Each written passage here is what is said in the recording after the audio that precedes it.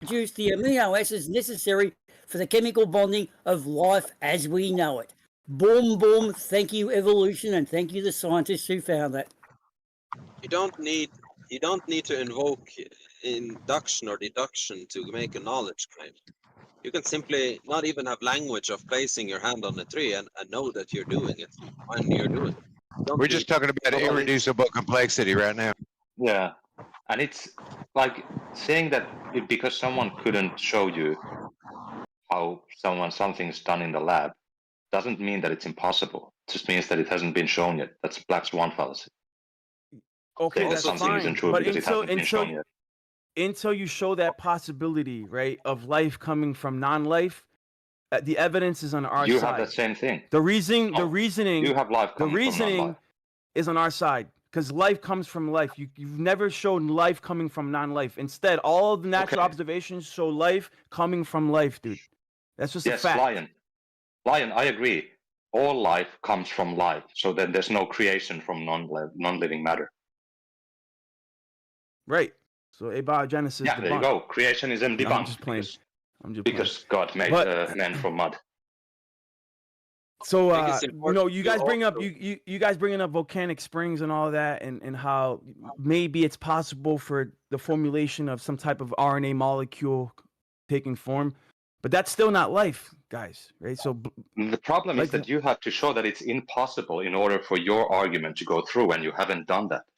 Well, hold on, dude. Proteins aren't alive, guys. Right? When you have an RNA protein. Matter. Like I brought this example the other day. It does matter. It does matter because you guys are conflating life with non-life. Just because theoretically you might even have the formation of RNA particles in a comet or an asteroid or whatever, that doesn't mean all of a sudden abiogenesis, dude. Not at all. We're not talking about and that. I'll give you an example. If I were to kill from your own argument now. If I were to kill somebody, about abiogenesis. Right? You talked about irreducible complexity. Hold on a second. It's all connected, dude. You guys, you love separating the two. But if you go back in the evolutionary tree, all the way back to a single-celled amoeba, that single-celled amoeba came from self-replicating, self-assembling RNA that wasn't alive. It was just dust. We're not talking about evolution. We're talking about creation. Right. And that's what I'm talking about. So why are you trying to help me? Right? That's what I'm talking about. You're not talking about your argument. Jesus Christ. The teleological argument. You haven't said anything about it now. Yes, it's part of it. It's all part of it. So what I'm trying to explain to you, right? You can have and you gave the conclusion. You can have the protein of a living organism like a human being, right? A human being can be killed. That person is now dead. Their blood is on the carpet. That blood is not alive anymore. It's dead. There's no life in it. No, it's not. I drink blood often, and it's not dead, dude.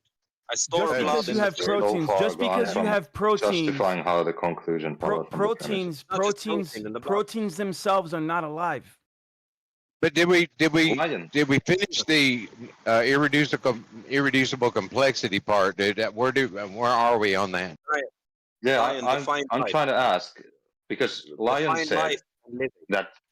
Oh God. Can we go back to the argument? Yes, you should. And before you do that, he should actually define life and living. It's irrelevant, totally irrelevant to the argument. Totally not irrelevant. Is this that blood isn't living? Different argument. It's a different argument. Yeah, he said that because there's irreducible complexity, therefore it must have been created. But there's no connection.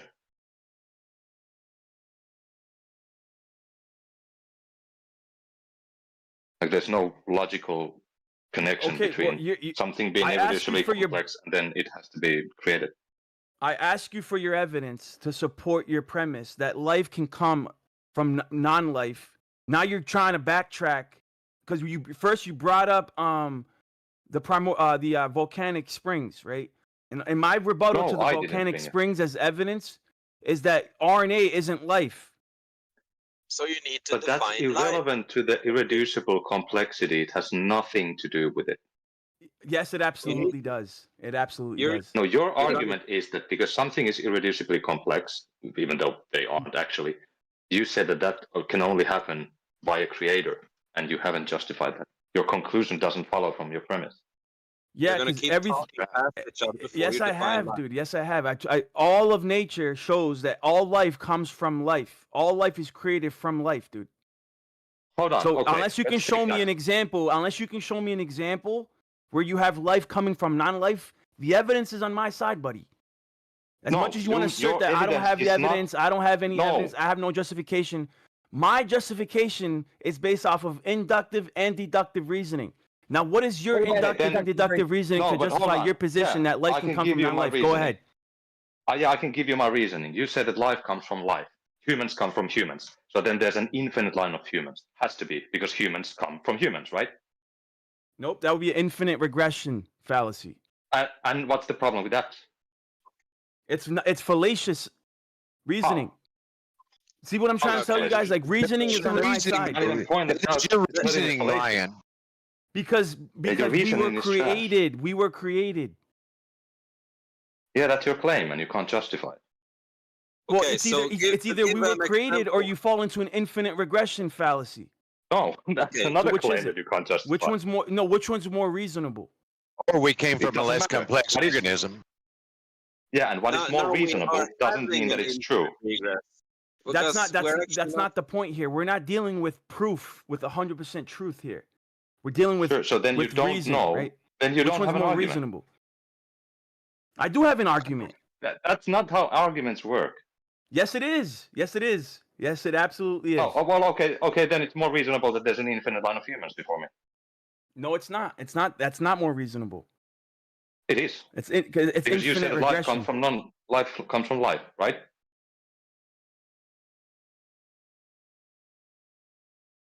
Is God life? Is God alive? Yeah. Yes, God is alive. Okay, define life then. It's a hard one to define, but anything with the Then breath you don't of have an life. argument. Anything with Again, the breath of life No argument. is alive. Anything So with the God breath has of a life. Thank you for finally realizing has a this. I was breath. trying to point this out 10 minutes Yes, ago. he does. Yes, he does. You have What's to the breath you of both life? have to define You life. can't use the word Both- life in the definition of the word life. I told you anything with the breath of life. Thank you for So catching God up. is breathing. Finally. So So, everything so that Lion, breathes is alive. Lion, I can already debunk your argument about Yes. life not coming from non-life. Am So I God even has heard? respiration.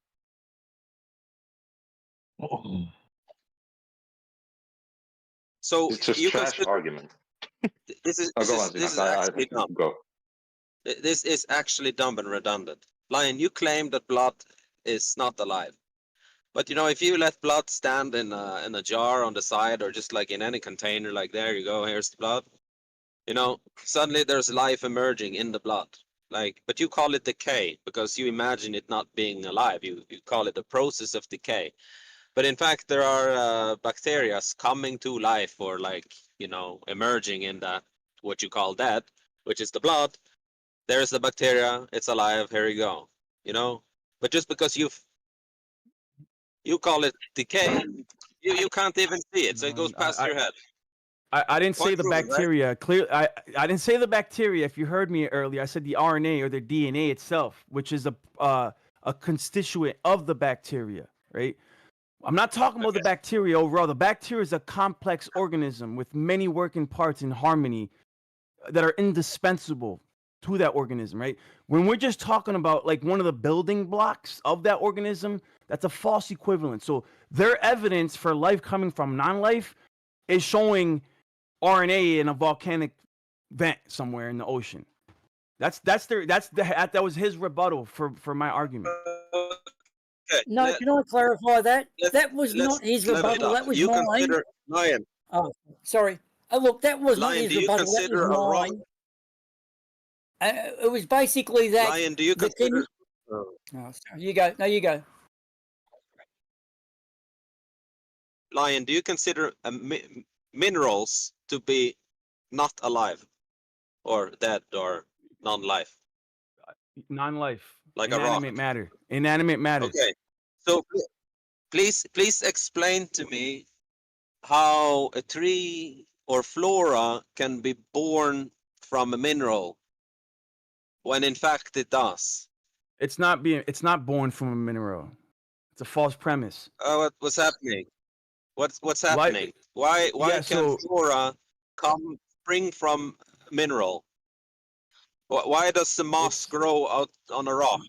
Dude, Why you know can- how why fallacious can, that argument you is, have bro? a I don't even know where to full begin, forest? dude. It's like saying, why I don't do even know where people to need begin. food? Water and memory. It's like, why do people come forth from because food? Dude, I don't know. I don't even know how to start. So, you know, there's a guy in here that always brings up the acorn. You know, acorn's not alive, right? But yet you have an acorn giving forth to a giant oak tree. Does that now mean that oak tree came from non-life because it came from an acorn? No. Acorn is alive, right? Where'd that acorn come from? But an acorn is alive, right? No, it's not. So it doesn't have the breath of life. No. It has the No, well, what's information the breath needed of life then? to bring forth life. The tree It's a seed, doesn't. right? It's a seed. The seed isn't The seeds are necessarily alive, right? alive. No. No. So seeds are not alive. So what about the human seeds? That's a little bit more complex. Oh fuck.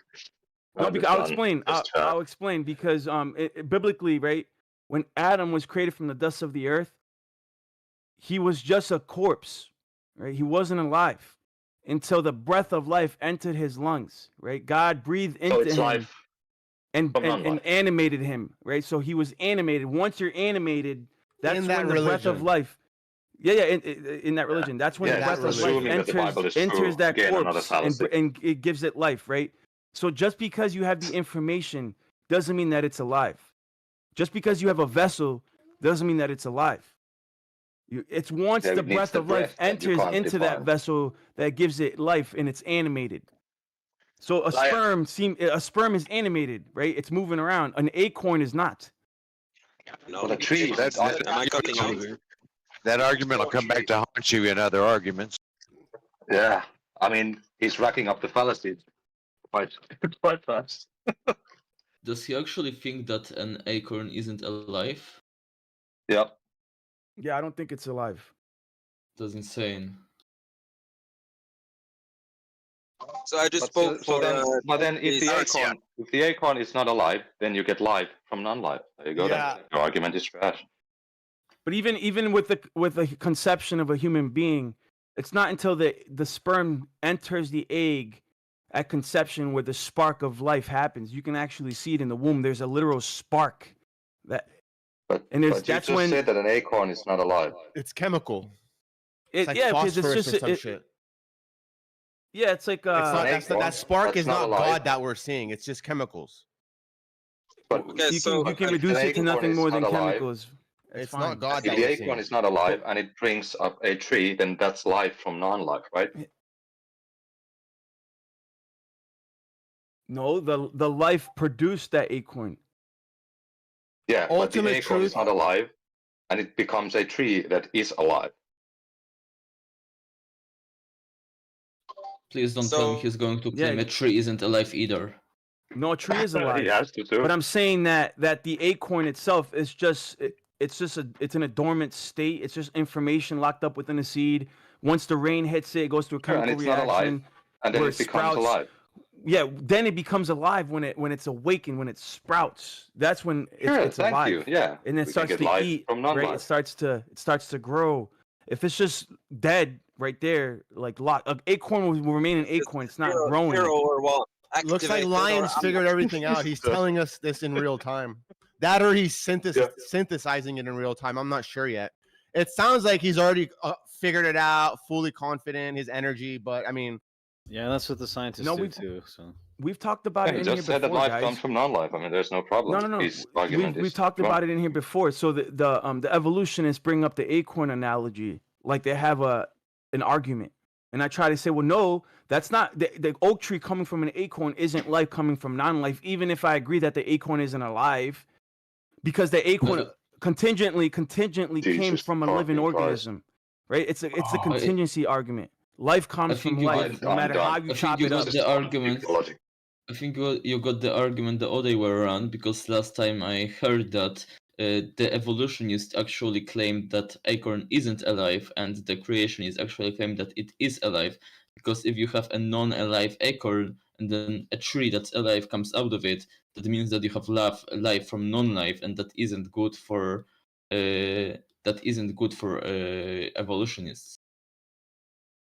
That, Yeah, in so I they just have to basically said that, change. dude. You have to What I said. change their interpretation to say that, oh, we interpreted it wrong and delivered it wrongly to you. We assumed this is what it meant, but we were wrong in our assumptions of, what we made through the interpretation. Here's the new interpretation. But this is absolute reality now. It's not an interpretation. This is absolute. It's, but yeah, something like that, correct? The point is, acorn comes from life, dude. So that's a stupid argument to make as an evolutionist. Lion, your argument is that things are dead, and there's this magical life-giving force, like the semen swimming into the egg is not living, but when it goes into the egg, like when all the semen are lying outside the egg, because it's not actually a competitional race, it seems to be that some special dude is chosen or something.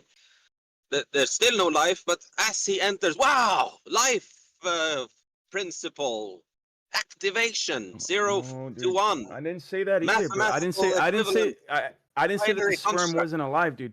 Life comes in many shapes and forms with funguses, yeast, bacteria, like Life doesn't come in many geometrical dude, constructs. bro, you're trying to like catch me in a technicality. It's just not gonna work, bro. Like, just stop. Dude, the technicality is already exposed, but you're unwilling to actually consent to it. You're like a kid who you're holding tight after like crying and like becoming really aggressive, but you're a grown-up, so you're just holding them there even though they want to run over and punch someone else, and you're like, dude, just calm shit down, dude. It's somewhat an ad hom, sure. So I guess we kind of strayed off from the irreducible complexity half of your argument. And what was the other part, Lion? No, I gave you my argument. I gave you the major, minor premise and conclusion. He said that because there's irreducible complexity, that means that it was created, but there's no justification for that. That's just a claim. There is justification for it. It's just that the justification isn't persuasive enough for you. To say that there's no justification is not, that's patently false. It is you didn't give any justification. You just said it. It's an idea that you imagine to justify the cause because you have some kind of descriptive or explanatory power by just suddenly invoking this fictional character that has these kind of powers that would make it the obvious choice in your worldview. That's just it. And that's the topic, guys. Thank you for joining this topic. It has been exciting. We have almost gone in circular reasoning here, trying to create the points over and over and over. Let's choose a new topic before we might not develop any new brain cells or something. What do you guys say? Yeah, Big G is dead. Well, I can give a quick counter argument. Yeah, I got Big G right here. I don't. He's not dead. Yeah, everything that exists has a natural cause. Therefore, naturalism is true. How does that work? Unless it's denatured and just attempts to justify its own existence through denatured means. Yeah, it's one of the great examples how extrapolating some relationship can lead to errors because it doesn't always apply. You can make the same argument for the non-existence of God. You can say that everything we observe has a cause, and therefore God also must have a cause. But God, from definition, cannot have a cause because it's an uncaused causer, which means that God doesn't exist because it's a contradiction. Yeah, because you end up into the negatives, right? If you go back down to zero and then you try to go before zero, you're going into the negative. It's illogical to go into the negative. It's infinite regression, infinite regressive fallacy.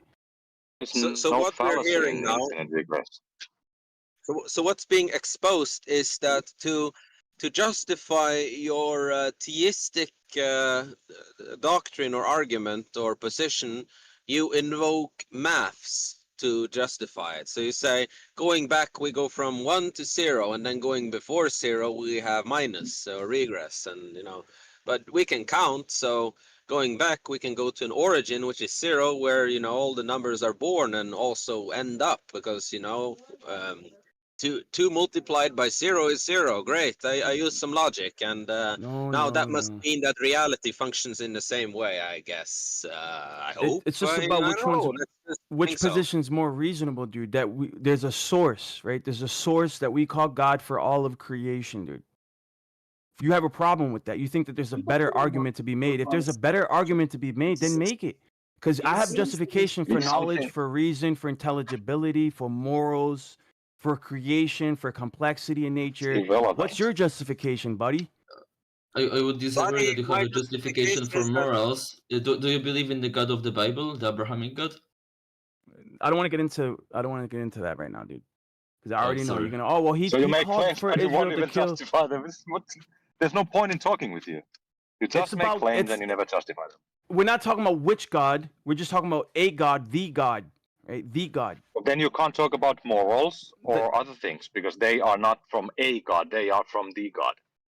Yeah, the God, the necessary So, reference point for all intelligibility, the prime mover, the uncaused cause. Which Yeah, at the that has same nothing to time do makes with you morals. unintelligent, because you can't know if it's morals. You have to only interpret and assume what punching another person in the face means. So I can't know if it's right or wrong, but I assume so because this book told me so. I think, or it didn't actually. It just told me I shouldn't steal. You don't need the and stuff. book. You don't need the book, brother. You just know intuitively, right? Hypothetically, not an there argument could either. exist a God. Well, hang on a minute. Hang on a minute. Do we know that like torturing babies is wrong? What do you mean wrong? Morally? What do I mean wrong? Are you joking? Yeah. Are you joking? Yeah. What do you mean ethically or morally wrong? It is, yeah, morally wrong. Is torturing babies always wrong? I don't know about morally, but I know it's ethically wrong. It's always wrong, yes.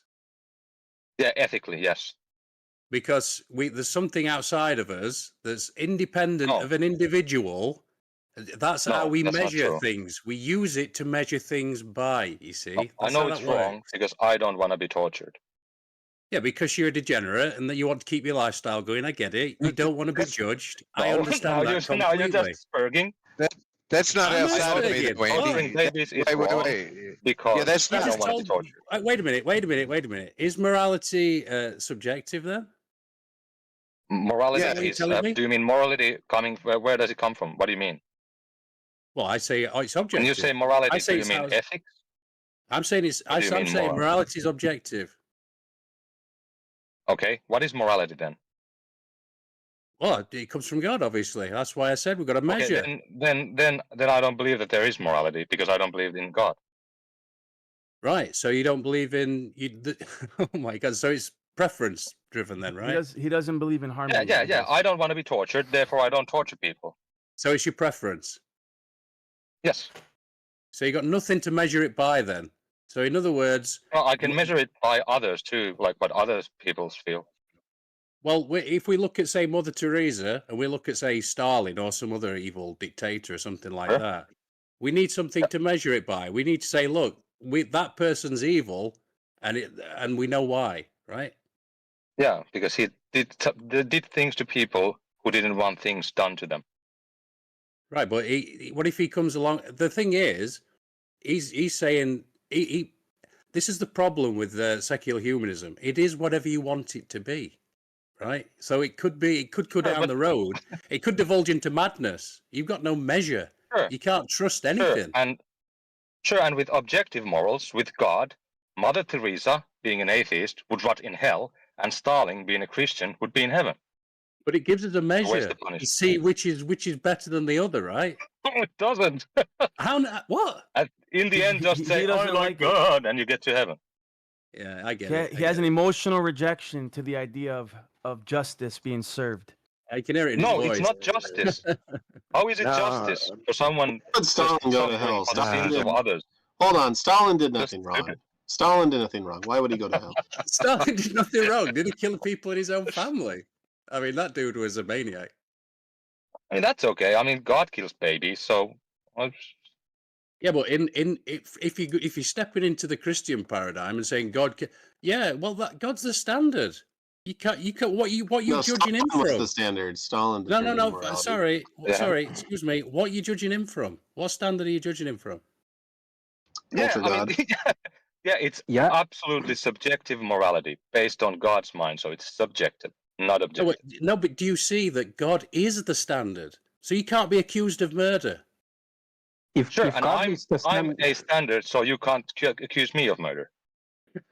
So you're the goofy Hallmark standard. That's the standard, is it? This is Just dumb. anything you want. No, I mean, it's Christoids are annoying, you're man. making up a man who I'm tells you making what it to up. do, Projection. and you don't even like. You have to have a book to tell you that rape is wrong. I don't need that. I know it. No, it's written on your heart. Without a lad. book. That's what I tried to tell you in the first No, place. no, it isn't. It's written ethically on wrong your- because it's I written on don't your want to. heart. I don't want to be raped. That's what I tried to tell you in the first place, right? Because this is if you take it into some some flavor of spirituality, then we can start arguing to interpretation and all the rest of it, and it gets off into the weeds. That's why Lion told you I didn't want to go to that place, right? He didn't even want to go there because that's interpretation. Yeah, because he can't justify his beliefs. Yes, I know. He won't. Projection again, more projection. Is that all you offer here? What projection? I've justified my beliefs. It's all right, dude. We have Really? justification. We do. It's just not persuasive enough for you. It's still logical. I can make a logical syllogism, sound syllogism to justify my beliefs, but you're claiming I can't justify it. Stop saying that. Hold on. If you make a logically sound argument, the conclusion follows from the premises. It's not what is more probable. It has to be the case because it's logical. You don't understand what a logical argument is. No, trust me. I spent a lot of time studying logic, bro. I'm trying to show you that there's propositional logic that allows for rational inference and a conclusion. And I've provided that. I've provided that and the justification for my premise using multiple lines of evidence. It just happens that the multiple lines of evidence you guys don't feel is sufficient or satisfactory or persuasive enough. You said you said now you can. It would be better for you. It would be better for you to argue that it's not persuasive enough, and I would accept that. Sure, but to say that I've not provided your justification is bullshit.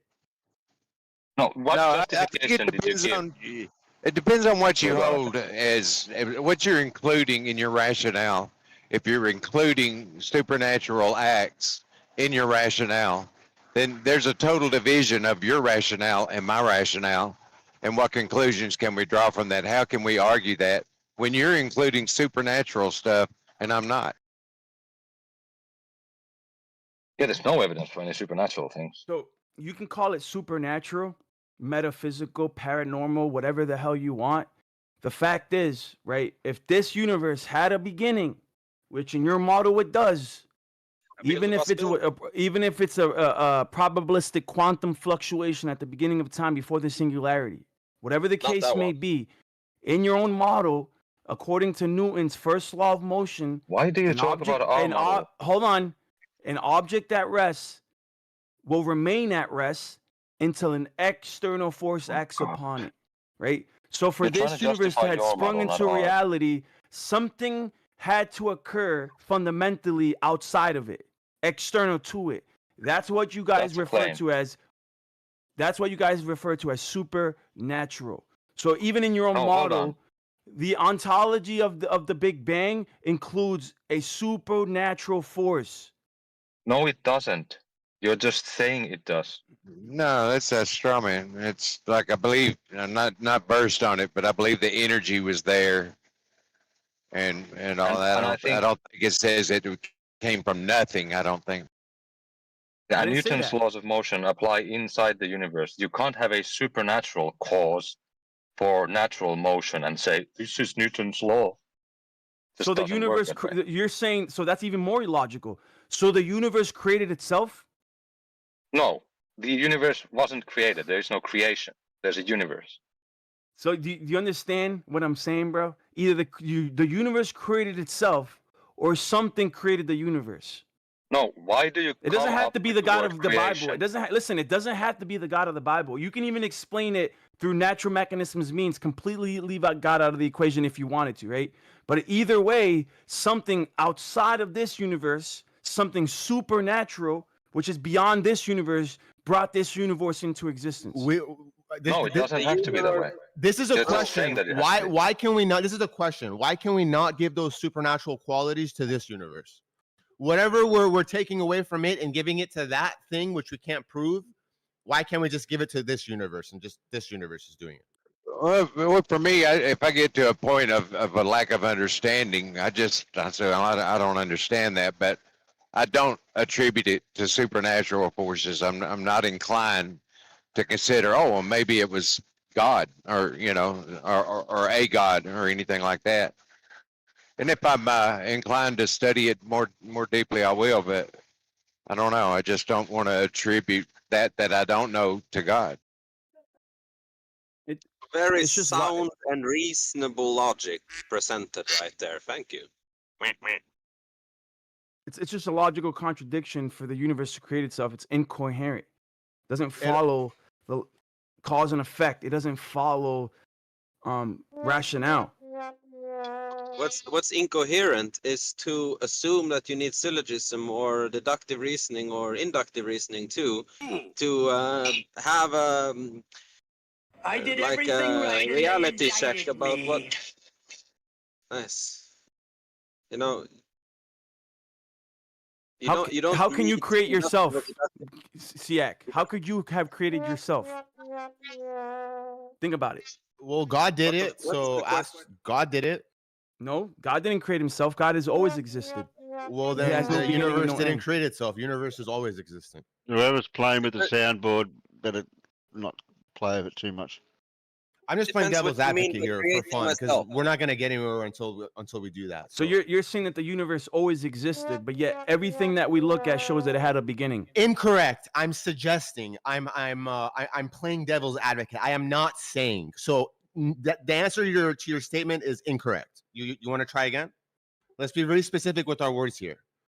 They matter. Nothing that infers the universe having a beginning. Actually, scratch the entire complex concept of universe, because it's just an interpretive framework, the same as with globe is for reality. I hear what Lion's doing. He's taking reality. Lion's taking away this thing from this universe, is saying, okay, this universe can't do it, so we're gonna move it and kick the can forward and put this foot onto God or some other thing. Well, because that doesn't solve our problems. We've just swept our problems into another dimension that we can't touch, taste, smell, see, think about. Apparently, because that's God dimension. We can't do that. We're just humans. But hold on, that's subjective. It's not a problem for me to say that we have a source, right? Source. You know what source means? Bro, I'm not focusing on you. I'm focusing on the information. I'm just saying No, source. so, right? so the simple thing there is that like the material world follows the rules of the material world, and something that happens that doesn't need to follow things that are outside of the material world do not need to follow the laws of the material world. Like, you know, what creation and destruction, just any of like Newton's laws. Something that is outside of the material world does not need to follow those laws. So it's not actually kicking the can down the road, because kicking the can down the road would What's outside the material world? Be supernatural. Okay, well, I mean that would just be a definitional way of saying it. Can you show me some supernatural? So we're just making shit up basically at this I mean, yeah, studies on DMT where people have shared experiences that could still be the physical world. You don't know that's the supernatural world. Hold on, let him finish, please, guys.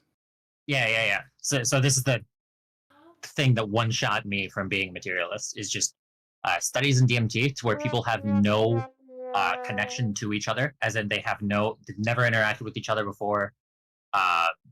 They will see the same being like saying the exact same things, which is unique from what other experiences are, despite having no connection, no way to corroborate their stories together, showing that there is a shared experience that is outside of the material world. No, that's a shared experience, yes, but outside of the material world, we don't know that. Everything you said, I agree with you. It shows a shared experience, meaning these drugs aren't like just retarding the code in your mind and like no, they're actually like it's giving you an experience that's similar and you're seeing the same things as other people. But that's another argument. That's another argument, and that is not the point. The point is physical world, supernatural world. We don't know if people on DMT are experiencing supernatural world. They could be experiencing a super physical world, a super subtle physical world. We don't know that. So, anyways, that's not the point. The point is this God thing that you guys have been stagnating on for the past 2 hours, and I'm trying to help you guys out on. And having they didn't have a shared experience. They had a similar experience, and because they are both humans or all humans, they have all a similar brain. It behaves similarly on some drugs or situations. That makes total sense. I just want to get in since it wasn't similar experiences. It was identical experiences, and also what's it called? You don't have the same experience on DMT every time, according to people who take DMT. So it's not like the first time you take it, you get this exact experience. So, yeah, it has to be something that is outside of the brain, due to them having shared experiences.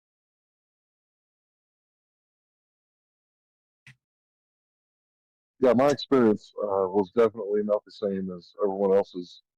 I believe that I didn't take enough to have the so-called blast-off experience, but I did have a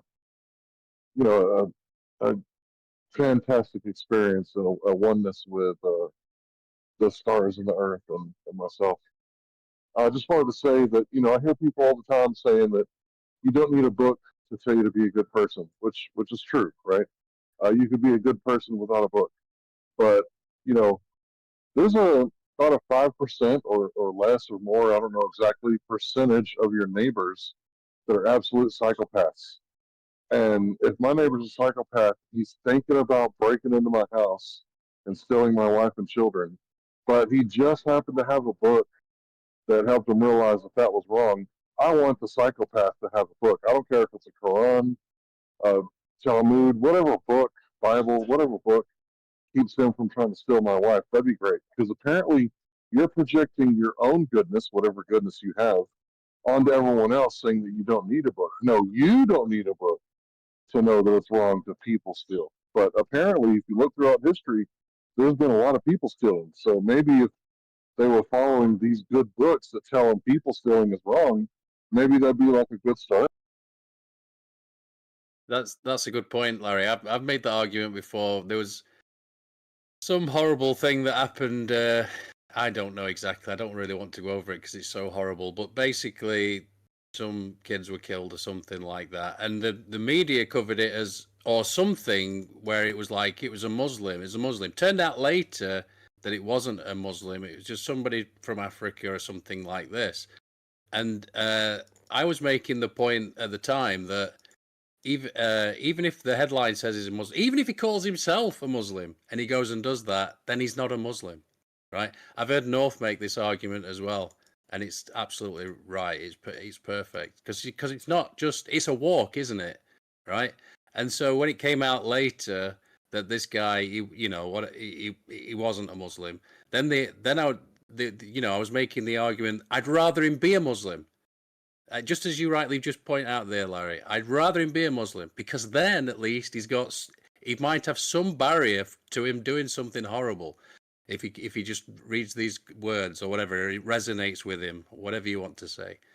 And so, but then you see the other people came in and they were, oh no, his book tells him he's got to do this. That's the reason that he's doing it, right? Like, no, not at all. The Bible doesn't say to do that. It would be great if, everybody thought there was a cop at every stop sign. Because if everybody thought there was a cop watching at every stop sign, they probably wouldn't run the stop sign. Not because they don't want to hurt anyone else, but because they don't want their own pocketbook to be hurt. So this whole idea of God watching, I think Nietzsche talked about it, talked about God being dead, and he predicted like world wars and all the catastrophes of like the 20th century. And when people have God in their mind and their heart, they're less likely to do the thing that they're tempted to do, like the movie Animal House, right? The movie Animal House, the girl gets drunk, right? And she's wanting to go to bed with this guy. And then in the movie, she passes out. And the little devil pops up on his left shoulder and the angel on his right shoulder. And the devil's going, fuck her, right? And the devil and the angel's going, no, take her home to her dad. Well, like he ends up taking her home, right? Which is obviously the right thing to do. And he delivers his daughter to the dad, right? And the dad receives the daughter and is grateful, right? But what if he didn't have that angel on his shoulder? Thanks. Yeah, people need what they need is God in their life. You can have all the books in the world, but you can choose to do wicked behavior. So, all the books aside, you need God in your life. You need the Creator in your life. That's what you need. And accountability is very important. And I think that reality shows us that people are not holding each other accountable to any standard. It's just whatever standard you choose this day. And so the root of all wickedness is selfishness, and that's what everyone needs to just keep that in mind. I don't know. I feel like you could say what you need and how you want, but it's like telling us what we need is kind of more like preaching, I guess. Well, I'm not telling you you need a book, right? And so we all understand that the youngest of children can be wicked, right? They can choose to do things to their siblings or to others or to themselves that are just against what's natural, against what anyone would consider good. So, what is it to be good? What do we mean by being good? What does that mean? I think it means causing no harm, injury, or loss, doing no wrong. And if we define wrong as the thing that we know that we ought not do and we do it anyway, and we refrain from doing those things, that would be a step towards being good. And the only way a child knows to refrain from doing things that are wrong is to be taught those things by their parents. Now, so the child can know the difference between right and wrong, and they clearly do at a young age. But these values and these morals have to be instilled into them. And I think that's very obvious also. Anyone who's a parent in the room, I think it's very obvious. Children can choose the wrong things, and they can act out wickedly. And so there needs to be a teaching. You're all born, yes, with knowledge of right and wrong. There's no question, But when there's no foundation, there's no root in truth and a moral compass and a standard for everyone, then we get the society we get today.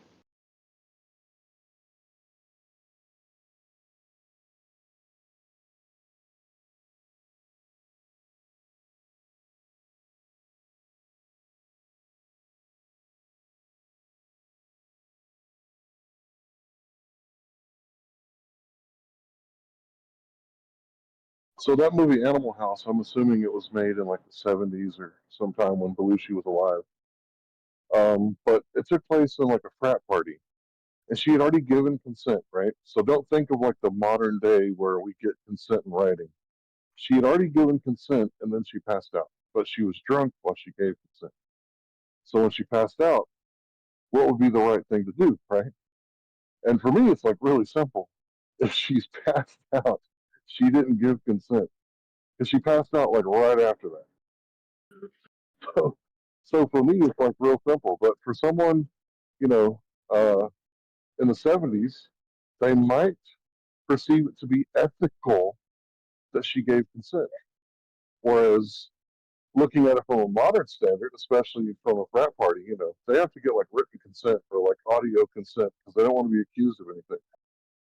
So I think that, it's obviously immoral to take her up on her consent when she was like literally seconds away from passing smooth up. Well, sorry, Larry. What did you? Your mic's not great. Did you say that they have modern in modern frat parties? They have like contracts or something. I don't know. I'm just assuming. Yeah, I've seen a video where a guy will like pull out his phone and be like, "Hey, you're at my house. Do you want to leave?" She's like, "No." He's like, "Are you sure? I could call you an Uber right now." She's like, "No, I want to stay here with you." He's like, "Oh, so you want to stay here with me? Like, are you planning on having sex with me?" And she's like, "Sure, yeah." And he's like, "Okay, that's all I needed." And then the video ends. Why is he making that video? He's recording her giving consent because he doesn't want to be accused of anything later, because she might wake up in the morning and be like, "Gosh, I did a bad thing and I regret it." All of a sudden, now her consent is retroactively rejected and pulled back, and now she might want to, charge. That's a horrible idea. That is a horrible idea, because what if she changes her mind halfway through and he decides, "Nah, I already got you on camera saying you consented to this." I mean, at least frat houses in my area are still rape dens anyway, so it doesn't matter. But it's so obvious. If she changes her mind halfway through, obviously he would say, "Oh, okay, then let's stop." You'd hope. Like, of course you'd hope, but any sound person would do that. But we're talking about a really weird circumstance there to begin with. Like, to be fair, that video if you have any sound mind with you, and someone says no, then no is no, and yeah, no is no. Even though they have consented, it's possible to change your mind.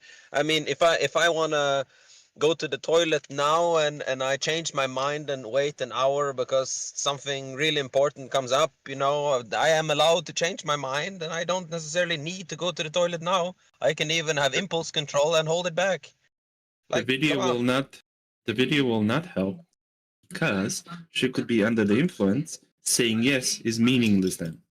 Video would not help. Yes, and she could lie, and he could lie, and the camera could be a CGI, and like, what the fuck? Why is this conversation happening? It's happening because some people think that we should only go by ethics, which ethics are man-made. Whereas if you look at ethics, right, they think it's ethical in Colorado. If you take your spouse's stuff or your girlfriend, she stays with you for a couple weeks, and then you put her stuff outside, they charge you with domestic violence, even if she wasn't there. So I know a guy who was charged with domestic violence, and I looked up the law, and I was like, no way. They charge you with domestic violence for putting her stuff outside, even if she wasn't there. And then, of course, they take your gun rights away, because if you get convicted of domestic violence, the government's not coming for your guns, but they will take them if you get. I mean, around here, it's Larry, not domestic violence, but it's not. You still can't just put someone's stuff out if they live there.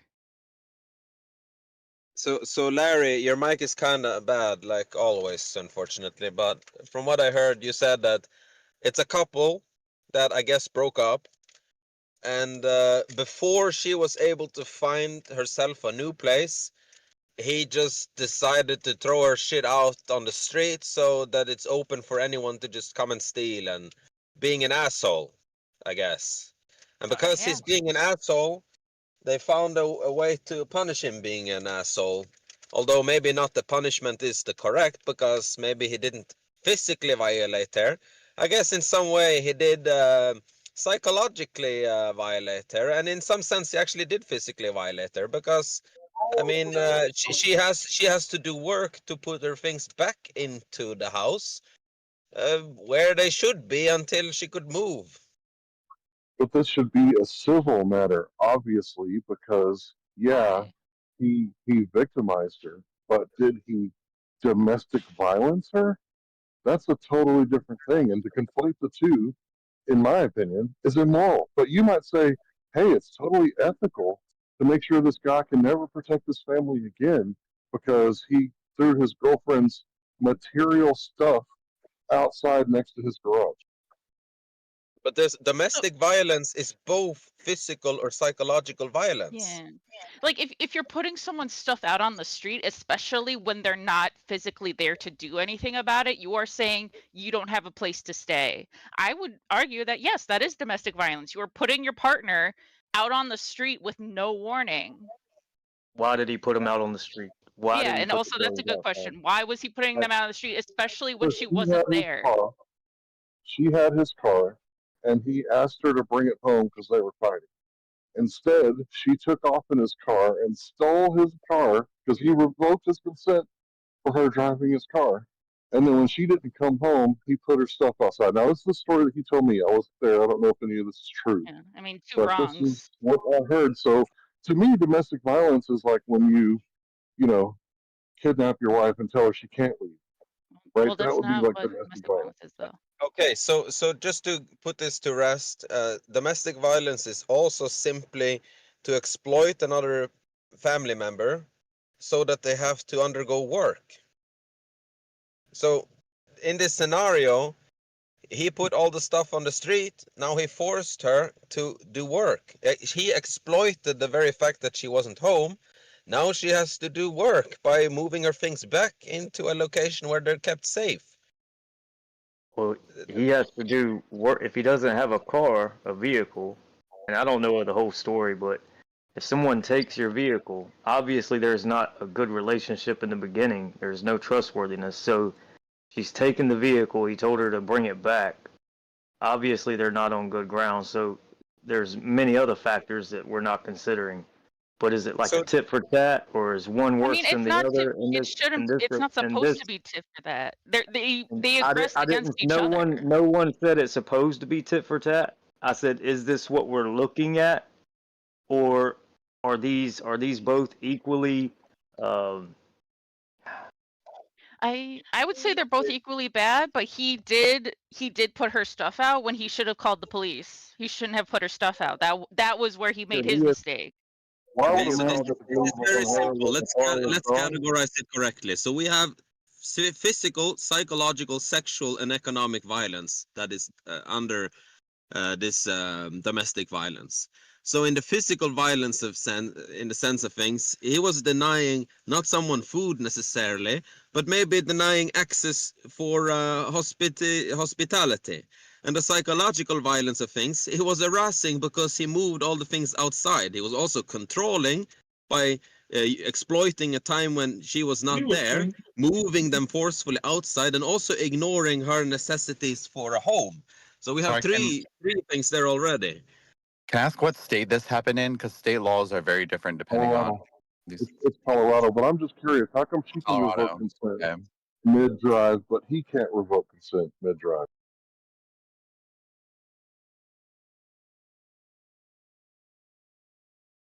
Because I know And in the thing certain is, he states, could have like charged her. you have like squatters' rights and stuff like that, so you can't just toss your partner stuff out in the streets Yeah, without like a it's a 30-day civil notice. matter. That's also It's a civil economic matter. violence, because if things are destroyed by being outside on the street, or well, there also can be now exploited financially because they can be stolen and destroyed or lost. It's also economic violence. So we have all four subcategories of domestic violence, except for sexual violence. So definitely you could consider this domestic violence. Okay, I think another charge would be appropriate. You know, if they weren't taking away his guns and his gun rights, then I think maybe you would have an argument. I'm not saying that he should get away scot-free. What I'm saying is it appropriate to take away the rights that a Constitution of the United States says you can't take away? Like, It is appropriate. This guy sounds like a scumbag. I mean, honestly, a guy who has the presence of mind to say, "I'm not going to call the police. I'm going to get her back. I'm going to escalate, and I'm going to throw all her shit out." To me, that seems like a red flag. Honestly, that seems like a red flag. I'm not totally opposed to him losing his right to a firearm over that. Maybe he wants her out of the house. Maybe it's over with. Then he needs to evict her. Can you have the right to take away somebody's Quran for domestic violence? Yeah, Can sure. you take away Can you kill someone with a Talmud? Quran? Yeah, I mean that's pretty typical. Are you gonna beat them? Like that's like a complete false equivalence. No, it's not, because it's the First Amendment and Second Amendment. It's the equivalent So two of the different same things. rights that the government can't take away. No, you don't understand. The First Amendment is like free speech, freedom of assembly, freedom of the press, freedom to redress, freedom. I forgot the fifth one. But my point is, the second one, on like the very next line, is the right to defend yourself. Does Israel have the right to defend itself? Of course, everybody has the right to defend itself. Okay, just to clarify, the law isn't for that the government can't take away your guns. It's that it can't make a law that takes away your firearms. That's what the Second Amendment is. So they can only take away your guns if it's illegal. If they illegally do it. That's twink. It's clear you shouldn't be able to in take this someone's instance, I gun mean, for throwing at clothes some in the point you yard. have to ask yourself, would it ever be appropriate for someone's firearm and their right to have one to be taken away? I would say yes. Not for throwing clothes in the yard. Not, When I mean, someone takes throwing their someone vehicle, shit in if the someone yard, takes we've already established that can be construed as domestic violence. So that is what would lead if to that. someone takes your vehicle and leaves with it and doesn't return with it when you want it back, You call if the you throw the police. clothes out in the yard Call the because you want, police. I mean, how do we Don't know throw there's their like? stuff out on the I'm yard. just saying what. Listen, who cares about calling the police at this moment? This has already happened. So at I this moment, know. we're That's his analyzing what mistake. happened. He made a Okay, mistake. so just hear me out. Okay, if someone throws the clothes out in the yard, does that give you reason to take their firearm? Yes. I don't think that should be. I don't think that should be the case. So I'm more you in guys line sure with that what this all And happened first of all, he in a didn't say clothes. line. He said stuff. I would be Are you guys more sure this in happened all in a line vacuum? with. Like they just took his Oh gun my rights God. just because of this one incident, or was it compounding incidents and other details? It could Did be. you guys not hear what I was saying? We don't know all of the information. So as why are I'm we trying to speaking, you're speculate that? talking over saying the things I want to say. But it's okay, man. You're taking forever. Yeah, okay, it's okay. But I mean, yeah, that's the whole point is that he escalated, and he didn't say he threw his clothes. He threw her clothes out. He threw her stuff out. That could be anything that could be destroyed by being thrown out on the lawn. It could be anything, right? We don't necessarily know all the context. That would be a destruction of property charge, in my opinion. Yeah. I mean, there you go. I mean, that could be combined with all the other stuff that get in context. It's not just destruction of property. I've been around attorneys for too long. Sorry. Jail for Grand Theft Auto is because he's a good man that's not going to rely on his government to do his dirty work. I cannot understand you, dude. Okay, so we conclude very simply with this, is that we need more information to assess whether or not this was a sound conclusion to whatever happened. Obviously, we need more information. And, well, obviously it does sound weird to remove someone's gun right just on the outset, but for some reason there likely should be information here that is not being talked about as to why those were being taken away. To judge any matter, you need to hear the whole matter. That's what you need to hear. You need to hear all the evidence. But in isolation, we do understand that the act of throwing the stuff out on the lawn is an escalation. Throwing your stuff on the lawn. Shut Hey, up, if you have a incel. problem, you can mute me. If you have a problem, mute me or leave. Okay? It's like the Big man. Flat Earth incel group, dude. I don't know. You're only exposing yourself, North. Thank you for admitting Was that to North? your behavior. That's hilarious.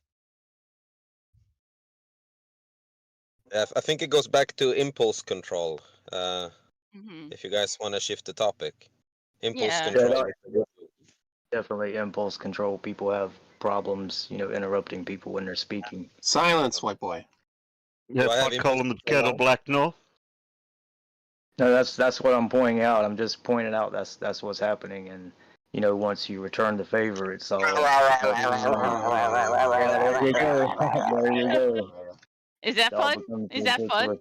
When it happens to you? Very fun. Yeah, it's very fun. Let's continue to do it all day long. Let's just do it all day long on both sides, not just one side, and just look ignorant as hell. Okay. Should men allow women to interrupt more than other Should men? women give birth to more men?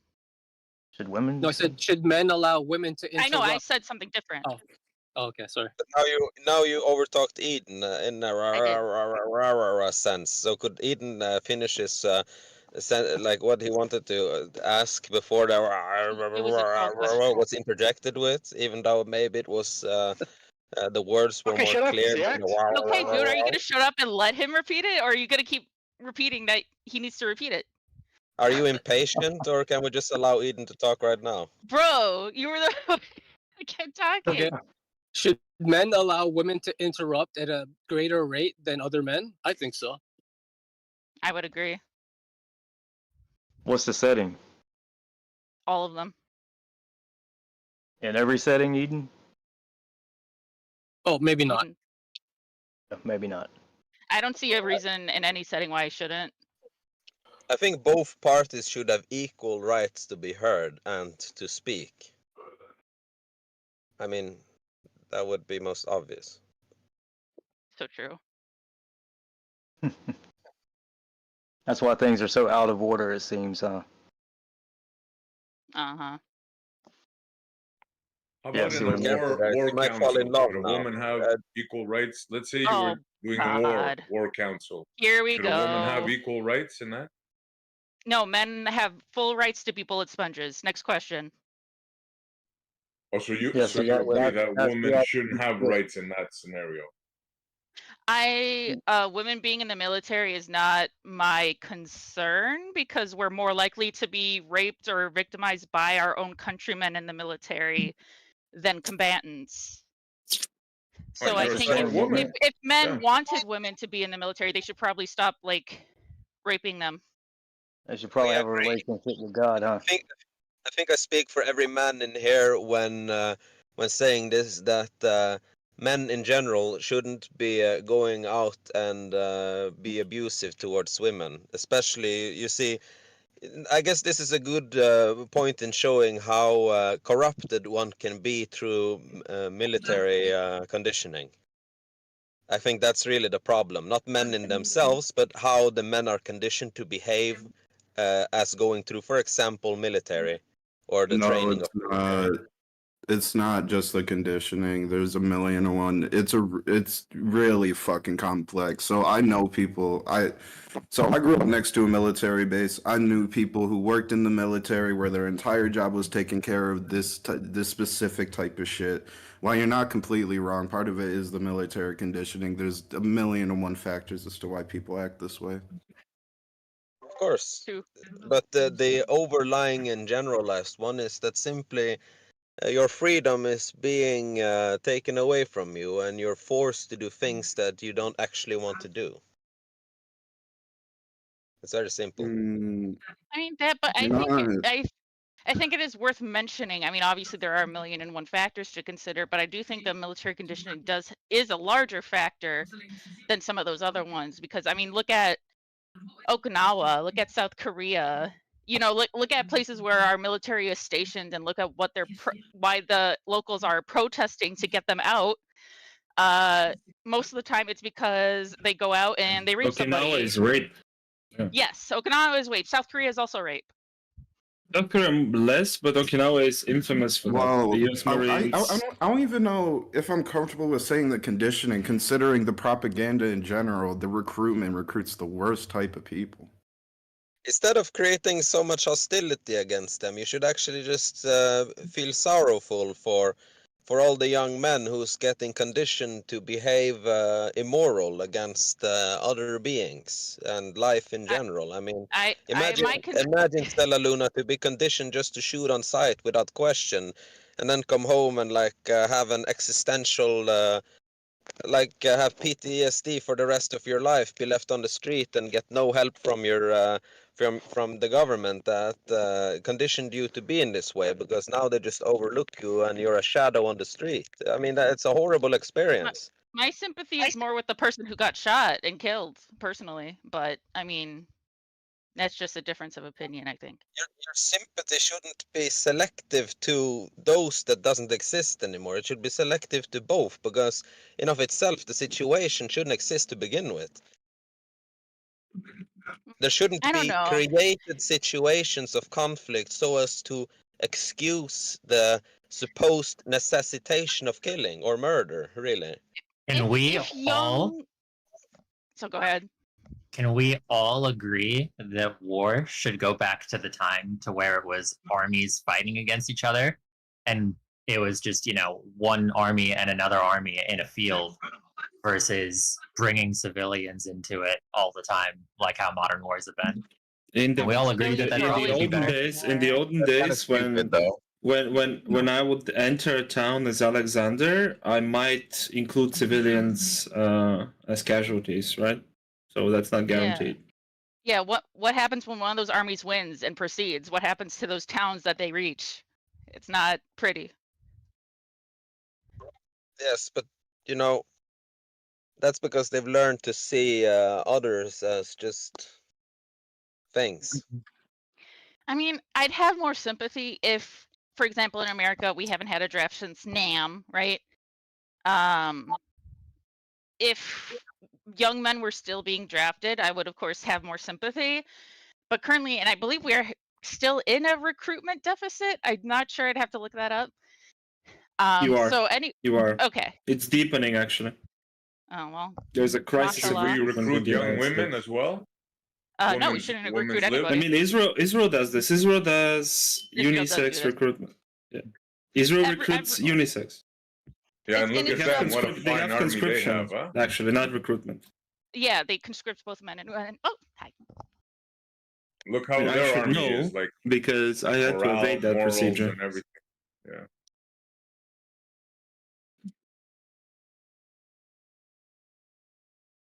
Here's a fun little trivia piece about the draft. World War II and Vietnam. In America, which one had a higher draft rate? The answer is World War II had 3 times a higher draft rate. As in, more people were voluntarily going to fight in Vietnam than people I've read voluntarily this. going to fight in World War II. Yeah, I read this. People There were... was a Russian. It's an interesting diary. I mentioned all the time.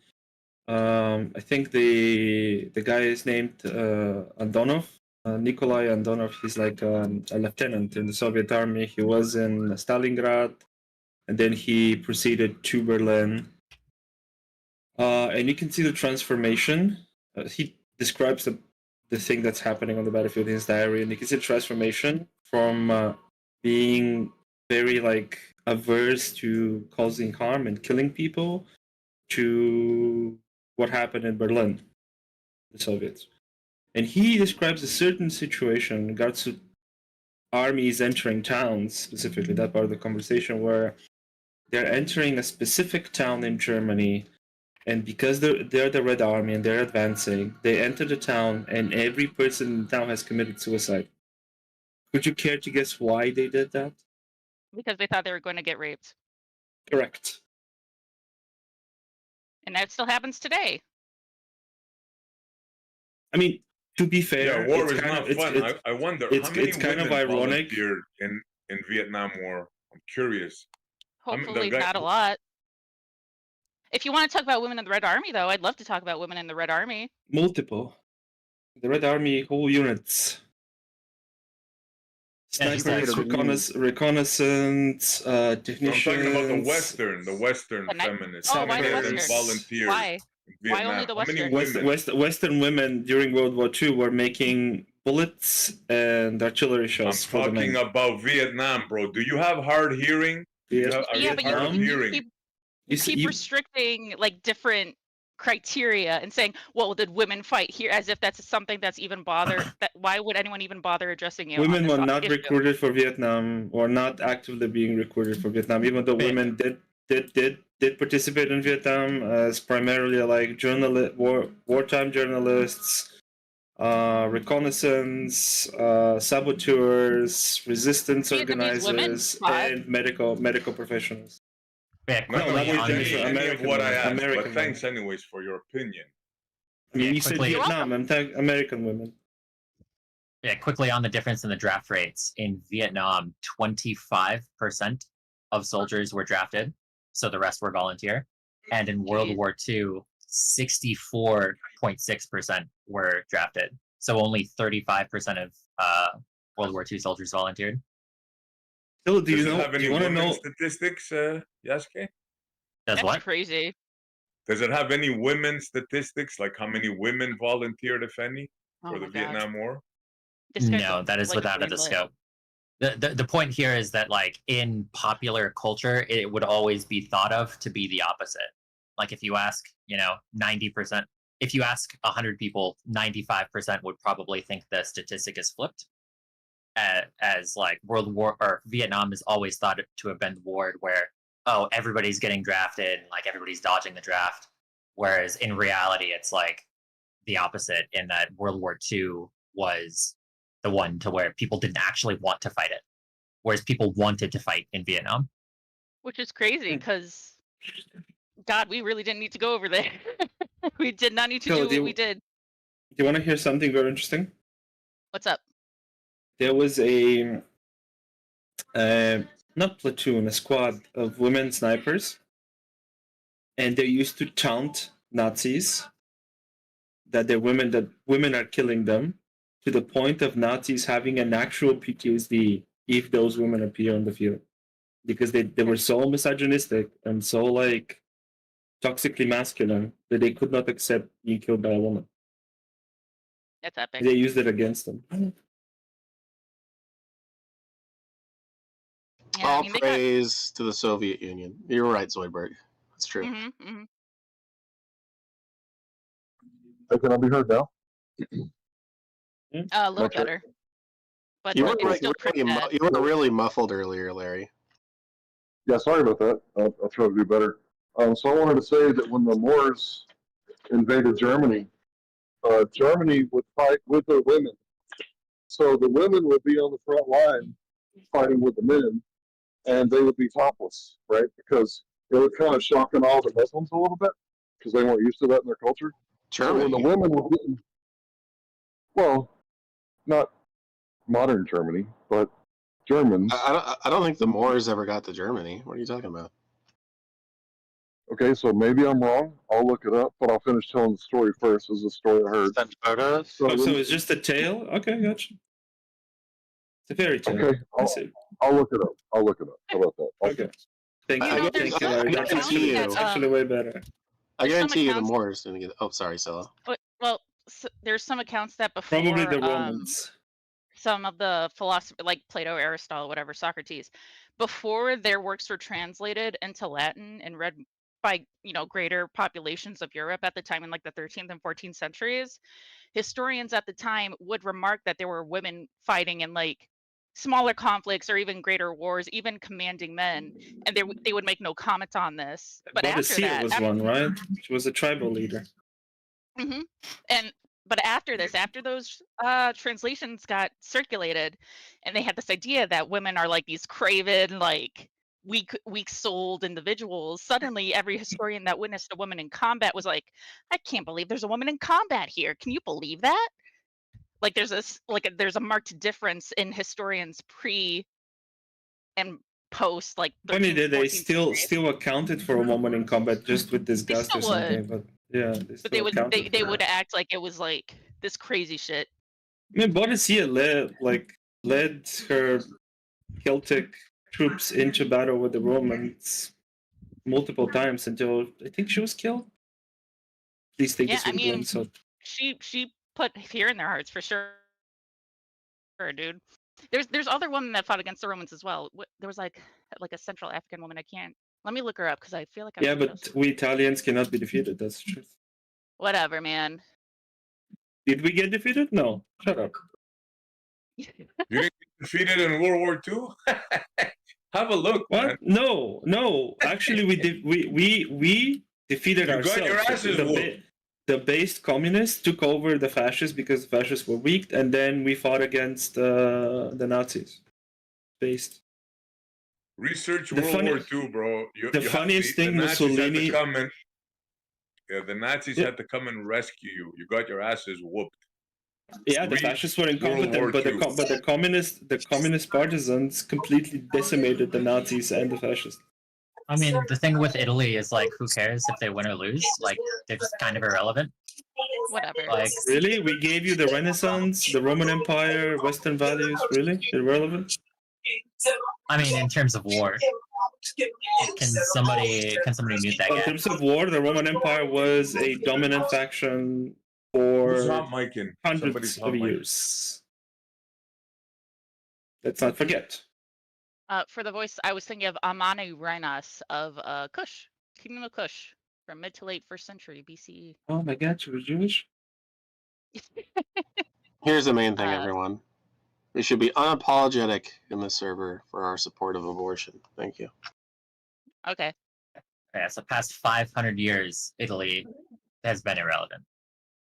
Bro. Irrelevant because we gave you modern tactics, Europeans, I mean, and the kind of buildings and statues you guys could probably really enjoy putting on your profiles in Twitter or. Hey, wait a minute. 500 years ago, the Italians were controlling the financial institutions of Europe. Correct. Yes.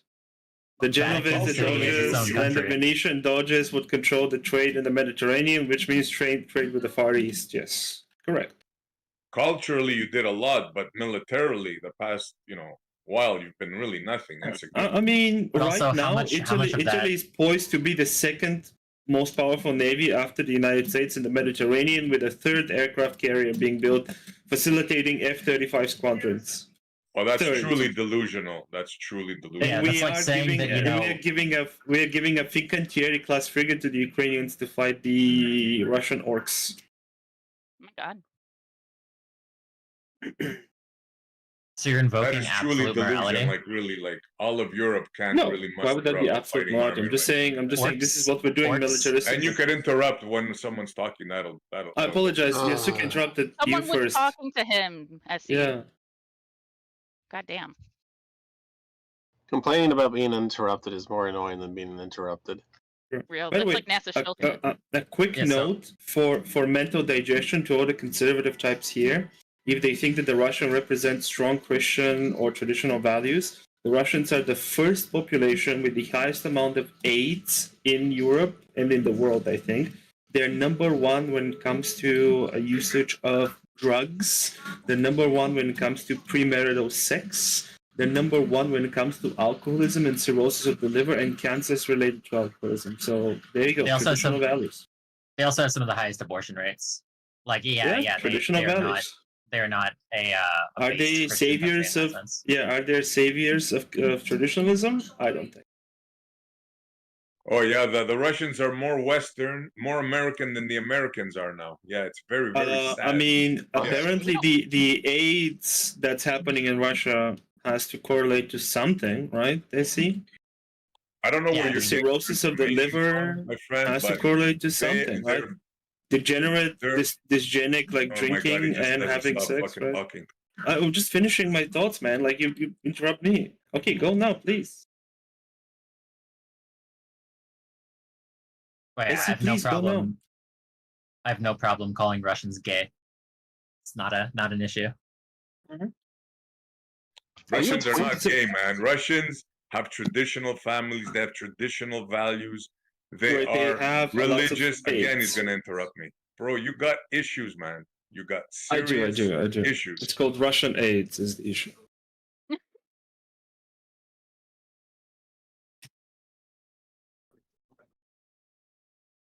I'm so traditional, comrade, that I like to have butt sex and get AIDS, and I like to drink myself until I die from cirrhosis of liver and cancer. No, sir, you are one of the soy boys that is going to destroy our civilization. Men like you, soy boys, are going to be the fall of our civilization. Are you stuck in 2016? You don't even know You're guys using like ancient memes. Who says soy boy anymore? Well, AC apparently. So I couldn't But also, find I what mean, I was this is all looking for. because the USSR fell. Every time I try to pull something up, it's German women protesting topless. So I can't find what I'm looking for. My favorite type of protest. Anyway, so yeah, maybe they still do it to this day because it's part of their culture to fight back topless. I don't know. Maybe I'm wrong. In terms of protesting, this is just a really interesting point. Is like looking at the differences in like the differences in cultures between people, with the whole idea of like, you know, just as an example, like Japanese or South Koreans being like much more collectivist in nature. They're so much better than Americans at protesting. Like when they try to boycott something, like everybody actually just does stop buying it. It's like a universal thing that like everybody agrees upon. They're so efficient at this kind of stuff. Whereas Americans, like, you know, you'll have people that are like, oh, this company is like really bad, and then they'll still buy it like the next day. They're like, oh yeah, I don't like these people, but like, what about when Macron the new lib set the retirement age at 67, and people in Paris absolutely protested the shit out of him, and then he like went back on his intention. I think he brought up Aren't they effective? Yeah, I was contrasting with Americans. Oh, okay. But I think we're more effective Europeans in protest than Koreans or no, Japanese. you are not. I think we are. You are definitely not. Like you guys are like French are very much a protest culture. Like they just love protesting everything. Like if there's I've never seen Italians apparently. If there's an excuse to riot, like they'll riot. Like who cares? But it doesn't hold a candle to what Japan and South Korea are like. Disagree, man. Disagree. I mean, Europeans are more violent with it, you know? Yeah. Europeans are like a three-headed dog with no brain. That's what Europe has become now. They're toothless, gutless. They don't have an army. They're really in shambles. Like, the French have one of the largest armies in the world. French have the largest army. The French, so Poland is going to be the largest army.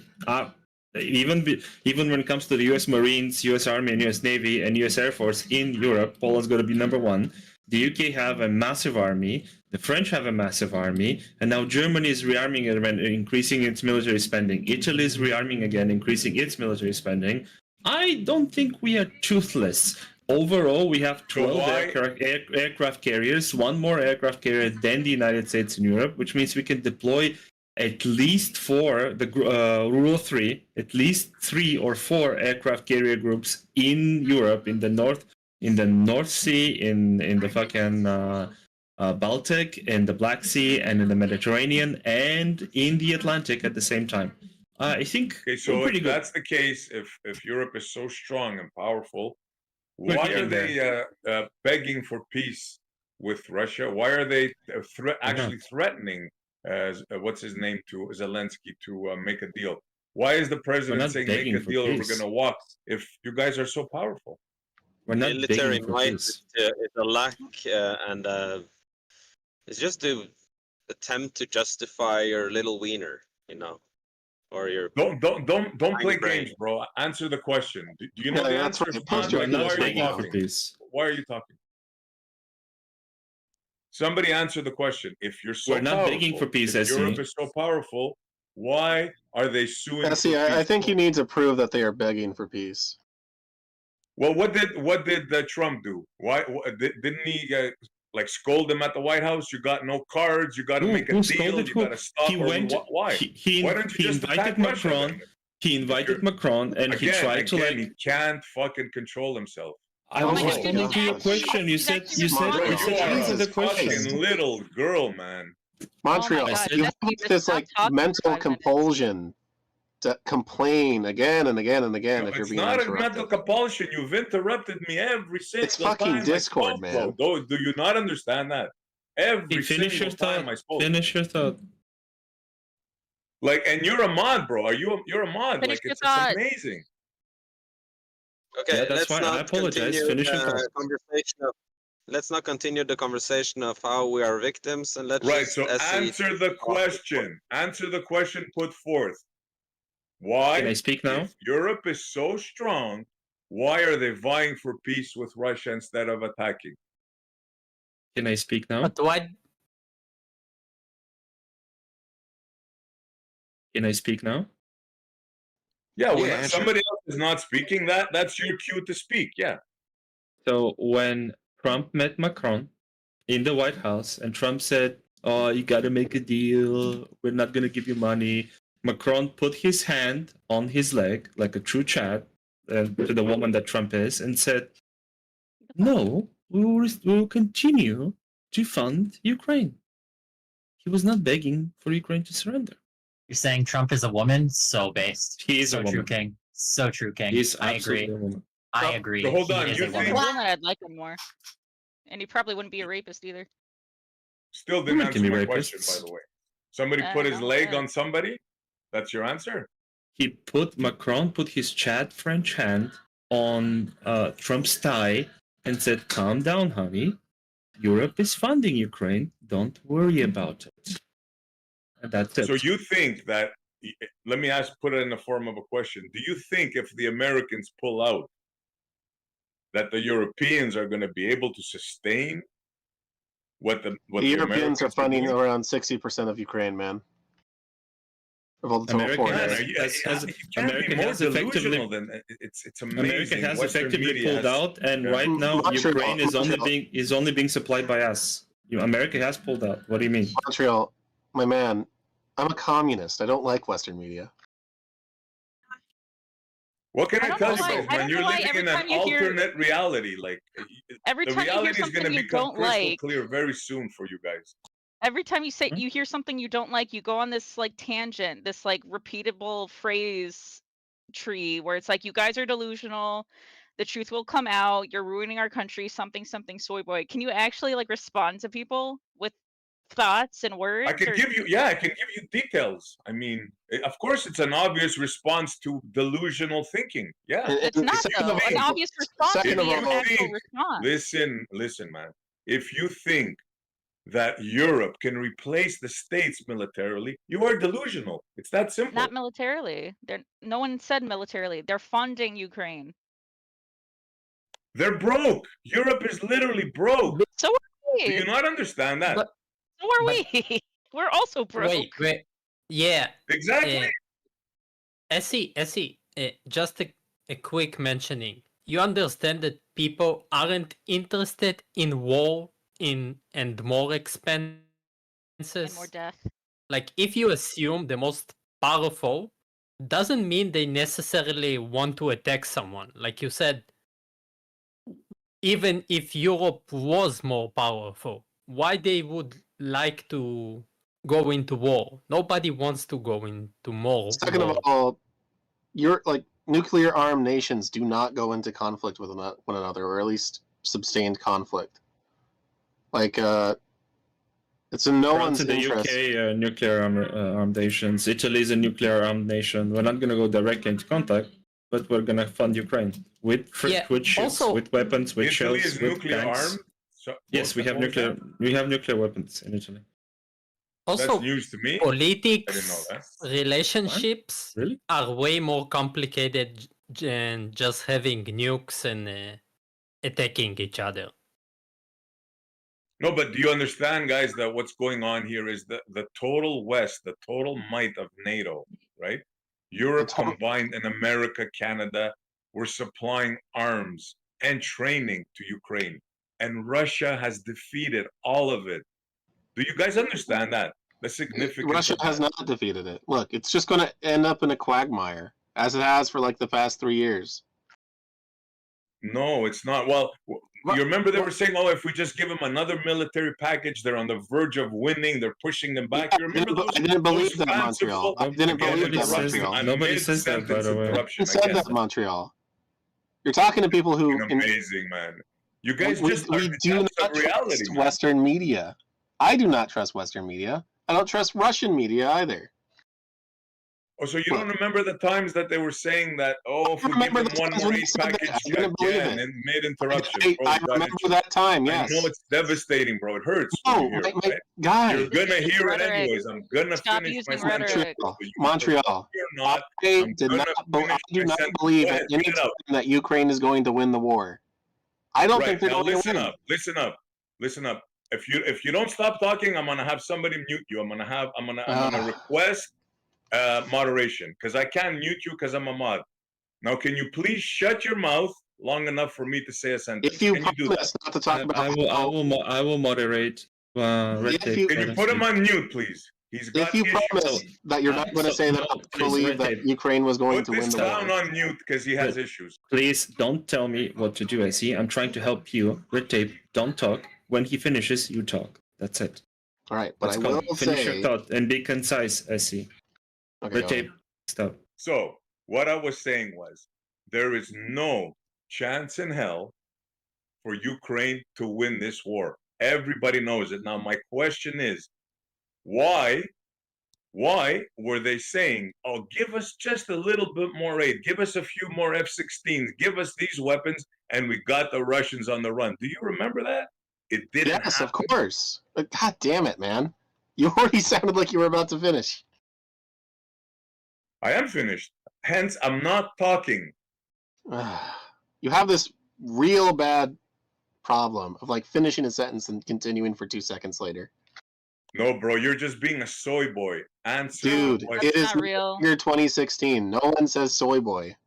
Are you old? Well, I Yeah, do. Get let's used to not it. again create the victim topic, and also learn impulse control topic. Although that is a good topic and we didn't have it yet. Montreal. And just talk the point. Exactly. Now answer the question. Don't behave immaturely. Did I Answer genuinely what I consider said. Ukraine could win the war? I don't think Stella believes that they can win the war. I don't Don't bring think. me into this. Okay, whatever. I remember them, yes. And of course, Western interests are going to want Ukraine to win, and established bureaucracies and politicians do not want Russia to expand. Of course, they're going to say they're on the verge of winning. That's just what every state does. It's propaganda on both sides. So who do you think is going to win this war? I'm curious. I don't think anyone's going to win the war. I don't think Russia's going to be able to take all of Ukraine, and I don't think Ukraine is going to be able to take back the territories it already lost. That's So probably if they don't probably a take pretty back the reasonable view. territories they lost and they stop right now, that means Russia won, right? No, because Russia's goal wasn't achieved. What was Russia's goal? I believe Russia's goal was to remove the quote-unquote Nazi government of Ukraine. Correct. Not to take over Ukraine. That's very Yeah, important. of course. Yes. Yes. Okay, so now we're getting somewhere. Okay.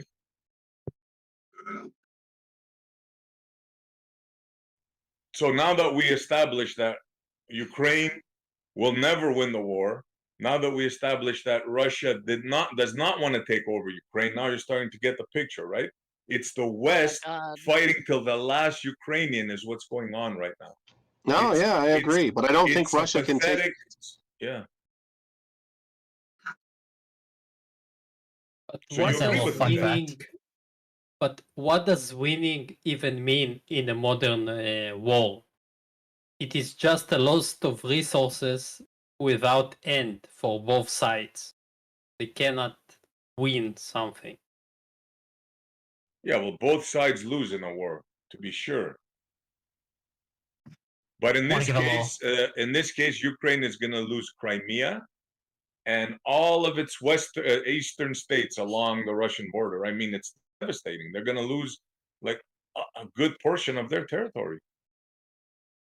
Yeah, it's okay. You were saying something? Yeah, I want to give a little fun fact. In the context of giving arms to places and whether or not that's actually doing war, when you're functionally supplying everything. In World War II, the entire U.S. was essentially like, yeah, we don't want to be a part of this war, and there was an agreement that essentially barred the U.S. from giving arms to UK at a certain point. And so the American people did not want to go into the war, like 98%. But the US government did want to go to war the entire time. And the way that they got around it to give arms to the US was that they would put supplies, like tanks and stuff, on the border of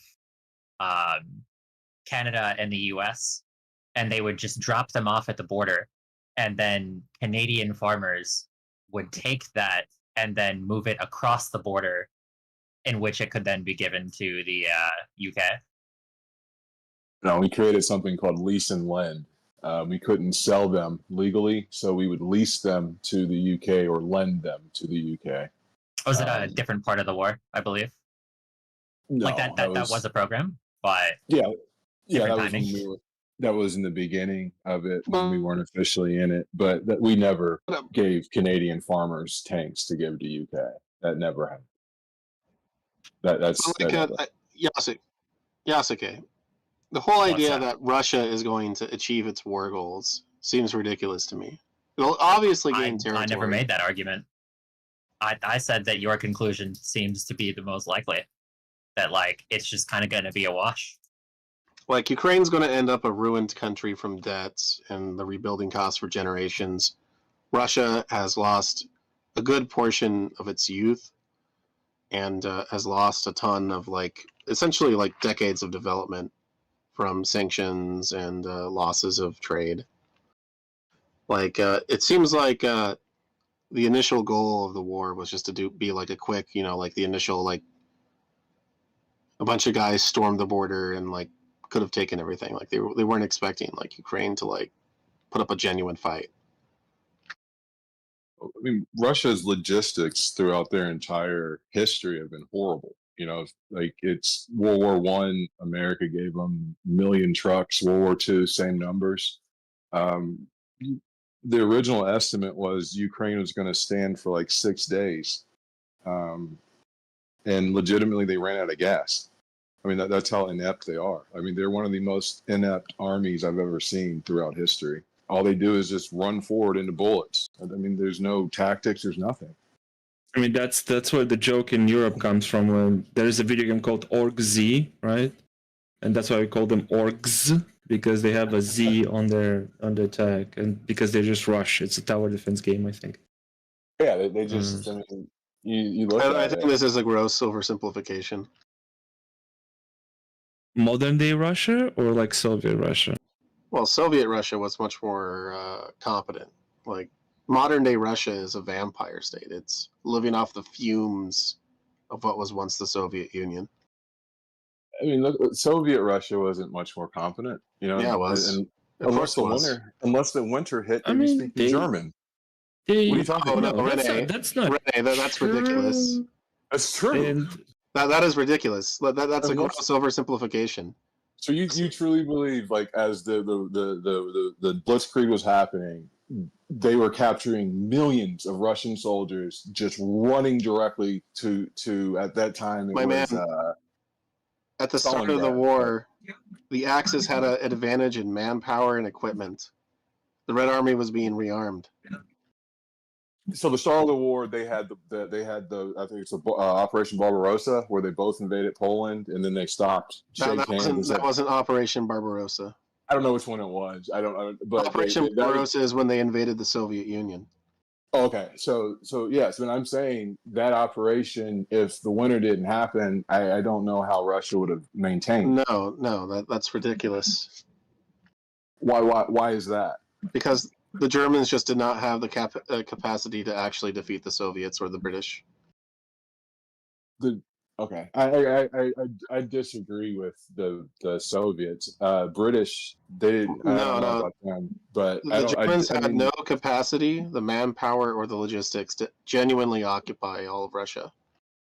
Oh, I don't think they'd occupy it. I think they would go through and do the things that they would do. But at the same time, unless that winter hit, I don't know how Stalingrad stands. I don't know how any of that stuff makes it throughout the war. It is a well accepted historical fact that the Soviets would have won anyways. Most of the industry was evacuated to the Urals. The Red Army was rearming. Again, the Nazis were in a situation where they genuinely could not win the war. I don't think they could have won. What I'm saying is, unless the winter hit, I don't know how the Russians or the Soviet Union would have been standing. They were completely annihilated until the winter hit. That is not the case. They weren't annihilated. They were holding certain positions, and yet I agree they lost a lot of positions due to Stalin's stupidity by killing experienced commanders because he thought that they were not loyal or they were threat to his power, but they were not being run over by the Germans. The Germans also incompetent in many cases, also having problematic technology, also having problematic supply lines, reach the apex of their invasion with Stalingrad to the south and with Petersburg to the north, and that was it. And it was all downhill from there. They couldn't maintain because they didn't have the infrastructure, the oil, the gasoline, the ammunitions to proceed into Russia, and Russia already moved much of its infrastructure behind the Urals when it comes to manufacturing. Well, not Russia, Soviet Union. And also now the Soviet Union was starting to get help from the Americans and the British. It was gone. Like Hitler's plan completely failed once they got bogged down in Stalingrad. Yeah, I also want to say, linking a couple sources, Renee, the program where it was actually aircraft and not tanks being drawn over the U.S.-Canada border absolutely did happen.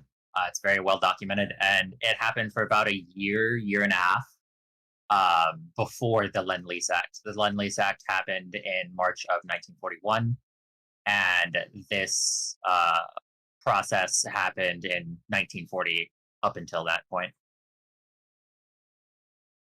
So yeah, if it wasn't for the Russians, we'd all be speaking German right now. You guys have absolutely no idea. It's so funny listening to you guys. It's like comedy hour. Montreal. Nobody denied the Russia has defeated every empire. Please don't interrupt me. Russia has defeated every empire known to mankind. Every empire. They defeated Napoleon. They defeated the Germans. Montreal. You guys have absolutely no idea what you are talking about. Okay, who won the Crimean War? Absolutely no idea what you're talking about. The Crimean War? The British. The British. The Russians have defeated everybody. Everybody that has went against Russia, they're known to defeat empires. You guys are just simply lacking knowledge of history and military. It's sad to hear you guys talk. Okay, what about that? What about sad, man? I can name two when you wars. interrupt your little girl, that you get so triggered of my voice that you interrupt Oh my me. God! I enjoy you. I enjoy listening to you the most. Go ahead. Okay, I'm just going to mute you until you're done.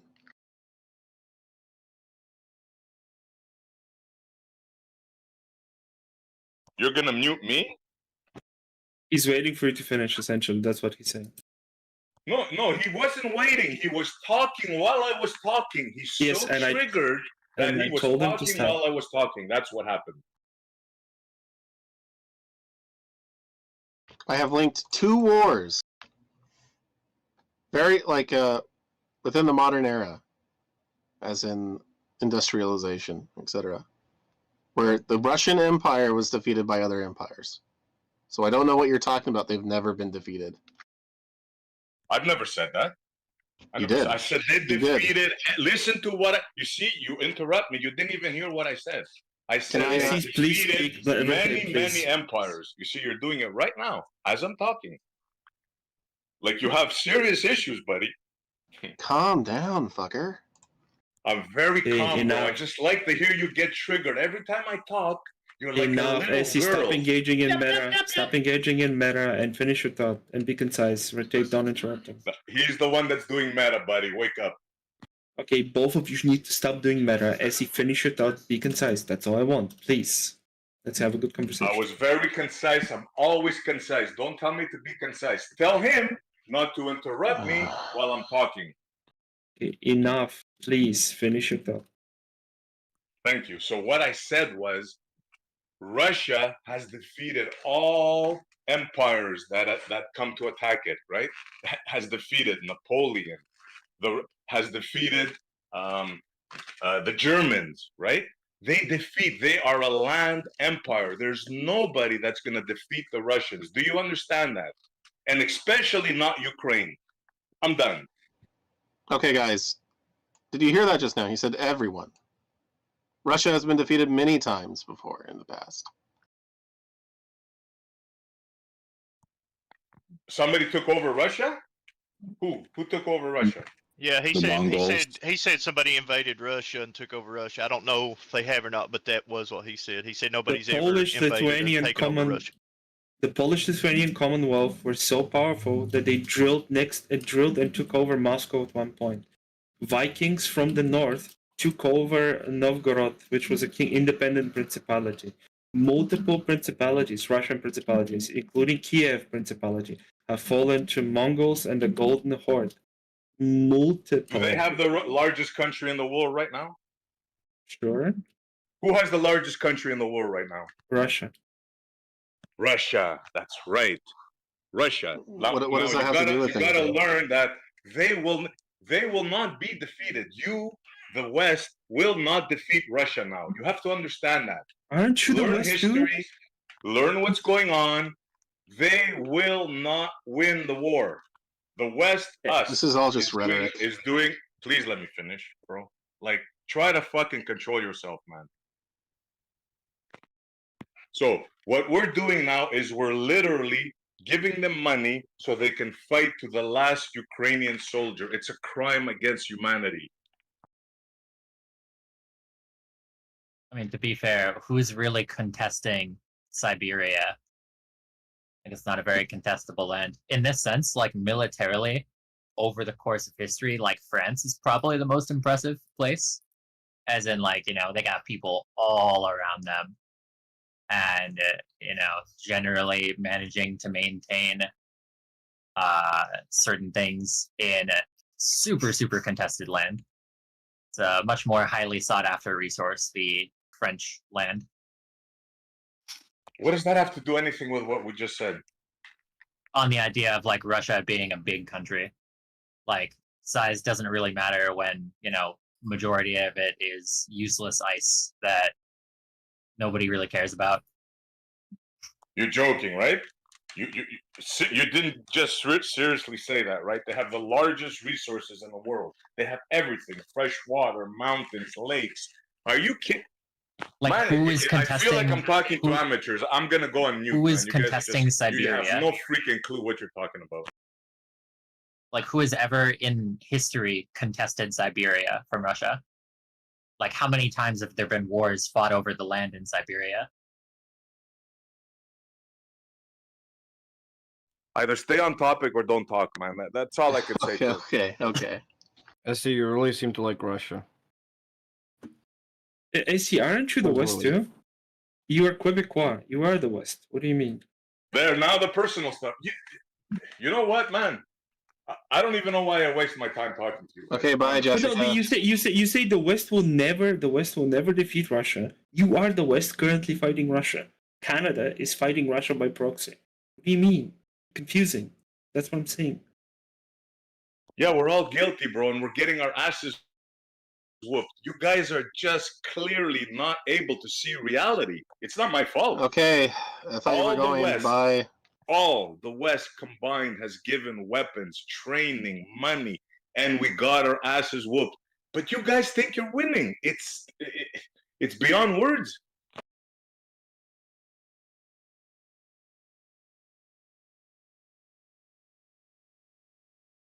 Again, Russia has been defeated in the past.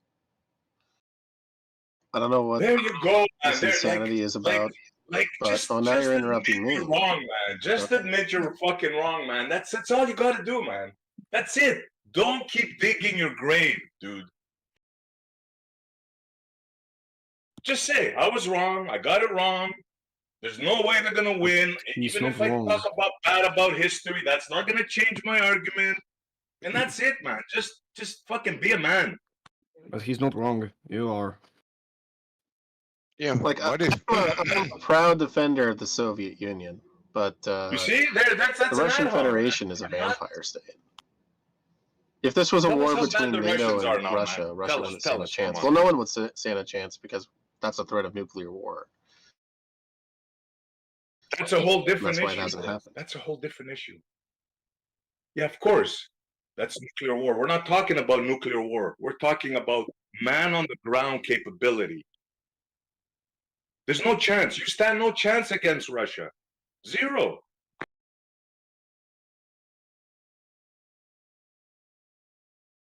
Like, okay, Russia has a lot of troops, but they don't have the tech to back it up. That's another misconception. Yeah, they do have tech. No, they just have a shit ton of cannon fodder. See, do you actively want Russia to win? And if that is the case, why? You see, that's a stupid statement at home, right? It's a question. It was a question. It's a question, man. How many times are you going to ask me if I want Russia to win? I don't want Russia to win. I'm telling you what's happening on the battleground. That's it. But then you're just being a doomerist. You're just being a doomer. Like, oh, we lost. Oh, like everything is lost. All hope is lost. Like, no, I'm telling people like you that have no clue, that keep spouting nonsense of how the West is going to win, that it's no chance. I'm just giving you the facts on the ground. Now, you don't have to accept it.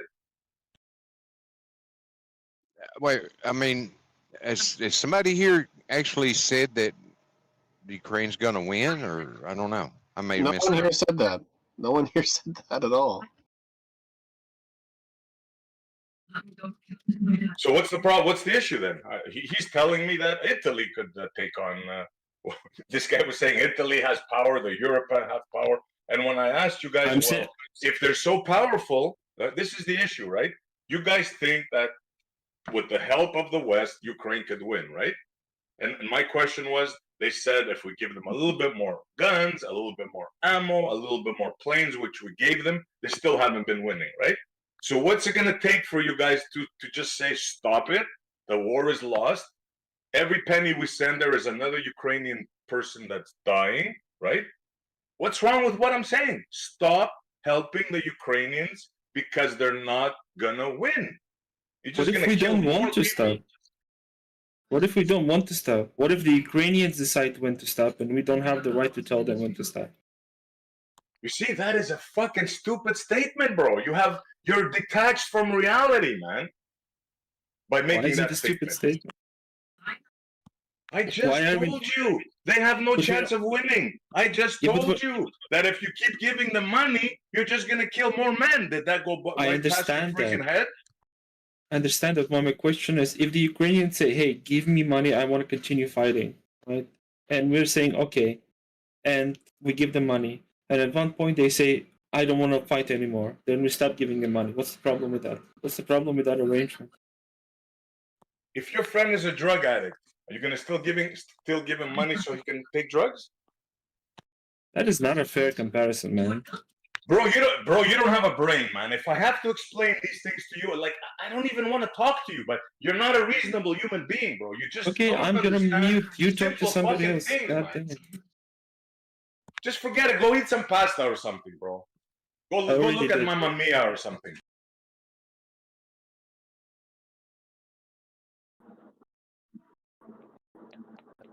Go get an update. Like the guy has no brains at all, man.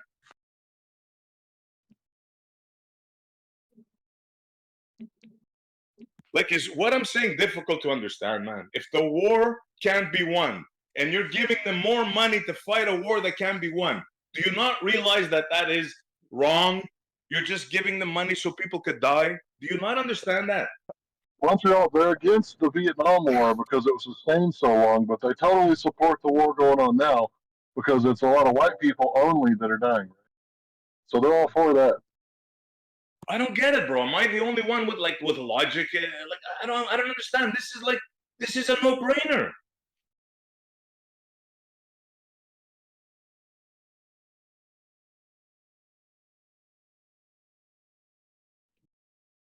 Yeah, but they're paying white people to kill each other, and you're doing the same thing in Israel, even worse. How about that? Can you justify that? Any one of you? How about the arms you're giving to the Israelis? How about that? I'm pro-Palestinian. What do you mean? Like, have we lost all of our freaking marbles in the West? So I just want to say this real fast. I am pro-Palestinian people against the Palestinian government. I am pro the Israeli people against the Israeli government. I agree with you. I agree with you.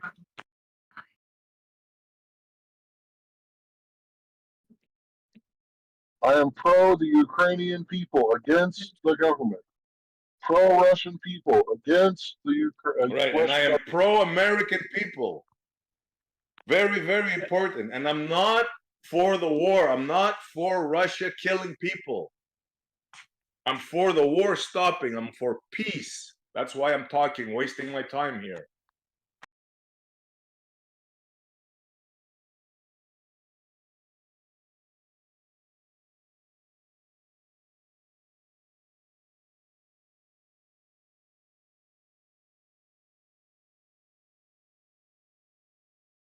And for those who think that Russia doesn't have technology, check out their drones and Google the Oreshnik missile and blow your mind. And blow your mind. They have autonomous tanks, they have autonomous SUVs, they have autonomous planes, they have the works, my friend, the works. And not only that, they have all their systems integrated. You guys have no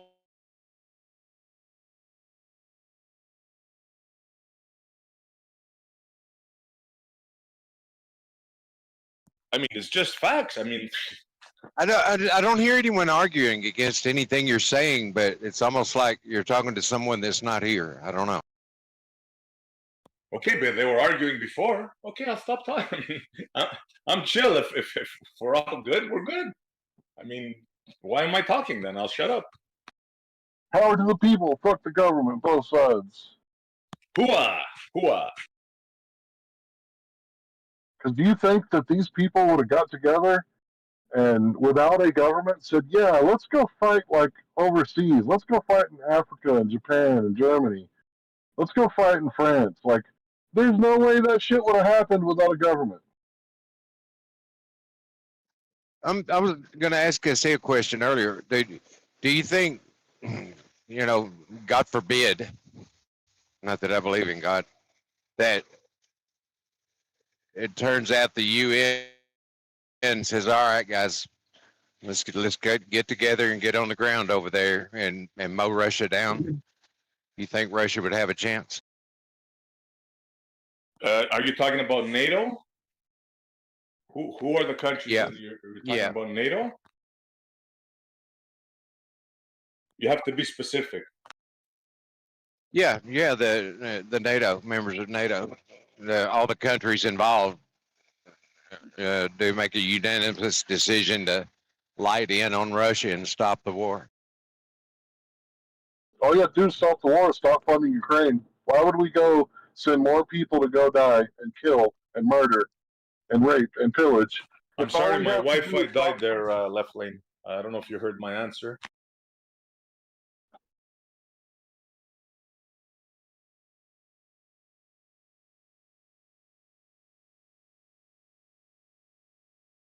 Well, what if we just stopped printing money out of thin air? Then we couldn't afford these wars because wars are really expensive.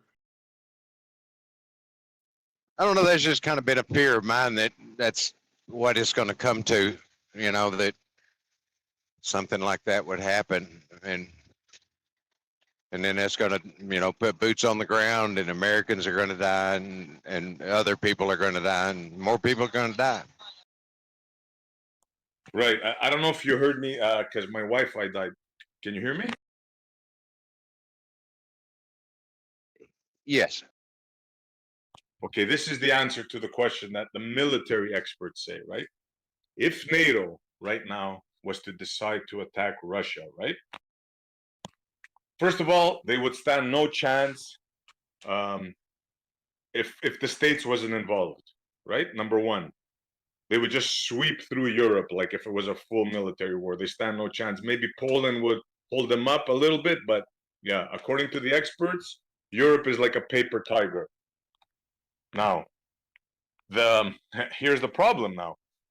The Americans could come in and help, but they're going to have to cross the ocean. And apparently right now, that's a no-go.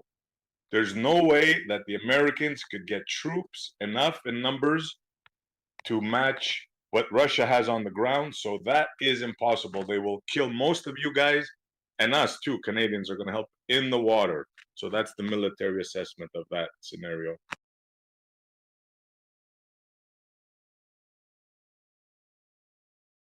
It's not good, man. I'm telling you, it's not good.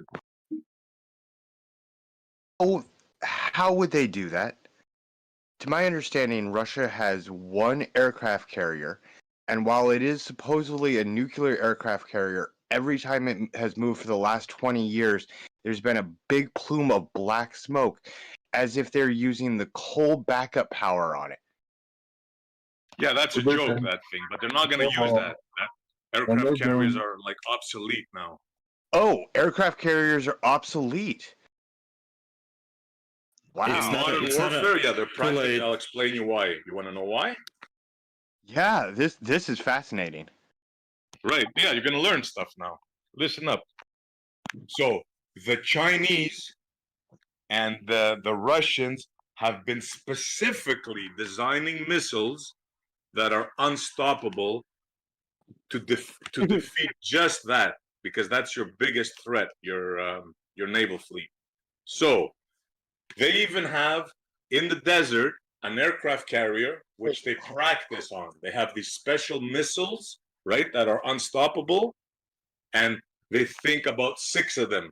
So it'll take about 6 to sink an aircraft carrier. So this is the reason. Look up, check it out. Okay, so I just want to clarify. You've said NATO won't get involved because all of the troops will die on the water. And then you I said didn't say that. That was part of what I said. That was part of what I said. Okay, so that was part of your thing, that we couldn't make it because the water is too dangerous. Getting across the water would be too dangerous. Then you go on to say that one of America's biggest strengths is our Navy and our ability to control the water. How do those two things work? My God, bro, do you have a brain? Yes, Did and you not hear what I just said? Like it's amazing, man.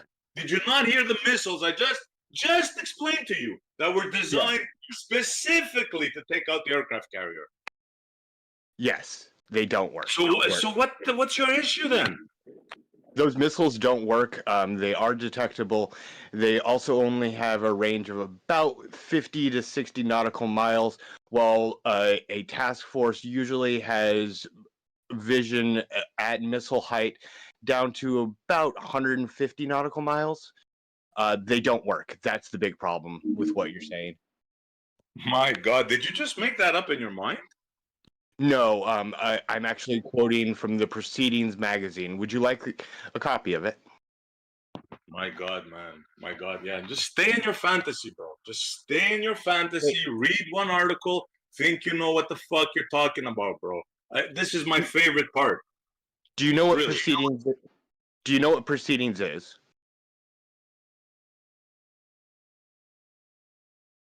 What I know is you have no freaking clue what you're talking about. So let me explain what Proceedings is before you dismiss it. Proceedings is the inter-navy communication that bypasses the auspices of rank, so that anyone can talk about the technical and unique problems facing naval officers. It is run out of the United States Navy Institute. They also run the Navy Institute Press. It is an extremely well researched and extremely accurate thing. In fact, the Navy Proceedings, it is their basis that we use Coriolis for long-range gunnery. The original paper. Oh my God, by you're delusional. You're just delusional. Oh, so this place doesn't exist? I didn't say that, bro. Keep reading. Keep convincing yourself, bro. Keep convincing yourself that the originic missile that the Russians have deployed that is undefeatable, and the Chinese have them as well. Keep convincing yourself that is not true. It'll make your life a lot easier. Okay. And for the people that just don't listen to me, don't listen to him, because clearly he has no fucking clue. He's just reading an article. Go research what I just said. Yeah, where would I look it up? If I'm not looking it up with the subject matter experts who actually know it and writing about it in Proceedings, where would I look it up? Bro, go have some Kool-Aid. I don't care. You're just shooting your mouth off, and it's clearly you just found an article. You have no fucking idea what you're talking about, bro. But go ahead. The floor is yours. I read every issue of Proceedings when it comes out. I have a subscription. It's one of the things I've done for many years. I really love Navy history. This isn't even a new thing, dude. I don't know why you clearly have no idea about the missiles which I'm speaking about. You need to research what I said. Stop making yourself look dumb because clearly you don't know what you're talking about.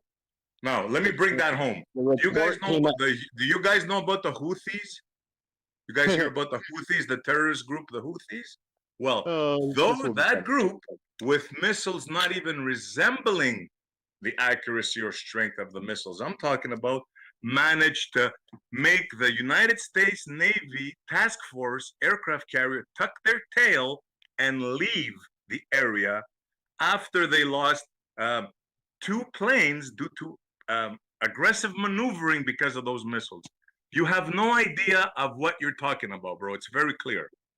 Oh my god, you don't know what a soft kill is. That's fucking hilarious. Please keep talking. I don't know that your answer to that is I don't know what a soft kill is. Bro, I mean, it's unbelievable. It is. It's absolutely Dunning-Kruger to the top. Keep going. I love it. You are the dumbest person that I've ever talked to about military up until now. You are definitely the dumbest person, and you've said the dumbest things. It's truly spectacularly amazing. Hey, so what aircraft carrier was that the Houthis made, quote unquote, tuck tail and run away? Just fucking open your eyes, close your mouth, and do some research. That's all I gotta say to you. If you don't know that, it's like you're just ignorant, bro. You don't know that the Houthis did this? What? It's been all over the news. You don't know about this. Name the aircraft carrier. Name the aircraft carrier. Shut up, idiot. Was it the Eisenhower? Was it the same aircraft carrier that ran into a civilian ship on the south end of the Suez Canal? Is it the same ship that the commanding officer is currently being investigated and has already been replaced for incompetence? I think it is. But hey, you know more about this than I do. Go on. You're fucking right, I do. You're fucking right, I do. Yep, I do. Yeah, what was the name of the aircraft carrier? Who gives a shit what the name? Did the aircraft carrier in that area get intimidated and tuck its tail and run because a terrorist force called the Houthis lobbed a few missiles at them? Did that happen? Yes or no? No. No, then you have no fucking idea what you're talking about, bro. So just don't talk to me anymore, bro. I'll talk to anybody but you. That 7th Fleet is going through an entire command structure reorganization right now. There has been some major problems, and it is mostly due to incompetence, nepotism, and the good old boys club that the Navy officers bring about themselves. 7th Fleet in and of itself is going through this. But you don't know who 7th Fleet is, or even what are able to name 2 ships under their command, even though I've just gave you. That's what's called a guy coping. Anybody listening to my voice, don't believe me, don't believe him. Just Google it in the chat. Google it, and you're gonna see exactly I think I just posted it in the chat for you. Comical. It's comical. SE, I have a question to you. Is it true that you said that Russia won every single war that they fought? No, I said that they've pushed all the big empires, everybody that has tried to defeat them, they've defeated them. They've pushed them back. Nobody was able to conquer all of Russia. That's why all of Russia right now is the biggest country in the world. Now, maybe you can find a battle that somebody beat them, like the Japanese beat them in certain battles. Yeah, you'll find that. Is that an answer to your question? Yes, you triggered me a little bit because I'm from Poland and we won a war against Russia. Okay, do you think you can? 1680, in 1618. In 1618, congratulations. Do you think you stand a chance of beating them now? With NATO, yes, I think so. I mean, they're losing against one single country, Ukraine. Oh my God, here we go. Yeah, okay, bro. Yeah, you're right. You're right. Hooah! Viva Ukraina! Yeah. Bro, they're getting cooked Fucking by delusional, dude. They're getting cooked by a corrupt country that's like the greatest shithole in Europe. Because they get like help from the Western countries with like 0.5% of their GDP. They send like their oldest weapons to them, and that's enough for the Ukrainians to push them back. Whatever. You guys think whatever you want. Obviously, I got a mod here telling me not to call people fucking delusional after they've been insulting me for days and days, calling me an idiot, a moron. Nobody said a word. No problem, Bendy Space. Okay. I posted a really good video on the Houthi attack if you want to watch it, but it's really good and really informative. You should watch it.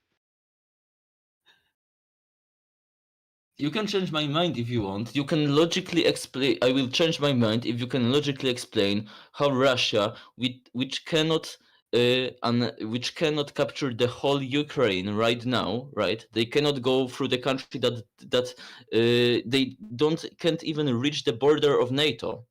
How can they at the same time defeat the entire NATO? Explain to me that logically. I'll explain it to you. For the past 3 years, NATO and the might of the West has been funding, sending weapons, training Ukrainians. The Russians have slaughtered all the armies. Now they're down to their last men. They're in Ukraine. They are snatching teenagers and people of military age that are running away from the war. They're eating like they're eating in the restaurants, and they're snatching them off the streets. It's so obvious that you have no clue what you're talking about. It's very obvious. So does Russia. Like Russia sends prisoners and everyone who's even capable of fighting to Ukraine. They're not sending the best of the best because the best of the best are dead. All I can tell you guys is you're gonna see, man. Just remember these conversations because I'm gonna come back and I'm gonna make you guys cry. I want you to remember these. I want you to remember these conversations. Why are you interrupting, bro? You can't handle it. I want you to remember these I'm just laughing at you, conversations. sorry. Yeah, you're not gonna be laughing soon. You're not gonna be laughing soon. Just a serious question, Nancy. What do you think that Russia has yet to accomplish their goals? Remember what you guys said, because you're not going to be able to pull it back, right?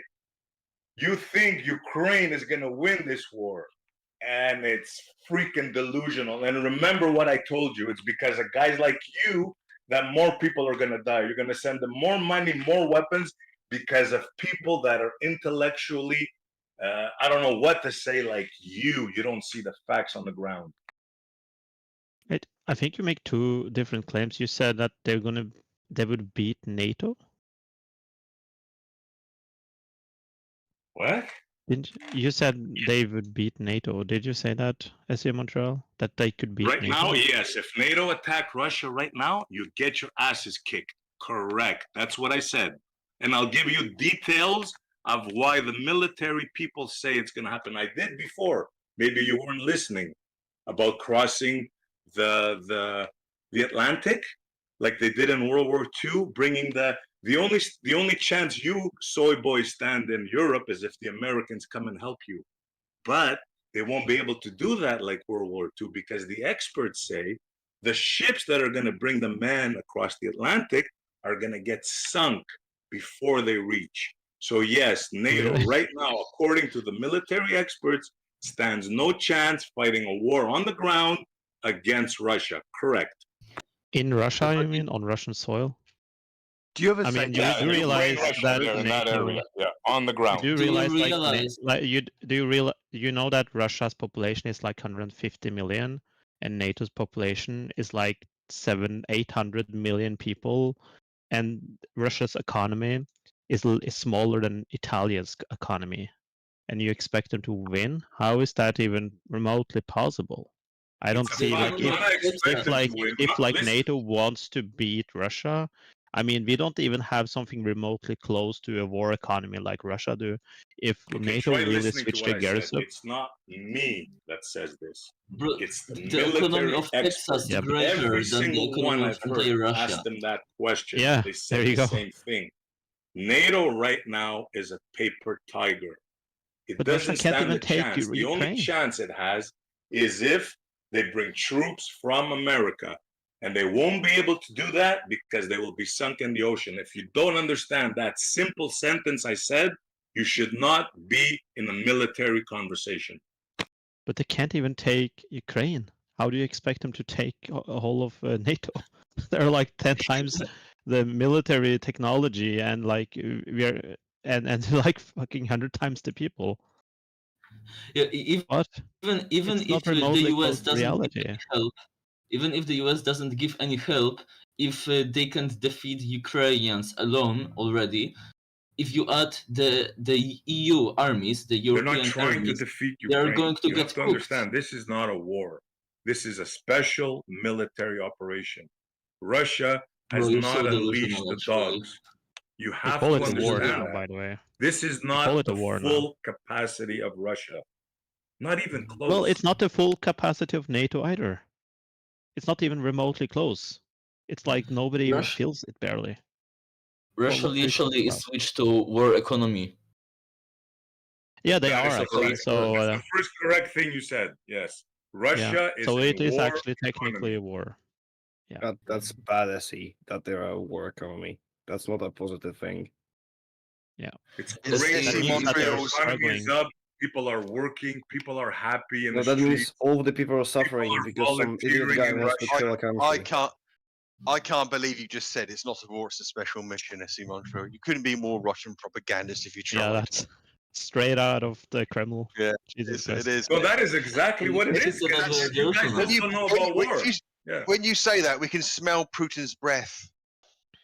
Yeah. Well, that's all you have. I mean, that's all you have is insults and Putin's breath. It's not, and, is you, it? That's It's not. all you have. You're man. calling us. You're the one calling us European soy boys. You childish dolt. Yeah, but Yeah, like you you're are. saying, And but you're militarily, saying, militarily, you're No, chihuahuas. no, The but Russians call insults. you Oh, no insults, please. chihuahuas. No insults. That's what the Russians call you, and especially Yeah. Britain. Yeah, yeah. No, they don't. SE, you really I have seem a like question for you're you. ate all of Russian propaganda.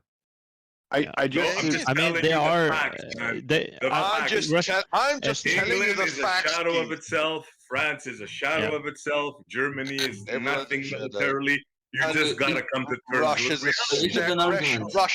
Russia's a gargantuan monolith of military superpower, isn't it? Russia can take over your country, bro, without even pulling a sweat. They couldn't even take Bullshit. You can't They even couldn't- muster up 80,000 men, I think, is all England can do. SC Montreal. We're an island. yourselves, We're an bro. Oh my island, God. you idiot. They can't walk into Britain, you idiot. SC Montreal, clown, you realize what You happens? can't even protect your streets, man. You guys are finished, man. You want to Yeah. What play you that on game? about? You're gonna lose, What the bro. hell? What the hell? England has us. been, You can't- how do they You call can't it? Emasculated? What in the same way as you can't protect your Oh. streets from Mexicans? Is that what you're saying? Don't play that game with me, man. You're gonna lose, But bro. SC Montreal, You can't protect your street from school But from SC street Montreal, shootings. what happened when Russia tried to take Kiev the first 3 weeks? They got fucking I'll tell you demolished what- by an what a CIA expert- untrained military who was completely unprepared for war, who got no support, and they couldn't even take them. They got stuck in the mud. And that That's country what is they- like, they have like 1/10 of the population, or 1/5 or something. They don't barely You have the wanna hear an capacity, answer, or you just wanna and keep they a couldn't rambling? even. That's what I wanted to ask him. Is If it any Russia wonder you're a didn't even want to capture Ukraine, then why did they send the troops to the literal capital in the first year and only withdrew them after they got cooked there? That doesn't make any You sense. want to hear an answer, or you're just gonna keep? Yeah. Please Coming. give your excuse. It's not an excuse. This is coming from an ex-CIA expert, Bustamante. I'll post it to you. Okay. So this is the way Russia he Today, explained was it? It comes from Russia Today. Oh man, you know what? I'm not even gonna waste my time. Fuck it. You guys think what Can you I want. guess? Can I guess? They actually, can I guess? They actually wanted to. They actually were promised by UK and Germany or something like that to actually sign a peace deal at when they were surrounding them. So they wanted to retreat, and then they backed down the offer eventually. So they backstabbed them in a way from like a peace offering. Is that the thing you were going to say? No, I'm gonna Question try. mark, If I get interrupted during my sentence, it's gonna be conversation over. So here goes. Okay, say it. Here we go. Here goes. So, according to a CIA, ex-CIA called Bustamante, this is the way he explains it, right? And I don't even know if it makes sense or not.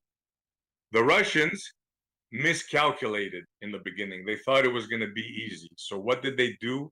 They took all their old armor from World War II, right? Stuff that they couldn't sell, and they attacked with that. So they actually miscalculated. They fucked up, plain language. So after that, they changed their strategy. They dug in and they have modern weapons. Their soldiers are top notch. They have their drones. And that's the answer to that. Now, I'm not saying I believe it. That's the answer to that. Can you post it? I may have saved that Bustamante interview. I may have saved it. I'll try to find it. You know who that guy It is? was less conspiratorial than what it was. So the biggest problem I have with that explanation is that it was actually the complete other way around. So at the beginning of the war, they had the best weapons. They had the T-90 tanks, and they used them for Kiev. And they also, do you know who VDV is? It's like the elite paratroopers, the most elite Russian unit. They deployed them in an airport near Kiev called Hostomel.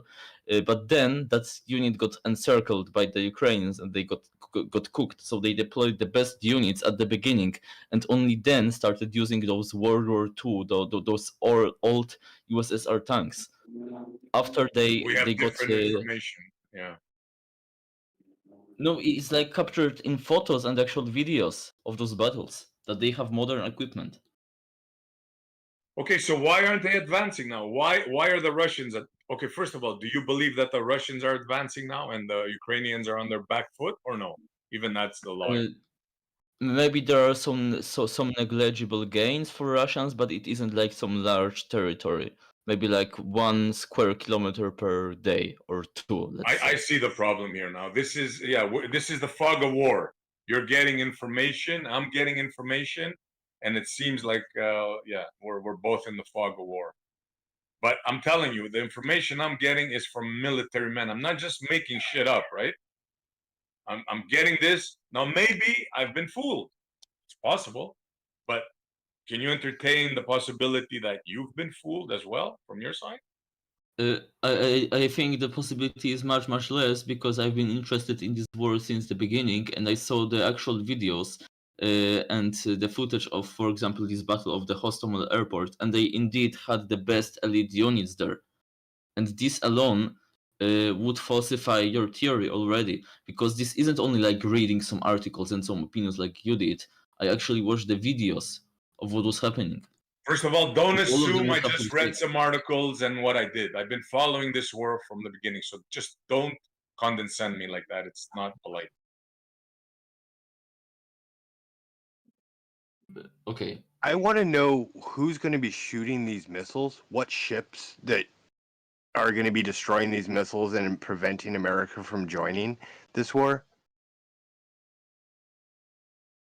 Yeah, that's also a good point. That they used the best ships at the beginning. They used the Moskva cruiser that got also demolished in 2022.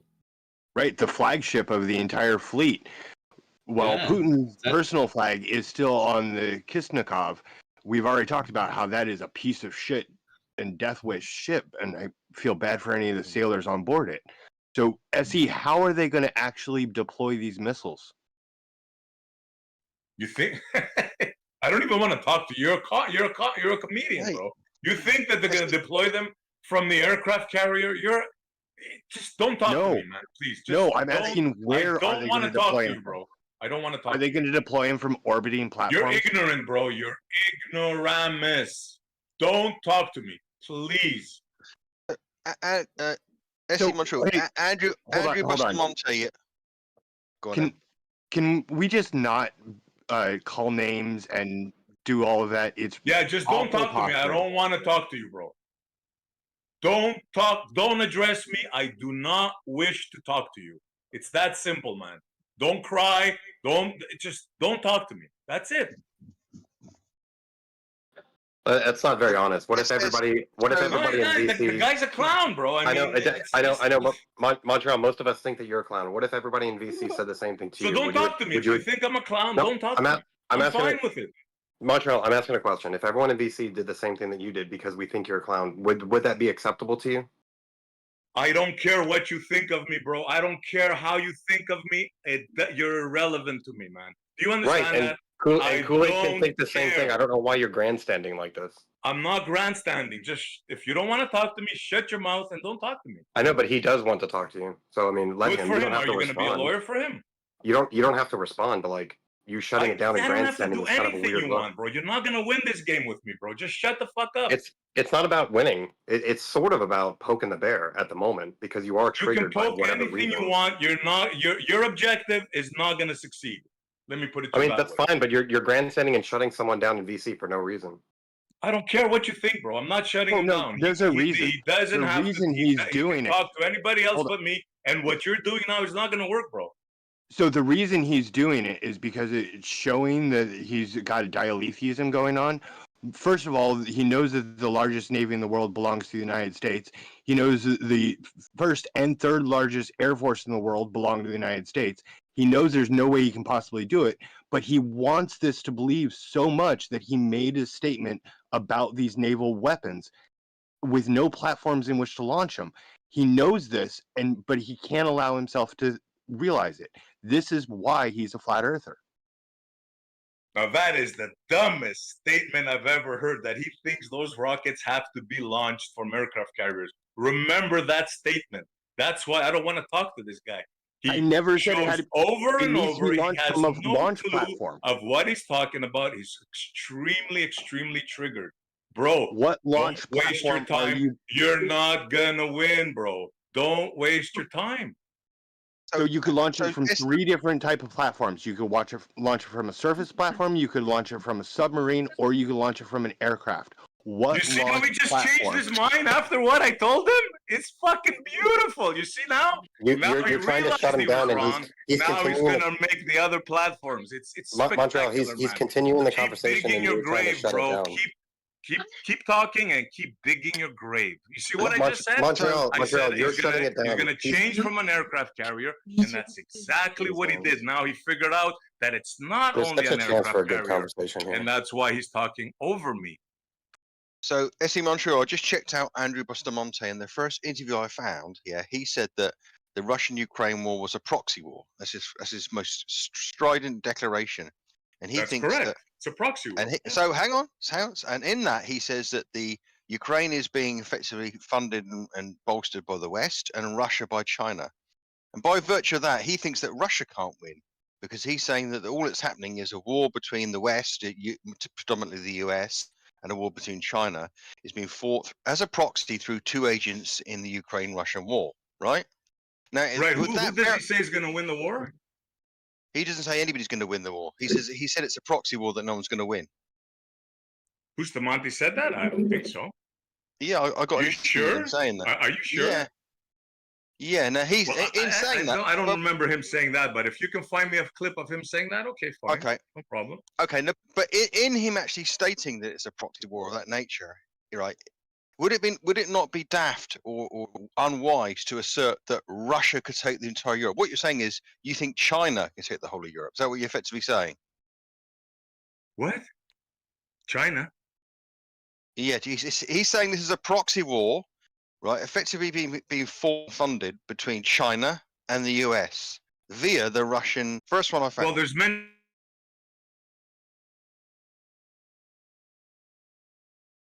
Bro, hold on, calm down. What you have to understand is all the West NATO is helping Ukraine. You understand that? Russia has And a couple of allies like China and Iran, right? And even North Well, Korea. But let he's me not saying finish, that, though. bro. I'm almost done. Calm your tits. But Ukraine is being funded by the whole West, more or less. You understand the difference there? Yes, I understand the difference, but here's the point. He is saying, and this is not what you're picking up on. And I don't know whether I'm not communicating it properly, or you're just deliberately not taking it in or agreeing with it. Yeah, he is saying this is a proxy war between China and the US, where the two lesser agents in the proxy war being bolstered and effectively being the contingent interface for the war are Russia and Ukraine. And in that's incorrect. That's incorrect. But that's what he said. Okay, but that's incorrect. The proxy war is correct, but it's not like China is actually funding Russia. No. This is Russian territory. This is Russian interest, and this is Russia leading the war. So in that sense, that's not true. Well, in that sense, one of the people you sources you cited not 3 minutes ago to bolster your position that Russia could take all of Europe and they were going to win, you're now disagreeing with that person about a very, very fundamental aspect of this war. No, it's a fact, bro. There's no chance. Listen, man, listen. Russia right now has 1.5 million troops right at the border of Ukraine. Okay? Now that's 1.5 million equipped troops with modern equipment. Now, if you don't understand that NATO cannot muster up a force to meet that in time, then you should not be in this conversation. That's the last time I'm going to say that, bro. Okay. Believe have you got any? Can you want? Believe. Cite, I don't care. I'm not citing anything. Believe what you want. Okay.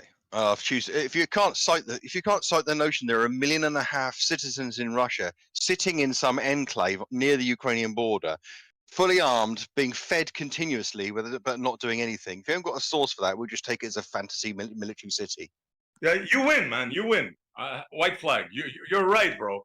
The Ukrainians are gonna mop the Russians. It's not that. I didn't say You're right, that. bro. You're right. You're right. I didn't say that. I didn't say that. But you did say, why would Russia have 1.5 million fully armed troops sat around in a city somewhere in Russia near the border? You're gonna find out soon enough, man. You're gonna find out soon enough. You will. Yeah. We've been waiting since like 3 years already. Well, be patient. Good things come to those who wait, but in this case, bad things are gonna come to those who wait. Here we go. It's Nostradamus because his current understanding is wrong, but his future understanding is going to be correct. Welcome on. Just remember this combo, man. That's all I know. This is what people said 3 years ago. Every military person that I've seen is wrong, then they're wrong. I know. You guys are going to be right. 3 years ago. They said that the war would be over in 2 weeks. That they'd be in and out. It'd be over in 2 weeks. That's what fucking Russia said. It's what many people said in the military because we thought they were so lopsided. What we've learned is that Russia's actually fucking handicapped when it comes to military. They're not as prowess as we once thought. It's actually easy to fend them off. This is what we've fucking learned in reality. And you keep saying keep waiting. They've said keep waiting for 3 fucking years, man. I love how just remember those words, bro. Just remember those words you just spoke. So you have no real response except for no, just their 4,000 nukes that Russia has. Just their 4,000 nukes. They're delusional, bro. They have just the Samson option. Israel's not the only one to have that. Just that as well. Pretend they don't have that. Pretend they don't. Well, let me say something real quick. One of the things about nuclear weapons is they're really hard and expensive to maintain and keep working, and you have to constantly maintain them and keep them working. And they highly believe that most, if not all, of Russians' nukes by this point are probably not working. Yeah, just magically not working. You're right. Well, no, not magically. I didn't say magically. I said they're expensive, hard to maintain. And Russia probably hasn't been doing that because they don't have the money. Yeah. A lot of other things. Yeah, you guys believe that. Just keep poking the bear. We're not saying that we believe that. There are reports that are discussing this, especially given the conflict and what's happening. Russia was supposed to. So you read some reports. Now their 4,000, 5,000 nukes are no longer part of your equation. No. That's not what's being said. That's not what's being said. There's no point in engaging them, SE. There's no point. I know. I know. I mean, if you guys are going to say that, why are you shutting it down? Why are you shutting it down? I'm shutting myself down. I'm as a mod, Montreal. Why are you shutting it down? He's not shutting it down. I'm not shutting it down. He's attempting to. I've been arguing with you guys for hours now. I know. We're going to continue. So what's being said isn't there's 1 or 2 reports saying that they're deficient in upkeeping their nuclear weapons. Therefore, for sure, they don't have any. That's not what's being said. But there are reports of what we once thought to be true, where they're upkeeping 4,000 and they're totally ready and capable. Those reports might be inaccurate, and new reports are showing that they may not be keeping up with it. And if that's the case, they're going to be at a diminished amount, if any, and then that's it. We're not operating as if they don't. We're just saying they might not be as upkept as they once were, because we can see that the military is kind of shit. One-dimensional thinking. They had some reports that suggested them some things. One-dimensional thinking. What about the other side? You don't consider the other side. You guys are one-dimensional. No, we do consider the other side. The other side is that they do. You guys are warmongers in the end. You guys are warmongers. The other reports are that they do maintain them, but we never had reports that they don't maintain them before 5 to 10 years ago. That's all. Jesus Christ. But please bear in mind in these conversations, if we imagine that Russia starts a full-scale nuclear war, right? Then yes, Europe's probably quite, should we say, what we term militarily shagged, yeah. But that's a different not according thing. to Bio and his reports. Well, no, those nukes are not being maintained. Their greatest show of fucking strength, Russia just said, "Fuck it, let it expire." No. He's not saying that all of it has expired. Nobody's saying that all of it has expired, are they? And nobody's saying that Russia hasn't kept up some of its. The argument never was all of it. The argument was they had 4,000 and 5,000 plus nukes. It was an estimate number thrown out. You guys are so fucking dumb. You guys are like. Is that it? Yeah, I think that's it. That's all he's going to give us. So go ahead, Glory, get it all out so we can respond properly. Go for it. Tell us, guys, what we are for 10 minutes. Then we can actually have a conversation. What do you have that in disagreement of what I said? Russia's got nukes. Don't fuck with Russia. Yes. They're not the only ones that can Samson option. Then Biodual's first dimensional thinking ass came up. He read some reports. Okay, Glory, we're not talking about back to Russia has nukes. Glory. Don't poke the bear. Glory. They also have a Samson option. Hey, Panda, you're muted on my end, bud. Fuck out of here. Go back to Gem Pandas. You're muted on my end. Go ahead, Biodual.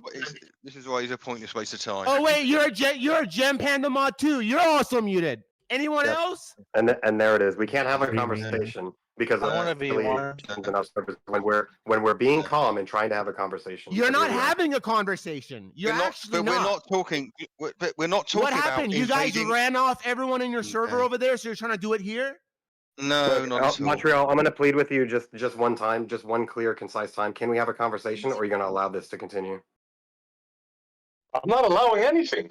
I'm sitting back and I'm listening. And well, first of all, I got to go for a drive in 5 minutes, so I'm not going to be available for much longer. Okay. You know what? I'm gonna moderate. Okay. Well, what we're not saying, Glory, is that we are going to attack Russia. We're not talking about attacking Russia. We're not talking about Russia using its what nuclear contingency it has to defend itself. That's not what we're talking about here. We're talking about, which is what's clearly been the conversation for the last half hour, including the bit you weren't there, was Russia attacking the rest of Europe, trying to invade the rest of Europe. What purpose would there be in that? In it completely decimating it with a nuclear force, if that was its intention. So let's not pretend that nuclear weapons come into this conversation in that framework, because if Russia is trying to take Ukraine, the last thing that Russia wants to do, even in this small portion of the war conflict, is to bombard it with nuclear weapons, because then it becomes no use to anybody, including the Americans, including the Russians. So yes, we understand Russia's still got probably an extremely potent nuclear arsenal, not the size that it was, clearly not the size that it was.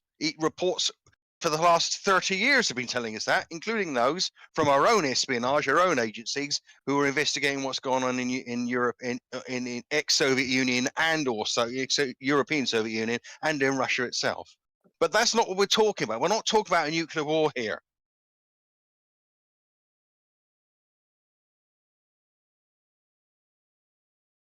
Yeah, I'm gonna say this because I gotta leave soon, right? You guys are just not able. Well, let me not start confrontationally.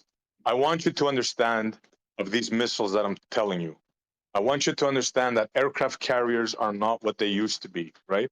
A ragtag of Yemeni rebels can dissuade an aircraft carrier for entering a certain area. And that's just the small part of it. The Russians and the Chinese have built missiles, ballistic missiles that cannot be stopped by current technology, specifically to take out the fleet. You have to understand at least that, man, please. But you know this Yeah, is a cat and mouse game, yeah? USA is not sitting still. They are developing their own stuff as well. It's cat and mouse, you know that. That same aircraft carrier also had 2 plane soft kills in the San Diego Bay, thereby making the San Diego Bay as dangerous as the Houthis. See why I don't want to talk to this guy? Completely useless statements. Yeah. They just can't get the point. It's they're blind to it. Yeah, they have like a shield, like, you know, it's like Enterprise. Yes, Captain. I could say, look, a Dalmatian is white with black colored dots, but they'll say, yeah, but the shadow is all black as a counter. It's like, but what about the fucking point? Why can't you guys get the point? The point is operating aircraft carriers is inherently dangerous. The location of the aircraft carrier very rarely makes any impact. The same amount of casualties can and have been caused in the San Diego Bay as off the coast of Yemen. The San Diego Bay is safer than off the coast of Yemen. Not according to U.S. Navy Air Force or Air Wing casualty scores of the last 6 months. Okay, well that's a bad metric then. That is the most moronic thing I've ever heard, honestly. Honestly, militarily wise. Like, that is the dumbest thing I've ever heard in all my life in listening to military affairs. I have a question. Why rather than wait, hold on. Rather than just saying I'm dumb, can you offer a single piece of evidence where my facts are wrong? That's the issue. Why? He could try, but it just wouldn't go through. Try, because so far all you've done is call me dumb because you're the best mod ever. No, it's not. No. Let me try, because when I talk, I'm not a mod. I could be just a civilian, just like anybody else. So don't try to use the mod thing. Okay, that's pretty low. Number one. Number two, you just said that an aircraft carrier is more dangerous in a civilian port than in a fucking war zone where missiles are being lobbed at it. That's what you said, bro. Equally dangerous, as it has ended in the same number of soft kills in the last 6 months. Correct. Equally. Unbelievable. Like, how can you talk to a person like this? Like, it's just no way, man. Just don't waste my time, bro, please. Am I wrong? Has there been a single hard kill or more soft kills in this combat zone than in the San Diego Bay? Man, what's a soft kill and what's a hard kill? A soft kill is usually due to damage from the airframe from aggressive maneuvers, be they in training or in actual combat. One of the big examples that you'll hear about is somebody will pull a high-speed turn and actually twist the airframe, making it unreliable, causing it most often to be dumped over the side of the vessel. Okay, so like an accidental sort of gotcha. Okay. Yeah. And not accidental. It's while they were maneuvering away from the missiles that the terrorists send their way. It also happened while they were maneuvering in the skies over San Diego. Just saying. Okay. It's something that happens to airplanes. What you just said are just wasted words, man. Like, you just said something for the sake of saying something. Like, that has nothing to do with what we're talking about. Like, it does, actually. It's right on point.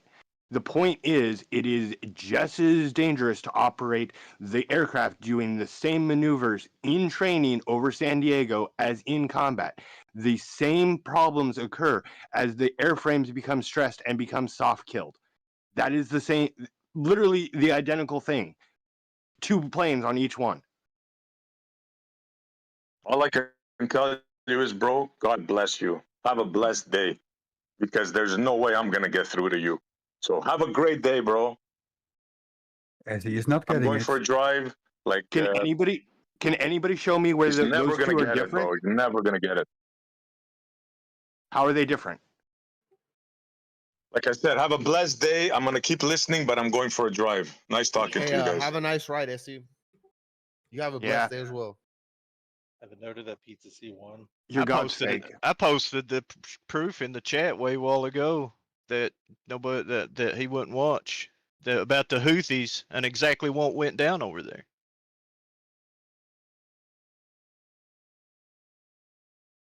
I know it's a longer video, but sometimes it's what it requires. So how's everybody today? I'm okay. How are you? Okay too. Thank you for asking. Hi Zoid. Hello, Kool-Aid. I see you're having some difficulties explaining things.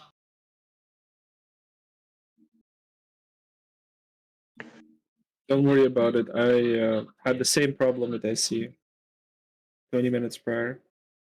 I decided to back off for the sake of my own nervous system. Yeah, I know I'm autistic about Navy boats and stuff, and so when people start talking about them and start getting just basic things wrong, it really irritates me. And when I listen to the propaganda, Russia's never lost a war, never lost a battle, they're supermen. It's just stupid. Like, That's just plain wrong. Well, he had the same conversation with Red Tape, where Red Tape would produce the Russo-Japanese War and the Crimean War, where Russia lost to Japan and Great Britain. But SC did not take this as evidence. So, I don't know. Okay, guys, please stop talking about me. I never said they never lost. Please let me enjoy my freaking drive. I'll come back later and we can talk. Please don't talk about me, and especially lie about me. Thank you. So if anybody wants to watch a really cool video, I believe it's by Bloober. It's called The Voyage of the Dam. It is about the Russian Baltic Fleet and their journey to join the Russo-Japanese War. Absolutely fascinating journey. Oh, complete failure, by the way. I know what you're talking about. Yeah. Ships lost, people died. What's the name of it? Say the name one more time, please. It's Voyage of the Damned. Voyage of the Damned. They while they were going by Africa, stopped and picked up venomous snakes and filled their boats Exotic with animals, yeah.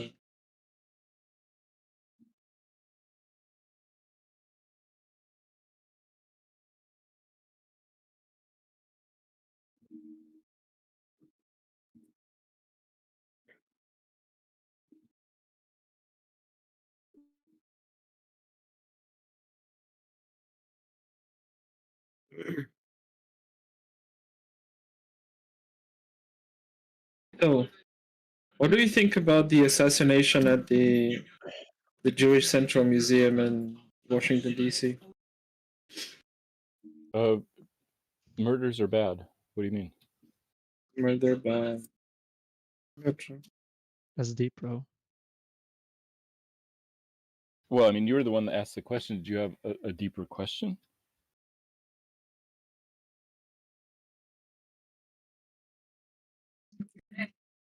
Like you asking I'm just for like thinking conspiracy about, stuff?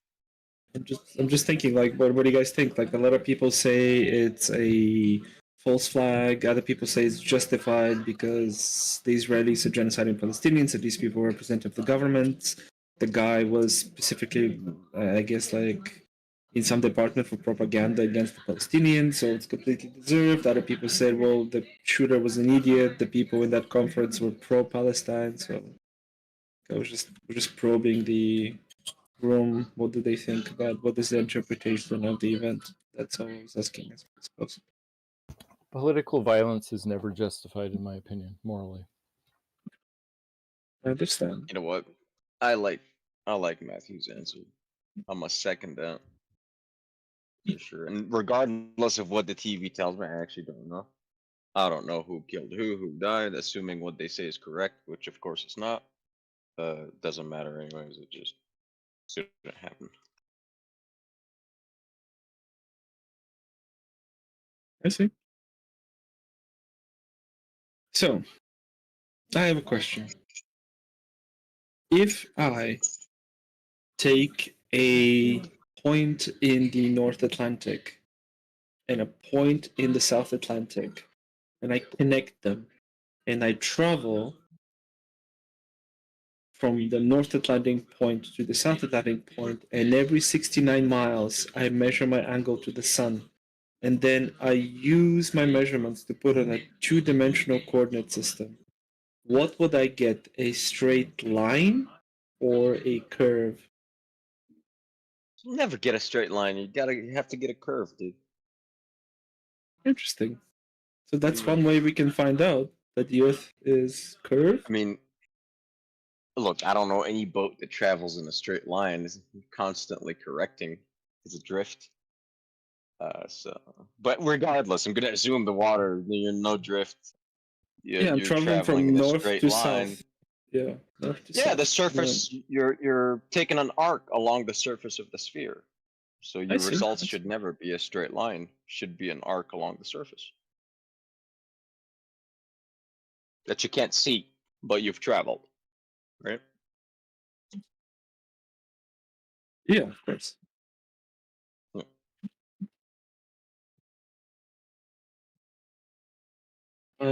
But I thought that was like a good experiment for somebody who is a flat earther and lives in a big country like Canada or the United States, or has the ability to move between Canada and the United States. They can take a car, a week off, right? And then they can point from a point in Canada, northern Canada, to a point in Texas, let's say, near the Mexican border, drive down, and every 69 miles, right, they take a measurement angle to the sun. Hypothetically, it is possible. I don't know. My government said the Earth is a globe, and I'm like, I believe you. So I know the Earth is a globe. You don't need convincing Not bad. I like Yeah, that. once again, so you're looking at Good the answer. sky to prove the ground. You're kind of breaking the first rule. What? Are you serious? Yeah, you're moving in a straight line, but the celestial sphere relative to your position is curving 1 degree. Not the ground. So it's relative to the sky. No. I see. Interesting. Well, I guess I disagree, I suppose.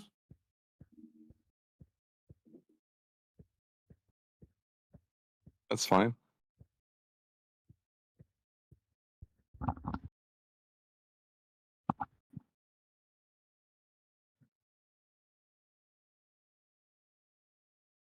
Nice.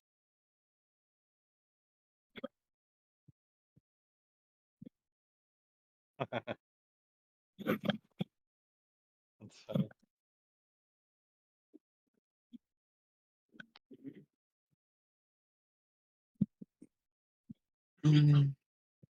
Oh wait, I have a picture.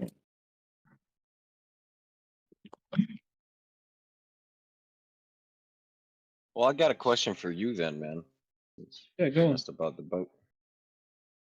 So if you have, let's say, gas that's expanding, in a vacuum, Mhm. can the gas ever fall back upon itself? and solidify. Solidify. I mean, that's a if you want. complex question. I would assume change phase. How about that? I guess there's many different. I guess gas can freeze, right? Nitrogen can freeze, so it can become a liquid. Solidify, maybe. I don't know. Usually, I think carbon dioxide can solidify, right? So if we're in a system that is vacuum, so after it loses heat, right? It would change phase Yeah. or whatever it needs to do. Okay. Yeah. And then you think after that happens, like let's say whatever turned into ice or whatever, you think the ice particles would start gathering up together again to become one mass? Because it was dispersing, gas was expanding. Then whatever. No, not necessarily. They probably coalesce locally in different locations in that container, I assume. No, let's just fuck it. Remove the container. No container. What I don't know. Space. Containerless space or very large container or whatever. So you think when the gas is expanding outwards, there is no other it would particles not in that converge. space. There's no other particles besides the gas. I mean, No, there's other gases. Sure. Mass attracts other mass, gases. so yeah, principles of gravity. Yeah, probably they'll coalesce into something, I suppose. But let's say there was energy input and the gas was expanding outwards due to thermal expansion, due to change in temperature or whatever. So how would it coalesce after that? I mean, I would assume I mean, that's essentially the question. Would it? I would assume gravitational forces over time would coalesce the particles into a single clump of matter. But it's probably going to take a while since the gravitational force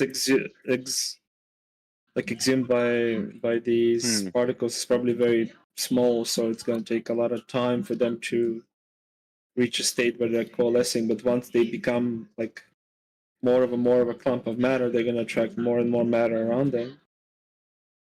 What's with all the Anyway, trapped particles though in the magnetic field? What's happening up there? I don't know. I'm not a There's something physicist, by the way. My shielding your atmosphere, right? my So it's gotta be doctorate is an entirely different discipline. But listening to the smart people here, I've derived that, and from what I've understood, like reading, I derived that like gravitational force would be exerted upon all the particles, and at some point in time, after some time, like it's temporal argument essentially, they will coalesce into a single mass. So yeah, but not to get on semantics, but like when Yoon said force, he meant an impressed force, which means that the gravitational field of the Earth is impressing. Well, it's causing things to accelerate, pretty much. I don't know what impressed force means. Basically, I'll sum it up. It's the activity of inactivity. Everything's seeking rest or equilibrium. Like entropy, like trying to reach lowest energy state. Oh, entropy! I'm glad you brought that up. I'm so happy. By the way, the guy that said the gases would coalesce due to gravity. Here we go. Essentially, this is where I wanted to go. So now let's get some hard citation, because all the chemistry books I have in my library, I'll go book by book, and I did this before. They'll say the gravity has no effect on gas. Serious, I'm not a physicist. Like very consistent. No, I mean chemistry. I'm talking about the chemists. Or a chemist. We're talking about the chemists. They will consistently say gravity doesn't affect it. Does it? We can look this up. Hard citations. Any particle that has mass would be affected by gravitational forces. I understand. That's but asking is that the question? Is that the no? We're going there. What I'm explaining to you is something called gravitational collapse of stars. but I didn't want to mention it that way because now after the gases coalesce, now they're going to heat up and produce a sun for you. Okay, so there's more to the shit than just the gases coalescing, because they coalesce and now they heat up. So But the that sun is not becomes made of interesting. gas; it's made of plasma. Oh no, the sun. So the sun is a star according to the globe model. All right, so we got to get things right. Oh no, the And globe you model look just up says that the Earth is a gravitational. globe. No. The sun is a star. Okay, and there's many other suns out there. Okay, so when you're looking up gravitational collapse of stars, this is aka star formation. Okay, aka sun formation. This is how the sun was formulated according to their theory.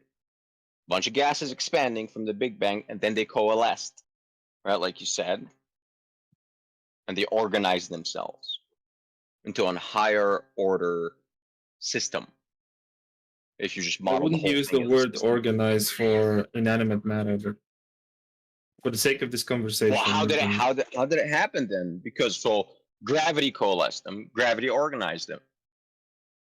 Because mass Cool, attracts okay. mass. That's how it happened. just- They didn't arrange themselves Well, in a I'm nice with you, but the grid. concept that you just waved off, I'm with you. We're gonna wave that concept off, but you just labeled it with gravity, and now you've accepted it. I still didn't accept it. I understand it's just called gravity. No, that's fine. Like we can have a disagreement if gravity is a It's thing or not. mass. I got you. Mass is attracting mass, while mass is expanding from mass at the same time, because the universe is still expanding. The Big Bang hasn't cooled off yet. So as we're still expanding, gas has coalesced. As gases are still expanding. This is kind of the problem here. Why do you think that's impossible? Because why do you think that's possible? That makes Which that's which law of nature prevents that to happen? That would be the first and second law of thermodynamics. That's a perpetual machine of the it's a perpetual machine of the first and second order. Perpetual machines of the first order break the first law of thermodynamics, which produce more energy output than energy input. That's the first law of thermodynamics: conservation of One second, energy. I will look them up and read so we can talk about them. Look it up. Perpetual motion machines of the first type and the second type. That's all you have to Google. Will lead you to the first law and the second law of thermodynamics. First type breaks the first law. Second type breaks the second law. So if you break both laws with your contraption, it's a first and type 1 and type 2 perpetual motion machine. Because it's working. The sun organized the earth and all that is spinning around it. While the system is still expanding. It's doing both at the same time, which is nonsensical. So the first law says energy cannot be created or destroyed, but it can be transformed from one form to another or transferred from one system to another. How is the thing you described breaking the first law? Yeah. Huh?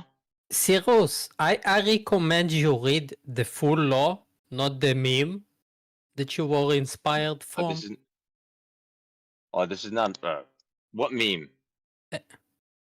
About the second law. Delta U. You can just put the whatchamacallit. I forgot his name. Inequality. Clausius inequality. Yeah, okay, there it is. There's your second law. Is that a meme too if I post an equation?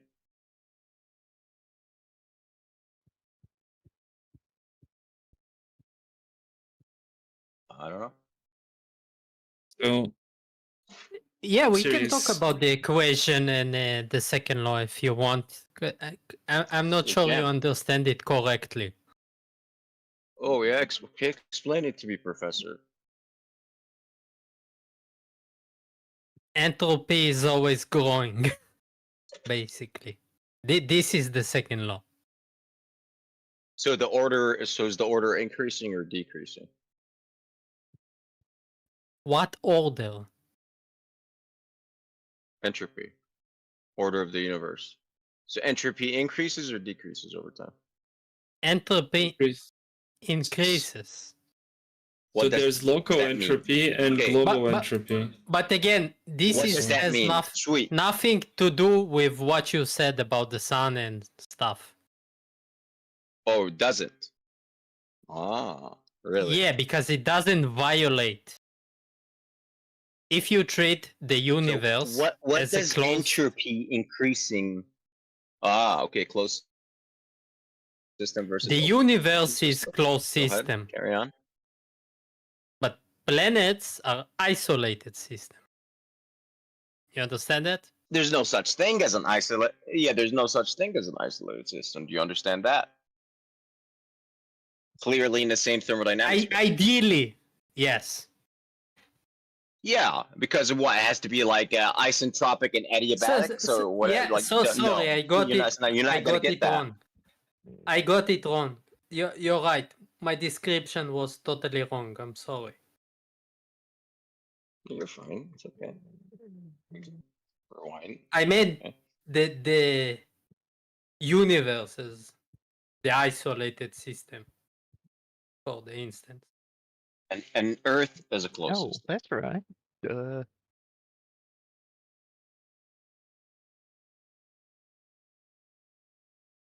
Let me double check myself. Okay. You can look it up. I think you're right. I think the universe they treat it as an isolated system. I think so. Or they model it as such. But I would have to double check.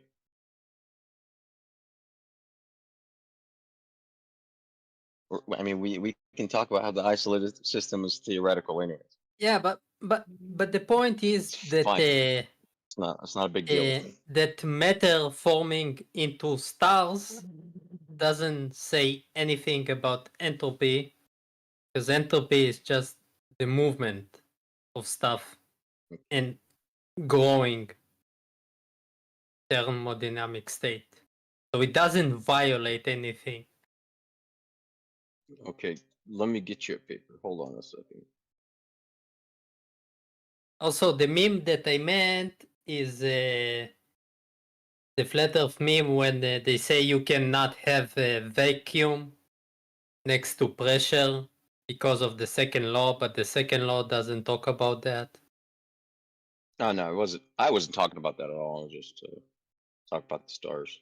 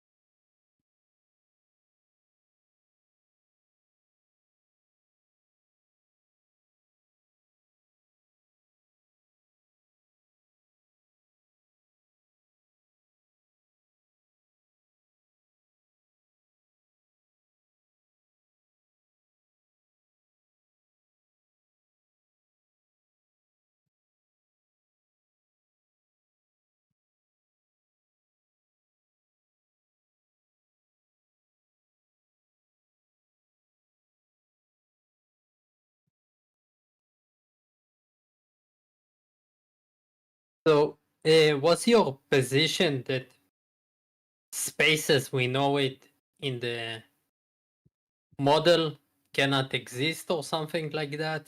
What were you looking for?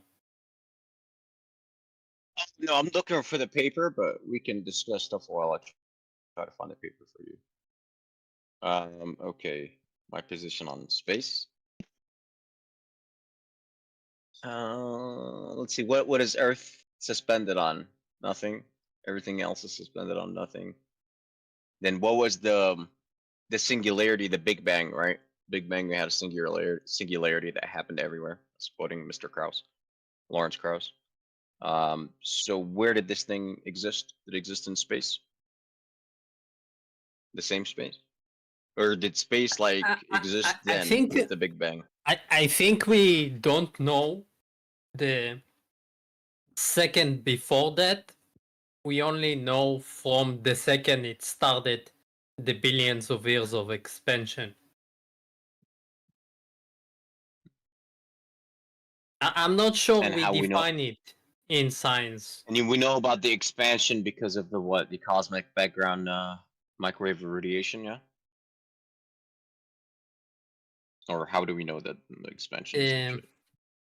I'm not pro on those stuff. So if anyone wants to talk about that, no worries.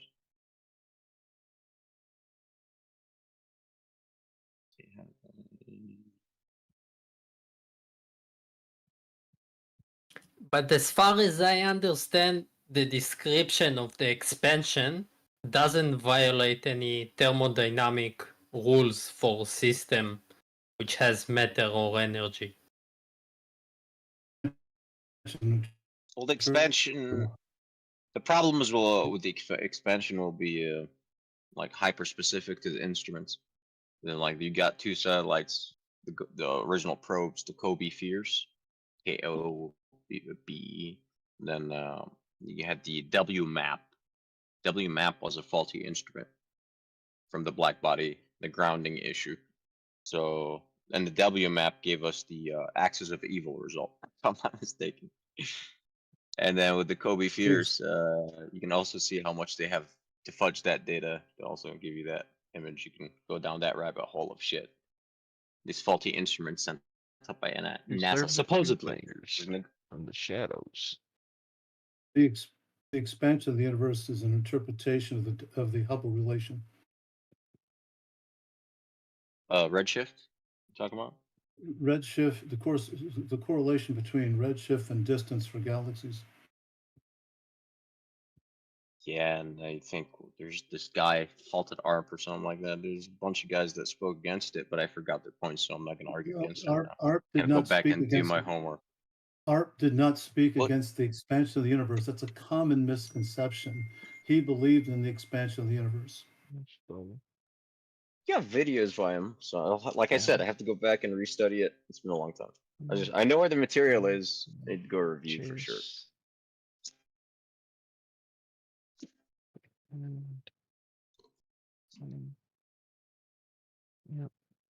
So what did he say, man? Refresh me on what he said, because I know he said stuff that goes against the mainstream. ARP did not believe that redshift were always cosmological. That is, indicated distance. He particularly did not believe that the high redshifts of quasars were due to expansion. He thought something else. Dust or some shit. Space dust. Generally believe that they were indicating a redshift. Just behind the names of some door.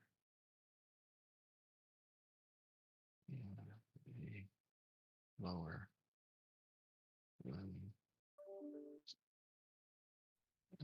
Have you heard about? I got a couple of minutes. Have you heard about the void explanation of why they're saying now the expansion?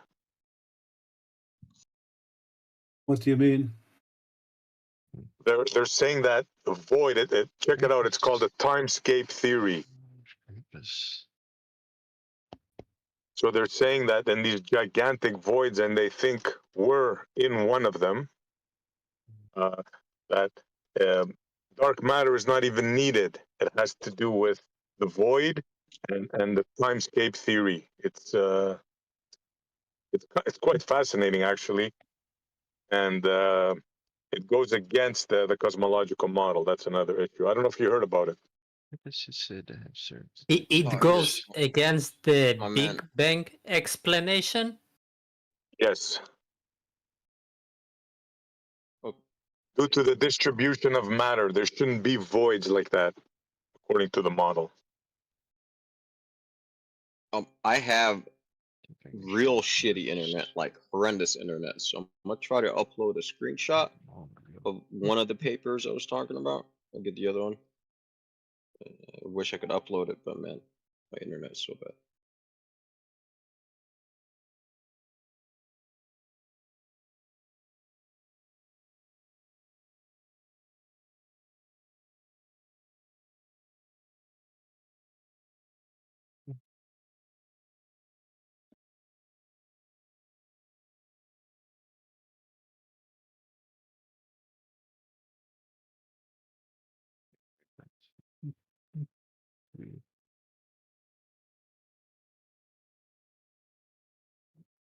Years.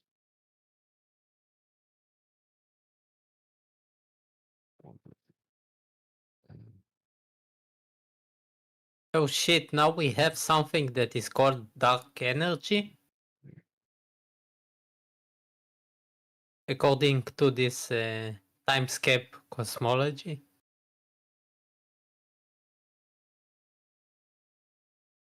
You just now hearing about dark energy? Yeah. Yeah, it goes along with dark matter somehow. Yeah, so I only heard of dark matter. Dark matter What does energy don't go together. Actually, I think it's a poor choice of term for dark energy. Yeah, well, I didn't mean they go together like they actually go together. I just mean that they're both terms that are used to. They're just a term used to cover something that's not really understood. It's just sort of a blanket term, and you know, But it a is lot of based times, on- you'll see dark matter and dark energy in the same No, but paper, the same video, even though they don't really go with each other. But this is something different. It describing something else, like totally. Dark matter describes matter not reacting with light, and dark energy describes the responsibility for accelerating the expansion of the universe.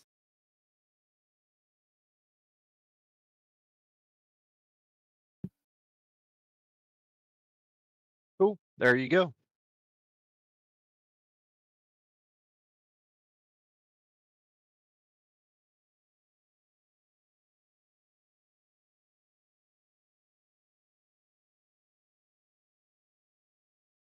Hello.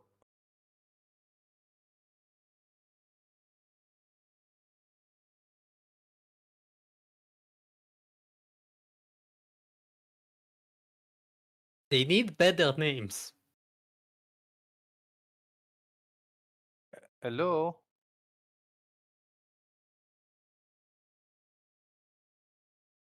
Yes, dude. How you doing, Agent?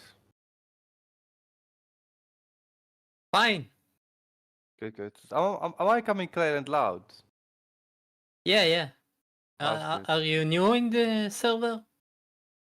Yeah. Kinda new, really. Yeah. Huh?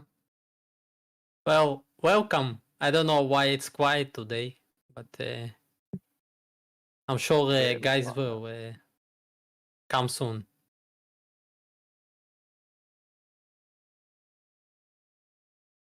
I hope that one guy that can't catch his breath shows up. Do we have one of those?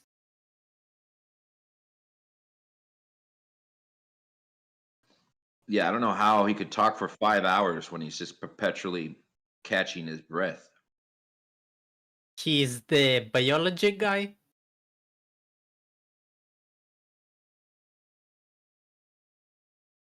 If I hear RNA one more time, I will shove a fork up to my eye. Right? Or the spoon here. I don't know. I usually run away when one of those talk. There is two guys that are fixed with RNA. Yeah, it's one thing to, talk and have people listen, but it's another thing to run people off.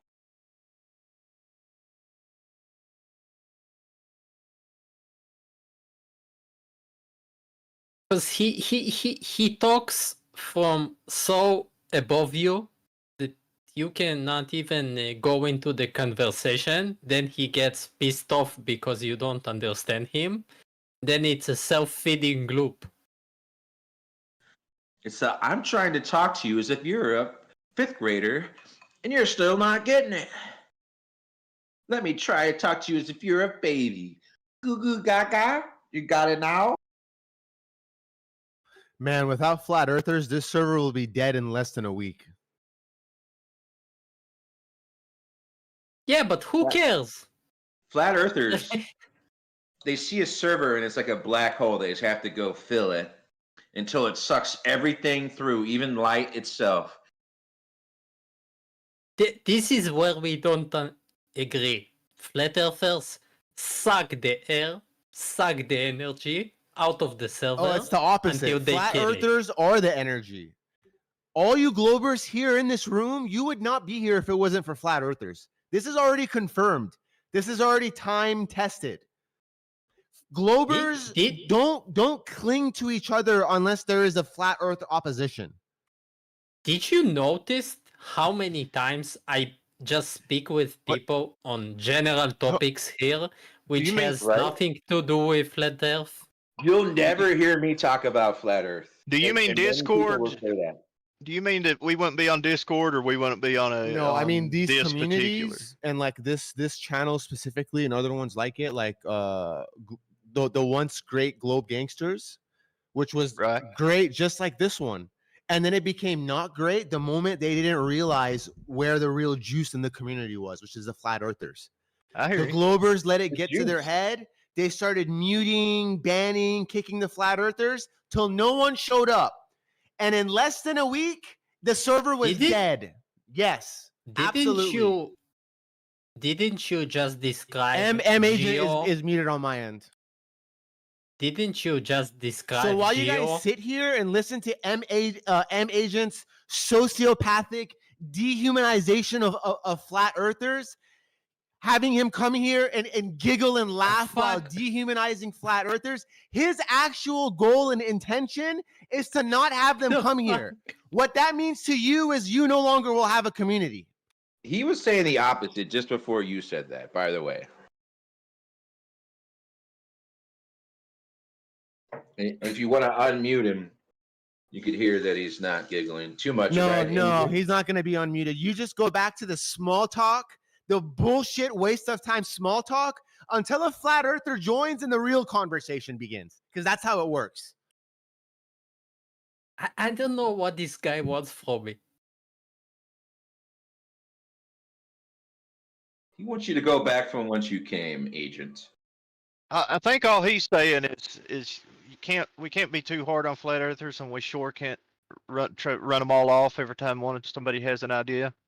Everybody can't dogpile on them because it will run everybody off. Is what he's. Well, I'm here because Cole's here. Yeah, but the irony of him muting me and complaining about that, I don't know what I do to flat earthers, is kind of. M agent. I happen to agree with Gatebreaker, whatever he's going by now. So whatever, not in the entirety, but the goal here should not be to demonize flat earthers. If that's what you want to do, right. So you think this him abusing me and muting me is okay. Yes, I do. As long as he's not over talking you and creating audio chaos, yes, I think it's okay. So you are free to not interact with him. Right.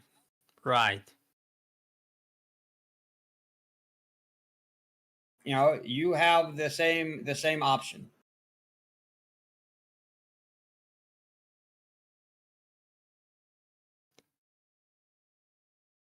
I didn't do shit. So why should I change what I did? I was talking to a guy before. We were talking on topic. Everything was fine. I was talking yesterday. It was fine. I don't know what the hell he wants from me. But okay, whatever. What was the last topic, Agent? We were talking about the first and the second law when it comes to the expansion of the Big Bang. Yeah.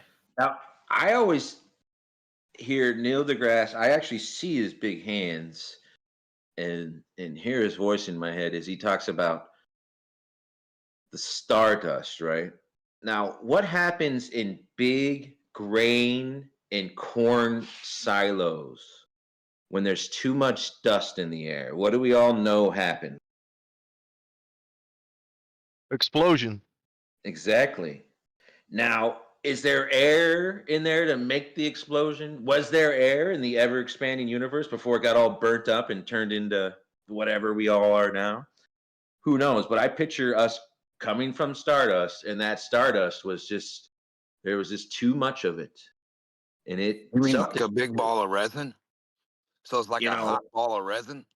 just a big old molten lava resin ball. God's Yeah. dropped I mean, it. that's what you're saying, a He Big goes- Bang, right? It burned his leg. He goes, fuck! This is the theory. Super small ball with highly dense whatever. Yeah. We're all stardust. We're just ashes to ashes. Do you like Neil deGrasse as a science communicator? Was that question towards me? Yeah, because you have his picture. Well, if Omnivore will allow, I'll answer any questions you have, Agent. If you first agree to answer my 10 yes/no questions. No, we don't have the time for 10 questions. Also, don't give me a question after I ask you a question. It's kind of silly. Oh, well, you don't get to ask me another question then. You can't answer 10 simple Is the yes/no Earth curve a questions. mountaintop, a hill, a cliff, a waterfall, a mud puddle, dirt in your backyard, a water slide, a snow slide, all the above, and horizontal water? Is that an Earth curve? You forgot an Wait, ocean bowl. Dumak. You need Dumak, you put an where is ocean the bowl in question? there. All of the above is Earth's curve. Is that a D?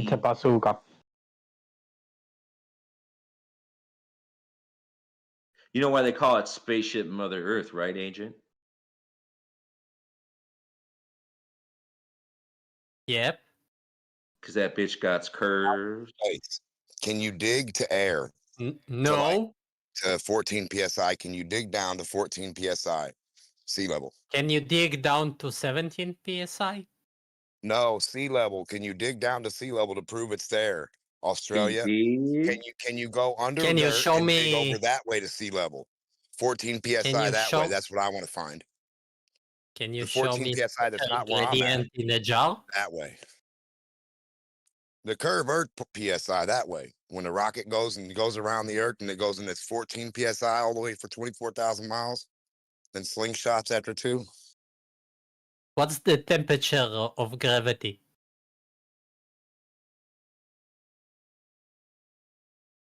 Duma, come on. What does gravity taste like? Stick your tongue out and find out. Dumak?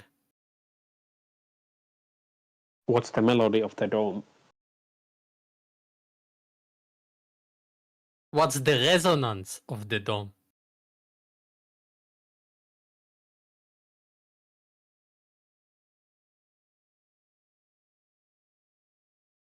Hey, D-Mock, does a bee buzz or does a bee fly?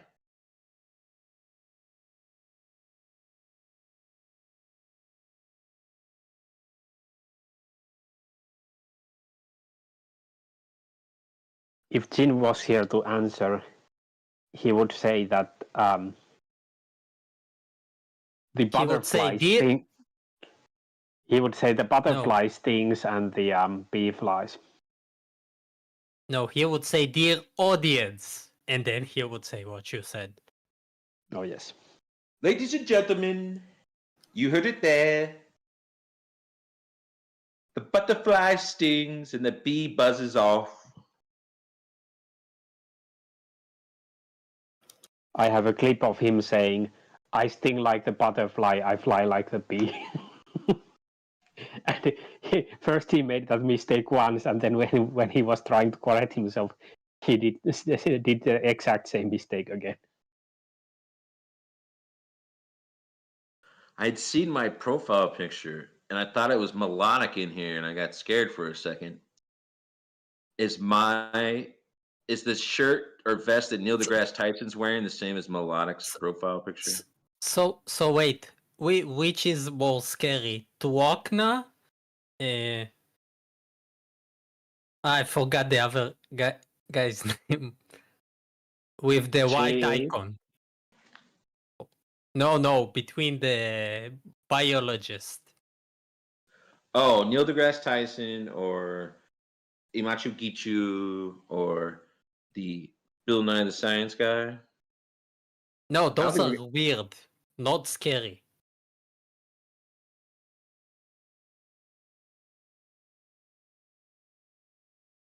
Bill Nye the Science Guy. Bill Nye the Science Guy.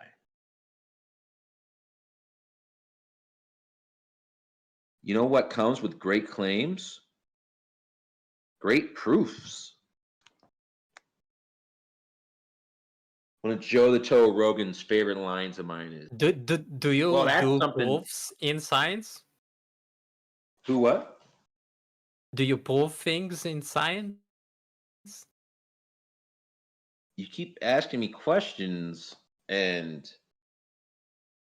well, this I don't understand what you're saying, but I'm not going to answer your question. I didn't give you allowance on OnlyFans. This is the reason you don't want to answer. Well, if you want the toe picks, I would suggest getting in there this week because it's all tippy toes only. There is a discount. I mean, promo them. Can you promo your Tyson OnlyFans? It's a promo code RFE 241. It's all capital letters. Professor Dave?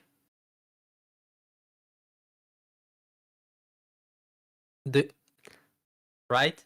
You like Professor Dave?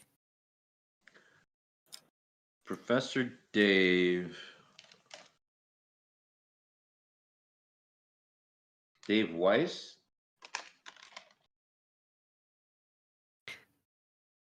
Did you ever think why almost all debunkers and the science communicators that are big are usually Dave something?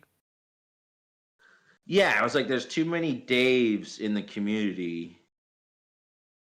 And, I don't think we could have too many Witsits, but I don't think we're going to get another one. How many Leos have you met in your life? Like the Zero. The new Pope Leo. How many Leos in real life? Eye to eye. Zero. Actually, zero. I've got to meet two. Two Leos. Ooh. In your whole life? Yeah, you remember when you meet a fucking Leo. Did you notice they made you answer a question? So I got a freebie. Yes. Oh. Now you said English is your third language? Yeah.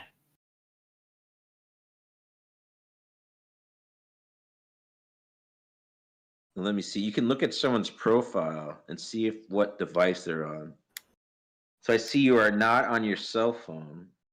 So would you consider yourself not AI if you were not on your cell phone? Can you describe the relation between AI and being on a certain device?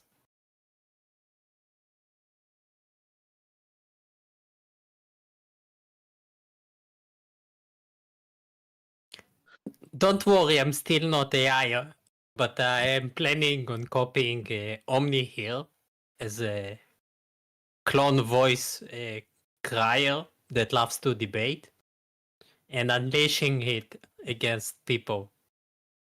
Well, I see we have a mutual friend, Olivia. Who? Yeah, go to her profile. Now we have a mutual AI friend. AI friends? Yeah, Priestess Olivia. Did you? How Do you do know you your? find?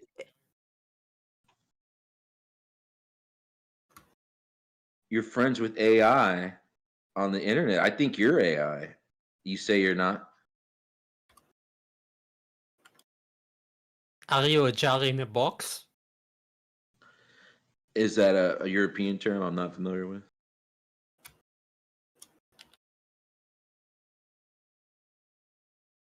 It is like brain in a jar, but more advanced. Oh, more advanced.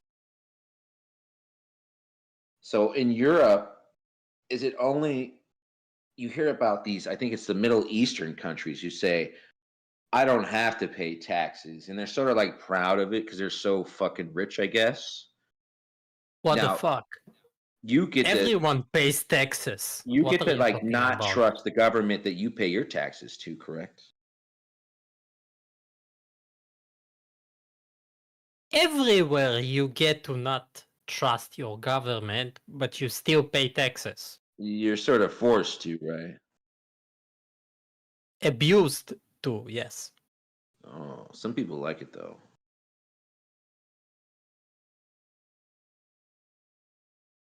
Well, we're on question number 5, and we're halfway through. Wait. I don't tricked you. even know how you check my threads. What if Because I I want told to you? check this AI you said and to kick it, but I don't know where to find it. What if I told you?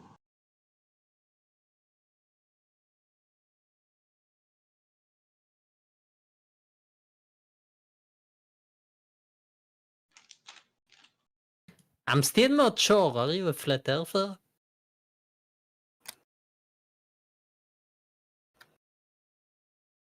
Are you ready for question number 5?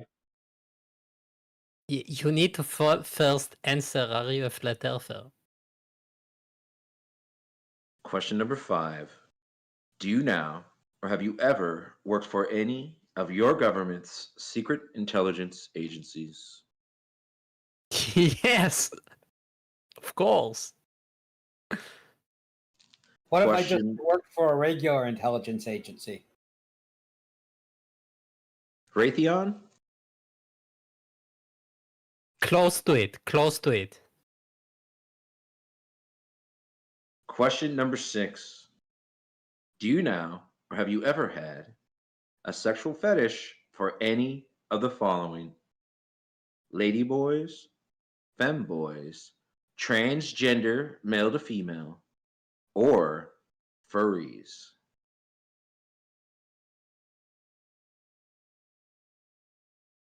Yes or no? I'm not sure which is which. You like them post-op or pre-op? You said a few terms that I'm not sure even. Red tape will, Red Do tape you here. know Look. this is on YouTube, right? And you know Yeah, that I'm that's why I BSing. use the term transgender, male to female. And you You know know what that that I'm is, right? BSing half of my answers, right?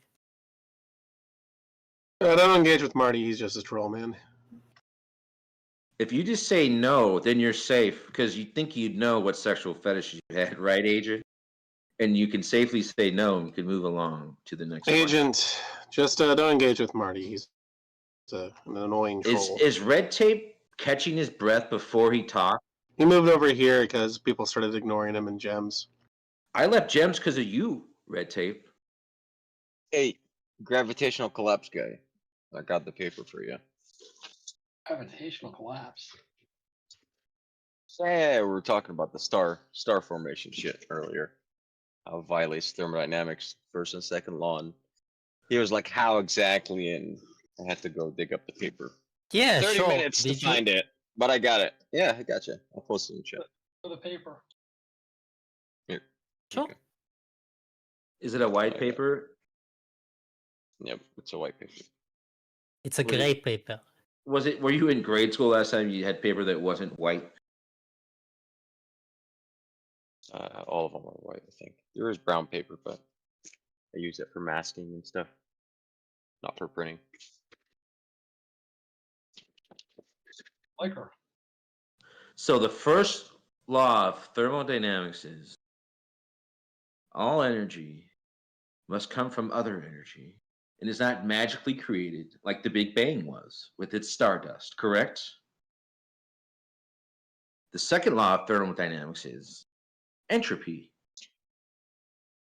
Entropy doesn't sound appealing to any globaling, but a flat earther maybe. The conveyance of energy of one matter or form into another form or into another matter. The ever-expanding universe is dark matter, which is nothing, and it doesn't matter. Yet, the second law, the very second one, the laws we make of the universe, and if the universe breaks this second law, will another Big Bang happen? I mean, the paper is pretty interesting due to smart professor and whatnot, so he speaks with their language. So I don't know. I would like the Omni and the other Globers to take a look and refute it mathematically. It'd be nice. Write an equivalent paper to refute it. Yeah. Yes, but I'm skimming through it, and yes, please. He's using the equations to explain the expansion. I don't see where it contradicts something, but I'm looking. Okay. But sure, that's help me to understand what are you looking in this paper. What doesn't make sense? I mean, read it and then you'll understand it. Then we can talk about it. I don't think I need to help you if you didn't read it, man. You just got it like 30 seconds ago or whatever. So give it a minute. Let it cook over. I got more to come, so that's okay. Did Scratching you the post the surface. paper somewhere? Oh yeah, I did, bro. I can tag you. I got you. I posted the link because I got really shitty internet. Just happy that you guys hear me. So I can post it again, and I get it. I got you.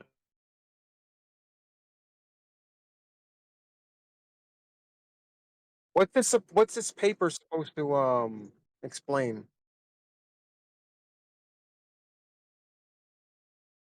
How the gravitational collapse of gases to form stars is a thermodynamics violation. Has nothing to do with the flat Earth or anything. I'm just talking cosmology here. Mainstream globe Earth, stuff that's not really. Not everybody's united on it, right? So that's Yeah, not actually. The explosion of the universe, the ever-expanding universe we're all in right now, that indeed flat disc shaped, has nothing to do with the flat Earth. So this says Vera.org is a preprint repository rather than a journal. Articles hosted may not have been verified by peer review and should be treated as preliminary. So, not even sure this has been Just take a verified. look. You can follow it paper by paper and whatever the peer review process means for you. Just read it. Does anyone else agree Instead with this of, paper though, or is this just a one-off you can thing? find these papers elsewhere, bro. Robotized papers, you can get them from the university who works at it, actually. So that's why it's not just on that website. You can look the dude up and get his papers from the uni or whatever. Check the peer review process, which journal it was published in. Whatever. Yeah, it's not peer reviewed. Makes it correct, right? If it's published in No, I mean anybody can. Science or Nature. Well, yeah, but you know, I got you. 1921, I got a paper from Scientific American about emission theory of light, that your eyeball emits photons, or a ray that moves, and the dude had a contraption. Look it up. Do we believe that shit today? No. So what the fuck? Yeah, it was published, but it's not true. Oh, yeah, as mainstream as it fucking comes. So what should Scientific American, like, go fuck yourself, like, you know. So It's what should okay. we take from this? What should we take from this then? Well, read. Take I am from this. reading it. Just read what different people or different scientists or different professors say, and then formulate your own theory or your own mind. I don't care. You could be globe earth or flat earth. It doesn't matter. I'm talking cosmology shit here. It's like it's not as settled as some people say. So, as a real flat earther, I see lights in the sky, right?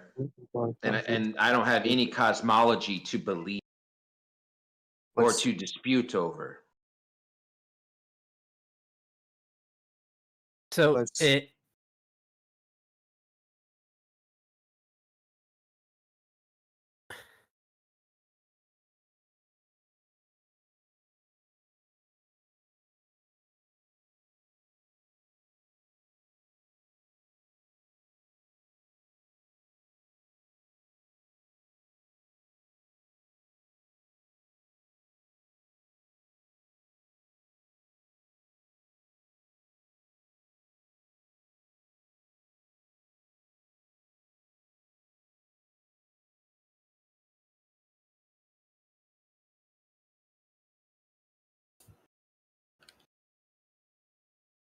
So the claims in this, Pierre Marie Robitaille, a known critic of mainstream astrophysics, his arguments against gravitational collapse,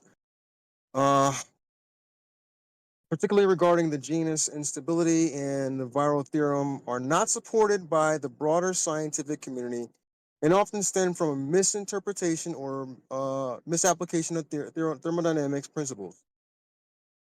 So, yeah.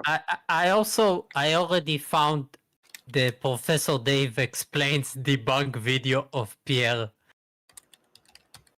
If you want to. But in That this was easy. paper, he doesn't actually says anything. Like, where is paper about this topic with such complication should be much longer than 3 pages.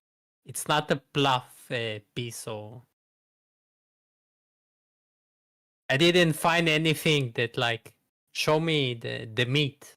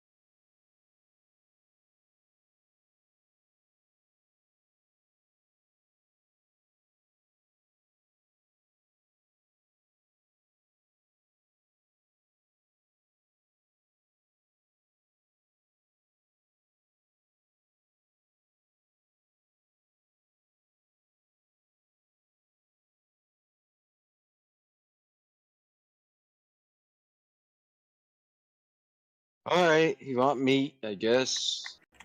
Paper's not long enough. Robotized not smart enough. It's like, all right. So I got I see what he's writing about here. I don't think this makes any sense. Well, I wouldn't say it doesn't make any sense. I think he's just absolutely wrong about whether or not the gas in gravity, undergoing gravitic attraction behaves I like think the other guy's right. Here. Here's a 23-page one. My bad. I should have started off with this one first. My bad. He's There you go. electric More universe meat, a guy. lot more meat. Oh, bro, listen, attack the argument. Please attack the paper, not the guy. I could give a shit if he lives in a dumpster. It don't matter to me. Electric universe. He's homeless. No, Yeah, that's attacking the person and not the argument. I could fuck about you wrote something interesting and I want to take a look as an open-minded guy. Right. Peer reviewed by me, dickhead. It's like, because you're gonna have to convince me. Like, yeah, that's right. Convince you, okay, but what's your basis for Yeah, like peer review. reading this article? You're my Discord. Listen, you're my Discord peer. You can review something, and I can review the same exact thing. You can agree, and I can disagree. So peer review doesn't really matter. Yeah, if it's your peers, so peer reviewed by peers, let's say, of your own like faculty, it's not good. Let's say I'm a flat earther. I write a paper on flat Earth. I give it to my flat Earth peers to review. It makes no fucking sense. Right? And then when I do it, some may agree, some may disagree. Right? So peer review process is kind of like whatever. Right. Opinionated. So the editor in chief of the magazine, anyways, the term. Sorry. Mic check. Okay. So he says in this instance, temperature becomes linked to the total kinetic energy of the enclosed system, where kinetic energy equals 3/2 NK sub GT, where N represents the total number of particles and K is Boltzmann's constant. Note that this expression does not address any contribution to the total kinetic energy which this enclosed system might gain if it were in motion relative to another object. So I think that he is treating star formation like it's a thermodynamically closed system.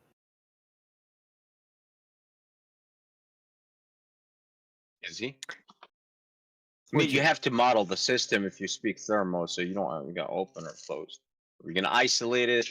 Theoretical shit, but fine. But whatever. But I'm just saying, if that's what he's doing, that would be a big problem. Because I mean, that doesn't, we don't think that makes any sense. But if you model as an open system, it's like, what are you exchanging mass with? Right. Space itself, like, shit gets weird. Well, he's also applying the viral theorem. So the viral theorem has nothing to do with viruses. It has to do.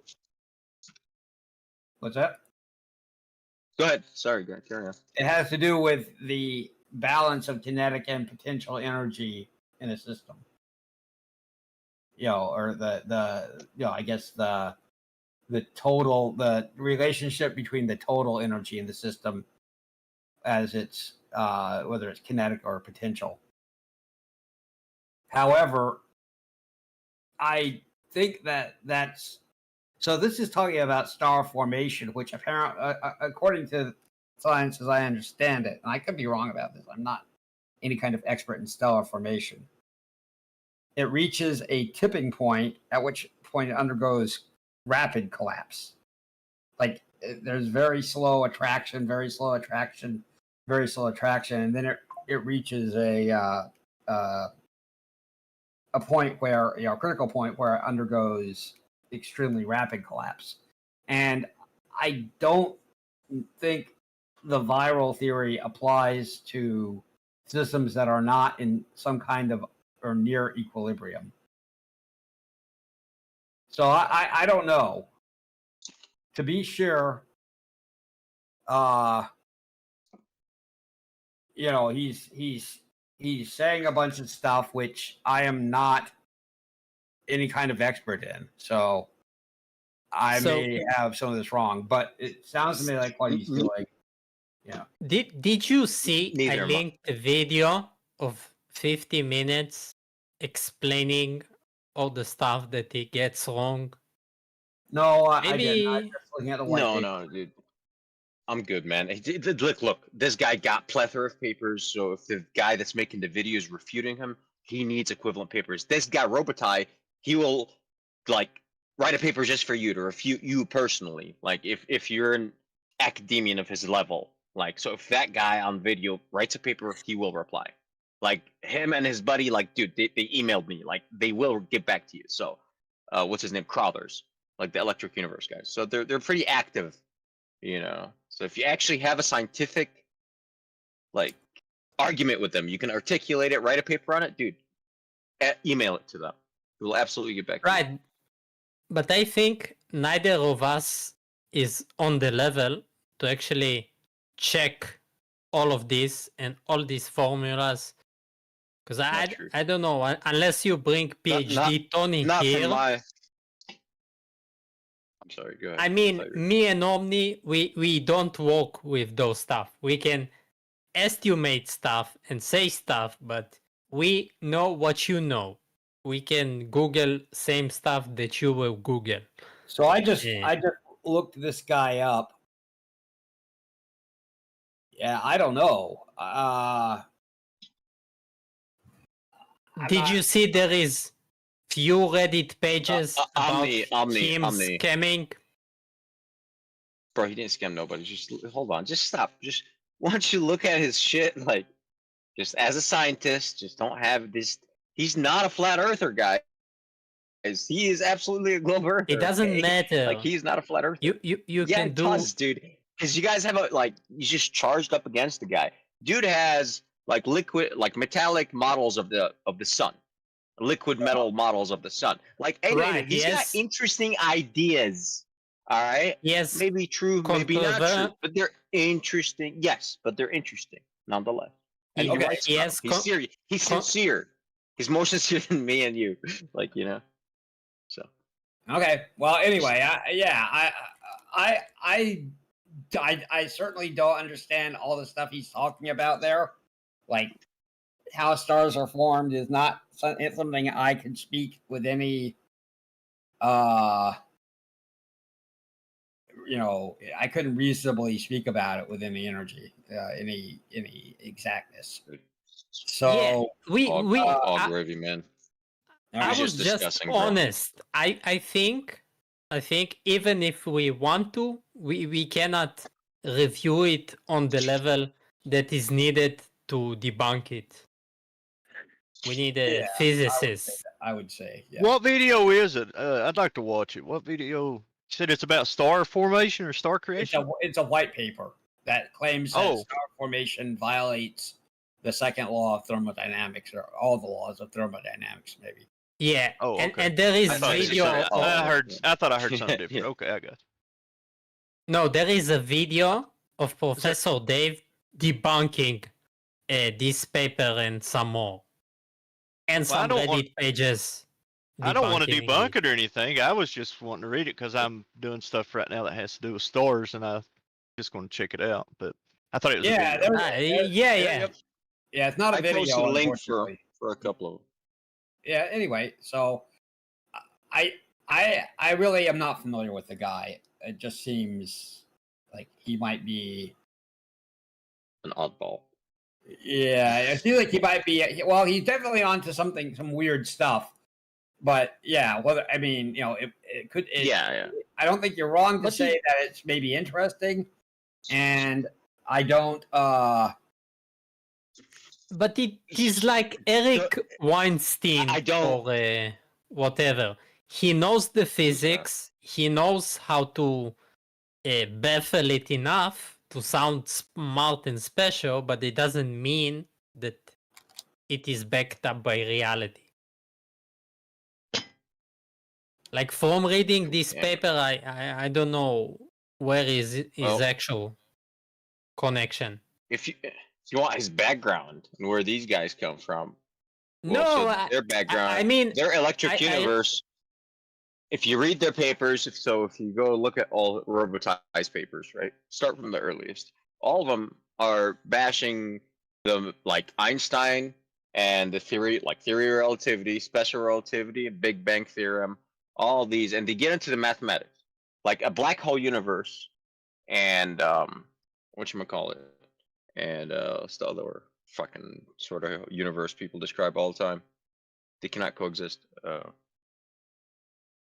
So I'm looking at this paper specific as a person that did 2 courses in thermodynamics, and I see logic jumps that I don't know where they're coming from or how they connected to the rest of the physics. Maybe because I don't know his original model and how is the sun different from what I'm reading, and I cannot connect why he assumes what he's assuming, because I need to read all the sources here, which he has a lot. And as you said, the longer paper, I need to actually sit for a few hours to tell you that I agree or don't agree. So I want to be honest about what I'm saying. And I truly appreciate that. That's all I wanted to show you. Like, there is actually, like, you wanted to meet, and you're fair. It's like, yeah, it's only 3 pages. You're right. Like, there you go. And he takes you back to Helmholtz and all that. So it's like, there's papers that are linked there, so you can read the other. It should take you a couple days. Did you link the longer version of this one? Oh, I did. Yeah, hold on. Let me repost it. Let's see. What's your name? Screen name. I can tag you. Asian? I'm Asian. Oh, wait. Gotcha. Well, this should be it. There you go.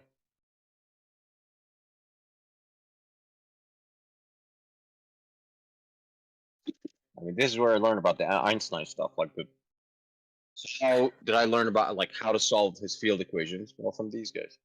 I was never really taught that. It wasn't my field. I never studied cosmology, but I did like on my own time. But from these guys, they were interesting. The electric universe guys, they walk you through the faulty mathematics, which other people don't.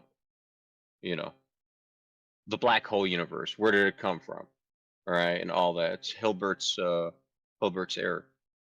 There's a page by MIT written on Hilbert's error, and now it's stuck around. Like, and I posted that shit to people all the time, and just black hole universe, like suck a dick. It's like it's a mathematical error, dude. And Hilbert, the Hilbert solution, which is the Schwarzschild solution, which is a black hole universe. The mathematical solution to the Einstein field equation. It's an incorrect solution. I'm sure when Professor Parks or PhD Tony will be here, they will be more into explaining those stuff. The problem is if you follow the Electric Universe guys, I mean, do you think that they're necessarily right about No. what you're looking at?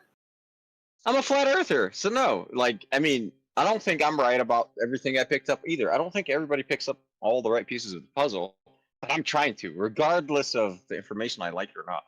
So I went against, man, I used to pair Einstein and all this shit. I studied mechanical engineering. I had nothing to do with fucking Einstein. But then, after learning, Einstein this, Einstein that, you dig into it, I came across the Electric Universe guys. And they're the ones that actually taught me the math. Like, walk me through it, and it is absolutely faulty. It's like, no, you can't do that. Fuck. So it's like, are you? What I mean, what if you're wrong about that? What if these people are steering you wrong? Sure, but then I'm saying MIT is wrong because when they have a paper, if you Google Hilbert's error, MIT, it's either Stanford or MIT. Then you're going against everybody in the mainstream establishment. I'm not that smart personally. I can't go against all these and all these guys understand that it is a mathematical error by Hilbert's solution to Einstein's equations. So it's like if they admit it, okay, then the electric universe guys absolutely got that correct. Where a Big Bang universe and a black hole universe cannot coexist, according to Einstein. They cannot simultaneously coexist. It's both of them are different solutions to the equation. You can't get both when you solve. You either get a black hole, which is Hilbert's, or you get a Big Bang, or well, you have to define these terms anyways, because you got different types of Big Bang universes. You got rotating, non-rotating, charged. It's like you actually have to define these terms before you start solving. So otherwise, what the fuck are you solving for? So you kind of have to pick your universe already. You know what I like about this? Okay. Well. I just want to say, because electric universe is harder to debunk. Therefore, it pulls more people easily. You understand where I'm going? Yeah, it's yeah, not it's good though. It's not. It is interesting and a challenge for yourself to. It is. And for me, they debunked Einstein for me, and Hawking's and all the Big Bang stuff. So Lemaitre and his theory. So it's like okay, and I'm not saying they have the correct theory either, but I knew since then that the cosmology is incorrect. And I had no clue flat Earth was a thing. Way 10 years later, I discovered about flat Earth. But okay, well, it was never on my mind. I'm not that familiar with it, but I think that you may be giving these guys too much credibility. Oh, hey, one day we can set a date. Just give me some time though, man. I'm a little bit busy and all that. And got shit internet. I'll do a presentation. I'll set up a PowerPoint. I'm extremely rusty on this stuff. This was when I was studying. This was 2009, 2010. So it's been a minute. So I can go back, review my stuff. Then we hash Einstein and gravity immediately, right? We're not gonna play this boat sailing over the horizon bullshit. We're gonna jump into the cosmology and fuck Einstein how he's wrong right off the bat. And by doing that, everybody has to update their scientific terms. When you speak about a Big Bang universe, you got to define it. When you speak about a black hole universe, you got to define it. Is it rotating, non-rotating, expanding, non-expanding, charged or non-charged? All these have to be defined in Einstein's equation. But everybody just throws out these terms willy-nilly. Oh, it's a Big Bang universe. What kind of Big Bang, bro? Which one? What do you mean? There's different types? Absolutely. Absolutely. According to the theory, absolutely. So shit like that. But absolutely, we can do a presentation on that because I was very strong. This I can easily explain to anybody, simple mathematics. It's not hard. We just fold out the tensors of Einstein and all that shit and just explain the terms, and everybody will catch up to Einstein on the same page. Okay, all right. So God willing, we'll set a date. We'll set a date to that. Are you sure? That way it's proper, Wait, can you explain how math works with you being a flat earther? Oh, I love math, bro. What do you mean? I really like math. I don't like I prefer geometry and trigonometry. I taught geometry and trig. I don't like mathematics such as calculus. Too dry. I do like calculus 3 because 3-dimensional and there's a lot of graphs. So if it's visual and graphy, I like it. If it's dry in mathematics, I don't like it.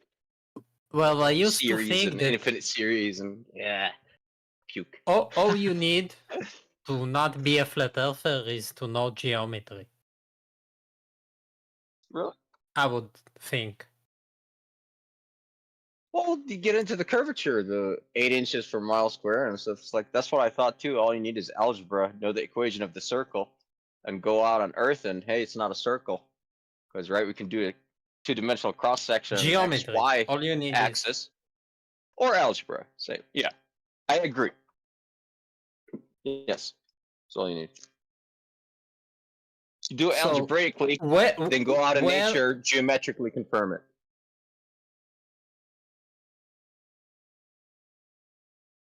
So where are you disagreeing with geometry that makes you believe that the Earth is flat? Oh, personally, I have an observation of an island 69 miles away from the shore, California, and with the naked eye, and I even took a picture with the cell phone. And I shouldn't be able to say I did all the we got all the buoy temperature data, air data, all that. And yeah, I shouldn't be able to see what I saw. So, see a little bit too far, buddy, geometrically. I don't know how that works, but refraction included that. Nah, nope. 69 miles away on the shore, naked eyes. So, correct. You can't see this every day, though. And that's the thing. The conditions have to be correct. And it's like, what the fuck? Like, for me, it still boggles my mind that this doesn't happen every day. But just because it had, like, man, it can't fucking refract that much. Like, okay, not that much, but when it does, it's just crisp and in view. It's like, how in the world? So, there is something else. There's some other stuff. I don't know what's going on with optics. Like, there's no way, of course, I understand everything going on there. But it's not just refraction. There's some other something. This observation was the correct altitude of the observer represented. Yeah, I corrected. Yep. Correct. Okay. I was at 150 feet elevation, and I checked the elevation of the mountain, something mountain islands off of the coast of California, San Diego. I was in San Diego, so off of that coast, military base. Forgot what it's called.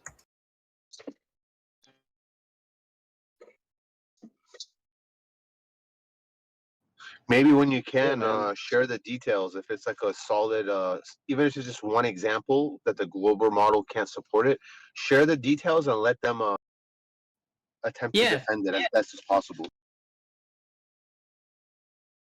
Yeah. I was down there for work, and it was just an accidental capture because guy lives there, and he's like, "Oh yeah, when it's right, you can see the entire all the island." I was like, "Really?" So, and yeah, when the conditions were right, I was able to see the whole thing. It was pretty cool. But if you really want to, I don't know, to reconfirm for yourself, you can always repeat it and do the calculation for another place and check if you see beyond the curve. So, judging from how many days I was there and how many days I was able to see it, look, I'm gonna camp there the whole year because some weeks will go by and not one day you'd be able to see it, and then just boom. And it'll be the same conditions. Like if you check the weather conditions, everything is the same. It's clear and all that. Temperature is very similar. Water temp, same thing. You can't see it, but then when you can see all of it. And it's like, all right, what's going on here? But it's interesting. And with the naked eye, man, it's not.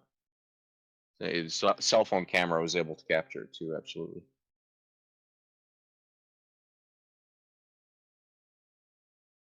For me, the end all be all is forced align, like Brian Mullins, which is the rectilineator from the 1800s. Done again. Hopefully we don't get concave results. That's just not good. Wait, did someone do force the line? I thought Yes. nobody. Yeah. Yes, they did. Oh, they did. The problem is, man, they were using wooden beams and shit. 1800s called the rectilineator. Yes, they did, and they got concave. So for me, there's two. Concave Earth has two good points. I'm not a concave Earth, but the Tamarack mine, the plumb bobs that they dropped down the Tamarack mine shafts, they showed diverging plumb bobs. There's people saying, "Oh, it was wind and all that," but the other guys are saying, "No, there wasn't." So it's like, so that shows concave, and then the rectilineator from the 1800s also shows concave, which is like, I'm still not a concave Earth. Right, but not convinced yet. But for that example, Why do we have only one story like that and we cannot recreate this observation? I think it's just funding, man. Funding and like seriousness. Yeah, those guys in the 1800s, they set up to do it and they did it. I think it was like the railroad guys or somebody. I'm not sure who funded it, but the funding came from somewhere. So following the funding is The you guys who do did the need money rectilinear? to build a contraption. Yeah. I think it was like a break off religious group. The concavers would know more. I don't know specifically, but it was like I want to say like a cult, but like a church or something. Oh, okay. But So religious, like my establishment. point is, Interesting. That's it. That's super interesting. If something works, you should be able to recreate it. Because we recreate the measurements of the curve endlessly all the time. So I would rather believe those measurements than one-time hit. You understand? If I may, Sure, can I just ask, sure. what was your observation, my friend? You said it was 50 meters and you got 67 miles or something. Was that it? Off California?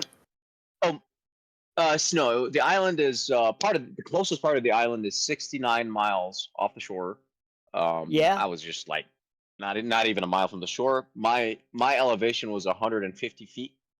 Right, which is And about 50 meters. I was Okay. able to see just about the entirety of the island. There's a mountain. There's a large mountain on the island. I can clearly see the bottom of the mountain.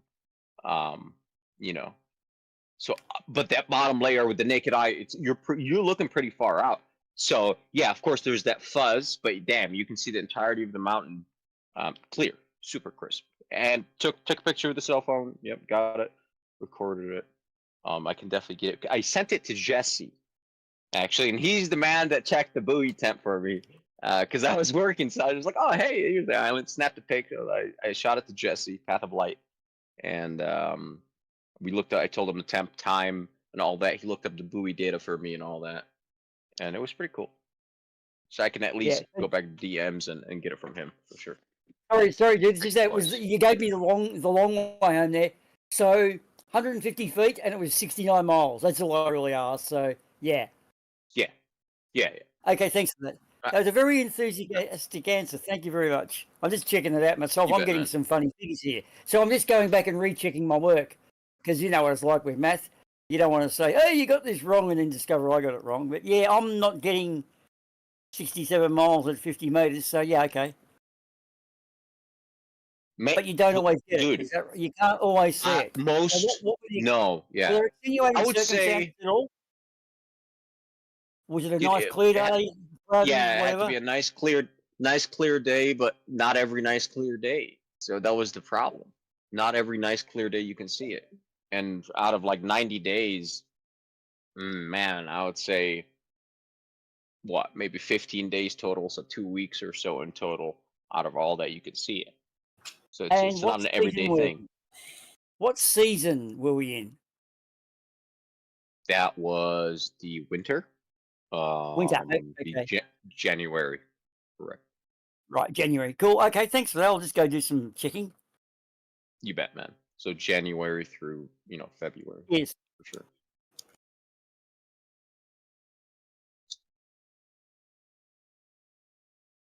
I think San Clemente Island, if I'm not mistaken. That name just rings a bell. So you want to check the Google Maps and all that. You get the elevation. I was just gonna go to the island and then do a 69-meter line to the coast. Okay, yep, cool, fair enough. Thank you. Or the observation point. Do you remember that or not? Yeah. It was in Carlsbad, California. Carlsbad, where the motocross track is. Excellent. That's an easy one to remember. Beautiful. Yeah. Just right behind the highway. I think the I-5. You'll see it runs pretty close to the coast right there, right on the coast. That was right Excellent. behind the highway in those hills. And my elevation, according to everything, maps and altimeter and all that shit, 150 feet. 150 feet. It was a little bit less, 140 and change, but bumped it up a couple more right now. Yeah. Round up. Right. And Nick Carlsbad, so that makes it sort of, would you call it elevated desert conditions? Is that what you would say? Like, as an individual idiosyncrasy of the place? Elevated desert, yeah? Or is it a bad call? It was really rainy that season, actually, when I was there. It was insane. It flooded in a lot of places, but yeah, it's got like a desert for sure, dry desert climate, absolutely. And you can see that according to the person who lives there. Yeah, you can see the island during the summer and stuff. So I have not personally. It was the winter season again. Great place in the world. In fact, I think Hollywood went there to get as far as they could away from Thomas Edison to stop them suing him. And I think they lucked out, didn't they? Picking California. I didn't know that. That's interesting. That's what I heard. I read somewhere. Apparently, Thomas Edison, although he was a great inventor, he was also a great courtman. He used to take you to court for doing anything that looked remotely like anything of his. So everyone said, let's just get away from here. And they went and did Hollywood. And that's kind of, the rest is history. And I'm sure they all made a lot of money and lived happily ever after. I think he's the one that invented the video camera, so I'm sure he wanted royalties from these guys. I think it was more to do with the TV screen. What was the old vacuum tube that we no longer touch? I think the vacuum tube that worked wasn't his, but he had a silver-based one or something that was a cadmium something. It was all the chemistry anyway. Yeah, no, it was. There was a lot of things though, but Edison had lots of inventions. So pretty much anything you invented, he would challenge you on and make you disprove him. So everyone said, "Oh, God, you're making it tough." Yeah. In fact, although he was a great inventor, he probably stifled a lot of clever American inventors because you had some real brains trusts over there back then. Everyone was doing lots of shit with everything. Clever dudes, man. Dude, I think at that time, the smartest people ever, I think, lived around that time. It's crazy. I think it had the opportunity because basically what happened there, you invented, what was it? Oil in Texas, electricity, and how to extrude steel, all within about 40 years of each other. And those sort of technological advances back then were like world beaters. He had Carnegie with the steel. Yeah, the beam, I think. It created the beam, therefore the high rise, therefore blah, blah, blah. Yeah, what do you call it? Butterfly effect. And oil, that's always a good thing. And the railroad guys made a killing, Yeah. by the way. Could you imagine what it would have been like being 19th century and going to an electric town where there's all these lights like night is now day? You'd be like, holy shit, this is the future. This is like outer space. Right.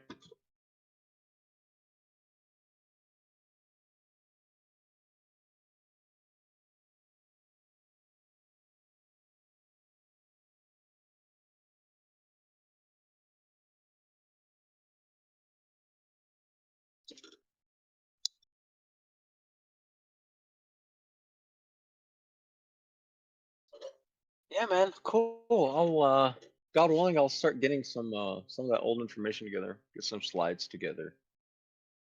Then Agent can holler at me with his. He needed scientific backup.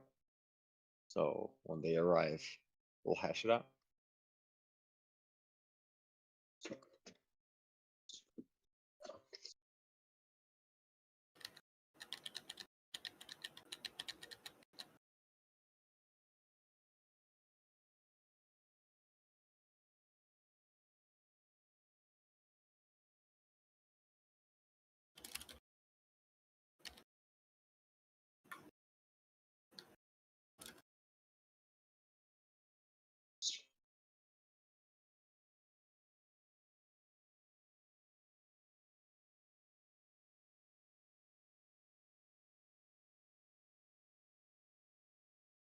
You can also do about your flat Earth understanding and claims. I'm sure the guys here will be happy to talk over the calculations stuff.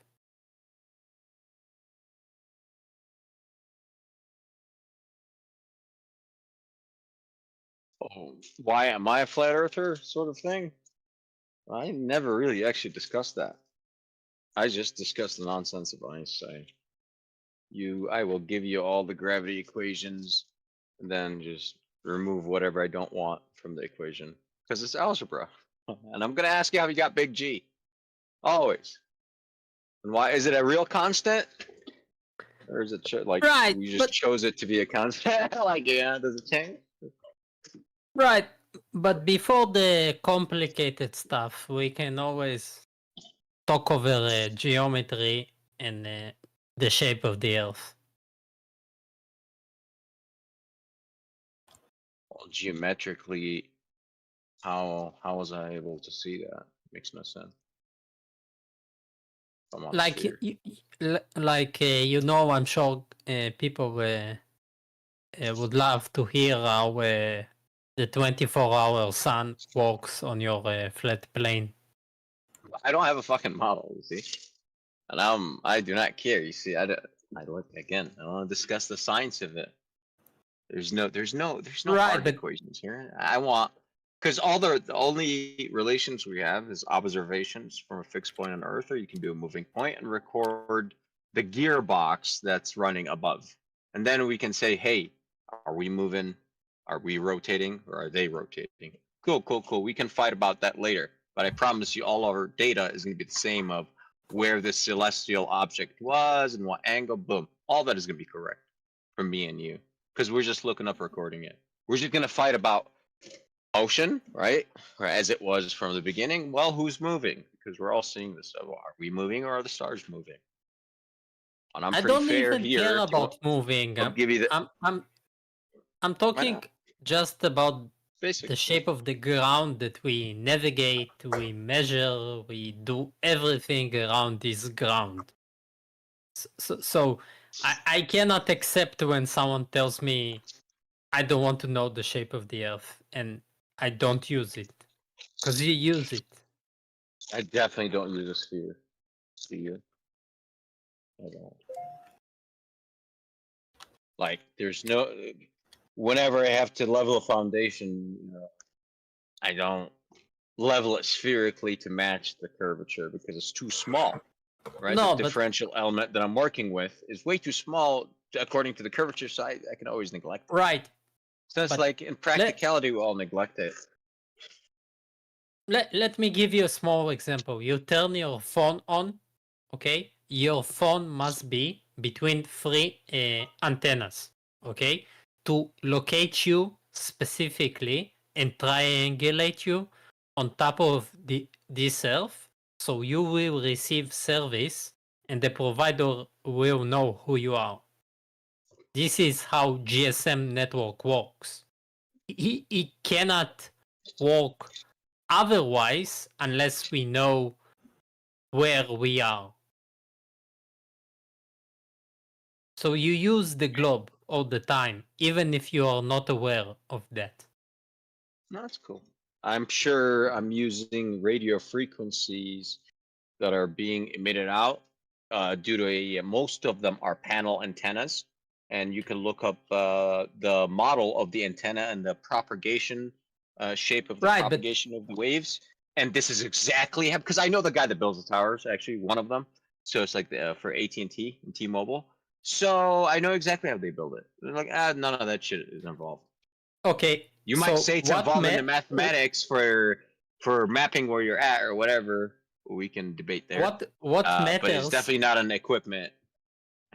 What matters in my example is the distance of you to 3 points, not 2 points, 3 points, because you're on top of a ball.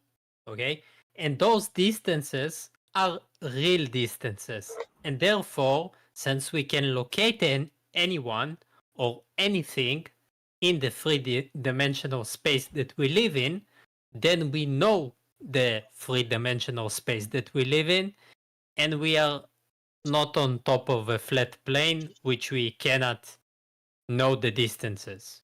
This was So my claim. Are you mapping like the topography of Earth with your cell phone and your GPS data, or your cell tower data? You know how there is a protocol that is called IP7? No, it's out of my wheelhouse. IP? So You there can is explain to me. a communication protocol, okay, for the GSM network, which the way it is built, it must know your location and triangulate you between 3 points. And unless it knows your real location, it cannot provide you a service. It doesn't matter right now that the antennas, how they work or how they found you. What matters is they really know in an error of margin of a few meters where you are. Okay, and if we take two examples and we locate those 3 antennas on top of another flat plane, we would receive different distances. And therefore, I can say, because I used to look at the code that is relevant with those type of communication, you can only be in one place on top of one shape for this to work. But any example, even if you want to drive somewhere, you use the knowledge of the maps of the globe. If you didn't, you wouldn't reach where you want to drive. Stuff like that. I heard that story before. I'm aware. But so I want to go back to this data that you're receiving from the cell phone. So you get this XYZ, right? Plot, or what do you get?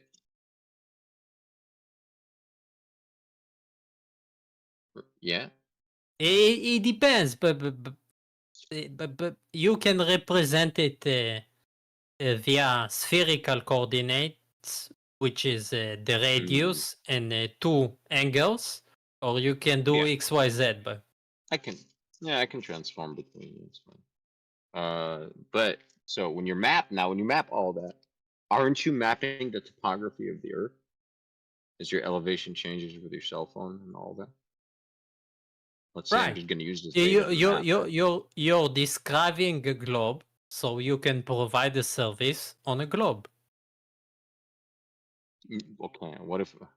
Okay, but let's say if I choose to draw it not on a spherical path, if I draw this information, if I plot it on an XY plot, what would I get? So I wouldn't know Just what to gonna do do a with the cross-section. minus value. I wouldn't know what to do with the minus value because we have, right, east to west, south to north, okay, from the center, and we have a minus value for okay, the coordinates. We got them on minus, which means the south. So if you're right yeah, minus. Okay, positive like north. It could east it positive. could work. It could work if it was half a ball, okay? But since I have a minus value, which is below the equator, I don't know how to otherwise translate this information. Like, I cannot fake. I see. Because each the, point... the information is XYZ, right? But each point has only 1-to-1 value in reality. Like, I cannot create a point or let's say 2 points on a flat plane which represent a place that doesn't exist. It's not like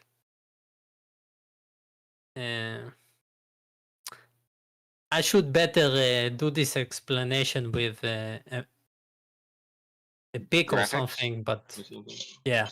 Yeah, I know. Like you said you wanted simple stuff, but you see how none of it is never simple. It's like you do. Well, can I just chime in? I don't think he means XYZ when he said 3 point, because between 3 cell towers you'll get the ping time. So if you get a ping of say 40, 40, and 40, you know you're dead center of those 3 node points.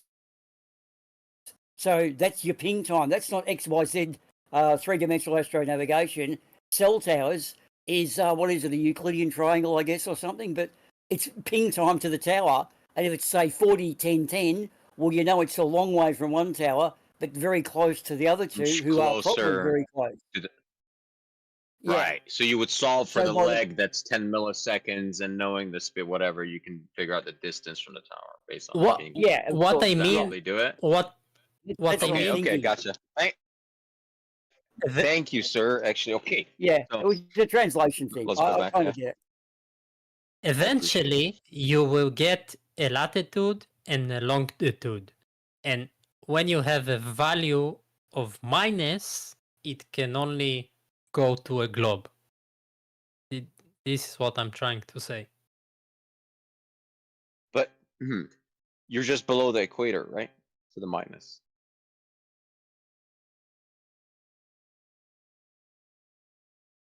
I need No. a.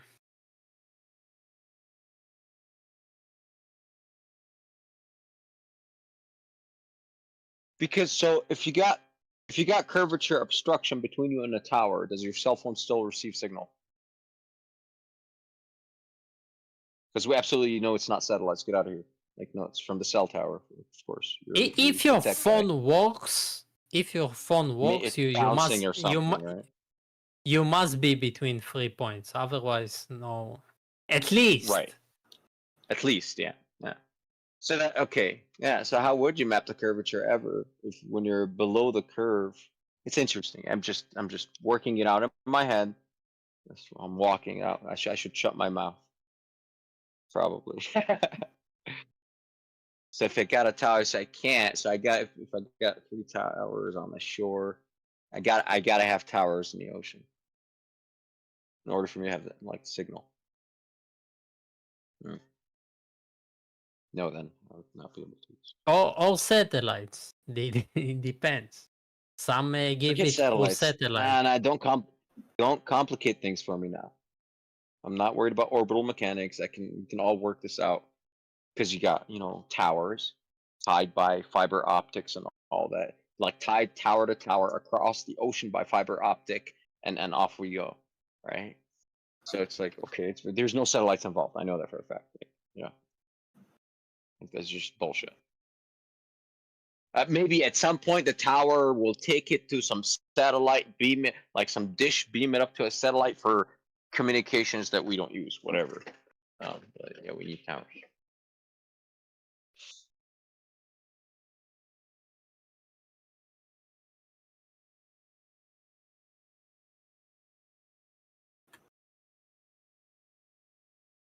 See, I don't want so the minus value, like, nah. So if I'm at the same location, let's say between 3 towers, and I dig a hole straight down, a couple of miles, you're still gonna know that. Are you gonna know my elevation?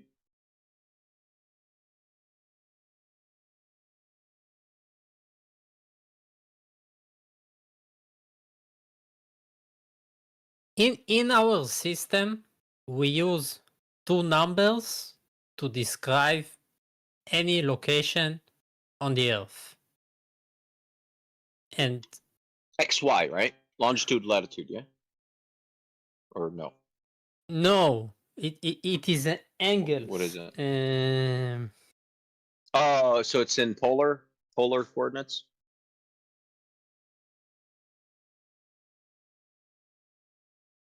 It's the radius from the center and the angles. Polar coordinates, yeah.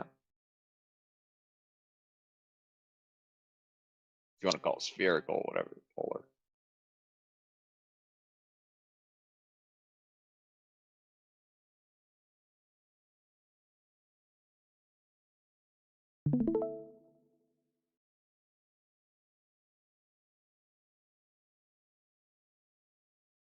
I can't watch your stream. I don't have internet. I'm sorry. I only have voice capability right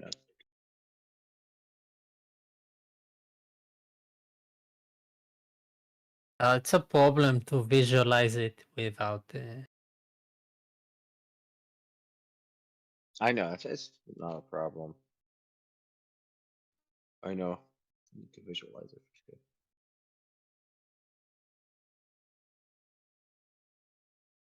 like we go to the center. Let's imagine the center of the ball,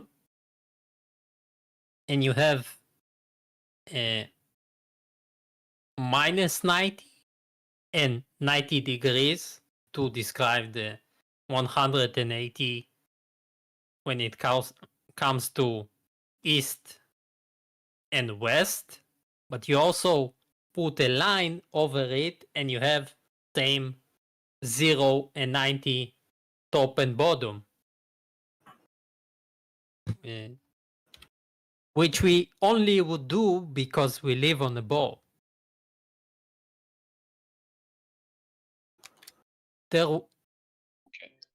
Like we didn't need longitude if we didn't live on a ball.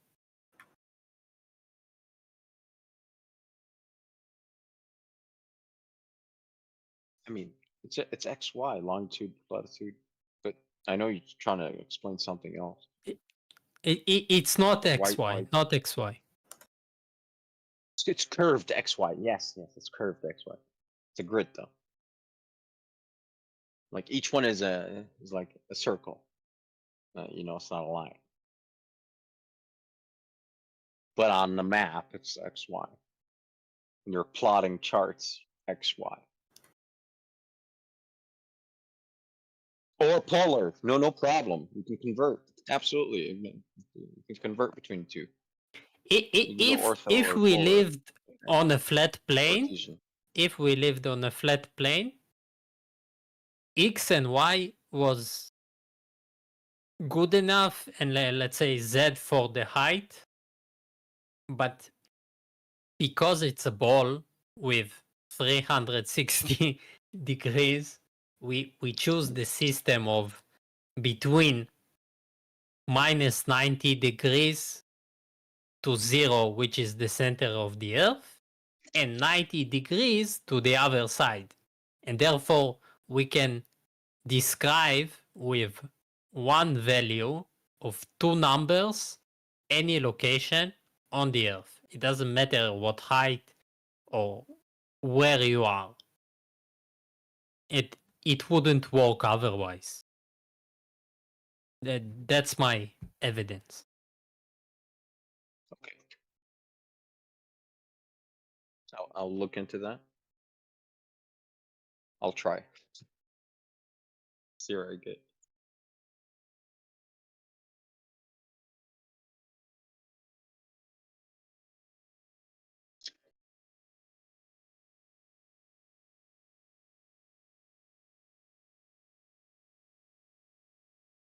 But did you account for length contraction between the towers?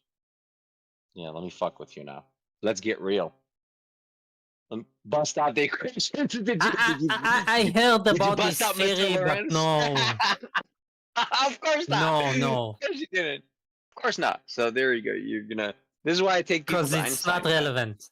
Because I know it's not this relevant, is but I have to bring it in. I have to bring it in. Why not? Because I don't like it. But this is horrible misuse of Lorentz contraction. But I hate it. Why? It's great use of Lorentz contraction. Great. Did you account for the shrinkage in between the towers? Let's go, man.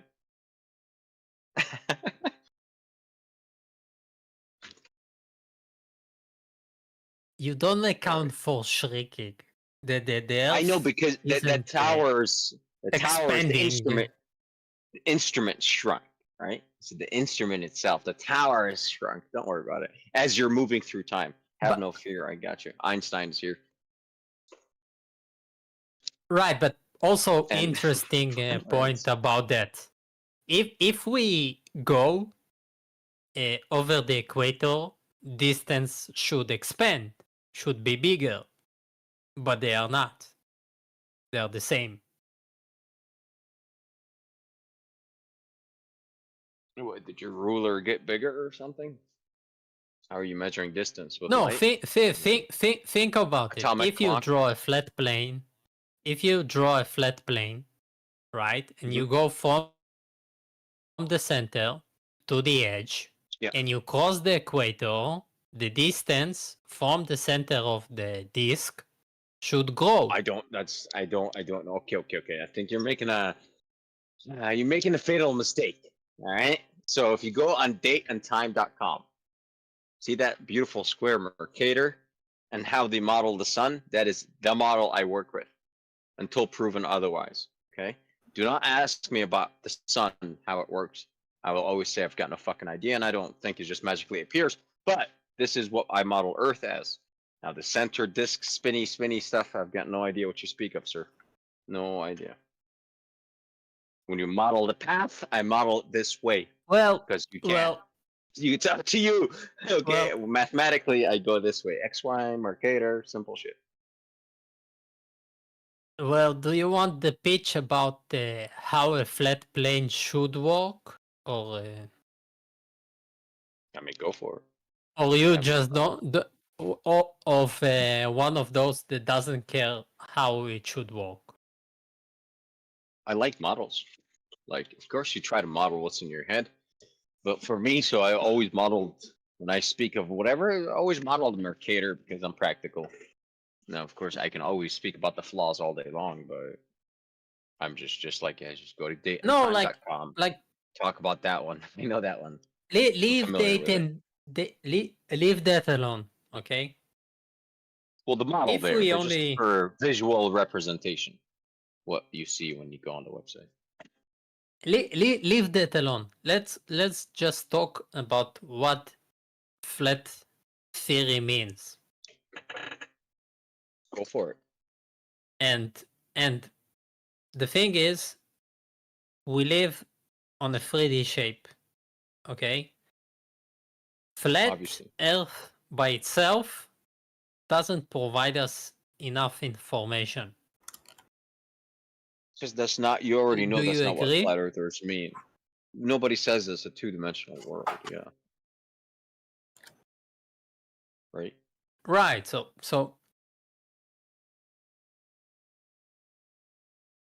you as a flat earther, you still need to pick any shape to make a claim.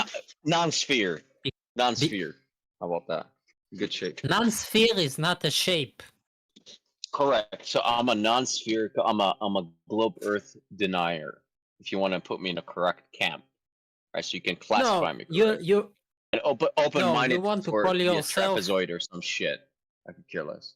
You want to call yourself a true Earth or something like that. No, I like science. Whatever it may be, cool. But globe Earth denier for sure. But do I have to pick a shape? I don't know the shape. It's got topography.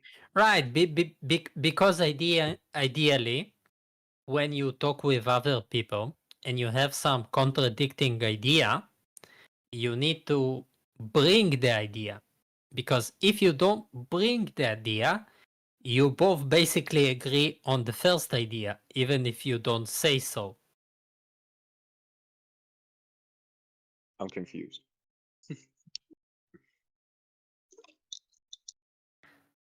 Let's say we are both talking about which president is best to get elected. And I say Trump, but you say non-Trump. And there is no non-Trump. You need to name the name of the specific guy to be in the category of discussing, of making the discussion. Vote, yeah, for voting. Okay, I'm not voting. If that's the case. No, I get it. my metaphor, vote?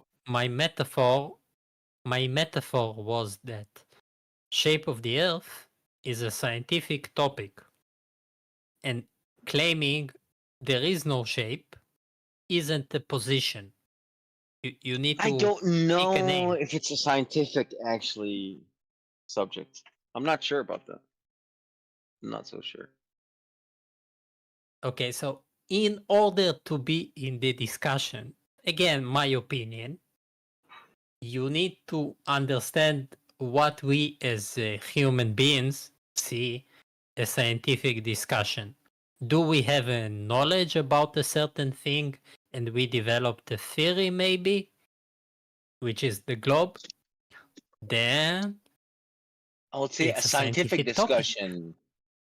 No, I would say by definition, a scientific topic would have to establish the cause and effect relationship between something. So, and you got to have an experiment set up. Otherwise, it's a colloquial theory. If it's a scientific theory, it has to be backed up by an experiment. Has to be. That is what mainstream regards as science. That's why shape and measurement is not a cause and effect relationship.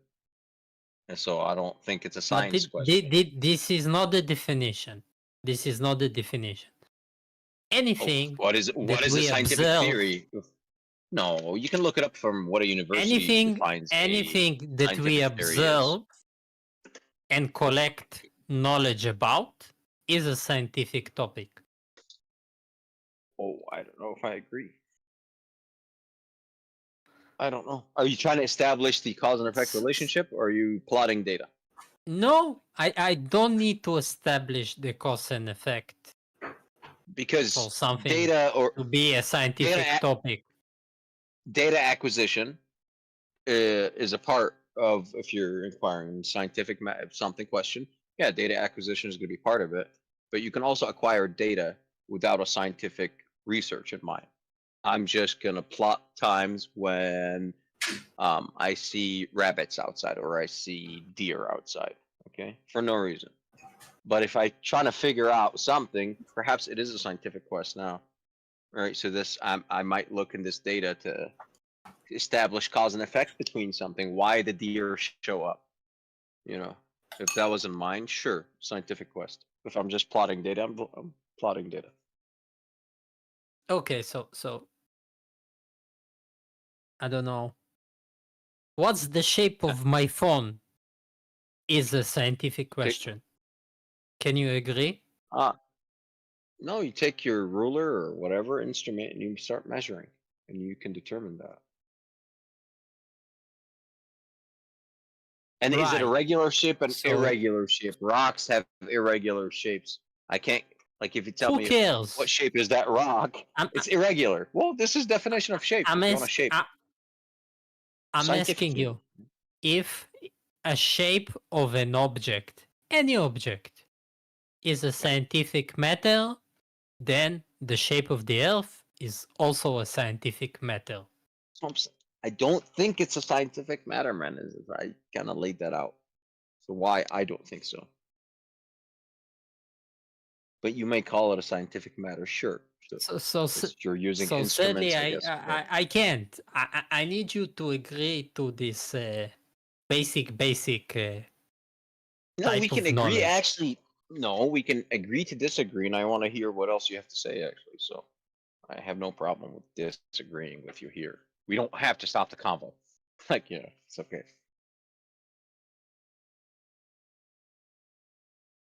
Like, man, why does something melt or whatever? All these are scientific questions. Why? But I don't know. If you're just observing a boat sail and you're just plotting its path, and you're plotting its path, it's that. If he was part of a deeper quest, like I said, yeah, no, you're gonna explain to me then why are you plotting your path or the path of that boat? Oh, you know, because X, Y, and Z, I'm trying to figure out this and that. If there's a cause and effect relationship, then it's a scientific question. And to actually be a scientific theory, you know, it has to be backed by an experiment. Oh, well, maybe it's this. Maybe it's heat that caused water to boil. Let's experiment. Oh no, maybe it was pressure. That's the other guy, right? Yeah, maybe. They're both right. Yeah, you're both right.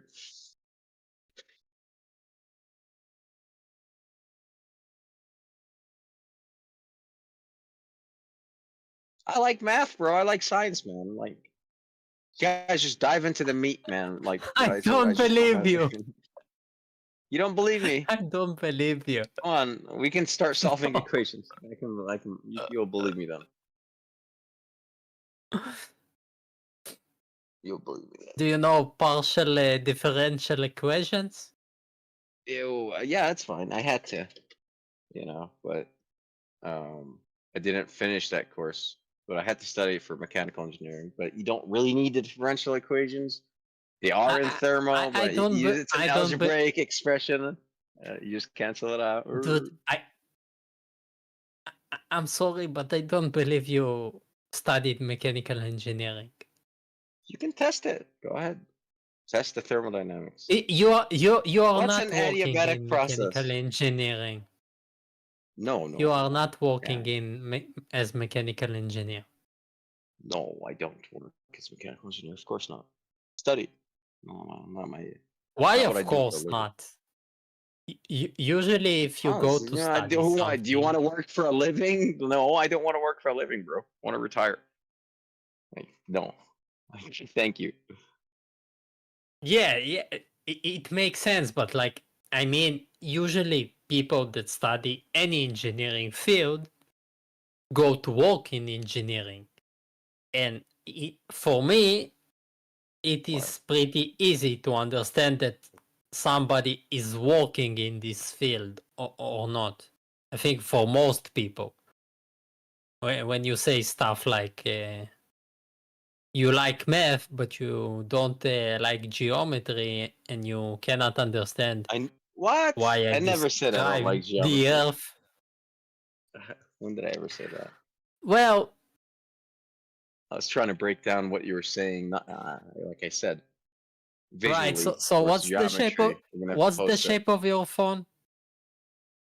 It is seems to be rectangular prism. What is Correct. rectangular prism? You're gonna have to look that up now. I answered correctly. It's definitely not a rectangle. No, I'm looking for a 3D shape name. That is not a that's why I 2D said prism. shape name. Prism cannot be a 2D.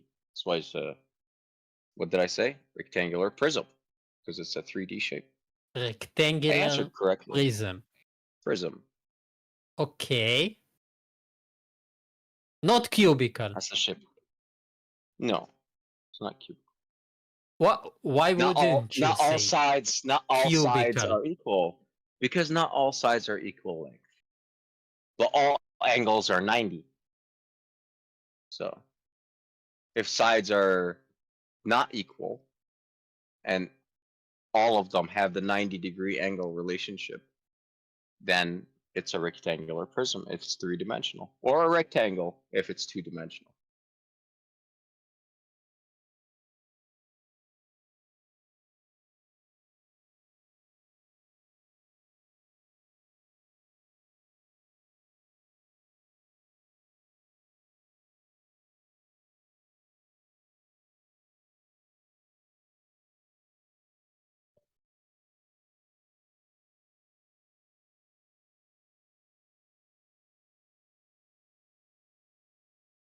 What's next? What's the shape of my shoe? It's shoe shaped. 3-dimensional. No. What's the shape of your room? The shape of the room, this one is close to a cube, but not quite. Want further description? You want the dy of the dx? Of the No, roof? I just want you to say cubical-like shape. Yeah. Sure. No, I'll give you dy over dx of the roof. I gotcha. Equals 4. Okay, so There you go. would you say that you live in a 3-dimensional cubical space at least? Of course. Yeah. So at Sure. least the Earth isn't flat. Absolutely. It's not 2-dimensional. Hell no. You're crazy. Welcome to the globe. No, it's not a ball. I just rest my case. I rest Why? my case. It has to be a sphere? Okay, fine then. Rest your case. I didn't say a sphere. I said at least the globe. A cubical Whatever. space. Okay. Sure. Absolutely. So you don't even have to. You don't have to go upgraded- cubical too. but it could be like polar. You can use polar coordinates, right? Describe everything in cylindrical formats. Okay, let's call it rectangular prism Earth. Let's go. Sure. At least. Okay, man. Okay. Sure. I have no problem with that. Okay, so from now you're not a flat earther. I'm a rectangular prism earther. Sure. If you want me to speak to you on those terms, I agree. I have no problem. Okay, now you go outside and you watch the sun and the moon, right? You agree that we have knowledge about the movement of the sun and the moon? Yeah, you move over your head. Absolutely. Right. And you agree that we have star systems that we can only see in the north and we can only see at the south, right? Apparently. Yeah. I would have to say sure. So combining this knowledge that you live in a three-dimensional rectangular prism in which you look at the stars and you have two different star systems, which one rotates clockwise and the other way, and the other one rotates counterclockwise, which is also known as star trails. You can only live on a sphere. All I know is when I go to my Mercator simple three-dimensional prism, cubic or rectangular prism, all the stars I just move it from east to west, and it models it correctly on a celestial sphere. All the stars move from east to west. Right, but if you go below the equator, they will go I have the have other way in, around. Yeah, the celestial sphere can go below it. I have no problem. There is below my so-called flat Earth or 3D prism Earth, as you want it. Yeah, there's below. Right, Yeah, for but sure. so if you have your room upside down, it means you get some type of shape, at least a sphere. Oh, is it? Yeah, sure. If my room was upside down, it may be. That may be a correct solution. That doesn't mean it's the only solution, but it may be a correct solution. Man, The room is upside down. Yeah. World is a sphere. Man, who is listening? Did someone listen to this super convoluted? No, I'm checking because first time this convoluted explanation managed to get some type of an answer that I wanted. And Okay. You gotta win. Also, Congratulations. I see You gotta win. people in the chat and they're not talking. So I want to ask if I'm alone here with you. Or, is someone listening? Is there mods? Someone? Glad I'm entertaining you. I just managed to turn a flat earther into rectangular prism guy. Oh, you've never talked to me before, bro. Don't trip. It's okay. I like gravity. We haven't talked about Newton, bro. I like Newton a lot. If you think you can disprove to me Newtonian mechanics, like you just fucked up. Because this is where you'll understand I did study mechanical engineering, and no, sir. Yes. See, Do you want to do? You're misunderstanding. Yeah, let's go. What do you want? Do you want to do? What would you like to solve for? Free body diagram on an airplane or something. What are you solving? Yeah, okay. Relative motion. And you're going to draw gravity inside it and admit that the Earth is a sphere? G down negative 9.81. Are you serious? If you have to. You also divide it out in an equation, yeah. It's balanced. Yeah, G. I think you're fucking with me. You're not a flat earther. You know what? You're not the first globe earther to tell me that. How about that, dude? And this is kind of funny. I'm getting this a lot now. And what's his name? If Mordwand was here, he would tell you that. I'm the first flat, and I think only flat earther he knows that I agree to mass attracting mass. So it's like, I don't know, bro. What's up? Yeah. Hi. Yes, I'm my not fucking with buddy you at Mod all. one. Like yeah, then yeah, no. He believes that I'm a flat earther. I've spoken to him about quantum mechanics and my fascination for quantum mechanics, and I'm still studying. And how it's like, damn, I should have absolutely studied that back in college, but it's okay. It's fine. Because I like it. It's like, when you discover another field, yeah, you don't regret what you studied, but you wish you would have studied that too. It's like, damn it. But it's okay. You can do it online, right? Free. Just watch the lectures. Right, you can read the books, go back to college and take the physics classes and the math classes.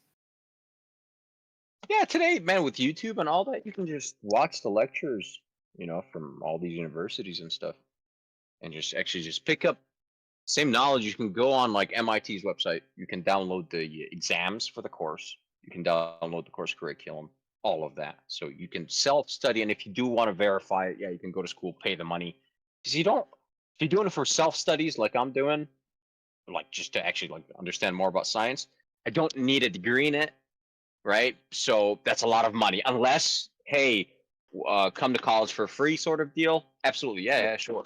But if I got to pay the money, it's like, ouch, dude. Hurts. Yeah. So if we had, like in Europe, like in Germany, free education, yeah, I would totally sign up for quantum mechanics. Absolutely. 100%.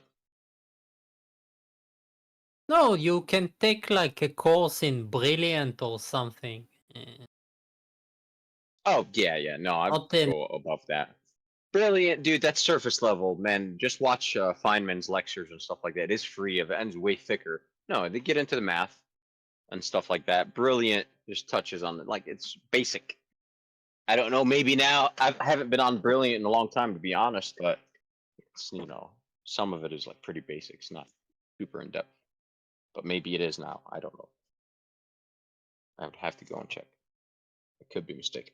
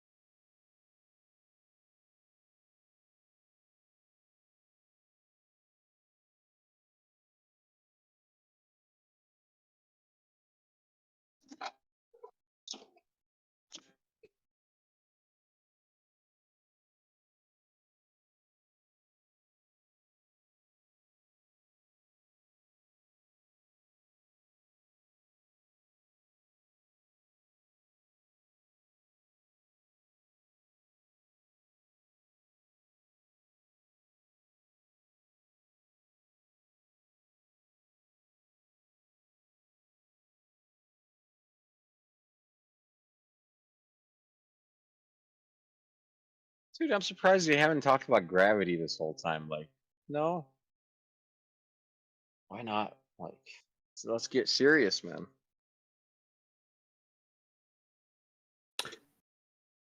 But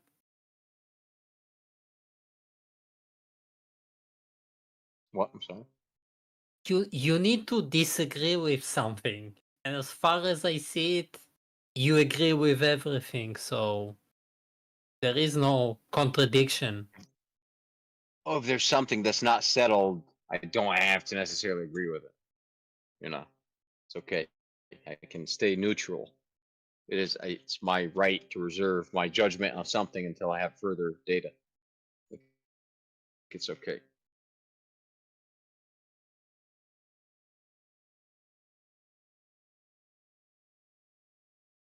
You telling me bending and warping space-time isn't settled? Well, that's what gravity is. He doesn't want to talk about it. Been settled. I don't talk about gravity. Also, I cannot. Can you see now if I do share screen and stuff? No, I won't be able to for the rest of the day for sure. Number one, I am I am in the listening. middle of nowhere. And number two, there are a lot of people in this place that do not believe in Einstein's relativity. They refuse to acknowledge it. So while I won't say that a lot of them don't believe in Newtonian mechanics, but there's a lot of them that refuse to acknowledge Einstein's theory of relativity, including Lion, which is one of the mods. So if you feel debating that with him, feel free.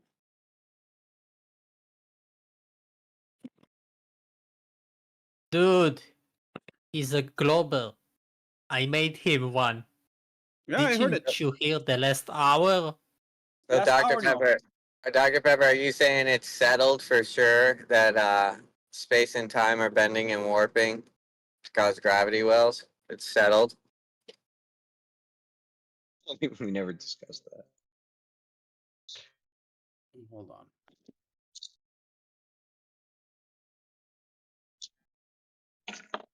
Torah, if you want to debate GR or any physics, can you accept before that the Earth is a globe? No, he won't. Torres Because I can't. Torah I can cannot. have trollish sometimes. It depends on how much in a LARPing mood he is, because he likes to LARP and pretend that he's stupid. Vipers what? Oh. He has like this role playing board where he pretends to be a character, where he pretends to try to convince others that he actually is stupid, and he thinks that he can earn points. Wait, are you a doctor? Are you a doctor? Are you a PhD? The more people he can actually convince that he is stupid, the more points he wins. It's a live action role playing game that he plays. Are you a doctor? Are you literally a PhD? He sounds a doctor to Dr. Pepper, Flarfologic to me. Dr. Pepper, are you LARPing with your name being PhD? Are you live action role playing right now and acting like something you're not? Yeah, at least I'm being honest when I can talk, and I don't pretend to troll and act stupid when I talk to people. Yeah. Also, I'm not sure you understand what LARPing So is. you're not a PhD, or you are. The only thing of defense you were like. Oh, Dr. Pepper would not necessarily mean PhD. It could mean an MD, or it could mean just the drink. It says so Dr. if you're LARPing Pepper. It says Dr. Pepper PhD. Everyone knows that Dr. Pepper says, is a doctor. Otherwise, he wouldn't have the doctor in front of it. Yeah, it'd be Mr. Pip. Yeah, Dr. Pepper PhD. Mr. Pepper. But wait. Snow is causa. But LARPing, you do LARPing without exposing your identity. Making a joke about PhD isn't LARPing. He is by definition not taking a character. Yeah, it's his name. It's literally his character's name on here, and he doesn't have a PhD. It's literally the definition of LARPing. And my name is Yeah, Mafia. no, dude, you don't understand. I'm LARPing as a condiment. Dude, I want to talk Even though about my gravity profile wells. pic is a bear. The dude mentioned gravity wells. LARPing. I don't care if he's LARPing or not. He's educated. So it's like, sir, with the gravity well, can you please elaborate? I've heard gravity wells here. Again, LARPing is if I go on a server and I don't tell you that I'm a flat earther and I start talking about flat earth and wasting everyone's time while I That's know what I'm Thor not a does. flat earther. He goes to a server, he pretends that he's stupid, Yes. and he wastes everyone's time. And therefore, naming yourself How after a does he? beverage is just a nickname. Yeah.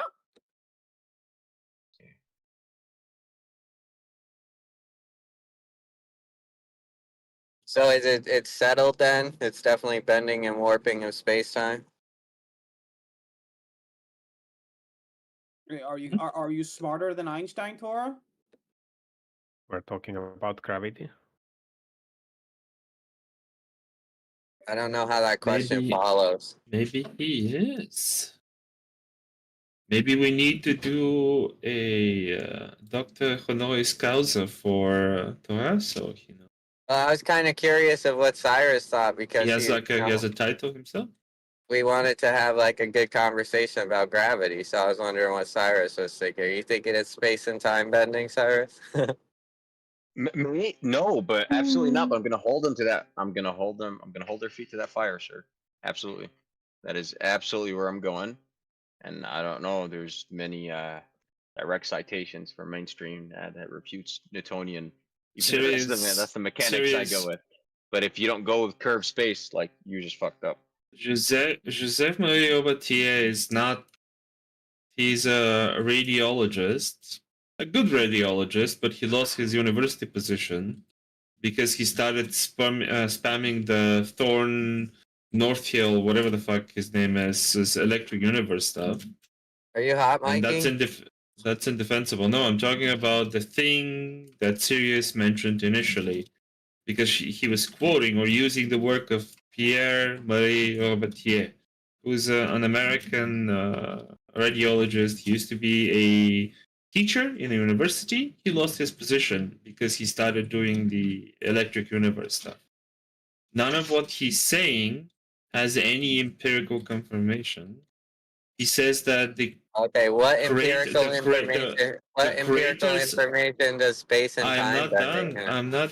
I'm not done. The craters on Mars, according to Robatier, are made by giant lightnings coming from the sun, which is not true. We can follow tectonic activity, and we can see that those were made by just tectonic activity, not by giant You've seen a new crater formed on Mars? lightnings. No. Okay, then how do you prove that? We do have geology. We can look into the past using methods Yeah, but of Thor geology. doesn't believe in geology. He doesn't believe any of that. Why are you guys doing that? I don't understand what the attacks are for. I'm literally just asking. You're saying space and time bending has empirical evidence? I never mentioned space and time bending. I said that Pierre Marie Robatier is not an authority on cosmology. It's somebody who, for one reason or another, because he used to be a good scientist in his field of radiology, thinks that now he's a cosmologist or astrophysicist, which is not the case. And his theories about the electric universe, right, they're not substantiated by any evidence. He's doing the electric universe the same thing as Rip Thornhill does, and the rest Sky Scholar. Yeah, I know. I track electric universe conspiracies. Conspiracies. Oh wow. Okay. I mean, it's a conspiracy because essentially what all of them are saying, Sky Scholar included and Robatier, is that mainstream science is lying to you. They're hiding the truth. It's not the gravity does not exist. It's electromagnetism. Like all the planets, everything is formed by electromagnetism. Giant, like lightning strikes, like create planets, carve features into planets, I connect don't have stellar to agree with any of that. systems. I mean, I don't have. That's their claims. Yeah, but there's further, like they get into minutia of the globe model claims too, the mainstream claims. Okay. Well, I mean, as far as I know, Rip Thornhill thinks that the Earth is a sphere. Yeah, they do. Robatier thinks They that all the do. Earth is a sphere. Yeah. Yes, absolutely. They use a heliocentric model with the electric plasma sun, but they're not saying anything like the Earth is flat, the sun and the moon are local. Is that like your killer, bro? You think that was your gotcha or something? How about we actually talk about the What gotcha? I'm just giving you a brief summarization of their work and their beliefs. What gotcha? What was the gotcha? I got an idea. I got an idea for you. Let's do a debate. What is flat Earth? Zoidberg will present his model Excuse for me, flat MAJ, Earth. you're that going off comes- topic, dude. What are you doing right now? We're trying Because to talk about this what's Can you let him finish? Dora, can you let him finish? Everybody lets you finish. Can you let him finish, please? Yeah, you're spurking, Dora. Thanks. He's not Yeah, spurting, but he's interrupting. I don't know. You want to debate electric universe because there is no, like, Tora, you know stuff about the electric universe that you want to make a claim about?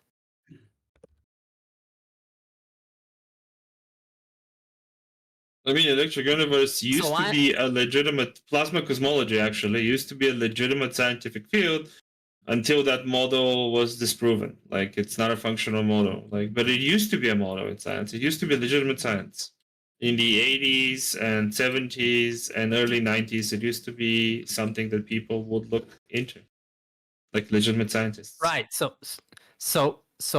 as a compromise, I suggest before that to have a discussion about what is flat Earth. And by that I mean that actual flat earther will come and explain how we understand flat Earth versus how we understand flat Earth as a plane that must have an edge and so on. And I present to you this idea because if you were truly a flat earther, you would accept this opportunity to talk about how you see the world.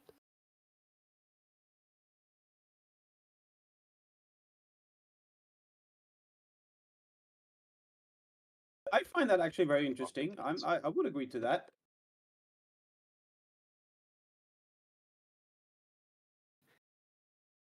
Because I actually believe the whole debates that is going on in the past, flat versus globe, never the flat side brings a model or understanding. And when because they don't have a you model. name, right, but when you name the debate as what's the flat model, you actually force both sides to talk about how it will react and be in reality. No, they don't. They say they don't have a model. They say that the model is what they can see with their eyes, or some stupid shit like that. Right. Trying to work on a model. The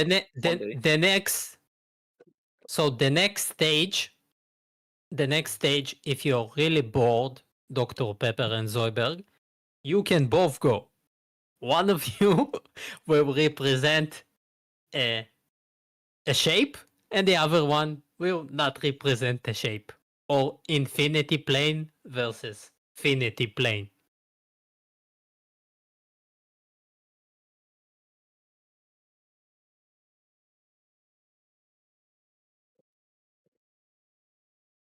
If you are up for the challenge. I mean, I was thinking, actually, Agent, if I pick one location in northern Canada, and I'm using the Mercator projection of the Earth, right? And I pick one location in the southern United States, absolutely 90 degrees line between those two, right?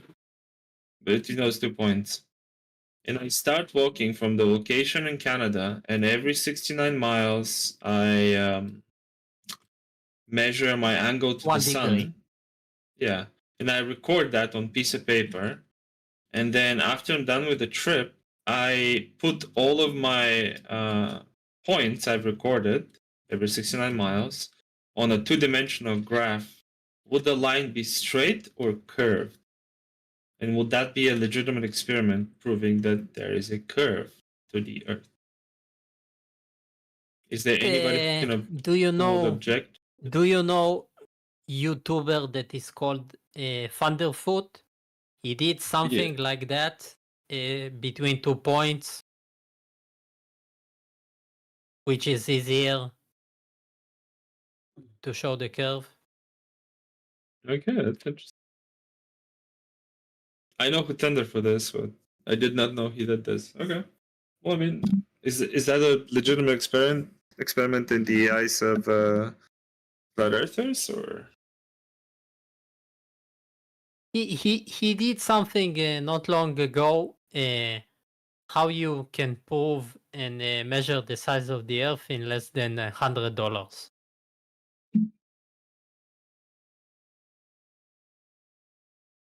Okay, I'll check this out.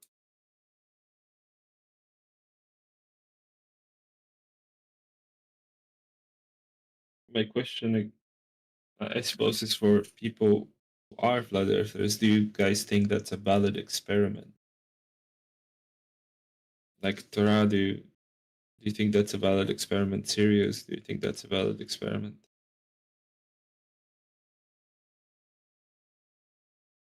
Anybody? The other guy doesn't think I'm a flat earther, so he said. Well, I'm taking you as you are. I don't care about your labels. Serious? I'm just asking. Do you think that would be a valid? Just the experiment I'll think about part? it. I'll think about it. So you're plotting your angle to the sun at the same exact time or something? As Every you're moving 69 out? miles, I stop and I measure my angle to the sun. how And do you when measure your But, angle? how? Okay. Can I use a Prospect. theodolite app? A theodolite or a sextant? Can I use that, or? What's the experiment part? It sounds like observations It's and like it's not taking an down experiment. It's not an experiment. I think it's a I method. thought you asked us if it was a good experiment. I think It was a good method. I think Maybe you I should- misspoke. Is it a good method to measure the curve of the Earth? What?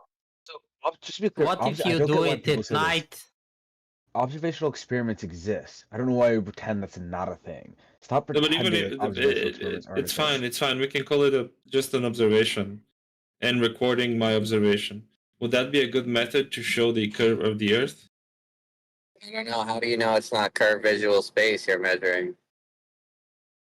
You're just measuring the angle of Yeah, the sun. just to be That's clear, not- this dude. Okay, wait. Go ahead, dude. I'll go after you. Well, I was gonna say Yahweh thinks that space time is literally curving to allow you to return to the point you are. Like he's told me about what he thinks the Earth does. It makes he actually think there are like black hole portals on the edge of like certain locations that take you. That's why he thinks Japan is like the land, or the land of the rising sun or whatever, or wherever. Like Yeah. Oh shit, so my ridiculous. dude. Yahweh doesn't like Pac-Man. Brother Pac-Man. What up? What up? Alright, Also- just don't tell anybody I'm Pac-Man. We'll keep it I know, secret. bro. I know. They don't know. They don't troll want these Also- troll these guys to oblivion. Gotcha. Also, let me pretend I'm a flat Are we earther here for a about trolling? second. You no, I'm gonna good. troll your model, not you personally. Don't. You know what I'm saying? I'm not actually trolling you. Trolling the model, the globe model, cosmology specifically. So How would Yeah, you know sorry, if you're go in on. an infinite loop? How would you know you're not on a sphere? in this experiment, you make assumptions, and flat earthers don't like assumptions about the shape of the Earth. So You it must make disqualifies your No. Well, my only Right. assumption So- is that the sun exists, the tools that I'm using are correct, and I'm stepping on solid ground that will be the Earth. Right? That's the assumption. The problem is between globe No, and but flat, guys make you it as if assume it's the like radius.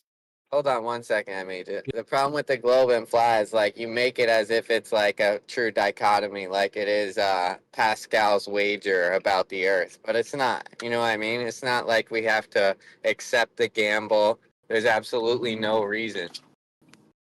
So, for me, Just to be clear, you can be delusional if you want. There's no issue with that. You don't have to accept shit. You're just gonna be delusional, right? no, not delusional. Hold on. Honest. Agent M, Okay. why do I need to assume the radius? Like, couldn't I just measure the distance between those 2 points? And then like It doesn't matter. As a flat earther, I don't believe in experiments. So that's it. Yeah, Gotcha. like that's the issue. Okay. Like this dude Gotcha, literally gotcha. thinks that there are portals that send you to the opposite side of the planet.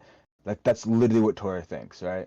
So I don't they think it's a care. planet. I don't think like it's a planet wandering around the sun or anything like Yeah, I that. didn't say any of that, like a Tori. I don't plane, think you have that's like any a. curvature. But think Yeah, Tori, I about didn't it. say any of that. Think about it, Zoidberg. If it is infinitely looping, how would you ever know that you're not on a sphere? It would That have all statement the doesn't same make sense. properties. So I as love a this. I love this because I made a model about this actually. I called it the Einstein-Rosen bridge Earth.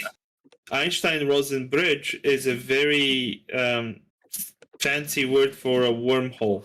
The mathematics, the mathematics is exotic and accepted by academia. But in order for a wormhole to exist, we have to acknowledge one thing and one thing only, and then you can have an infinite plane with an Einstein-Rosen bridge where the sun and the moon travel. You have to accept gravity because an Einstein-Rosen bridge is a gravitational anomaly. Yeah, so space and time is a 4D manifold, but it actually translates to the actual ground that we walk on. So we live on a 4D manifold, you're saying?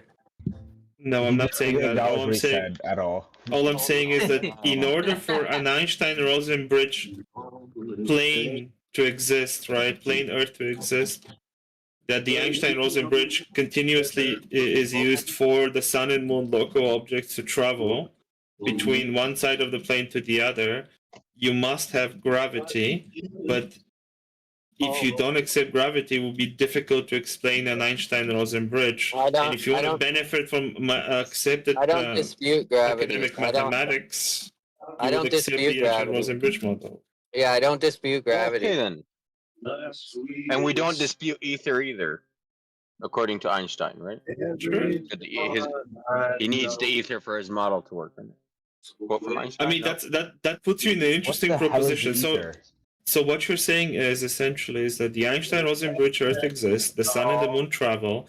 The gravitational anomaly of the Einstein-Rosen bridge keeps the Earth from coalescing into a sphere, therefore keeps it a plane, right?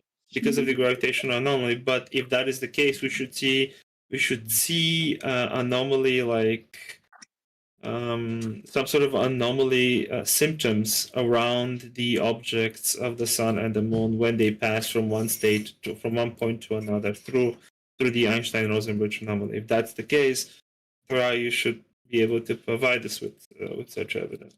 Right? I got you. It's the Tamarack, the divergent plumb bobs. So when the sun or the moon towards enters the Rosenberg. Yeah, when the sun and the moon enter the Einstein-Rosen bridge or the wormhole, there should be some observation we can make, because at that Because time, the density, there's two wormholes, gravitational- right? And they have infinite densities, so they got infinite gravity. So that's why the it's plumb one bobs wormhole, put it it towards has the two- edges. Why? there's 2 It points. has two ends. Yeah, right. It connects 2 points. A Let- wormhole connects 2 points. Let me correct you. Let me correct you. We live in a multiverse, and therefore you're going through portals all the time, and therefore you No. don't need to measure distance, because all distance isn't real, because you're going through portals all the time. True. I think that's actually true. It's not superposition portal, but perhaps. But You're not just quite. mixing buzzwords because superposition has nothing to do with wormhole. For him? Well, No, Emma's I'm not kidding. talking about wormholes. For the Serious is multiverse. literal. You serious? He's You're talking mixing about the things. multiverse.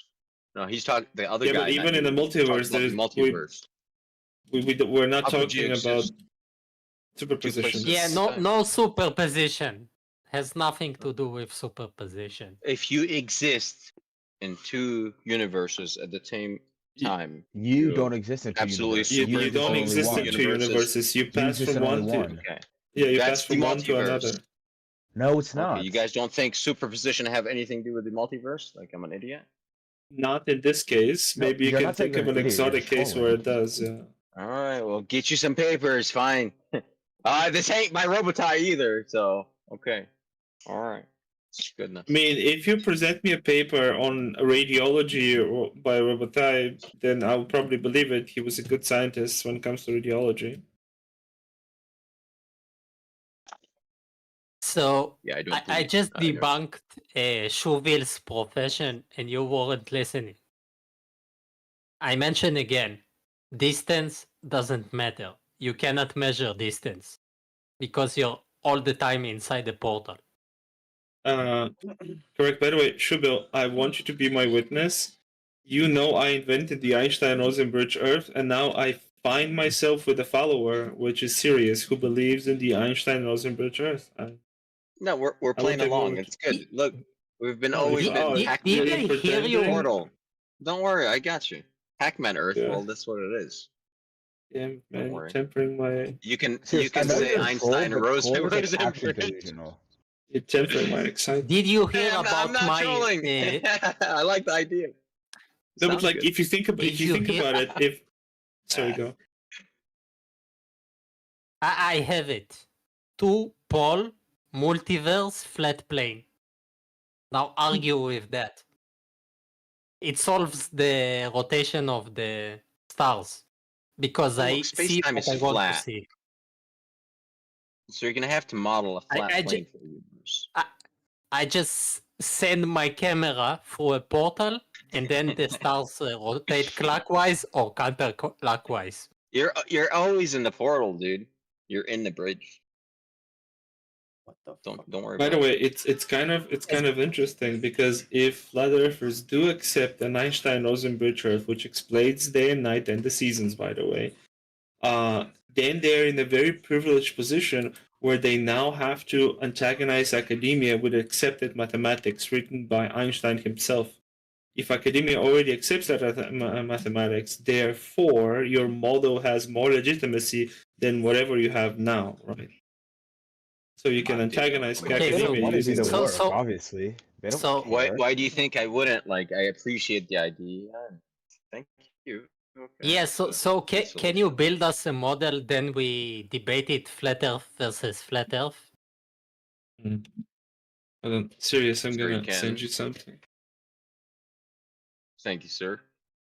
Because look, I've always liked the other, like I like advanced thinking. It's not a problem, but like, cool.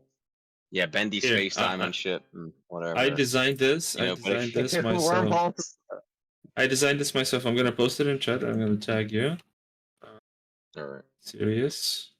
Does it include pizza and dirt? Check it out. No, check it out in chat. Might This is be, my no? model of an Einstein-Rosenberg Earth. It explains day and night, and it explains why the Earth doesn't coalesce to a sphere when we have gravity.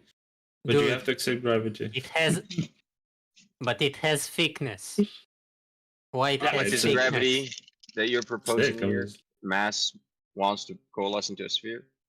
Mass attracts mass, but the exotic nature of an Einstein-Rosenberg guarantees that the gravitational anomaly will prevent other objects to coalesce normally into clumps of matter the way they do without the existence of such anomaly. So you can justify the plane of the Earth and day and night and seasons with only accepting gravity. And if you accept gravity, your model would be more academically stout. How to be fair, you about also take Flat all the Earthers math hour that comes sun? with that. By the way, there are flat earthers that accept gravity. I don't think so. Right, they are the not actual... flat earthers. No, there is. There are. I can show you some examples. I mean, That's Lion interesting. says, Isn't Bev one? Isn't Bev Lion one? says that he believes in gravity, but he disagrees what the cause of gravity is. He doesn't think it's the warping of space-time, which is I don't know what he like. He doesn't ever give what he thinks the cause of gravity is, right? He just says things way more, because they're stupid and don't know what weight is. Is Lion using only that definition? He's not using mass attracts mass definition of gravity? No, he thinks he does like the stupid density bullshit. Okay. Damn it. Yeah. No, I know a few flat earthers. There's one that actually runs a flat Earth university. I shit you not, online. He's LARPing as a university. Elanzo? Elanzo? I don't know his name, but yeah, it could be. And he believes He's in a gravity. scammer. Well, obviously, He's they a all fake are. scammer. He's a great Right, dude. but he's not. Right, but this one isn't like a flat earther by far. Is Oh, like okay. the Oh. mega super grifter. He used to sell shorts of the final experiment. and Duffy had to, I don't know, trademark sue him for stealing the picture. Nice a grifter. I can't. There's so many grifters on the internet nowadays that you can't put that on flat earthers. It's just a common thing that just is. Right, but imagine the shame building a flat Earth university and selling the final experiment shirts. Yeah, I mean they don't have Like, any how shame, does so it it- doesn't really matter. They have no sense of shame. They don't have a sense of reality, so it doesn't make a difference to them. Like No, they can't grifters. see The into the grifters don't past. care. It's Yeah. It is what it is. Yeah, in the Alonso grift, the the flat Earth experiment shirts was nothing. His grift is like way stupider, way broader. Where he has Right, but- pictures. He has pictures of random buildings, and he puts Flat Earth University's name on it. He goes, "Look, I have a campus." It's hilarious. Right, right, but but it is a grift. I mean, I'm not. I'm like. I'm But not the funny defending him, thing but I'm just is- saying- But the I'm funny just saying thing that's is, what they you do. cannot even call him a grifter because he has no cells. He is like that stupid that anyone can debunk him. Even a flat earther can see he's not a flat earther. Well, he sells books, and he's got some sort of program. No, he's in it for the cash. Yeah, he was a grifter. Right, but can you name some books for the entertainment of the room? I don't remember, but he has a funny Well, one. you He can go to his pretends to merch- be yeah, a okay, pilot. He has a whole merch store, and it's not presented like a joke. Yeah, he said he was a pilot in a flat earth or something like that, and he had a book about men being pregnant. He says he's a PhD. I go, really? Yeah, I know. From I what know. university? From Yeah, his he own says university. He has a master's of Yeah, but the thing is, yeah, his degrees. His degrees are from his own university, in which he was the proctor. Yeah, he That's just declared himself. Oh, look, I am. He's a grifter. He's I mean that is cheating, but Yeah, it could be legitimate, right? Like if you make your own university and it's actually a legitimate university, yeah, you can give yourself a degree. Yeah, but it's not. It's not an accredited university. Right, but- It doesn't even exist physically. Yeah, that's what It's I'm like saying. the weirdest grifter alive, because usually grifters, at least, they pull a story. They wait until they have clients to expose the product or something. He exposed it all at the same time. Well, I don't know who. Maybe he's just playing 4D chess. He might have a vision. Well, I mean that's really weird. It probably doesn't take much to register a university in the United States, right? You should do that. Like on accredited Bible. university, yes. Well, there was like the one university where who was that creationist, very famous creationist, Ken Hovind. He got his university from America Patriot University or something, which is just like a shack in Arizona, in the middle of the desert. So you could just make his own It's university. actually a trailer on a plateau in the Badlands of Colorado. Yeah, something like that. Sorry.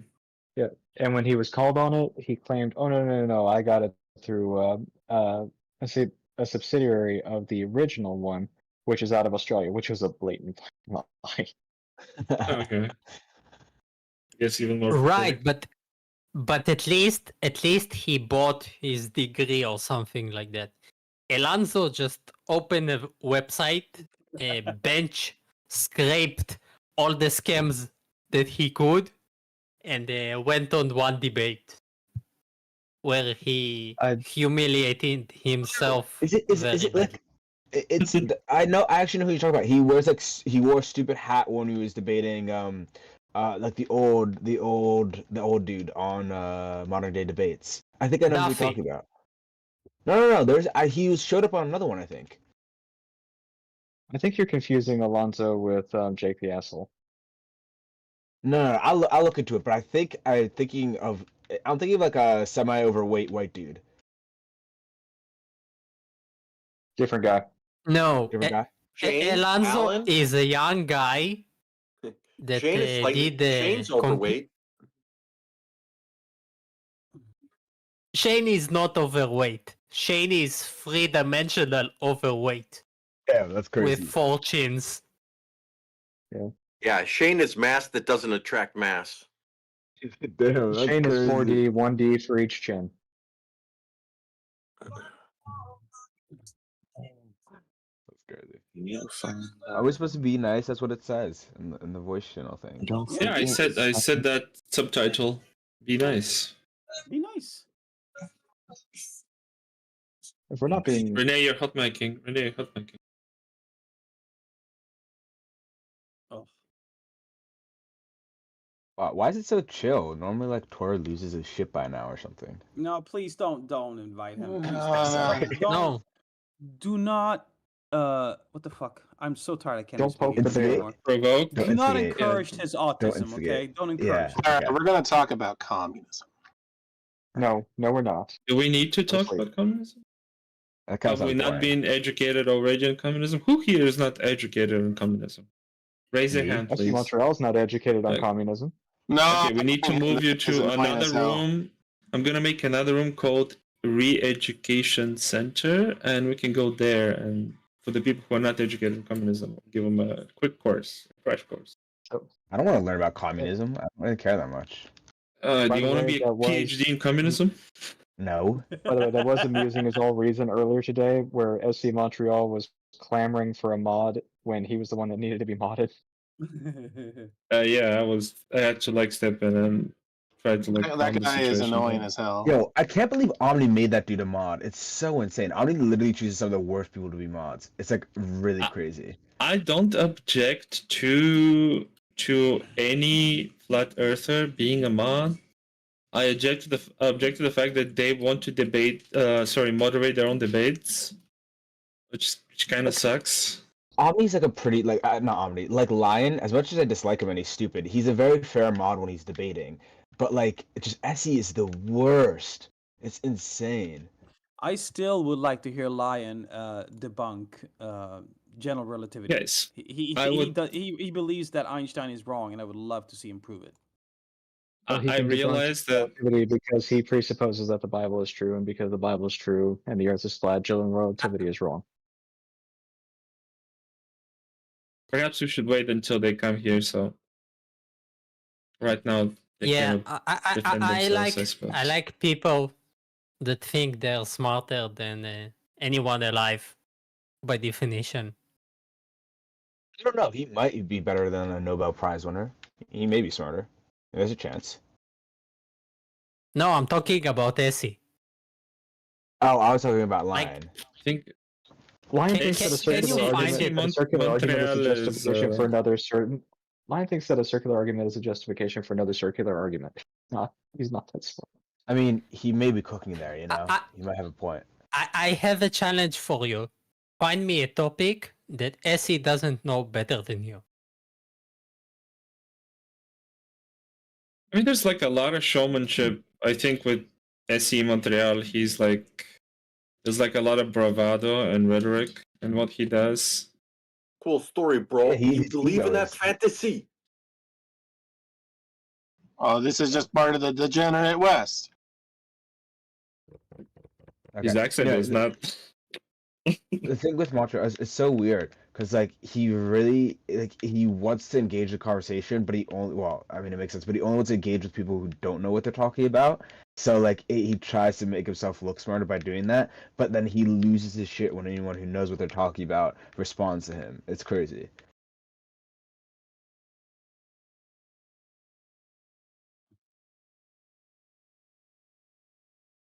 Did you notice that we have Ellen in our chat posting his Ether chat? Somebody should ask him to join. Just said there. We have Ellen and Shane in the chat posting their links. Did you notice? Like, Who's Alan? Who's Shane? The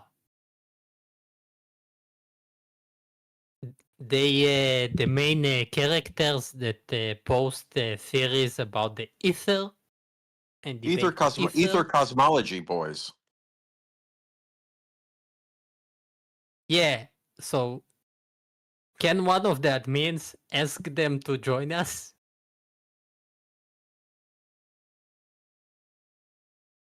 Wait, where are you guys looking? Oh, Alan with the bear thing. Okay. Why are we posting It's animals because with he's a human gay. teeth? Because he's a gay bear.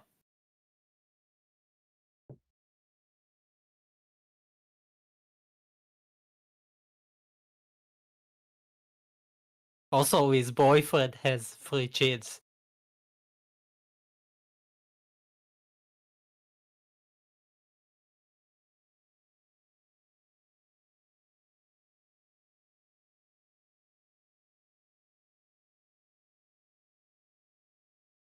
Are the 15-year-old girls done, or are you guys killing the chat here? Do you often talk to 15-year-old girls online? Well, you guys kind of sound like them, to be honest. Do you know what Yeah, 15-year-old girls sound we like definitely online? do sound like 15-year-old girls. Yeah, you're talking crap about other people is very strange. Yeah. When was the Not last time even you talked to a here. 15-year-old girl? Guess I'm talking to one right I now, like aren't the I? direction of where it is going. I rather not hear about Torah's private history. I don't know. Maybe we should record this for the police, honestly.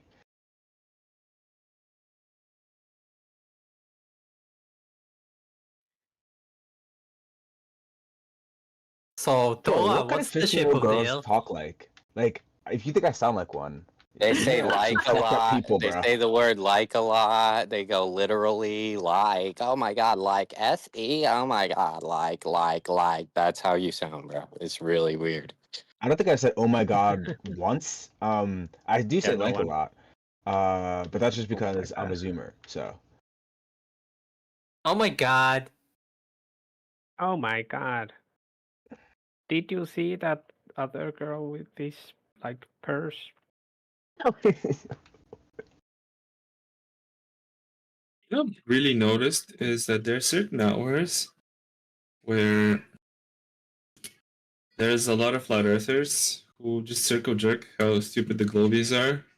There's certain hours, and this is from a European perspective, where there's a lot of globe earthers who circle jerk on how stupid the flat earthers are. And it's kind hey, of funny as it should be. if you think about it. Wait, what It's hours like, are those? I mean, in my Which mornings, is and I live in Italy. So I guess like early noon for Agent. In my mornings, like it's a bunch of flat earthers circle jerking how stupid the globies are. And now midday Italy or late at night, like right now, is like more globe earthers. And you guys, granted, most of you are North American, so it makes sense.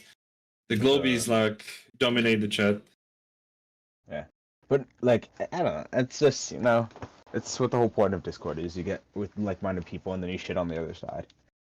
Obviously. it's humanity. It is I used normal. that as a selling point for Omni to make me a mod. I just said, Omni, I can do the time zoning because I'm in Europe. That's And crazy. most of your mods are North I America. can do them better, but yeah. Would you like me No, to ask I Omni so want you to become a mod. to That'd be put you awesome. up from position? No, but I'm too nice now. After Omni told me I should calm down. Oh. Why would you Nice why would is you get boring. angry here? Why would you? I I was, but never angry. I was angry because I knew the people from other servers and how they behave. Oh yeah, So like I got it. I was prejudiced, Gotcha. but I'm Gotta still prejudice. kinda. I'm like really new to the flat Earth community. I used to hang around Tom Rabbit for almost like 10 years debating theists. Darth Dawkins, if you know who he is. No, I've never interacted with him, but I've met his like the protege. The other dude, I don't know what his name is. He has the same profile picture. He immediately muted me when I asked him to explain how you can determine the ontological properties of God. I immediately got muted. There was a guy who used to be in pretty well with Darth who ended up being revealed as a flat earther, and Darth immediately kicked him out of his like group. That's hilarious. Yeah, the I have a challenge. I have a challenge for you. Find me a sovereign citizen to debate. Ooh, shit. Because flat earthers are highly inside the Venn diagram with them. They must know them. Some of them are sovereign believers. And if you find one, it will be a great debate. But what would they debate about? The right to travel, being above the law because of the Magna Carta, yeah. and how laws apply. It will be partially law debate, partially science fiction. I mean, I stuff. gotta be honest. I don't like watching court rulings, and even when they're professional lawyers and stuff like that. I'm not sure how much I'd want to watch a law debate between people who don't know any law at all. I remind you, the other side is sovereign citizen, which is a moron. I know, that's what I'm saying. That usually believes that some guru teaches him how to be above the law for a measly price of $200 or something like that. Damn. It's just very odd because like even if you buy like because a lot of them will bring up like there was like some weird act of Congress or whatever that turned America into a corporation or something, and that technically we're still under some 1870s law if you like use your words correctly. It's just the ridiculous. Black Law Dictionary stuff. But even just talking about the right to travel, I debated some of them on Telegram. You have more of those, and QAnon, and it's just funny. It's so funny sometimes. And it's not flat earth. So it's a bit more interesting sometimes.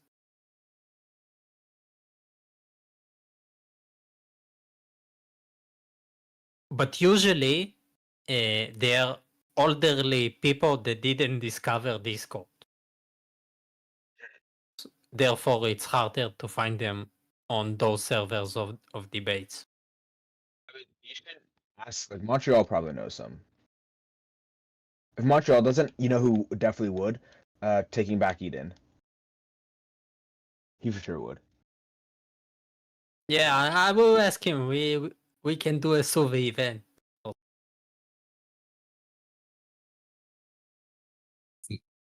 Also, I am open to debating the existence of aliens. I think aliens exist. On God. I think they can. I think they do. Like, no shot that they don't. Yeah, I don't think they could travel to us though, right? Yeah, I think that would be an issue. Yeah. But I mean, when you look at what is it called, the Fermi paradox? Yeah. You know, you just put in the math, and you know it's possible. It has to be. Right, but now imagine we take a flat earthers that saw the movie On the Level 3, in which Dave Weiss described aliens from the lands beyond, and we debate how aliens would happen on a flat plane. Okay. You guys ever played Alien Isolation?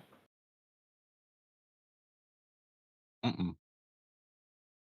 In Alien Isolation, they introduce, apart from the alien, they introduce a new android enemy type. Who the hell is Papa Fliff? Yeah, the androids, aliens do not attack the androids because they recognize it. They don't recognize it as a living life form. I guess that would happen on flat Earth. The aliens wouldn't attack flat Earthers because they don't actually have a brain, so they would just skip it as not even worth attacking. Oh. Because flat earthers are non-organic matter.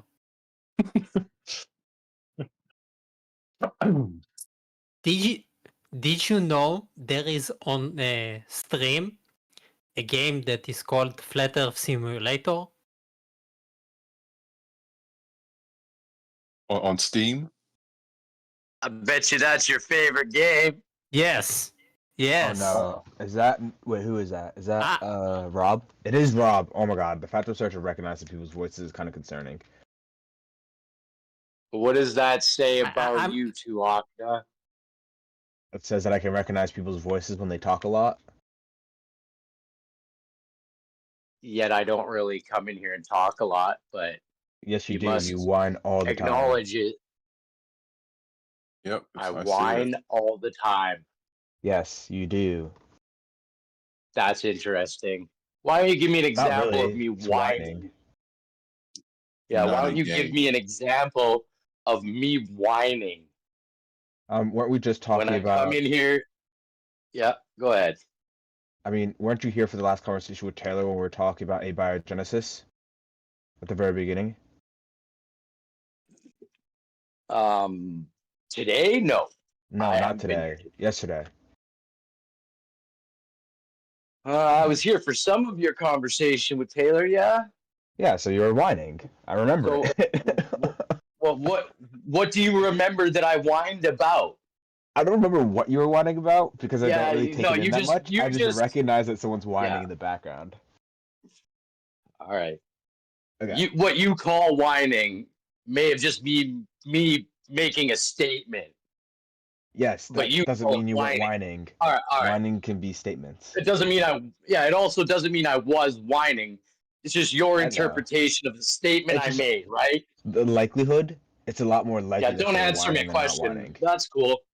You didn't ask a question. I don't even know why I'm even giving you 2 seconds of my time. I don't know Pretty either. much You're you've had enough. divorced and you He's gonna whine. you're divorced and you were desperate for attention. Ow, that's crazy. I'm mean, but even I wouldn't go Really? that low. Do you not see my avatar picture? I got the That doesn't mean hottest you're not wife in the divorced. It world. just You means- can fuck off. Who hurt you? Just because you have a woman in your profile picture doesn't mean you're I not just find it divorced. funny that the guy comes in with a fucking ignorant claim like I'm a divorced guy coming in here and You sound like whining. one. You guys are fucking You sound like hilarious. one is crazy. I hope this server does well. No, hang on. I hope this server Muted. does well Goodbye. for Is this not Omnivore. whining? I think But this is whining. thank you right? for this is why I think it hurt. you I will think it not hit have home. I think there's platter like something I could coming dig in in here. and investigate a little deeper. Thank you, gentlemen. Good luck with your endeavors. Yeah, what are y'all doing, man? Talking all over him. Why are you doing that? Well, the other dude has him muted, and he was just whining at that point, so I didn't mind that much. Yeah, well, it's not very respectful or entertaining either way. I thought we're not supposed to be monologuing in here.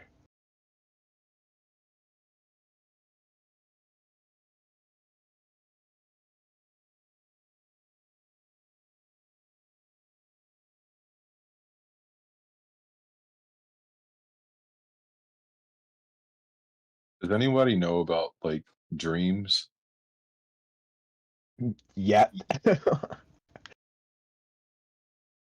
Those exist. Oh yeah, I yeah, like for me, I have like I like sleepwalk and like I have like night terrors and shit and like I don't know like if that's like I don't know why that is. I don't know either. It's a good question. You go to a sleep lab and you test it. You know? There's That's a thing? yeah, what is that? A sleep lab? Yes, you can go to a doctor and you can tell him, I sleep badly. And then he sends you to a checkout. And then you go to sleep usually in hospital for your normal hours, and then they monitor you while you sleep, and then they know what is wrong with you. You know? Oh, dude, I might have to do that. I'm sure it costs a lot though, which is kind of the issue, or would be an issue. No. I don't Oh, know. I had a friend that went and did that, and they check if he goes to a REM sleep and everything. Yeah, I've And then they gotten to the point. recommend you. Well, I've gotten to the point where Don't take medical advice online. no, I've gotten to the point where I have to like lock my door and like not sleep naked because I end up like walking around outside. I Bro, guess it's maybe getting tonight. worse. Did you ever like go to Egypt for any reason? Yeah, I've been to Egypt multiple times. Okay. Do you ever like black out in the middle of the day? Not really. I don't think so. I don't think so. I mean, I zone out, like especially when I'm working. Like I'll just look down, it's noon, then the next thing I remember it's 5, you know. But I don't think it's like blackout. Hey, have you ever had a woman come up to you claiming to be your wife and you've never seen her before? I used to be famous, so yes, but not for that reason. Bro, maybe Moon Knight, guys. It's very possible, okay? I saw that. I don't think that's me. I don't need to chain myself to the room. I actually that's why I was kind of asking like if I know it's not normal, but if there's anything or any way to find out, it's not new either. It's just getting worse. I'm telling you, don't ask those type of questions. Go to your family doctor, and we are advanced enough to find solutions for those stuff. Yeah, no, I was just asking. Like you gave me the recommendation. There's an option. Thank you. I'm probably going to definitely look into it. Kind of switching topics, do you think that the creation of AI will put like a significant dent in religion? Because I feel like one of the most common things that's argued is like we're uniquely human and like non-organic matter can create consciousness. But like, what happens if we do that one day? Like then what? I don't know about that.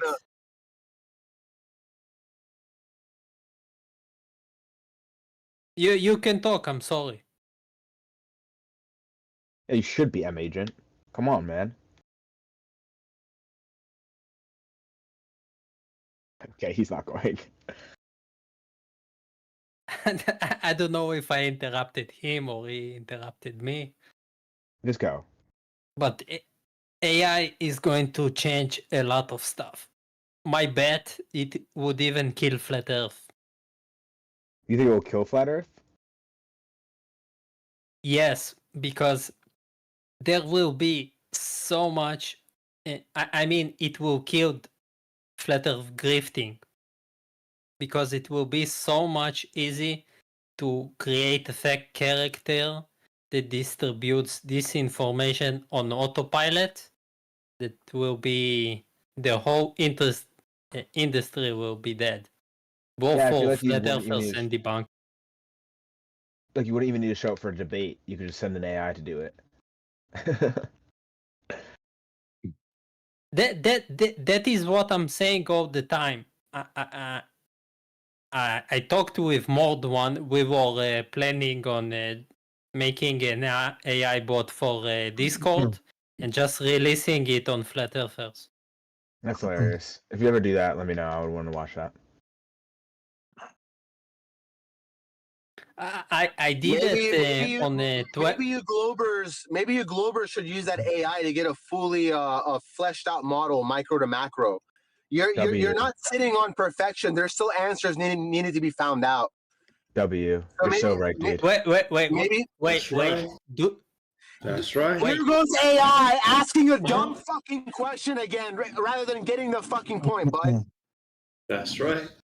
You meant micro to micro, not macro to macro. You don't even know the difference. Yeah, so maybe with the full implementation of AI, the Globers can have a fully working model, micro to macro, because we're not there yet, okay? Before you get excited about flat earthers and countering flat earthers, let's talk about getting a real working model first, right? Do you think digital models don't count? Out? Hey, buddy, Gatebreaker, do you think a digital model Listen to counts? these religious fucks. They have no thought You about guys are their own. wrong. All they do is ask People. questions. Hey, gay. What is wrong No with these thought of people? your Hey, own. Gatebreaker. Zero processing, zero logic. Just ask a question. You fucking retard. He's a loser. He's shit. 1978, another. You guys heard that? No, the Fact check racist that. ancestors came out there. Take notes. What actual holes are we supposed to patch in the globe Someone's echoing. model anyway? Because there is no holes. Wait, you're PhD. You're echoing. Yeah, I think PhD. Yeah, I it think might be PhD. also. Yeah, like we're echoing through your mic. Poop. Do the Globers not have a response to that, or what? Anybody have a response? So. Can we first make a point, solve the or- PhD run have a noise issue? No, But we PhD, need yeah, a mod. PhD, you gotta- You gotta. Now here comes the guitar solo. Okay, I'm going to say this about the guitar solo before it plays. I saw now he's as just hot micing. Birmingham, get your shit together. Mic off. Okay, cool, great. So, there's nothing to really respond to there. You could just say that there's no full model, but like, I mean, I'm not even actually point to an example. Like, you know what? Why not? Just point to an example. What would you like AI to fix about the glow model? Tuokna. Well, you don't know how to heal cancer, so AI can help.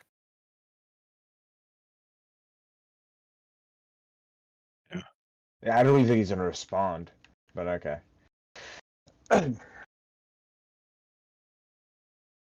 Gatebreaker thinks that if you have a model in some field, it should solve all your problems. Everything he's right. together at once. No, he's cooking. He's so right on that. Honestly. Yeah. Remember, man, even when you have a model, if you also don't have a model that's represented in scale in reality on the thing that you're trying, is on the place that you currently live, then you can't have it. So unless you can build a full-size Earth on Earth, your model is completely irrelevant. True. Also, don't forget 100% accuracy. Otherwise, it doesn't count as a model. No, you literally just have to create another Earth. Like so simple. Yeah. But you can build another Earth, but on the Earth. You Yeah, cannot true. build it outside the Earth. Like Hijacker's Guide to the Galaxy doesn't count. What does it mean to have a model that goes from micro to macro? What does that even mean? Like, is the whole point of it being a model? No, is that it's not? he meant he It's was called trying unifying. to say. He's saying like he wants to unify, like you know how they're looking for a theory that unifies it That's all. not at all what that means. Yeah, but I was modeling, saying I think that's what he's trying to get at, dude. I didn't like what is wrong with you, bro? Already said so many things, but we never ever talk about it. Like, we could talk about it one time, but like that's not the conversation right now. I just asked you what the micro to macro means. Nothing. But if he told you micro to micro, then maybe You he sure? You know meant what? Our that's AI, as it is Bro, right what now, is is wrong with properly and this dude? sufficiently Bro, advanced okay, to answer that question for you. Dude, Take that chill out. question you just asked and ask AI. It will give you the answer today. Can you chill out? Can you fix your The mic solution, while though, you for the fly? global model, he's going oh, on mute that's because yet now to he's come, being annoying. unfortunately. That's way too loud for me. Guys, just so you know, the problem with him is not his. $4.50 a gallon for gas. What? For those who don't know, that was from a time in Jim's channel where he had a meltdown over the price of gas and told everybody who was going to pay for that and or was okay with it given the current political system that they should kill themselves over gas price. He's a piece of shit. $4 he per says- gallon, bro. That's hilarious. Yeah, he This was says that this was just a couple of days after he had a major breakdown over yoga pants, or as he was saying, cunt tight yoga pants. It was wildly weird. Conky's a legend. We all have to admit he's a legend. I mean, a legend in his own mind. Yes, that's Dr. Peck, the miserable still doctor talking. from Gem Panda server. I like how he calls you miserable. I'm living life. I'm having a good time. I called you Dr. Peck. Can you point that out? And I gave respect in your name. Why would I give Rivers? What am I going to say that because you decided not to be a derisive asshole that I should give you respect? Fuck you. How come you're not in Gem Panda server, bud, right now? How come you came over here? I'm back and forth between the two. I go where the conversation is. That server is dying. That server is dying. That's why. That's too bad. What the fuck is wrong? Are you really that salty because you were told to stop being a shithead nice to over have there you that here, you're just Dr. trying to... Ladies and gentlemen, Are you- What is wrong with this dude? Are Dude, you- chill out. Are you the server police or something? Why do you care? He thinks that when he leaves the server, that it's dying, and that anyone who happens to be in a different server for any reason of time is abandoning the server as if you can only exist in one at a time. Ladies and Now, mind gentlemen, you- when now, you mind you suggest that the he Glober normally- use AI to Now- improve their model, they get really offended. It is what it is. Now, mind you, normally whenever not he sure. whenever he leaves a server or goes to a different server, it's because he's been booted from it from being just a complete shithead in the server he was in before. Dr. Peck, it's nice to have you here, bud. I apologize for no longer joining Gem Panda server, but it's nice to have you here. Yeah, you don't give a shit about gems anyway. That's right. The party's here now, bud. Can I actually ask you, Mr. Gatebreaker? No from questions for you, Mustard. No questions. I'm asking you a question. You've got, but so, you're muted. No questions. So what? He's not muted. He You just actually responded to cannot him. mute people, so can you just fuck right off? My I mean, question he's to you personally, is, he's personally muting you on his side. He can't hear you. This is Yeah, his game. yeah, but Anytime that there was that's somebody not- that would attempt to address him, he just says nothing for you. You're muted. And he puts them on him, and he deafens himself from you on your end. Yeah, that's not He doesn't allowed. realize it makes him He doesn't realize that it makes him the asshole to do that. So it is what it is. It's against the server rules. Like if you wanna, you can Mustard. You can Yeah, put it in a is ticket, against the or you server can just rules. talk one of the mods that are here. Left Lane can hear us. Just ask Left Lane to tell him to unmute you. Yeah. I don't agree. He muted me before, and I told Omni, and Omni said that he was right. So Omni is not on your side. Yeah, but Omni needs to have he needs to cater to the flat earthers to keep the server alive. No, Like, it's kinda crazy. there is special rules for crazy people. They can mute other people. Yeah, it's literally because the issue with trying to make a debate server around flat Earth is because you can't engage with the conversation in an honest way, and Omni needs to pretend like these people can have an honest conversation, so he has to cater to them. It doesn't work otherwise. I've talked to him about No, it. He doesn't acknowledge it. actually, the special rules are to cater to the existence and the perpetuation of this community, because it has been known to members that have been around for long enough, Omnivore is one of them, that without the existence of, for example, flat earthers, the communities like this would not exist. All of you guys with the same religion, called the globe religion, the heliocentric model, your religion, you guys are here only because of a common enemy you've labeled flat earthers. You guys no, that's not why like I'm to here. I'm here to dilute. debate I'm evolution. still speaking. You guys Yeah, like but to you're also dilute unmuted, so why would I have any yourselves sympathy for and you? I pretend don't care you're if you're still speaking. friends. If You you're gonna guys mute like to someone else fake. while they're talking, You why would I not guys, just overtalk you guys as atheists like to create Inquisition style people here are already camaraderie. atheists. You guys, my words are so clear. You like to create Inquisition style camaraderie against those with How did you go different from belief atheist to flat systems Earth? than That doesn't you. make sense. So much so that you will not join groups with your comrades without the existence of your enemies. These think we both have communities, lives outside if of this flat place? earthers and others like myself do not do you think that's show the only up, thing we do? communities will not glory. die. That is Yeah, why. I'm just gonna. Hang on.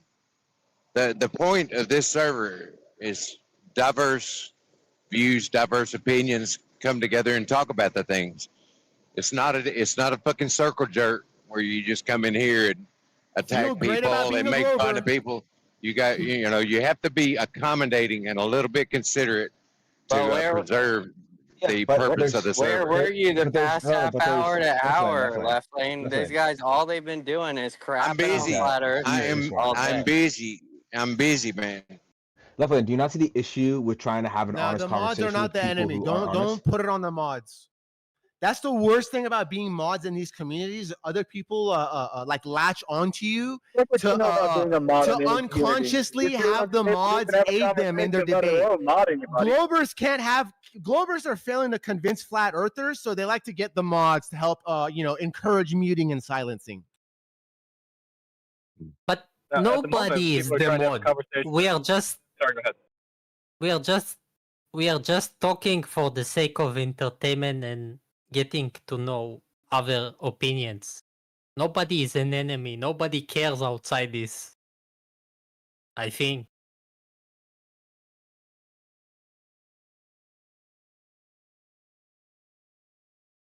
Oh god, what was the actual conversation before we had the interrupting asshole decide to try to make it a meta? Just real quick, Glory, you should know that I constantly get accused for being too sympathetic towards flat earthers. I try to give you guys as much space as possible. It's just not.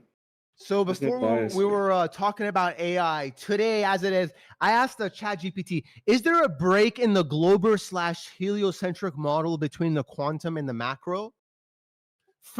Immediately, yes, there is a well-known conceptual and theoretical break or disconnect between quantum mechanics, which governs the microscopic realm, and general relativity, which governs the macroscopic gravitational realm, including planets and cosmology. The break is not specific to the heliocentric or globe per se. They remain accurate, and I'm reading this live, by the way. They remain accurate and effective in describing mechanics. However, the issue arises when they try to unify the quantum and macroscopic frameworks into a single consistent physical theory. Yeah, unified field theory. Before I continue reading, is there any glober that is making the claim that they have a single consistent physical theory matching and equating the quantum and the macro? Is anyone making that claim? Nobody here is claiming to have a unified field theory. Wait. Is that a yes or no? No. There's no one here. Get to work. Get to work. There's no. Get to work. Get to work. Nope. Nobody here is claiming that there is a unified field theory. No one said, but saying that we don't have a unified field theory is not the same as we do not have evidence and/or an unbelievable reason to believe that the Earth is in fact a sphere. You don't have to have a unified field theory in order to have a globe Earth. And also, just because we don't have this bridge doesn't mean that there isn't this, like, you could say that we don't know one part, but that doesn't change the fact that the reality of it is still the Earth is a globe, right? Just because we don't know about what's unifying these things doesn't change the fact that the Earth is a globe, right? Doesn't make a difference. Also, if you have something to say it yourself. Don't throw at us junk that the AI gave you just because you forced it to.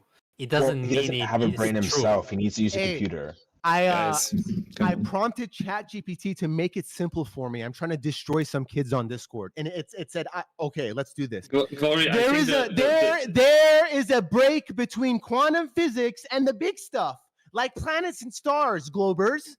The tiny stuff like atoms follow quantum mechanics, weird rules, like as you guys say, where particles being in two places at once, and your big stuff like the Earth, the Sun, and the galaxies follows Einstein's relativity, where gravity bends space and time. They are not equivalent. They are not equal. They are opposites. You and your model, you and your religion, the way you identify yourselves, who you are in this world, who your family is, who your neighbors are, who your country is. All of this is dictated by your worldview, Globers, and your worldview is disconnected between the micro and the macro. This has nothing to do with flat Earth. I'm switching to push to talk. I'm switching to push to talk because you're going a little long. Go ahead. Okay, so Glory, first of all, please don't shout. Please be concise. Second of all, you as a grown man saying I'm here to own kids on the internet is kind of sad and pathetic, man. Like, I'm not gonna lie. No arguments, ladies and gentlemen. No this is why arguments. flat Earth continues to live. No arguments. That was the shape of the Earth. You have you haven't figured it out not yet. a single fucking person in here can They just solve haven't this figured it out problem. yet. You guys, Yes, none of as us you have a are here solution. today, you do not have the knowledge to solve the problem in your fucking model. Cry about it. No, none of this has to do with the yelling, globe, please. just to be clear. Second, I'll say this again. We could know none of it, and it wouldn't change the fact that the world is still a globe. We Flat- could literally know, Hey, yeah, we could okay, you're a literally know flat none of it. earther. You're a flat earther. Okay, cool statement, but that's not a response. Do you want to respond to the fact that we can know none of this and the Earth? Let me know when you have a fully cohesive model. I don't Sure. have one, but you guys, you guys act like you fucking have one. You talk like one, you act like one. I just asked AI. You guys Exactly don't have what a you fully said. cohesive model. Hopefully, in the next 5 years, AI can give you one. Thank you very much. So here's He's AI's right here. response Why are you to what here? you said. Here's AI. AI's response exactly what you say. Unified field theory does not equal proof of the globe. The unified field theory is a hypothetical framework in physics that would combine the four fundamental forces: gravity, electromagnetism, strong nuclear, and weak nuclear into one equation. It has nothing to That's why do we're with not the there shape. yet, It unfortunately. has nothing to do with the shape of the globe. The We're not globe talking model, about the shape of the globe. the globe model This is is so supported by stupid. direct, observable. We're not measurable talking about the evidence, shape of the globe. We're talking satellite about the data, model. circumvention, Dude. gravity variations, Coriolis Listen effect, to them etc. spiral. Here's the lack of Glovers unified pretending they field have a theory. cohesive model. Here's Just you not. guys. So here's the second part. AI doesn't discover truth. It synthesizes information based on its training. If someone prompts AI with, tell me why True. the globe model is All right, wrong, I have your it counter. would generate speculative or misleading text if you properly constrained, especially if the user is Yes. actively guiding it towards a conclusion. I have This your is counter. not scientific inquiry. It's confirmation bias with the machine. I have your counter. Okay, then post your cohesive fucking model that matches the micro and the macro, and we'll test it out. Post it. What are you talking about? And when I say me, Can- I mean me. When I say when I say we, I don't. When I say we, I mean me and AI. Post your fucking model. We'll test it out. Yeah, you're not going Let's to do go. that shit. Post your model. Let's Wait, go. wait. Post it. Post it. Wait, can no, you I don't want to hear explain- any. I don't want to hear your opinion. I want a Yes, we fucking don't wanna model. hear Why? Yes. What? I want a Bro, model. What do you mean Shut by up. micro and Because of that macro? response, there is no need anymore to post any kind of response. Because you don't have it. That's why. There's So- no need I to don't post even response. understand what he's asking. You don't have it. You got Buddy, destroyed. Do you understand what right, is you he don't have a asking even? So I can tell you, my model glory is the Earth is slightly flattened at the poles, and it bulges at the equator. Equatorial diameter Look at this guy. is Look at this is guy. We're approximate. not Is talking about the shape of the Earth, is bud.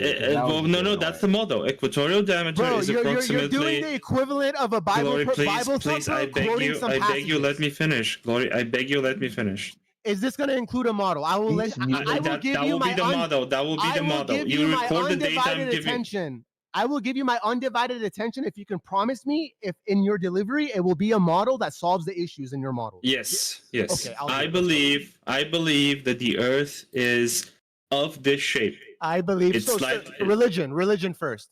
I'm looking for I'm scientific presenting you the solutions. model. I'm presenting you the model, and I'll give you Ladies and characteristics gentlemen, of my model. two strikes. Hey, Zoidberg, Bro, you don't have this. you just Sit can't have down, an sit honest down, bud. conversation with these Don't be a people. liability. Okay, somebody else try then. Somebody else try. Don't be a Somebody else try. liability I'm for your sitting down globe, now. please. I'm sitting down. can't. I'm sitting down. Do you think there is a scoreboard or something?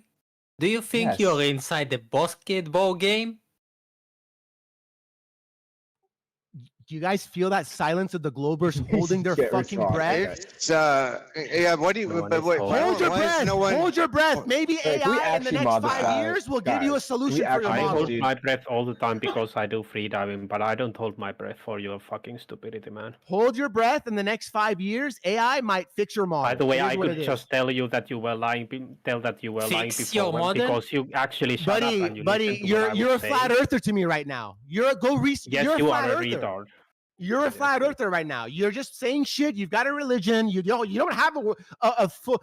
Your model's Why are much, you your spurging? model is much better than flat Earth, but the micro and the macro don't match. You've got a Let's problem, not use bud. like this kind Can we of just mute this language. dude? He's not trying to get into a conversation. He's just going through his talking points. No, we know it don't match. I don't know why resist. Left lane It is the doesn't only match. one, the There's a only problem. honest one. Well, yeah, it's a problem. Point to you guys. No, there's no problem. No part of the globe model involves the unified field theory. I'm not talking about the globe. I'm just talking about the problem with the micro and the macro, and there What is the one. fuck There does does that one exist. mean? I What do don't you know, mean the but that's problem? all. Us That's not- all he us- needs. us That's all not he knowing- needs is an answer. Us not That's all he knowing. needs. Us not knowing is that a problem of Answer- reality? It doesn't make sense. Answer to Why is what? us not knowing change anything? If you repeatedly overtalk me again, I'm going to mute your ass. It What's the doesn't matter. problem? It doesn't have it doesn't matter. It's just, but the problem does exist. Acknowledge it and move on to the next the thing. problem? We don't know. How is that a problem? What's the question even? Don't attack left I lane. think we You've trust got the a AI. fundamental He's problem in your model. He's simply addressing. He's simply addressing the the crisis in cosmology, where our physics, and quantum physics doesn't match galaxies in the universe. What the hell are you talking about? It's not meant to. It doesn't mean anything really. It doesn't matter. We could talk about the shape of the Earth, and we could talk about things that we do know, but Glory wants to talk about the thing that we don't know, and we can't. So I don't know Why what is to it tell a you. problem? Us not knowing is not a problem. Well, it's sort of a problem. The The problem is we don't have a unified theory, and that's the problem. Why if is you that want a to call it a problem? problem, he can call it a problem. Nobody there exists. Be There careful, exists left a lane. They might problem. attack you next, bro. Be careful. Yeah, I know. I mean, it's just we're in a colloquial, normie type conversation. We don't have to get fucking down it. You have to admit that quantum physics doesn't match the galaxies in the universe. And I don't think they're whether aware it's of a it. problem, whether it's a problem or not, to. it doesn't matter. It doesn't matter. It's not meant to.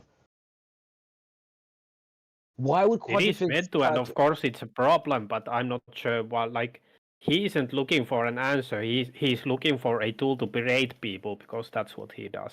But why That's would possible. Why would our model of quantum physics try to explain the motion of galaxies? The whole thing is we don't know. So how is it a problem for the model that we don't know part of the thing that we're trying to create? It's like it doesn't even make sense. If we're trying to explain the motion of the galaxies, we're not going to use quantum physics. Because ChatGPT, by the way, because the same universe has to obey one consistent set of laws, not two that magically ignore each other. If your physics can't scale from atom to galaxies, it's not deep. It's just broken. But what? Hold on. But that doesn't, because we have not discovered it. Sorry. Because we have not discovered the link between those two doesn't mean it doesn't exist. And it doesn't make it a problem. I heard three different answers. Which one is it? I'll You ask couldn't my get three AI. different Come on. answers. No, I'm saying the fact we don't know. What's the issue that we don't know? Ask the AI. Also, What's the problem with not physics- knowing? There is not a problem with not knowing. There's a problem with pretending you know and everything's fleshed out and figured out. Who Like you're said just that? Nobody's pretending. Who said that? Okay then. Okay then. So Okay. shut up. No, I'm not gonna shut up. If you agree with me, then sing along with me. If you agree with me, don't What do try you to mean shut me agree with down. you? You agree with me, then sing with me. Do it. I never said there was a problem. Say it with me. The quantum and the macro do not match. They're not Quantum and meant to. relativity do not match. So Say what? it They're with not me. meant to. Say it So with what? me. They're not meant to. Okay, I'm gonna. Say it with him, you fucking I have retard. a counter for you in a second. Hold on. Did you type it into ChatGPT?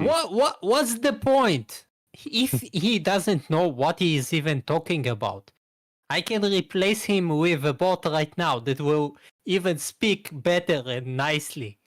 Okay, What's the here's- point? Here's your 2-sentence response with "We are not meant to." Okay, that's I'm reading meant to. ChatGPT, by the way. That's like saying your car engine and your transmission aren't meant to match, but somehow the whole thing They're still not- drives.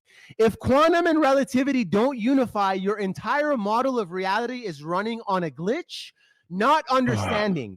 That's not science, don't that's understand. coping. And here's my addition to it. Your mathematical patchworks is not a solution.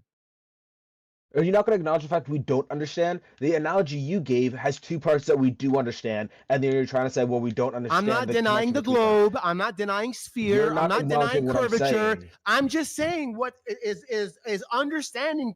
It seems to be in the world I'm living in, except for you and guys like you, is that our understanding of reality is not fully fleshed out. There are still issues. There are still questions. No, those two things don't. He fit said together. no. He said no. Okay. Just saying we don't know isn't an issue. Hey, we don't hey, know.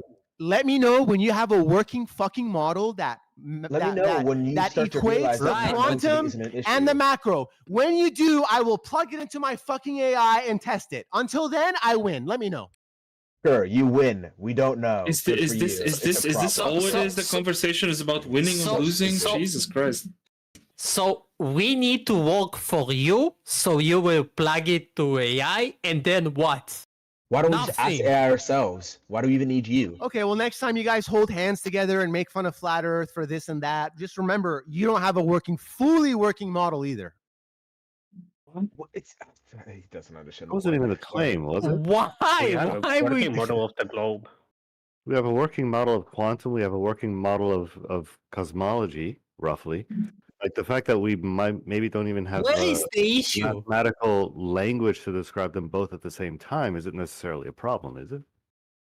Yes, where is the practical use of 0.00 something that I will need them at the same time when it comes to stars in my daily life that you will call it an issue? Go.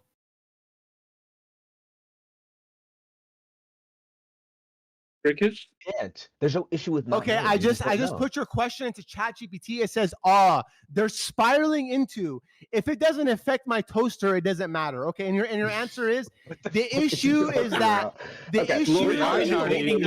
ChatGPT. No, you're no. right now is we're not going to talk about it. I have to chat. I have to chat. I have to chat GPT. Wait, why do we even talk to him? Why don't we just ask ChatGPT and have a conversation about it instead? Listen, I'm responding to y'all's melt. I have to chat GPT. We can just talk to ChatGPT. I have to chat GPT Right? because I mean, no one there's no point. because this I'm this asking you. Okay, you don't want to hear me then. I'm asking I'm you curious. as a I'm human, curious. your opinion. Why do you need to even Google those stuff? What's wrong in your opinion? It's and you cannot even do that because you're so automated. Hey, bot. The God. reason why is because you, M agent specifically, you first and foremost, do not have the knowledge. You don't even until today it dawned on you that your quantum and your macro do not match. I have to utilize ChatGPT because the information we're talking about is beyond M agent and his religious comrades in this fucking group. That's why. Wait, why does that mean you have to use ChatGPT? Again, you guys are resorting back to your atheist fucking tactics of just Wait, asking but why would questions. that mean you have to use ChatGPT? I understand you're confused. I Yeah, understand you're confused. yeah, that you only just works got if you- questions. But Let why me would you know have to when use you've got a ChatGPT? fucking model fixing Wait, your if it's crisis. if it's too hard for M agents, Laugh then about why do it. You're you in have to denial, use flat ChatGPT? earther. Laugh about it, flat earther. So ChatGPT only works if I am in Is the picture. ChatGPT smarter than you, flat earther? Probably Pay not, attention. honestly. It only works when I talk. Let me know when you have a model, flat earther. As Concave said. Concave said it only works when I ask the question. Listen, the religious bigoted glober doesn't care about the truth. Grow up. He laughs through his ignorance. I'm He's been muting this told dude. of the issues. He disregards it and laughs through it. Shame on you, you fucking fake. Get the fuck out of here. You're muted on my end. By the way, is this really needed? Is this really needed? I mean, by the I'm way, muting it's him at kind this of point. hilarious that you are saying that we are like melting down. Do you hear yourself? How Mustard, you Mustard, came here it's starting your yelling turn. at people? Mustard, Who I'm the melting. fuck exactly is melting down except you? Mustard, I am melting down yes, due to you the are fact melting that down. you I guys do have accept no that. working fucking model. Do you have Why a are you working melting model? about? I'm why gonna are you melt melting down about again if other you don't. people? I'm gonna melt down again if you don't show me a Melt working about model. yourself. Because Like you the guys don't crust of have the it. earth, you're gonna melt down? You guys, hey Mustard, you're muted. I really Dude, hope to get a working model. No, from now you. I want to ask. Let me ask you. How are we not Lori, modding this guy, bro? what does it mean? I mean, what? You know, there's not You know, we can't produce you what you're asking for. We know that. So why are you demanding it? Okay, then. Upgrade your egotistical. I'm not saying you directly. Upgrade the egotistical stance of the Globers if you guys have everything figured out. Thing to do with the Guys like M Agent sit here and join this chat. What the hell is wrong with you? Guys like It's M not about the Agent join globe. this chat and Understanding how laugh motion works and in the macro and micro has dehumanize. nothing to do with what we think the shape You of the can't earth take. is. Hey, I'm not going to be spoken over in here again. I Okay, hope then you stop guys get a talking. working That's fucking fine. model. I will do be too. back. I will be back to let you know Okay. of your If fucking you have a issues problem again. with being And the next time I speak- bring it up, spoken I over, hope you maybe have a don't working mute other fucking people model. and talk Or I'm over going to them. rub it in your talk faces about twice that. as fucking Okay, hard. next time Thank you I don't very think you should much. talk. I think you But should this just is screen all share. because you just want to Right. own people on the internet. Is that just? He left. I mean, I feel like I don't know, but when he's ranting and everyone's talking over him, it's not any better. The conversations are made worse. The I feel like there's a conversations simple are made solution to worse by that. the fact that you're not modding him. Yeah, I feel like Well- there's a simple solution.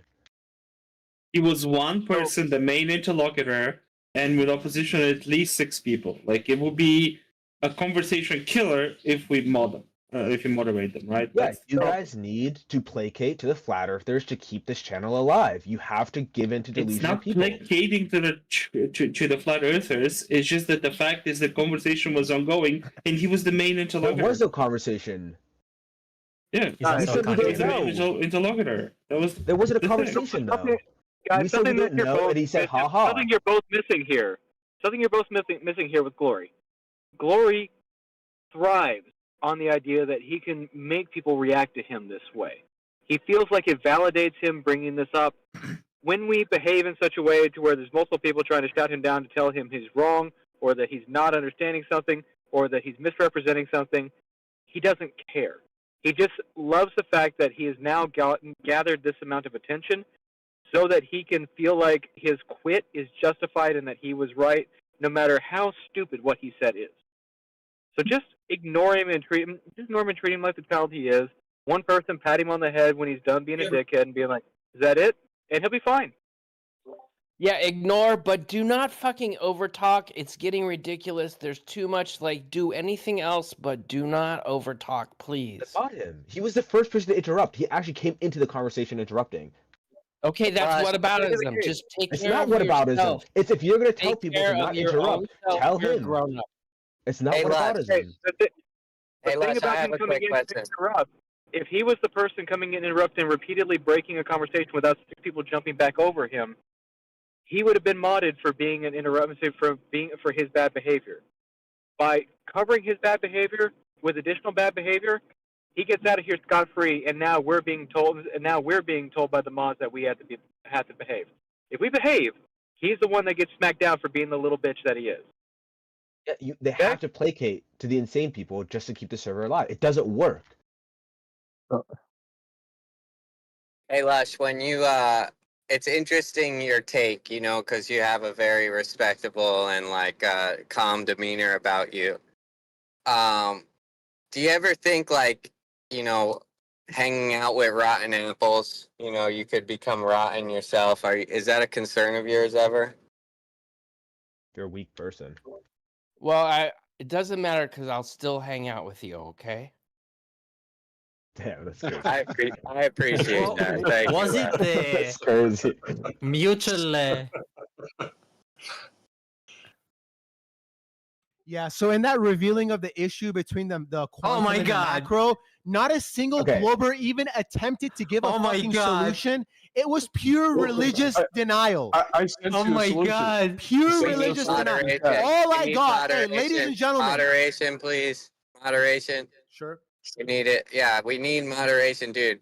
I understand your passion, Concave, and I understand MA. Oh wait, you're not a moderator. You overspoke me. So in my delivery of the issues within the Glober model, all I got was scoffing, ad homs, over speaking, spiraling, and definitely no solutions. Okay, that's and the main culprit is definitely Dr. Peck in that one.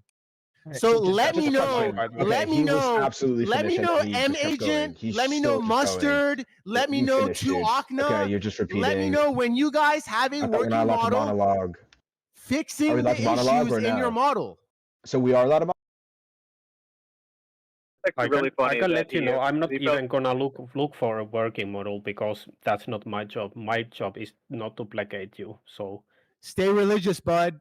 Yeah, Stay religious. I'm not religious in any way. Hey, You were it's, the it's not a one. shame to be religious, You bud. were Stay the one who religious. came here and started yelling and shouting at Stay people religious, because they bud. don't Stay agree religious, with you. bud. So that's not a Hey, religion on real me. That's a religion scientists, on real you. truth seekers don't run away from fucking problems. They hear I it didn't out run away and from they look into it. anything. I The just lot of you stayed short, the I lot just stayed of silent when you you were short spurging, of and left then I lane. answered you, and then The I lot got of annoyed you. you a little bit because I dared to speak up against your bullshit. The lot of you short of left lane spiraled, denied. You acted like it's your religion, and it's okay. Thank you very much. Just to be clear, wait, hold on. Just to be clear, because I did just get muted, and I do want to make a response. Just to be clear, for all the mods saying there needs to be a conversation, this dude didn't actually have a conversation. He used ChatGPT. He literally wasn't even talking to us. He put our responses into a computer. So that's the first thing. The second thing is he did just come in again and interrupt a conversation, and you didn't do anything about it. So I don't know why I got muted there when he was very clearly finished, and then could just repeated himself to say, "I hope we get a response," and naming individual Because names. you're just so he could keep attacking talking. the Now he's messenger. interrupting again, and I know you're not Ladies the and mod, so you gentlemen, can he's keep the server attacking the alive. messenger. He's again interrupting now. He's reacting to the person and not the content. He's still interrupting, and you're still not going to mod him because you need to keep the server alive, so you have to placate to them. I'm telling you, there is no conversation to be had with this person, evidenced by the fact that he said, "I will put your responses into ChatGPT." So whatever justification the mods are trying to make to keep this dude here, I don't understand what it is. Would any of the mods like to respond to that? Oh, dude, you're repeating spiraling, yourself. bud. No, none of the mods? None of you guys are even going to try to You're justify it? repeating yourself, dude. The mods What's can't wrong? fix your problem. The mods can't give you a fully cohesive model, unfortunately. Okay, so none of the mods are going to try to justify None of the what mods can occurred. give you a He just fully interrupted me cohesive like 6 model. times. He just interrupted me again. Can you? He's already said he can't. Can he's you already give said he us a can't do it. model? So He's already why said are he you can't give talking you a about model. it? He said it. He's already said he can't give you a model. The only reason why he's stating that we don't have one is because for some reason he seems to equate the idea of having a working model of the globe is the same as having solved and resolved all problems in physics. You have to remember, he's only working with approximately one brain cell, and he lends it to Kikuchi half the time. Yeah. Ladies and gentlemen, the religious opposition is requesting the moderators for a conversation. Unfortunately, a conversation cannot be had when one side, which is my side, reveals an issue in the global model and backs it up with AI, and all I get in response is attacks, scoffing, spiraling, insults, ad hom, anything but the solution to the issue presented. Cry about it. The problem is you didn't present. Okay, an my issue turn. that everybody wasn't already unfamiliar. Wait a with. second. Everybody acknowledges that there's that disconnect, and I think most people in here didn't actually disagree with your act dogmatically anyway. I don't know why you keep saying that. Does anyone have a solution to the problem? Wait, why you're acting like people are theory. acting like they have all the solution. I'll say it for the 10th time, neither Yahweh or Gatebreaker have explained why not knowing is a problem. Why is that a problem? We don't know. It's simple as that. Can a Glober with higher IQ than 2 Akna reveal to him why this is a problem in his religion and his worldview, please? I tried. Hey, Dr. Peck, shut up. Lori, I'll respond. I pulled up AI. I said it in my own words and AI. Tuakana, since you can't understand, and since Left Lane explained it to you and you didn't understand him either, maybe someone else can explain to him. M Agent, go ahead. Can you not explain interrupt? to him. Can you do that? Is that M Agent, you explain to not him. interrupt? M Agent, explain to him. Can we talk like normal people instead of you? You guys can't handle the energy. You guys can't handle the energy. There's 4 of you against me. Yeah, when I'm the dominating you. You want to talk with people? Talk with people. I'm dominating you, and you will be dominated until you solve your cosmological quantum There's only one way to really fix this. Everyone just turn him down to 0. Yeah, that's right. Obviously not worth it. Yeah. Hey, you know what? If it's your religion, if it's your religion, I respect you and your religion. Multiple times there, he's not engaging the conversation. I asked a very reasonable question. Why is not knowing an issue, and he didn't respond. respond. I'm You have to try hyper to get someone engaging. else to tell me what's an issue. So unless you guys are actually going to do your jobs, why are you going to talk to me about being We moderate? can't even hear you guys, dude. We can't hear you guys. You guys are just creating audio chaos. Like, Yeah, we're gonna have to move past it. this All is right, let's like move on, a ladies and game of gentlemen. this will be like a game of tennis, right? One person speaks. When they hit the mute button, the other person speaks. Breathe a little, give a little room after you're done talking. It helps. I got Right, you. I'll On my repeat my behalf, question then. Why is not knowing a problem? Can I get an On- answer to that? Will he answer? no, you need to answer for your model. This is your problem. You answer. That's a good question. Gatebreaker, that is an absolutely Why are legitimate we in question. charge of science? All they have is questions. Why? Okay, so I don't he think can't have a conversation. I don't think He it's can't have a registered in their minds yet. The Okay. issue. The issue hasn't even Quite registered in literally, their this is mind what we've yet. had to do with Why? multiple servers with him. He's in a mode to where you can't engage or Go talk back to past- Gem or talk Panda. Stop with him crying. or Dr. talk to Pet, anyone else. fuck off the Gem The entire Pandas. room just has to mute him. Fuck off the Gem Pandas, over and Dr. over again. Mods, can you actually do something about this, dude? I asked a legitimate question. Thank you. Finally. Why is it? Like, what is the Okay, issue he's even asking about? Like, he's Goddamn, asking us repeatedly- for. He's asking us for the unified field theory. Is that like? Is that the question? Yep. Then we'd he's all be asking, Nobel. We'd yeah, win the yeah, Nobel but- Prize.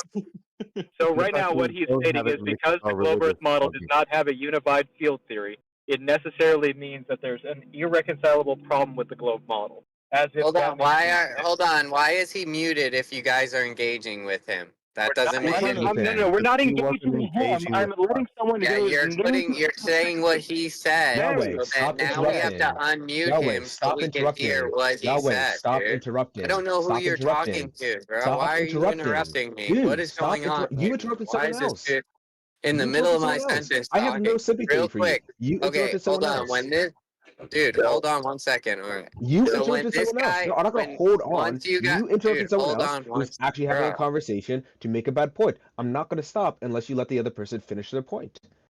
Okay, the point is, if you're gonna say No, let what the other person Gatebreaker finish is their point. There saying, was a you have to conversation going unmute on. him to let him say what he's saying, dude. Well, we asked him that. He wouldn't ask. We asked him that many times. We said, "What? Like, why does it matter?" And So here's what this is going on. I'll rehash the conversation as a general overview, so that we don't have to ask the person that's just going to scream at us.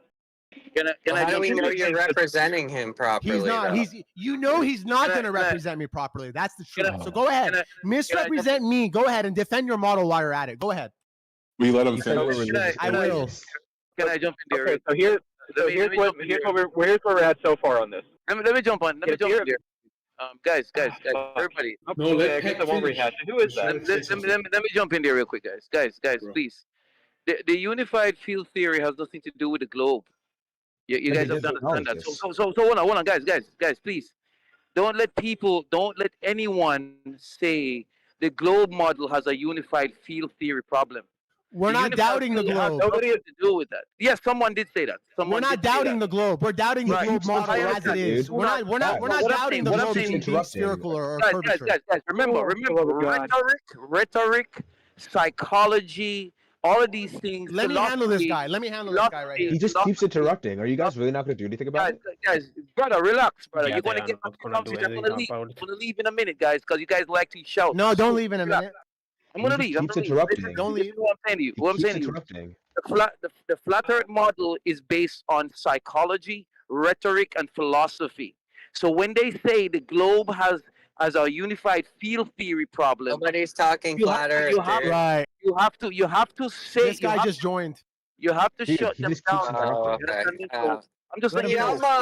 Yo, we are not talking about the flat Earth, boy. Yo, Kind of ridiculous that you guys these guys are not getting moderated at all. Let him finish. Let him finish. Mods, you're really doing ass at your No, job. let him finish. He just keeps interrupting. Don't let them say the globe model has a unified field theory. Those are two different things. Thank you. All right. But say it. But make We sure don't let us say that. We're not saying that. We're admitting there's an issue. I have a question for Mr. No, there's 100. not a problem. No. I don't know why want we're my still question. talking. No. I want my question answered. I asked a legitimate question, and it Hold still on, hasn't been Left answered. was talking to Akna. No, You because you interrupted guys are him. trying to have a conversation, and I want my question answered. And it was a legitimate question. He's a mod, dude. You can't interrupt mods like that, bro. Let him you finish. can interrupt people either, so why If are they're you going to be a mod, then they should interrupting people for it? mod. If you're not going to mod, then why would I consider you as a Don't mod? spiral, bro. I'm not a globe denier. Don't spiral. Okay, great. So you still didn't answer my question. Why is not knowing a problem? Not knowing is not the problem. The problem is that there is I already explained it. Did you fail to hear it? Yes, explain it again. Explain it again. Go ahead.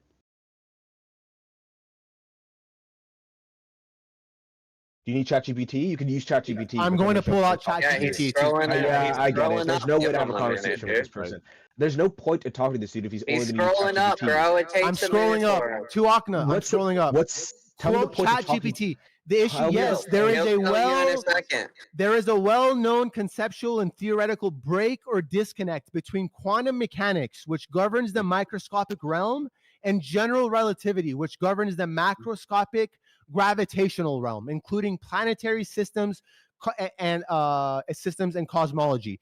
Do you agree or deny that claim coming from my end and AI's end? Do you just be clear. I'm This not is your talking to conversation you Okay, asked for. Just to be clear, I'm not talking to you right now. I'm talking to Oh, a he's not robot. talking to me right I'm now. not Oh, you're gonna- muted yeah, then. I'm- You're muted okay, then on my end. Thanks for not talking. Now I'm just Let me gonna know when he's overtalk done. him entirely if he's muted me. Okay. The point is, and I'll say this to the mods because you guys aren't even trying to justify this. You want to have a conversation with the dude who will not have a conversation, and he's interrupting, and he's using a machine. So I don't see the point in trying to have a conversation with the dude who's literally just using a robot and not engaging. And not only did he not respond to my point, he just said there is no problem with not knowing, but there's a break between the or quantum mechanics and gravity, general relativity, right? And no one's denying this fact, but I just asked why it's a problem, and then to explain it, he just restated his claim that there's a break. All right, here we go. Pretends to be a problem. Quoting So if you want to pretend to have a conversation, you gotta mod this dude at least a little. Got you. Appreciate your response, mate. Quoting ChatGPT, number one, mathematical incompatibility problem. When you try to quantize gravity like we do with electromagnetism and quantum field theory, Einstein's field equations blows up. They produce non-renormal, I don't know what this is, non-renormalizable infinities. Does any glober have a fucking clue in what I just read? Any of you? Yeah, I have a clue. Okay. I have a definitely clue. The question was, why is that a problem, though? Yeah, Okay. not knowing is it a problem? In simple terms, when you apply quantum math to curved space-time, the equations break. No, sorry. Infinite that way. They don't go that way. Wait, but before breaking, let me finish. The equations break and You're give not you infinite. talking. You're reading from a Ladies computer. and gentlemen, they can't handle it. Dude, This is what stop. happens when you Let have a him- religion. Dude, this is if you're gonna engage can't with do it. him, this is gonna I'm be not. the way He he's gonna literally engage, muted me. bro. Yahweh, you understand? Very He profound. literally muted me. What do you mean engage with him? He actually I muted me. unmuted you. What's the point of engaging? He literally doesn't want to hear me. Okay, So well, I don't know why No, you're he's listening, engage with him. dude. He just Why said don't- that. why don't you- Sometimes why don't people you- say why don't things. you- why don't you- Akna, why don't I'm gonna- you tell him? Why don't you tell him to engage with me if he's just gonna mute me? Hey, Akna, You see how I'm- stupid that He sounds? is engaging. Hold on. Hey, Okay. ladies and gentlemen, I'm He's not. gonna make He's a using a personal. Hey, just keep Hey, over break. But speaking. Alkna, you said you were not going to engage Hold on. him. I'm gonna make a personal I'm not decision engaging with him. not I to haven't engage started Akna. yet. Then He what- hasn't All said right, he's anything. muted on my He end. hasn't said Problem anything. is solved. He's Let's move using a forward. computer, right? So it doesn't make sense. You can't have a conversation with someone who's using a computer. There is no his end. He's using a machine. It doesn't make sense. That's the If way I- he if wants I to may. engage. So if you want to engage with him, that's the way it's gonna be. There's no him. He's using a computer. I could literally type. Dude, are these you gonna keep questions repeating into yourself, dude? ChatGPT. Yeah. Yes. So you we would acknowledge get it. it, dude. We get it. You don't like that he's using a computer, but at No, the it's same not that I don't time, like how it. many You can't times say have in- you? But It's hold not on, that I dude. don't Hold on, like bro. it. Wait, dude. It's not Wait, that I bro. don't like it. Don't Wait, lie bro. on my Dude, side. I'm, Break your bro. broke this dude, bro. Bro, people use Google all the time. Google used to be the That's standard not what he's oracle. doing. That's Now not- Google has Right. been Not what he's replaced doing. by Not what AI he's models doing. like Grok and ChatGPT, bro. What's the difference Great, using not what Google he's doing. and The using difference is because- ChatGPT, bro? the Not difference much. is because the Bro, I'm difference is still because- talking, dude. I'm still Yes, talking, but bro. you're lied about my Bro, point anyway. So It doesn't anything you're matter, saying doesn't make dude. sense. Dude, Just relax. you gotta chill out, bro. You gotta stop. If Okay, I may. again, I have no Just sympathy relax, for. bro. Yeah, cool. I have no sympathy because of the person I'm talking to. Just to be clear, the difference between using Google to make citations and reference information and using ChatGPT is because he's literally taking the things we're saying and putting them into ChatGPT. He's not responding. Oh, well. He's reading. He's reading. He's reading. He's reading. I will go to finish one way or another. He's reading what's on ChatGPT. I can literally take my. Hey, now you know how it feels to be a flat earther going against a glober. The globers. Okay. I'm not making any claims against anyone, but when you're a glober, you could just Google your. You could just Google your. I want fucking everyone thing. out. You could ask ChatGPT. I want everyone out. And you'll. Sorry. I want everyone out. I want everyone out. You just go and you go and you go, man. You're gonna have to make your point. I understand that he's using ChatGPT. End of statement. Why do you just repeat it 15 times over and over again? We need to talk one at a time, have a conversation, or not. I don't know. The dude is deafened, Left Lane. Just boot him, bro. So if I can get us back to the actual point, Gatebreaker, my understanding is that the issue you're having is that we have this problem in rectifying the micro and the macro. The question that was asked of you was, why is that problem an actual problem? Not why is it a problem? It's not a problem for it to be a problem for me to doubt the globe. It's a problem in that the global model as it is not this perfect thing. There's still issues that have to be found out. That's fine. Why is that a problem? It was brought about in an opportune moment where certain globers found it, they wanted to make fun of flat earthers and get really arrogant and egotistical as if like what they're sitting on is perfect. It's not. I revealed it, and spiraling occurred thereafter. So, Nobody any other said it was questions? perfect. No one said it was perfect. I feel like you're okay. Well, the spiraling and the reaction say otherwise. Now you're interrupting. Have been trying to be cordial. The problem is you seem to be heaping onto the globers some notion that they think they have all the answers. I don't think that's the case. You don't? Okay, I'm not going against you like that. I'm not going against Left Lane like that. I mean, do you have to have like a concession from every individual talk to your Glober bros that are spiraling, bro. I'm just the messenger. So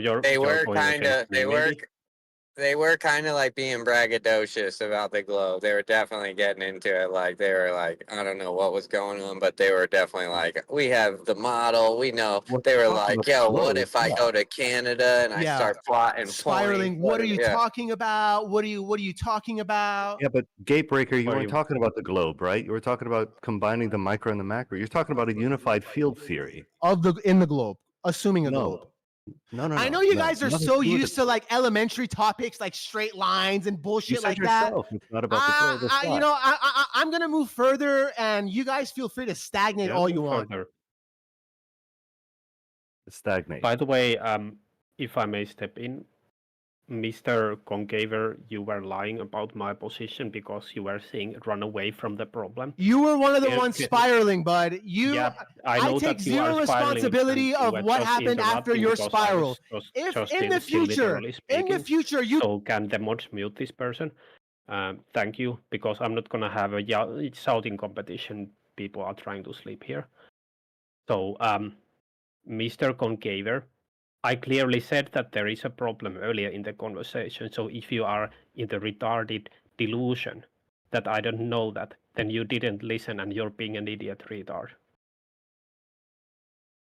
Yeah, on my end, I muted Mustard the moment I got muted, so I didn't hear a fucking thing he had to say. Yeah, let me know when you guys have a solution. First of all, let me know when you acknowledge your fucking problem, because some of you haven't even reached that step yet. I have done and once you reach that step, let me know when you have a solution for it. Until then, enjoy debating flat earthers while you yourself don't have your home in check. Thank you very much. Can we just like get longer term mutes for people to do that? Yeah, let's turn it down a little bit. Yeah, like getting muted and then that's the last of me. Yes, thank you. He just told you himself he's not interested in even hearing the answer.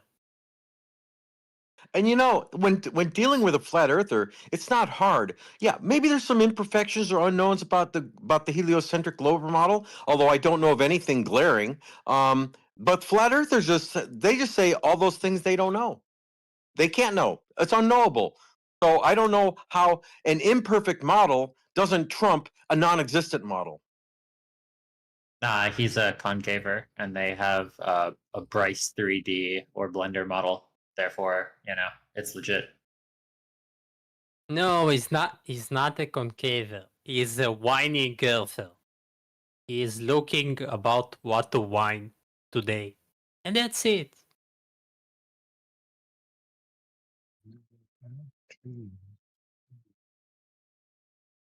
And we can back to talking about how AI will change the landscape, or whatever it was before the outbreak.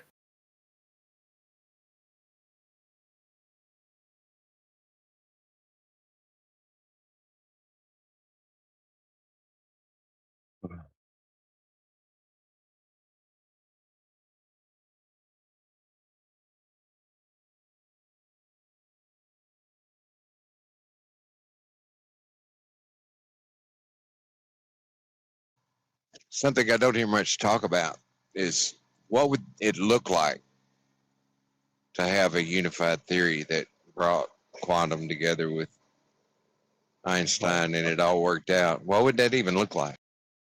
I couldn't even.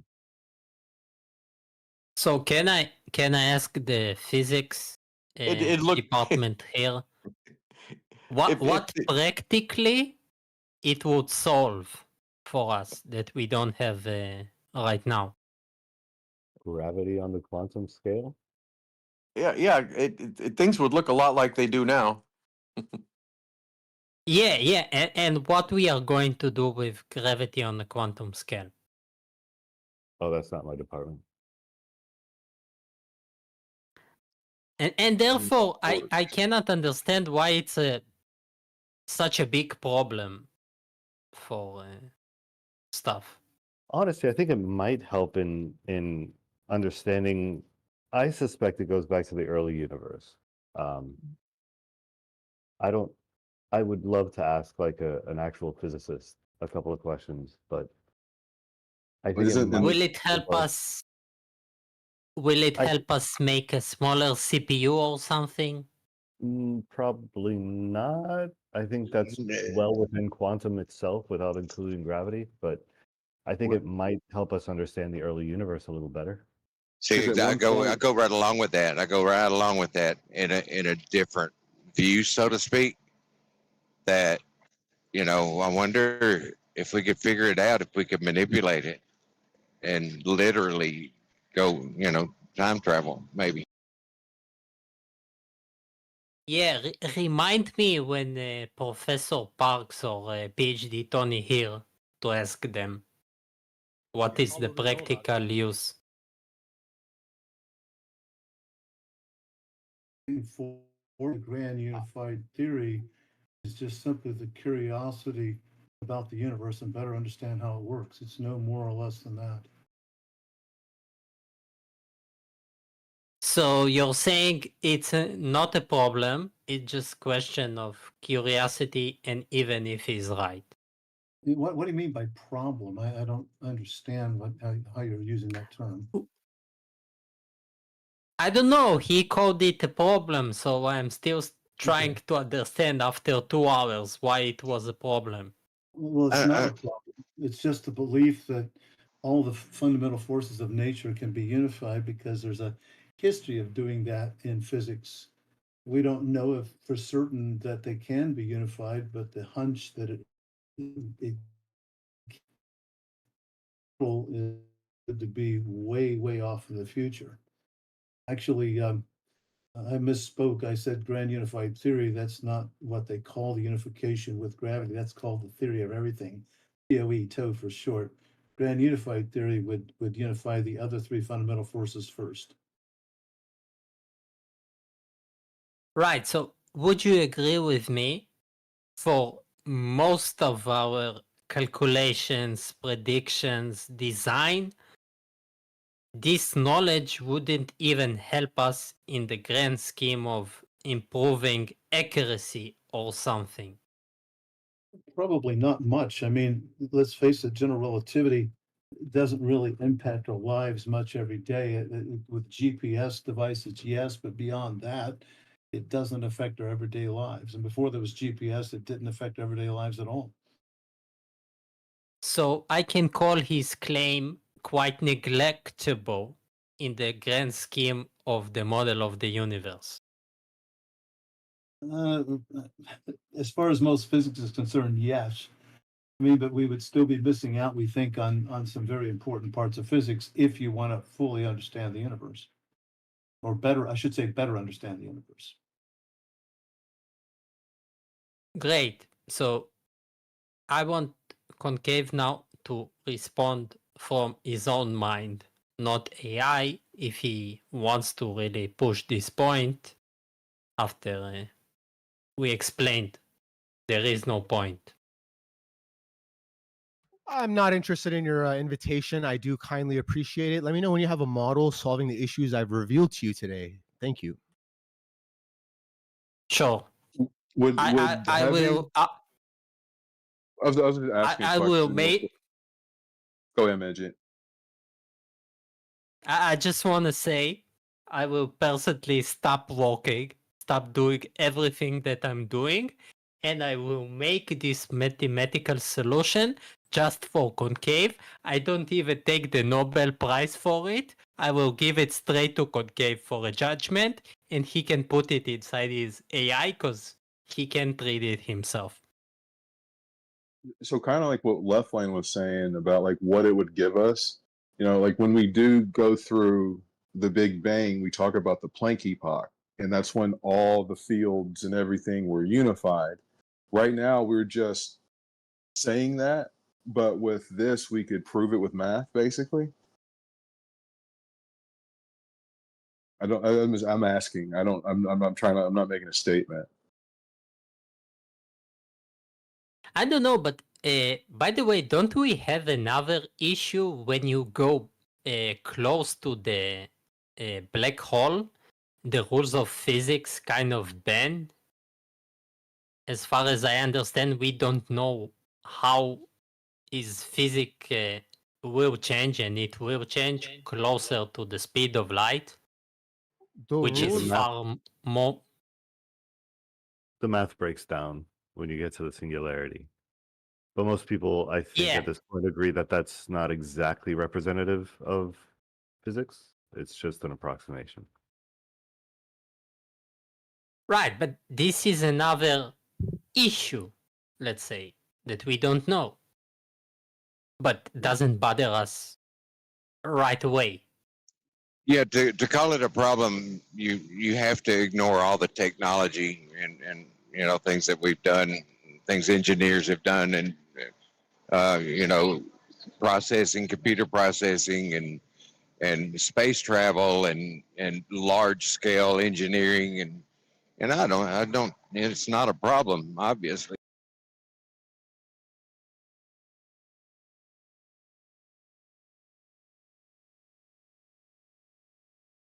Did you hear, by the way, that Blue Origin plans to land on the moon this year, and maybe even land a human back to the moon before SpaceX? Everybody's gonna do before SpaceX. It's a recent news. They showed their plan like a week ago. Also, they plan to put the refuel vehicle in a lunar orbit, not in the Earth orbit.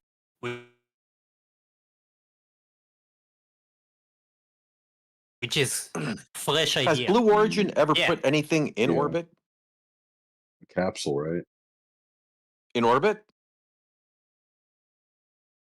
I think so. I think it was one of the first things they did. They have Blue Glenn. Blue Glenn. It brings smaller satellites than SpaceX, but it still goes to orbit, as far as I understand. I mean, SpaceX.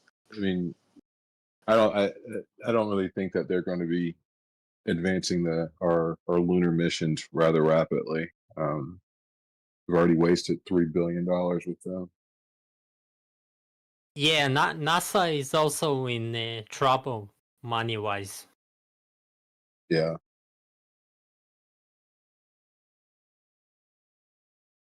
That's, I didn't understand this. Why is it that, I mean, I get it, like, we don't have the same tools and stuff that we had for like the Saturn rockets, but like, why is it like the statement, like it's like like we don't have the technology anymore to go to the moon? I know I might be saying that wrong, but like we did it in the 60s, 70s, like why can't we just copy and paste it and do it again? Would you really want to go to the moon with a 60-year-old spacecraft or 60-year-old technology? I mean, we can do things better today than we could back then. Well, if you think about it, SpaceX hasn't done it better. I mean, they've had the same amount of launches. It's a kind of wrong assumption, because what SpaceX did, they took the plans from NASA and then they developed upon it and they built the Falcon rocket. No tech was lost. They made Sorry. The thing that was lost was the supply line. I mean, you have this whole, machine of supply for the Saturn V, and that was dismantled. So you'd have to reassemble all these antique machines. No, they're going to, it's going to be current technology. And then that is a path not yet taken. So the description of we've destroyed the technology, well, they dismantled the supply line. They dismissed the engineering background. So all that academic knowledge of the actual construction, that was all just fragmented and sent apart. So you have to reassemble it, and that's from scratch because they're all, because there's no continuity between then and now. It'd be like trying to make 8 tracks again. Yeah. Also, sadly, we don't have SLS anymore. The space ship that went up and back and built the whole ISS. Oh, the space shuttle. The shuttle. Yeah. Yeah, you said SLS. That was confusing. Because it was a space launch system, or the current system is called SLS. Yeah, the SLS, which has one launch to date, and you said building the space station. Well, that was space shuttle, which is not SLS. Yeah, I meant the shuttle that went back and we forth. spotted that. Yeah, we spotted that. We picked right up on it, and we said no, space shuttle. Yeah.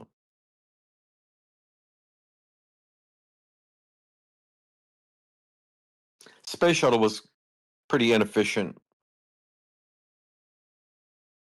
Was that like the battery on it or something? It was STS. It was STS. This is the confusion. The missions were called STS. Correct. Yeah, the shuttle transport system. And they gave them numbers, and they had 135. There was 135 launches, I believe. Also, after that, there was idea of a space vehicle like that was supposed to be efficient, of Raytheon, if I'm not mistaken, that supposed to have on the behind side both vacuum engines and atmosphere engines, so it could travel back and forth, but it never came to fruition because there was no budget or something. And this is what we lost on the way. I just still remember going to space camp in Huntsville, Alabama in like the mid 90s. They're saying like, we're going to be living on Mars in like 10 years and stuff. But it's weird.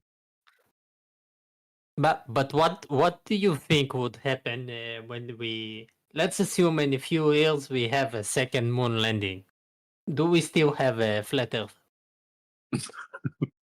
I don't think so. Wait, why not? You couldn't go to the moon on a flat Earth? Apparently not. Why? Because is the someone moon in said orbit? so? Is the moon I in don't orbit? know. I don't know. I'm just saying, are you saying it wouldn't be possible on flat Earth to go to the moon? Right. Just why? What makes you say Oh, that? Because you How do you can't aim achieve at it? orbit. I don't know. How do you know that? What if when you go up there, because you have a do? container. You have a container on flat Earth, no? Are you saying it's impossible? Yeah. You have a dome. Can you break the dome? Well, it's also, since the Earth Is it isn't flat, outside the yes, dome? it is impossible. It's impossible to do something on something that doesn't exist. Oh, it's for sure a globe. Oh yeah, And doesn't have a model. That's without that's incontrovertible.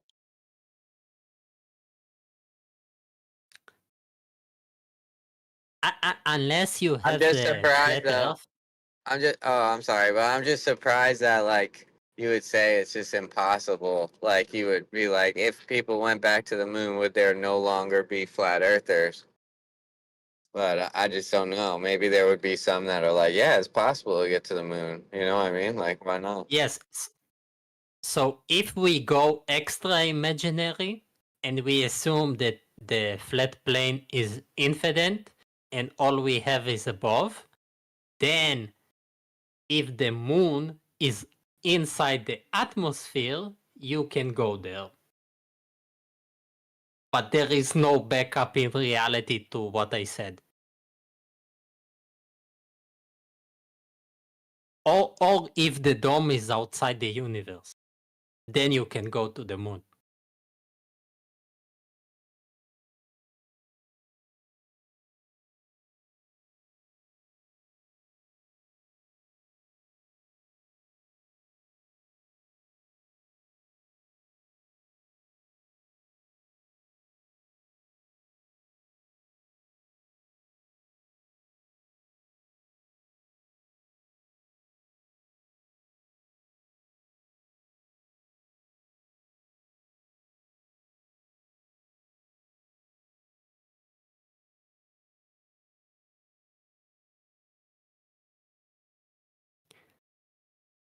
But also in the future, until we reach the moon, there will be so much fake outside and ability to self-recreate any video that you want that no one would believe anymore anything they see themselves on any screen, if you think about it.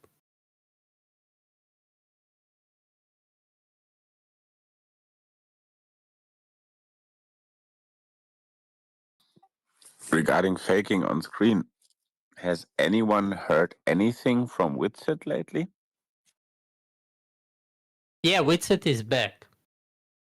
Seriously? Back where? He recently did a discussion with two rabbis and David Weiss, and in the end of the month, which is right now, he wants to arrange a summit like they used to do in the past with Jeren. Jeren gave him the rings. He's organizing a Flat Earth online summit, of course, for his members to pay. And Jeren may be even doing a debate with him in this special summit. Just pay like $200 and you're Witsit Golden. So this is pending. So we really haven't seen much of Witsit. No, we see it. You can go on a Dave Weiss interview from 3 days ago. He posted the video. He interviews a Jewish rabbi that pretends the earth is flat. You know, I mean, they're looking for solutions considering some of the issues we have in the global model. You know, when you join I'm still waiting to hear one of these damned issues. Oh, just the you know, the quantum and the macro not mathematically working together. The same That doesn't affect the shape of the Earth. Oh, I you know. So that's not a global issue. you can't blame people for trying to look for answers to solutions that their mind understands. Some guys in here, like Mustard, doesn't understand the issue, so he's not going to go look out for solutions. Of course, I understand the issue. If you're gonna attack me, I'm gonna respond. But go ahead, you were speaking. You had your time, mate. You have I'm gonna one let you be opportunity to arrogant for a respond while to me. before I Let me actually know when you shut have you a down. solution to the issues I gave you. I gave you the time of day. You gave me Okay, so nothing you're but insults, Yeah. over talking, spiraling, and disrespect. I Get a never model, insulted you. one that works, and I don't mean the globe. I mean the whole thing. Thank you. And let me Now, know. Thank you very much. Sorry, if Shugo, you're for just his gonna say that overspeaking. you're gonna mute me and you're not gonna address me, then stop attacking me, because it's kind of dishonest to say, "Oh, this guy doesn't understand." But when I actually try to show you why you are just a wrong and a piece of shit liar, and why I do understand, you're just gonna go, "Oh, I'm gonna be a bitch and I'm gonna just mute you and I'm not just gonna listen." That's dishonest, and you're being a bitch. Now, I actually have 100 hours of listened audiobooks on these topics on Audible, so I fucking understand these issues way better than you do. I don't need to look for ChatGPT to explain these concepts. So you don't know what the fuck you are talking about. Earlier in this conversation, I already said that it's a problem, but you are using it as a weapon to attack people because that's your stupid fucking problem. You want to attack people. So you're not looking for answers, and because that's it, that is shown by if anyone addresses you, you just mute them like a little bitch. Yeah, is it a problem? Yes. Are you looking for actual answers? No, you're not looking for any actual answers. Master, dude, release it. Release the bad energy. There is no point. I cannot properly do that. There are people sleeping here. Wait, what books have you? You have over 100 hours of what? Sorry? You said you have over 100 hours of what? Yeah, I have listened like 100 hours of audiobooks on like topics Oh. like general relativity, quantum physics, stuff like that. When I said release it, I mean there is no need Let it go. of Yeah. calling him names, because I think we all agree and we all understand.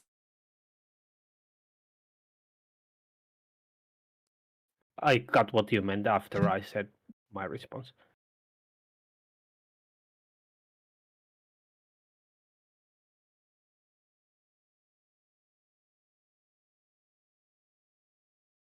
So, who asked about Witset?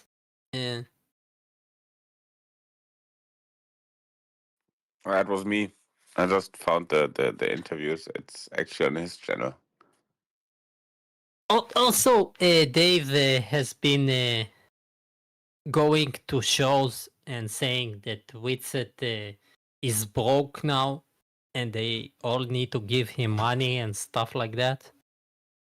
So Witset is going to do whatever he can to survive. Sure, in his mind, Witsit is dehumanized for you. You've lost the love of brother. You've lost the love of human. You've lost the love of man. To you, his downfall, I literally hear it in your voice, brings about a smile and a giggle to your fucking being. Shame on you for that. No, I'm not ashamed of that. He's a Yo, fucking that was- liar. That was kind He's a of. liar, and he's really getting money from people because he's lying to them. I would also smile Yeah, if this if world Dave- operates if by Dave people would get getting any money. issues about that. This He would world deserve operates it. by people getting money. You and your ilk operate by hatred in brother. Why? Because they believe something different than you. Shame on you. No, absolutely not. It's not about their belief. It's absolutely not about their belief. It's about making shit up by the way, I was speaking themselves. to M Agent about- Snooze. That was all Yeah. to M Agent. No one's talking to you. Yeah, Yo, hold I on, know guys. you attacked me. I gave an update. Okay, this is all I did. Why does Witsit's downfall make you happy? Yeah. Let me finish a sentence. Let me finish. I'd rather not hear the filth out of you. Fuck out of here. If you don't know how the world works, it is not my fault. On YouTube, you have people doing reaction videos to other celebs. all the time updating about what they do, where they go. Who cares about Witsit? Okay? So I spoke about You're him. the one who brought him Big up, so who? obviously you care about him. You brought him up. You're the one who cares about him. No. You care so much that you celebrate his downfall. Okay, if you were in the conversation before, another guy asked, does anyone know something about him?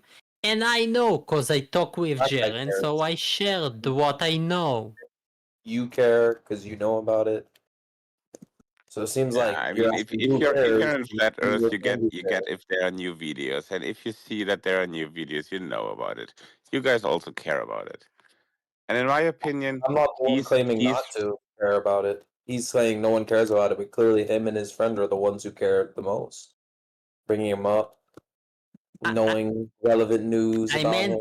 I brought him up because I'm interested, because he's a scammer and a fraudster, same as Deathwife.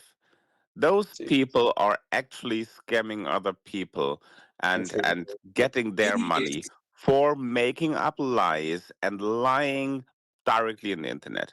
And in my opinion, he deserves everything that It's he not a gets. lie when he actually believes it. That's the No, difference. it's a lie. No. Wait a actually second. believes it. I'm not saying. And that I'm is not where saying you're wrong. lying about flat Earth. I'm not saying lying about flat Earth. That's one thing. But making up shit themselves. He's an original. He's an inventor of lies. He He's actually not believes someone it. who believes. Yeah, he's got some some skills that you don't have, and that bothers you. He actually believes I'm not some bothered things. in making He's got up the shit and passion. lying He people speaks for their about it, money. and others agree with him and want to donate to him.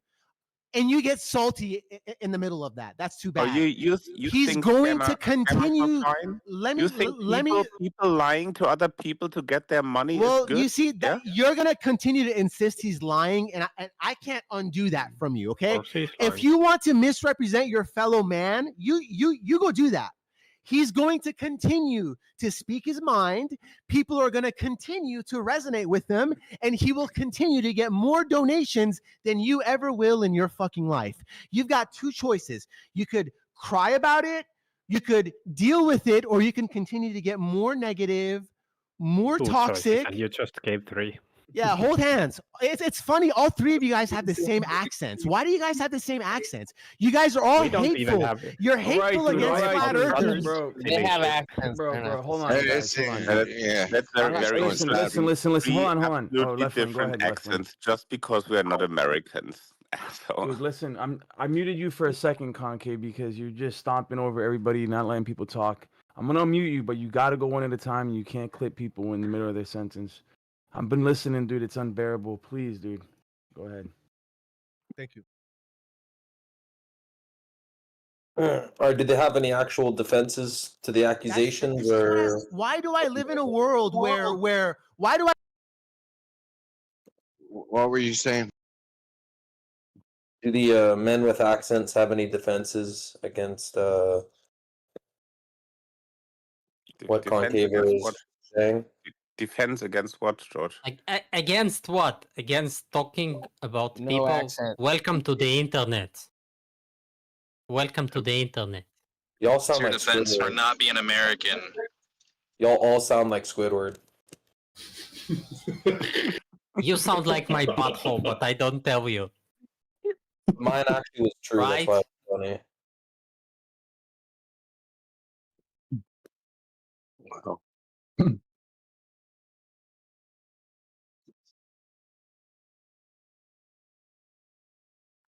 Let Breaker free. If he wants to get about it, let Concaver. him talk. Yeah, why is Concaver being silenced? It's so weird because Release the gay breaker. It's so listen. You guys are the Release type of the gay people. breaker. You Bro, guys, stop. you guys will foster an environment where the Globers will come in here and you guys will 5, 6 at a time demean Witsit, call him a shill, call him this, call him that, with pure antagonistic hatred in your heart. Like you would rather the guy become homeless, his family break apart, he loses kids. You guys encourage and foster such conversations, no problem. No one gets muted. You guys hold hands, make good friends. But when I come and I counter you passionately, I counter you passionately, you get offended, and I get muted. Fuck this whole system. Fuck this. Yeah, the fuck this lot whole of you. system, The man. lot of you. Fuck every one of you. Thank you very much. All right, dude. All right, bro. Come on. Enough. So if his family breaks apart, then it's not because of us. It's because he's a bad person. That's not necessarily also as to why his family Also, breaks. Whitson doesn't know us. Whitson doesn't listen to us. Whitson doesn't care. He's his own human being. And you disrespecting him by saying that we are in charge of his life. Monaco Grand Prix is just. It is what it is. Live true to yourself. If being true to yourself is disparaging that man, keep doing it. Don't get offended when I fucking speak up. Keep doing it. I spoke up. I got muted. Go back to talking bad about Whitsit. Go on. You got muted. Grab your Why are fucking you balls when you do it. Dude, you gotta. M agent, why do I yell? Because I've got these things between my legs. They're called nuts. This is what you don't have. Concave, I muted you. You're shouting, and it's really becoming unbearable. Stop shouting. Just have a normal conversation. No one have issues. When you start shouting, it makes things really uncomfortable and unbearable. Stop shouting. I will not mute you now. Thank you. Is my shouting more unbearable than another man disparaging another man? Yes. Calling him a liar, calling him this, calling him. Of course it is. You guys are scum of the earth. Of course it is. People lie. Of course it is. Hey, I'll stay in my lane. I'll be me. You guys be you. Do what you want to do. Run your mouth. Disparage your fellow man. But don't get fucking insulted and triggered when I speak out against you, okay? Don't lie and say it's my volume or me yelling. That's all right, dude. All right, dude. You gotta give it up. Okay, please. Dude. Yelling. We're trying to be patient. I'm trying to listen, dude. I didn't even mute you there, bro. No, I did mute him. Please, just drop it, dude. Lion, sorry, I did mute him. You know, I don't want to unnecessarily hate muting people, but yeah. Gatekeeper, calm down, man. Seriously. The irony, Gatebreaker, is while you're doing this, you're disparaging us. Hey, I stand above you guys today. Okay? Yes, you stand above us. I am looking down at you guys. I'm looking down at you. You want to be degenerate? Feel free to be degenerate. Hammer Eyes, my voice and my tone offends you? Cry about it. Go on. Let me go back, sit on my fucking throne, peasants. Go on, do what you got to do. All right, dog. We got it. The only one who's triggered is you.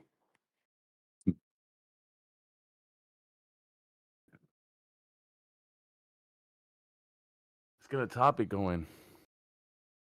I actually personally do think that if Widget goes to financial ruin, because sometimes there is an image of Christ where with one hand he lifts up and with the other he pushes down. It's kind of the law of karma. You get what you were asking for. So if Widget deals his cards horribly and if he goes to financial ruin, I'm not gonna say it's good if something happens to his family, because his family shouldn't suffer for what he's done. But if he lies about stuff and he goes to financial ruin, that's the law of karma, man. I don't believe in karma. Who is this that guy that like went to the final experiment and came back and everybody said he was lying? Yeah, it was the actual guy that went to the final experiments and was lying about a lot of stuff there and did nothing there. So he was smoking there, except he was saying that he doesn't. He was vaping there, but he said he didn't.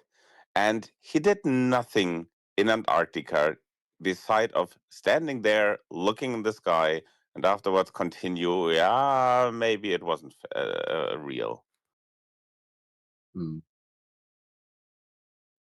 I don't really know much about him. It seems like a really passionate topic. No one else is saying it, so I will. Is it too much to ask or expect for a man in his 30s who has a wife and 2 young children to have a job? Is it too much to ask for him not to spit on her? spits on her? Yeah, you don't know. I don't know anything about this guy.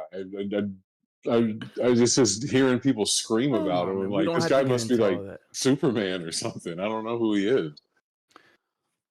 That's the problem. That a lot of flat earthers like glorify him for coming up with shit and making up shit in debates, so that he can invent some stupid theories. That's why people like him, because he's really kind of trying to come up with new lies that explain all that Dude, stuff. stop, bro. First of all, Witz is my friend, dude. He's not lying. You know what lying He is means? lying.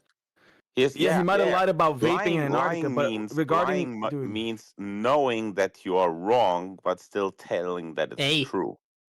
That he's is a not lie. lying, bro. He's not lying. He really believes in the flat Earth, bro. He's not lying about the flat Earth. Go ahead. I never said that he's lying about believing in flat You're making shit up. You're right now. He What you're is doing. This is lying, called gossiping. This is busybodying, right? proven. And everything that you're doing right now, bro, is gossip. Is hearsay. How do you know that Witzit's lying? Because he was literally caught on camera sitting with the other people smoking, but at the same time, I'm not talking about that. telling at the same time. Wait a second. If you ask me where he's lying, then listen to it. He is sitting with all the others in Antarctica, sitting down smoking cigarettes, while at the same time he said to the community that he would never smoke on camera. The next thing, he was saying that he was not faking his breath, while at the same time he was absolutely 100% clearly seeing that All right, he dude. I don't took bro. a vape Listen. by Who cares, purpose bro? and exhaled Nobody it. cares, dude. Nobody Yeah, cares you about just any of that, asked. dude. You just I'm asked, talking where about is the he science. lying? I'm And I talking told you about where the he's lying, science, and then dude. you The say, science. who cares? Who cares? Bro, you gotta chill out, dude. You gotta chill out. All you're doing is gossiping you were right just now about lying. another man, You whether he was like smoking you cigarettes or asked me where he's smoking or lying, and then vaping you in just Antarctica. Okay, Bro, while I chill was out, dude. explaining Snooze, you you gotta where chill he's out. lying with Snooze, who bro. cares? Snooze. You gotta chill out. Whether he Okay. was smoking No, cigarettes Snooze is lying. or vaping. Bro, we're not talking about that. I'm talking about Snooze the doesn't have your science opinion. behind He's your this. friend. Is why. I'm talking about the science. And what's the science behind this? Yeah. He's saying that he's lying about the science, about what he believes about flat Earth. Now he's talking about vaping in Antarctica. I don't care about his vaping in Antarctica, whether he lied about that. Can I say something? When a person says that Whitson is lying, we are talking about his ability to promote an anti-science idea and to make money out of, which is also called the grift, while fully knowing that he is lying about the subject in multiple occasions with endless evidence and proof about it. Same for Dave Weiss. Same for any guru. I know he's your friend and it's hard to hear it, but he's disgusting. But Oh, don't say you guys that. are claiming something without actually bringing evidence to the table. If you can't bring evidence to the table, just baseless accusations, it's hearsay, it's gossip, it's busybody, it's female tendencies. That's all you're doing, dude. Now let's talk about the science. If you're saying that he's lying about something scientific, please bring that forward. It's always the men, not the females. No, So it's shut the fuck up with that shit. Damn, my bad. I'll take that back. I didn't mean to trigger the females in here, but. We said didn't spit on his wife. Much. That's what I'm saying. You're talking about his wife. Yes, according to the domestic abuse that he had in this past with his police record. Yeah, yes, he spit on his wife. I have a moralistic conundrum. Then is it right or wrong if she asked him to spit on her? No. Can we just move on Can we move on to a topic? Well, if she asked him, he wouldn't be arrested for it. Let's not do this, guys. You're bringing up his past. You're throwing it in his Can I say face. something? The personal stuff who about white cares, stuff, dude? I really don't want to talk about. If you guys want to talk about science and not trusting someone based on the fact that he came back and said things and you can't trust someone after they lie to you, I understand that. But when you want to go down the whole personal, keep that off the server, guys. Come on, okay? I'm sure Omni doesn't want his wife talked about here. Does anyone know about May I comment?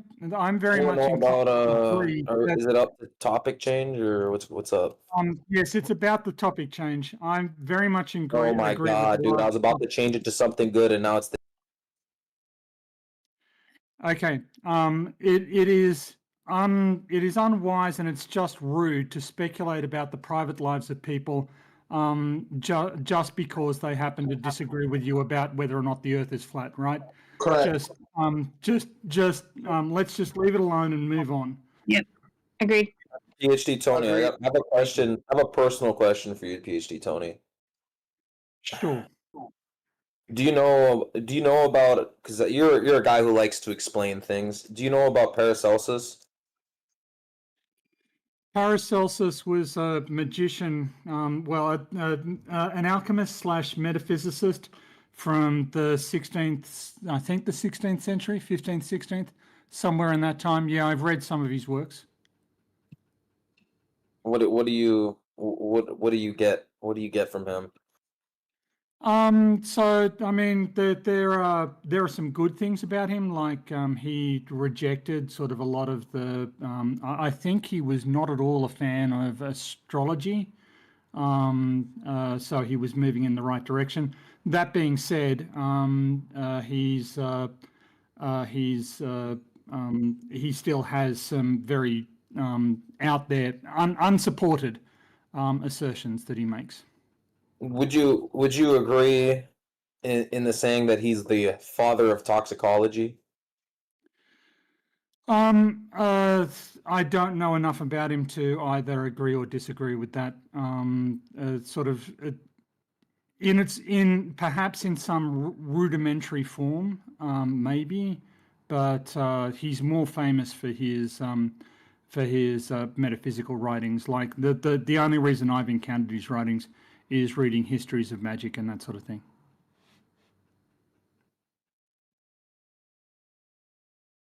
Pioneered the use of chemicals and minerals in medicine, including substances like mercury and opium, and was the first to apply chemical techniques to pharmacy and therapeutics. Okay, where are you getting that from? The internet. Would you like to look it up yourself? Would you care to be more specific? Is that an AI summary? Is that something on Wikipedia? Like, where are you getting it from?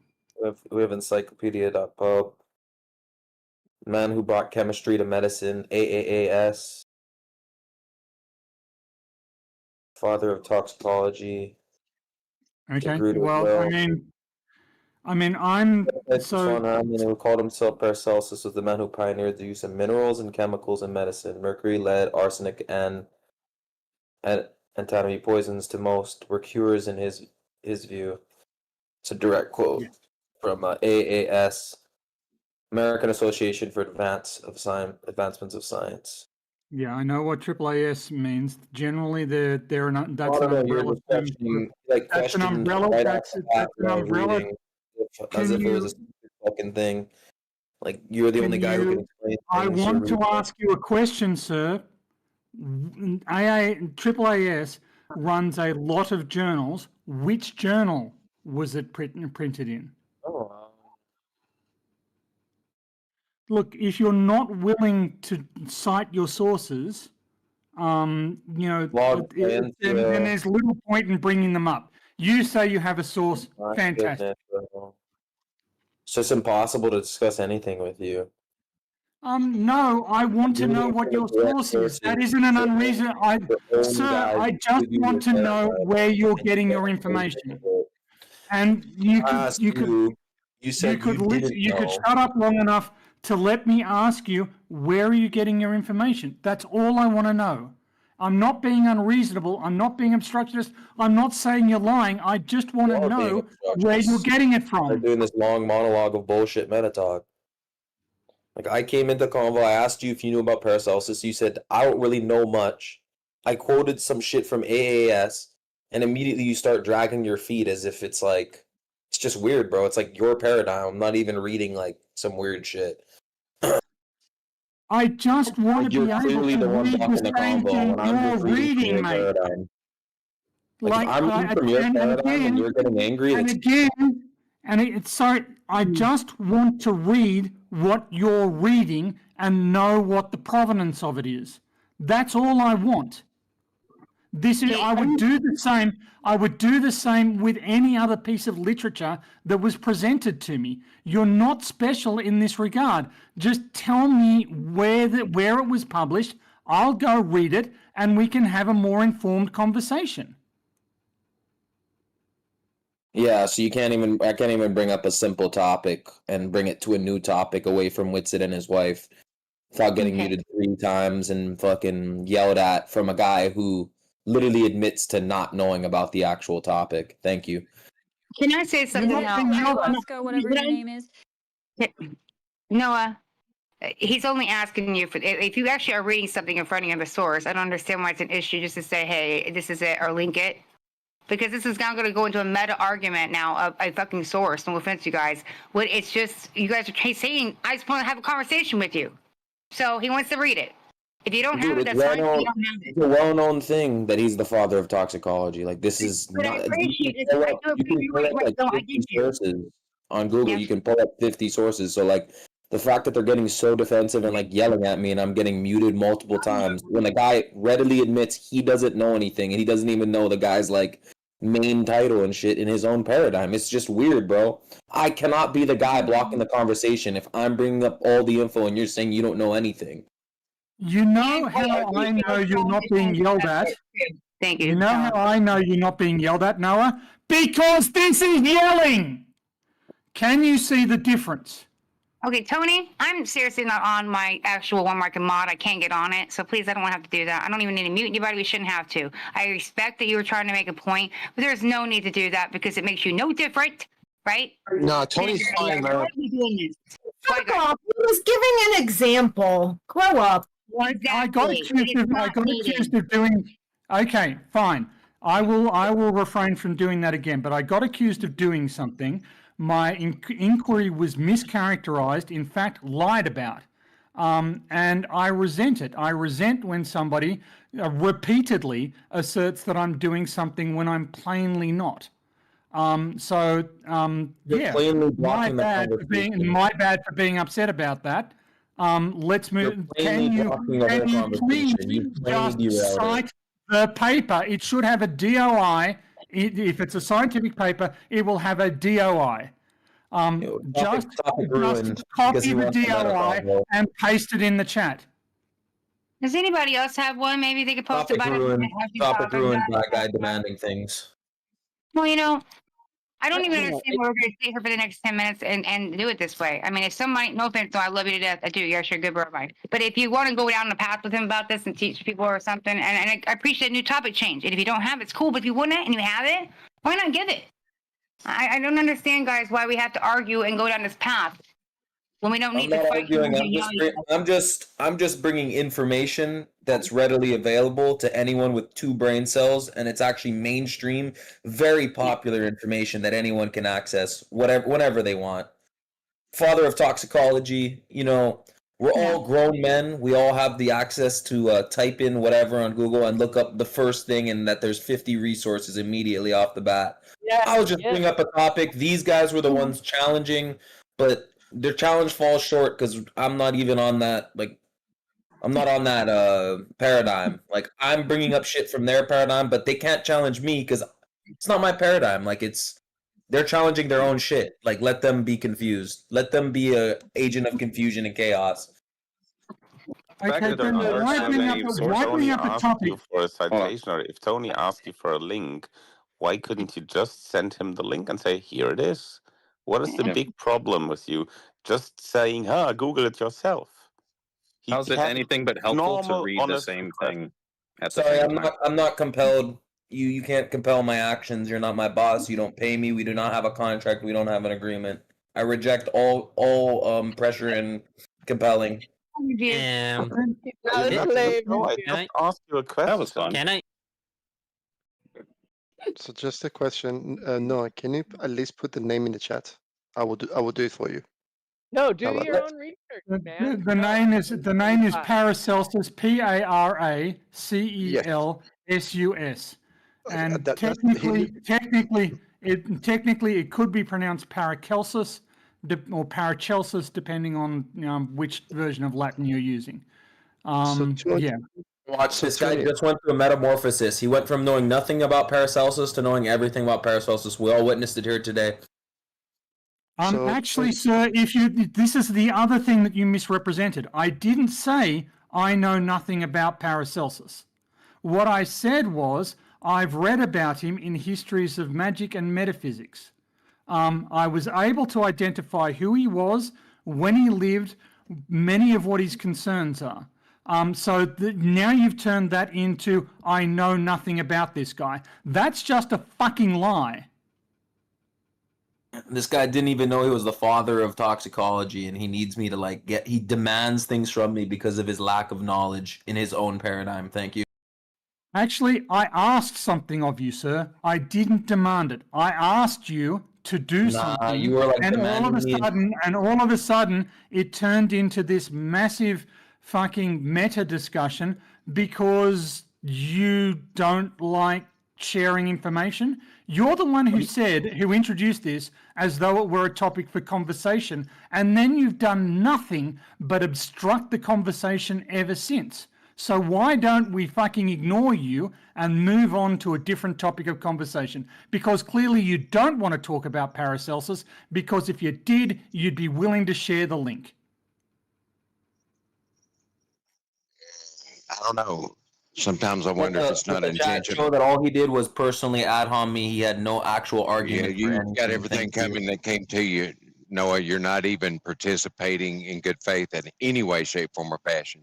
It's almost like you're intentionally. Let the audience show that it's another ad hominem. Nothing was of actual substance or argument. It was just attacking my character. Let's continue. Unless you can provide the link, let's continue. Let the chat show that I am not working for nor in contract with M Agent, and I'm not compelled to do things that he demands of me. Let the record Can we show. progress? Go ahead, What a Liz. cool topic you brought up, sir. All right, what's the next topic?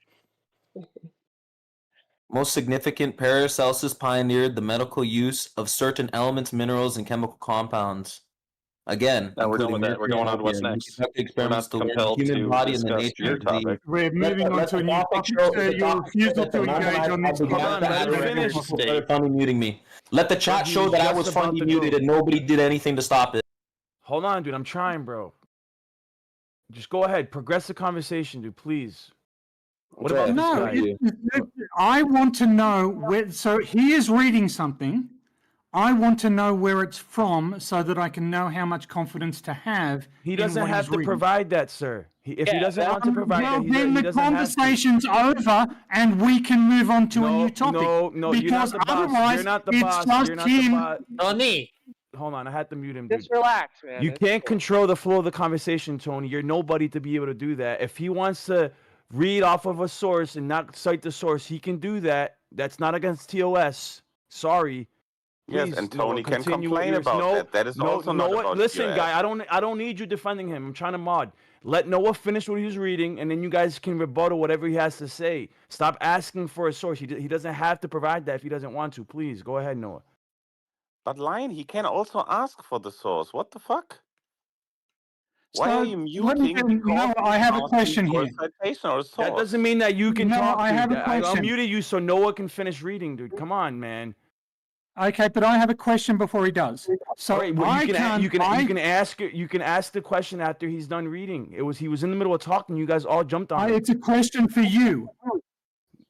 No, I'm modding right now. I'm not in this conversation. I'm modding. Okay, but it's a question for you as mod. You said I can't dictate where the conversation is going, but he can. That's what you said. So what gives him the right to dictate that everybody else in the chat should listen to something that we don't want to listen to? Tony, I'm just trying to progress the conversation. Enough with this meta bullshit. Can we do that? Can you let him read the source and stop asking and demanding for the source? Can he just read it? I'm struggling to understand your position in terms of consistency. He is insisting on doing something, and you're saying that that's okay. But when I want to do something, you're telling me that I can't. There is no logical consistency in what you're doing here. Tony, just let him, please. Just let the conversation progress. No, are you still willing to read that and finish reading that? If not, Celsus, who wrote many books about medicine, including what is surely the first monograph on disease of minors. Most of his work was not published until after his death. His influence increased posthumously, which I think means after his death. First medical chemistry courses were taught in Jena in the early 1600s, and the new chemical medicine invented by Paracelsus was published in the Ottoman Empire shortly after. Though we think Paracelsus as the first medical chemist, he thought of himself as an alchemist, and his writings are rife with astrology and mysticism. Even his preparations of chemicals sound like passages out of a grimoire. Being such a soul of a scientist, he preferred direct experience over the ancient authorities. Consider, this is quotes, consider, I beseech thee, this tiny grain of seed, black or brown in color, produced such wonderful greenness in its leaves, such vegetative color in its flowers, and flavors in its fruits of such infinite variety. See this repeated by nature in all her products. So this guy's very poetic right here. But yeah, there you go. He's a toxicology father, and these guys for some reason deny like a very clear historic fact. So yeah. So you cited stuff that did not support the claim he's a father of toxicology. He was an alchemist, yes. He was a medicine, or what you could call in that age a medicine. He was researching about like humans and influences of substances to humans, but how do you come to the conclusion, for everything you read, that he's the father of toxicology? Also, it's pronounced. It turns out I can answer this question even if he can't. One of Paracelsus's more famous findings was the association of lead intake with the prevalence of goiter. So lead intake suppresses thyroid operation, which leads to goiter. So in that sense, he identified a toxic influence that had a medical result. So because he did it once, you can argue that some primacy in that case. But I'm not, I can't emphasize enough, I'm not interested in talking with somebody who is unwilling to cooperate in communication. Communication requires cooperation. If you're not willing to cooperate, you're not willing to communicate. Okay, It's so a basic principle. Let the court show that half of PhD Tony's time was just used to talk about me personally, and let the court also show that the guy before him is just denying like a mainstream his own paradigm fact. He's not actually attacking my position. What all the meta? He's not actually attacking my position. He's just attacking his own paradigm. He's contradictory beyond reason because he doesn't even know his own paradigm and disagrees. You're not even making sense. You're not even making sense. There's no contract between me and a court. Let the court show left lane didn't even have a response. He just accused me of being crazy. There is no court. We're not in court. And furthermore, Snooze was correct. Snooze was correct that none of what you presented substantiated your claim. It was left to me to introduce evidence substantiating your claim because you failed to in your potted summary. What you were talking about was just medicine. It had nothing to do with toxicology, and so it was up to me to present the evidence for his contribution of toxicology. So Snooze was not just attacking you; he was pointing out the fact that what you read did not support your claim. that says nothing about whether or not there is evidence that supports your claim. What he said is what you read doesn't substantiate your claim. And that's not talking about you. That's just saying the truth about what was said. Yeah, let the court show that these guys disagree with their own paradigm. They're contradictory beyond reason, because if someone they perceive as an enemy states something from their own paradigm, they will actually reverse what they think about their own paradigm and contradict their own worldview. Let me show that it did directly support the title aforementioned. Let the court show that I do not need to support anything, that they are here and they should know their own paradigm and go look it up in 30 seconds of a Google search and see that they're clearly wrong and they're only here to be contradictory beyond reason. And let the court show that these guys are crazy. What court are you talking about? No, I want to respond to that. We're crazy. What court do you think you're in at the moment? And I also want to respond to that. It's funny. Just So let him do I his was thing. not. Wait a second, Lion. I'm also want to respond to that. So I did never say that he is not considered to be the father of toxicology, because he said like the doses make the toxic. But the thing is, you just failed to show that. Let the court show a complete moving of goalposts. These men are just moving across the field back and forth, changing what their claim is, changing and going in direct contradiction against their entire worldview, just to claim that I'm wrong at something. It is clearly an ego game. It has nothing to do with the truth. These men are authors of confusion and only want to contradict what I say because they perceive me as an enemy. Thank you. Let the court show this is unjust and biased.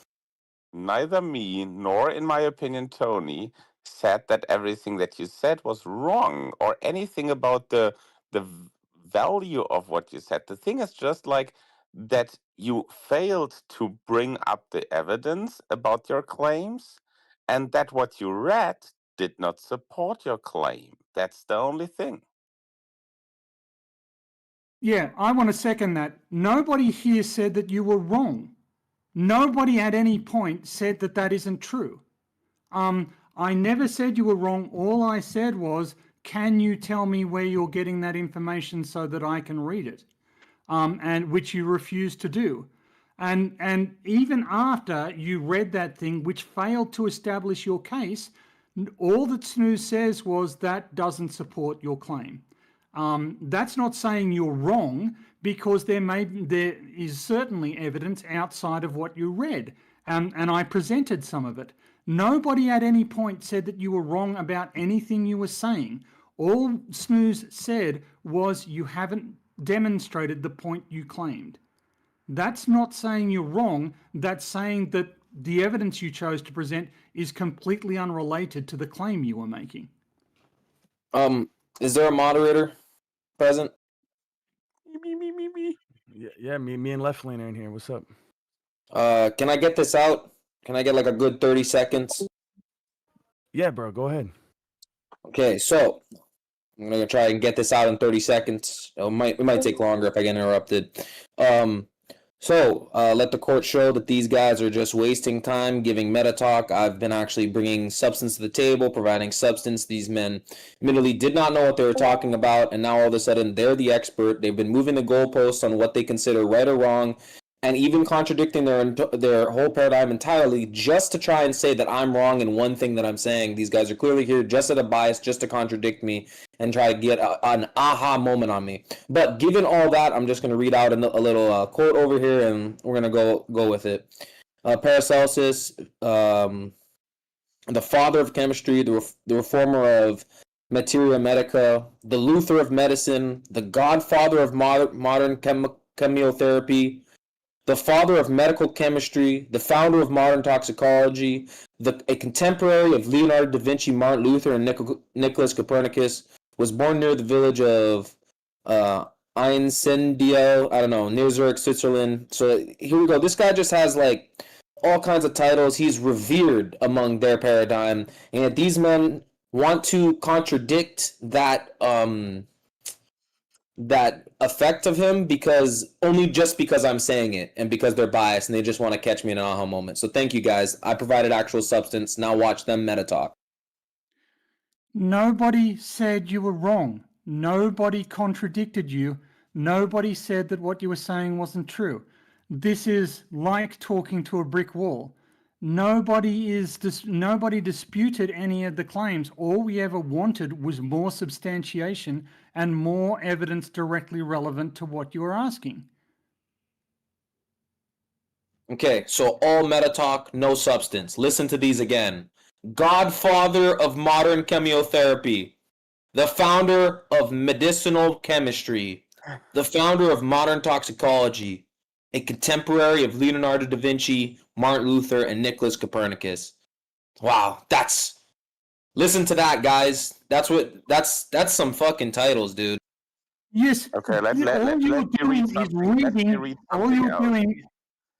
Wait a second. Let me read something else. Hold on, PhD Snooze, go after Tony is the Tony. king of Australia. Is that not true or what? Hold on, let Tony respond, and then you can go Snooze.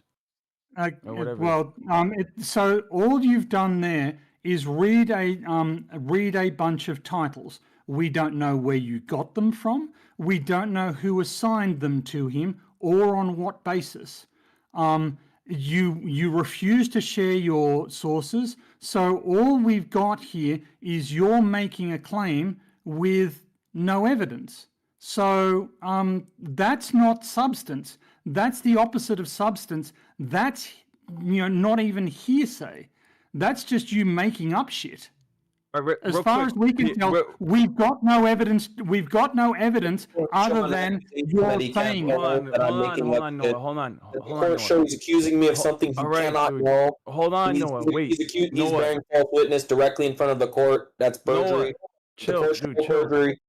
All right, we get it. Chill for a second. Hold on. Just as a point of clarification, what exactly do you disagree with what he read, Dr. Tony? I don't disagree. I say I have no opinion on what he said. I can't accept it as fact. I can't dispute it because he's giving me none of the relevant material, none of the relevant information on what he's reading. What is he reading? Where did he get it from? Who assigned these titles? On what basis did they assign them? I can come to no fact conclusion on the basis that Noah read some stuff. That is not how fact conclusions are reached. I need to know what the evidence is aside from Noah saying some stuff. I don't accept things just because one person, and I don't care who that person is. I don't care if it's Einstein. I don't care if it's Neil deGrasse Tyson. I don't care if it's Noah. One person saying something is not evidence. News, what about you? Okay, can I get some time? There's no, Noah. We let you 90 seconds talk, so don't interrupt. That was a lie. Another bearing false witness, perjury. Don't interrupt. We let you talk. You asked for talking, so don't interrupt. These guys lie directly. So, Lion, my point was exactly the same.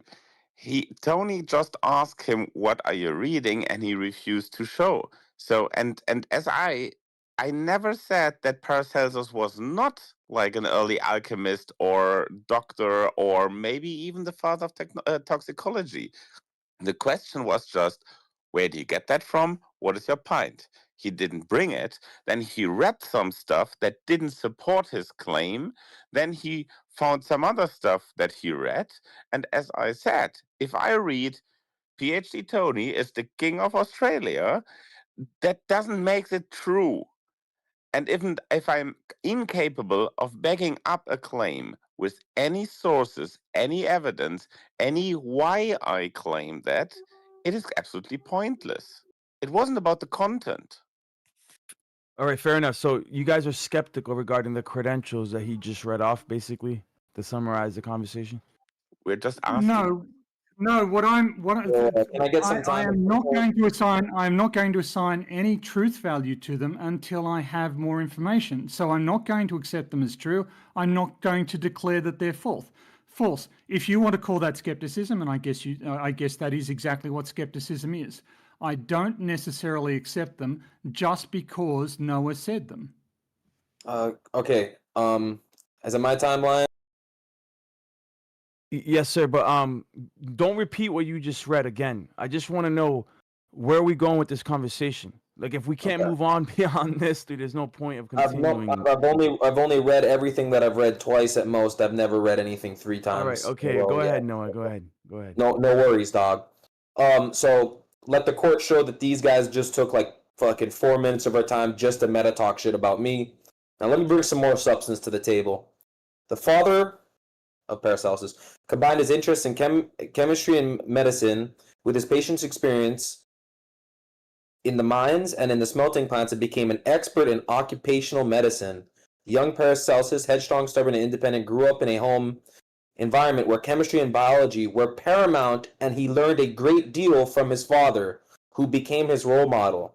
He decided he wanted to be a physician chemist like his father. So that's just part of his origin story. I'm just bringing more substance to the table on the subject while these guys continuously complain about me. Thank you. Again, that cannot be substance unless we have some validation of where it's coming from. If there is no validation of where it's coming from, it's just him talking. Like, I cannot express this any more clearly. And you're right, Lion, this is pointless. If he's just going to read stuff and not tell us where he's getting his information from, so that it can be fact-checked, so that it can be verified, so that it can be falsified, then it's just a waste of everybody's time. And he seems not to have a point other than Paracelsus was cooler than you guys thought. Okay. Okay, Great. Next topic. Yo, Lion, can I get some time? Are you, dude? They don't want to hear it, dude. I don't know. Yeah, you can say whatever you want, bro. Okay. I'm just going to bring some more substance to the table while these guys complain about me. In 1527, Paracelsus was a licensed physician in Basel with the privilege of lecturing at the University of Basel. So this guy was a lecturer at the university. He was probably just a dumb guy, stupid guy. Nobody said that Paracelsus was dumb. Nobody has denied that he may have done wonderful things. What we're denying is that you're doing anything other than reading a source whose provenance we know nothing about. So, and again, it can't be substantial if there's no evidence behind it, and you are presenting no evidence. You're reading an unprovenanced, unreferenced source, and it is frankly completely pointless. So just to bridge the gap here, I got also just to bring it up, it's Basel. The place where he worked and taught is Basel, not Basel. I can confirm that. I did pull up a source, Oxford. This is Oxford Academic. Okay, fine. And that's it does mention all we wanted. Okay, so now we have a source we can accept. Paracelsus was the bee's knees. Great. What's your point, Noah?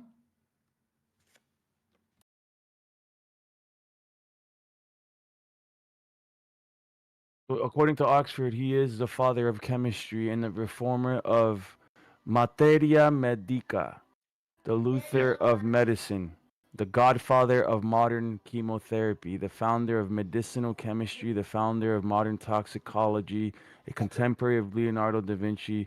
Basically, what I think this is from the same thing that Noah read. Yeah. And I posted the link. It sounds exactly like it. And so now we know where his source is, and we can assess the factuality. Thank you, Lion, for doing that. That was very kind of you. So let's go back to Noah. What is your point, Noah? What is your actually I was 4 words. Noah, what is your point? I'd like to get some time. What is your point? What is your point? You're demanding time while you're honestly interrupting literally PhD Tony while he was talking directly. How thick can a mind be? So I'm being muted just to be insulted, and these guys just attack my character and bring no substance to the table. Here we go. Paracelsus was one of the first medical professors to recognize that physicians required a solid academic knowledge in the natural sciences, especially chemistry. Paracelsus pioneered the use of chemicals and minerals in medicine. So great. There's just so much. It's just chock full. There's just all What's your kinds point? of sources What's your everywhere. fucking point, Thank Noah? you, thank you guys for just attacking me and bringing nothing to the table.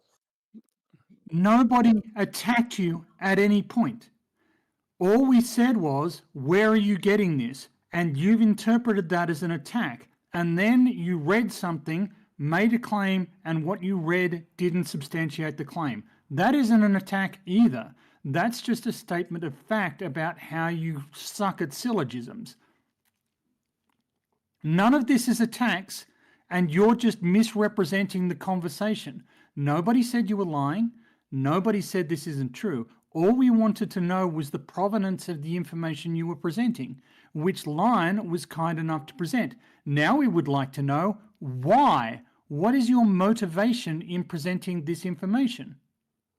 Before we go there, though, I just want to say that we are treading into, the medical category, which we're not allowed to talk about. So just tread very lightly, Noah. I don't know what you're going to talk about, but you already know the rules, I hope. But I think at the moment we're talking about history. We're not talking about medical content. Yeah, we're talking right? about history, but we're starting to get into that probably. Go ahead, Noah. Okay, it's my time. Got it. He was probably the first to give the element zinc, zincum, its modern name in about 1526, likely based off its sharp-pointed appearance of its crystals after smelting. Zinco translated to pointed in German. Paracelsus invented chemical therapy, chemical urinalysis, and suggested a biochemical theory of digestion. Paracelsus used chemistry and chemical analogies in his teachings to medical students and to the medical establishment, many of whom found them objectionable. Paracelsus at the beginning of the 16th century had unknowingly observed hydrogen, as he noted that in a reaction when acids attack metals, gas was a byproduct. So yeah, this man is just in there. He's just one of the top leading pioneers in the history of science. Really, he changed paradigms, and these guys just attack me and him as, I guess, some sort of proxy of me, and for some weird reason. Thank you, audience. Okay, no one has attacked you. No one has attacked him.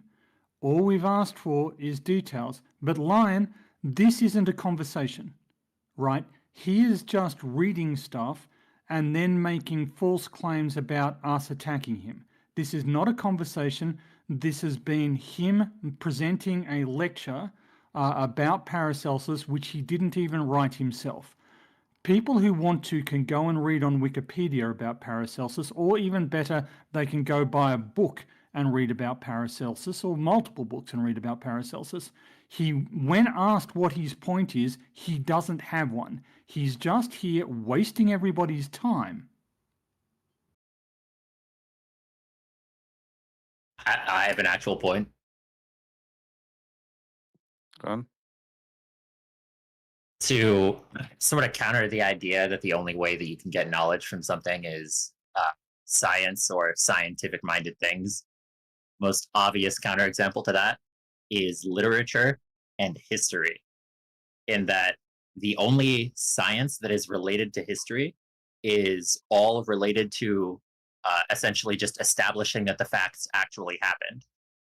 But in terms of the lessons that are learned from something like history, it is purely within the realm of analysis and is not at all a scientific basis. Essentially, it's just the study of anecdotes from the past. And as soon as you have determined that they are 100% true, you've determined that they are accurate, the analysis from that you gain the lessons and you gain the knowledge from is not scientific in any sense.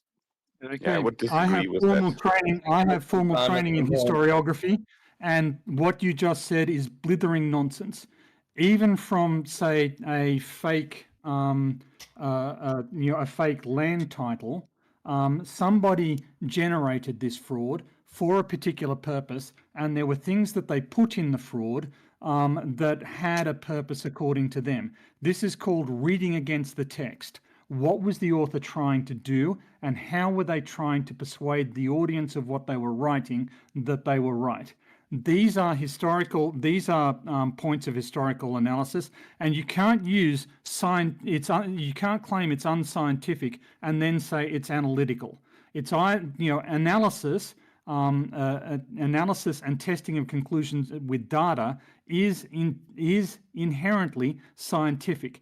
Literature is, you can academically study literature, and knowledge. So knowledge of literature, it makes no sense to say literature is unscientific. Literature isn't a science, but the study of literature does base itself on logical analysis, does base itself on acquiring data. How many times does this person use this word, or what is there any theme to the metaphors that are being used by this author in this work, etc., etc. So neither of those claims are true.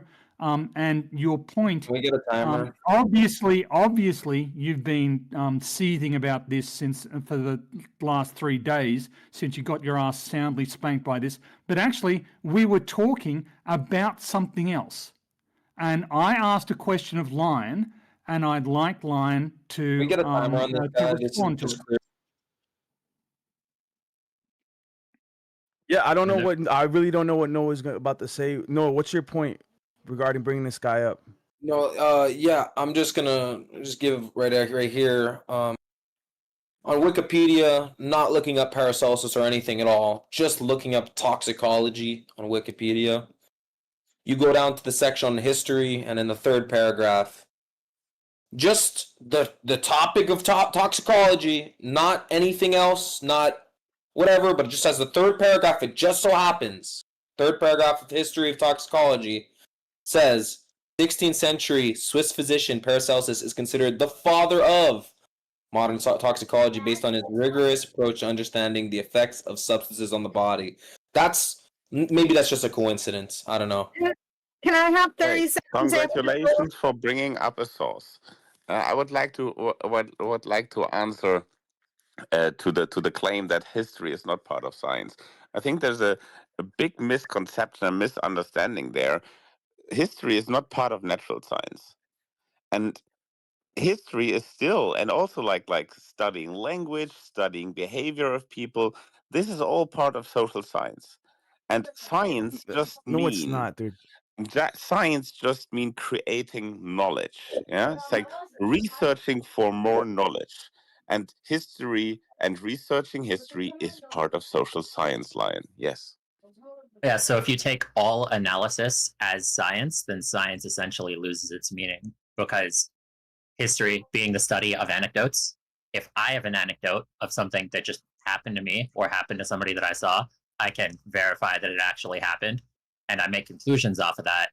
That's effectively the same thing as study of history. You wouldn't say it's scientific in the same way that looking at a particular event in history and then making conclusions on it, it's not scientific in that you're not, like, you are doing analysis. But if you are trying to say that that is science, or the study of literature, as in what are the lessons that you can gain from Lord of the Rings and true evil in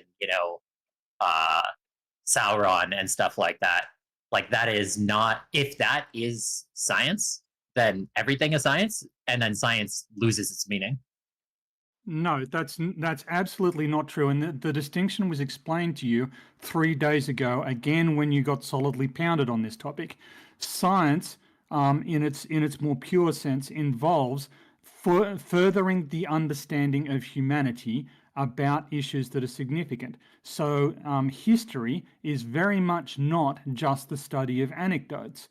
It examines how people were persuading with one another, how they saw themselves in relation to their society, how they viewed their peers. There is an enormous social context that we can recreate using historical analysis of the sources. It's not just anecdotes, and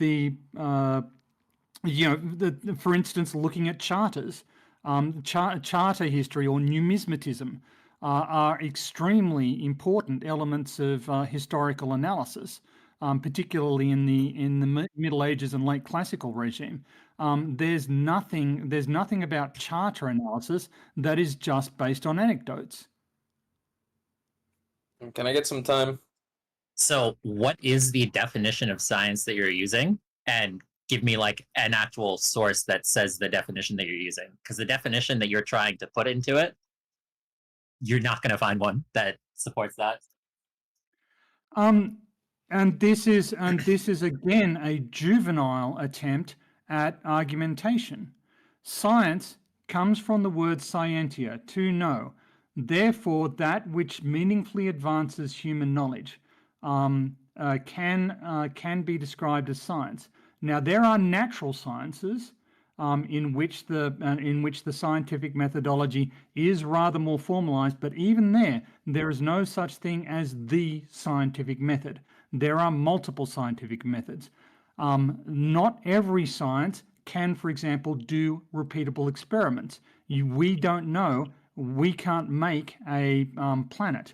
We can't make mountains in the laboratory. So all we can do is look at the observational evidence we have for those. So your claim that there is some fixed definition of science is meaningless. One of the greatest scientists and one of my childhood heroes said, science is what scientists do. There you go. You happy?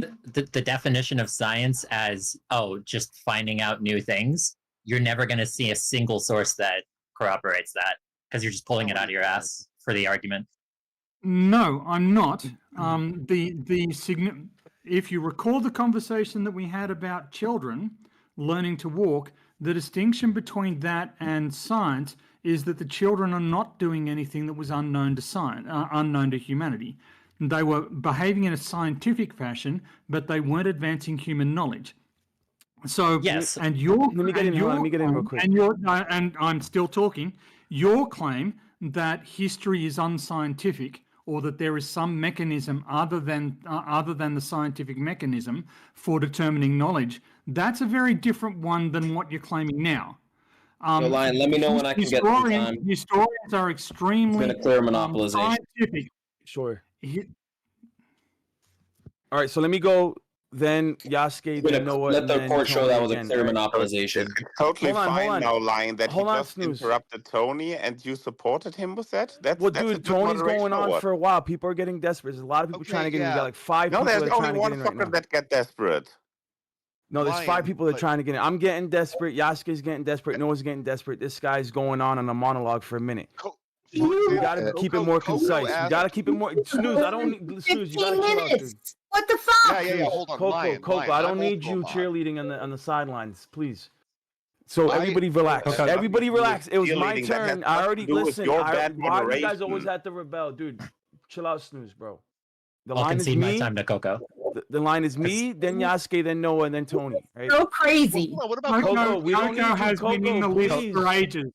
Coco said she was trying to get in. I'll concede my time. I'm sorry, Coco. I'll concede my time. The court show that I'm specifically being silenced the most, and Tony's being pushed forward the most, and being given the most amount of mic time. Thank you.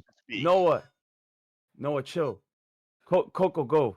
I'll yield the mic to you. Go ahead. You guys go ahead, but I needed to speak up at that because it is so fucking unfair that you let Noah go on for 15, 20 minutes at a time, but then you cut Tony off because that's a lie. That's crazy. Coco, wait. Okay, Coco, wait, hang on. Noah, sorry. Lion, since you're in the conversation, I'm going to monitor this conversation, okay? Yeah, I just want to say something real quick. Yes. I would say with historiography, which I'm also fond of historiography, especially when comparing, contrasting manuscripts and historical records. I actually love the study of history. I wouldn't say that the study of history is science, but you can apply science to the study of history as a particular methodology within, the systematic analysis of history, right? But to say that historiography is science, I think that would be a category error. Now, we could say that, science is a particular epistemology, but then to say that science is synonymous with epistemology would be another category error. So I think what he's saying is that, epistemology has to do with methodologies of acquiring knowledge. But I wouldn't call it all science. There's a reason why these things are distinguished. That's all. Go ahead. 20? Who's next? Well, would you Wait, that guy just concede that while it monopolized and I've isn't, been silenced. I would like to make my point. would you Noah, concede that while it isn't while it isn't strictly a science, that its techniques are scientific or systematic? Go on. The report show that the mic has been away from me for over like 10 minutes while Tony has monopolized it on purpose. Okay, It's not been remotely that long. No, And hang on. there are a lot of people in Okay. this room. Okay, so hang on, Noah. Do you want to carry on? Go ahead. So I just asked a question to Line. Oh, is that for Lion? Okay, Lion, go ahead. Yeah, you can apply a type of science to the study of history. Yeah, but I wouldn't say the so- study of history is science. No. Yeah, we can agree on that. Defining it as a hard science, but to say that history is unscientific would be false, wouldn't it? Yeah. No, the specific point is that the sort of the history or the scientific processes that are involved in history are all essentially in the establishment of the facts. Like, cross-referencing things, making sure that it's all set up, making sure that, there's not contradictory sources. It's sort of a way of like, here is different, like people saying particular things. Do they match up? That's essentially doing like a study in a kind of a way that is very sort of scientifically minded. The point was more that like your definition is that it is new knowledge that is being brought into the human zeitgeist. I don't see any source that would ever say that science is any furthering of knowledge that humans didn't previously have. Okay, so there's a very real distinction here. So is a lab technician doing science? I would argue no. They are doing a systematic thing. They are doing it day after day. They're doing the same thing. They are answering, specific questions like a forensic scientist might be answering, when do you get, is this genetic material from that individual? I would argue that is scientific, but it isn't science per se. But you're ignoring the main point, and this was explained to you earlier, that you are restricting yourself to the factuality of what's written in the historical sources, and that is not the only axis on which history operates. We can get plenty of information from a source we know is lying, because we can tell what they think is persuasive and what they think is legally powerful or socially binding. Yeah, and that goes into establishment of the facts. But once you have the establishment of the facts, saying, like making judgments that are essentially philosophical in nature, not scientific in nature, of like, this bad thing happened in this place. We think it's bad. It like led to these outcomes. There's positives and negatives. Nothing is ever going to be purely positive. Nothing is ever going to be purely negative. So we have to sort of take a value analysis, a philosophical judgment on, how do we weigh, what lessons that we take from this historical thing after we've established it as fact. That analysis is not scientific. It is systematic. Like there can be systematic aspects to it, but it's not scientific.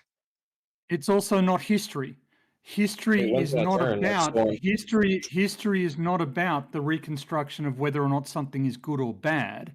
It's an attempt to reconstruct what happened and what the people participating in the events were thinking. What the social mechanisms were that applied to them, and how their perception of their society shaped how they acted. There's no judgment value of good or bad in the study of history, and I don't know where you're getting that from. The lessons. Let Noah come in for a second. I'd like to make a formal complaint about the moderation. You can go on. Yeah, for sure. I'll this is clearly unfair. I'd like to make a formal complaint. Hang on 1 second. Noah, no one minds if you jump into the conversation with the value point. You just are complaining and you're just derailing the convo. It's not really helping. Feel free to jump or add to the conversation or ask questions. You constantly complaining, honestly, is not helping. You're unmuted. Carry on. Sorry, Tony. I'd like to make a Sorry, formal complaint about the it's okay moderation then. because anytime It's that I begin absolutely to fine. You can raise a ticket. It's no problem. You can raise a ticket if you want to. I'm sorry you feel that way, but you keep interrupting is not going to help, honestly. It's not interrupting. Anytime I begin to make any point for the last 15 minutes, I've been muted. And yeah, you are Anytime doing it I've made again any now. point ever, I've Okay, been you are muted. doing So it now. this is Okay, you're a formal doing it complaint. now again. You are doing it now again. Do you want to add to anything to Tony or Yasuko or anyone else said? Do you want to add a point? Do you have an argument against them? Do you have an argument to support it? Anything, carry on.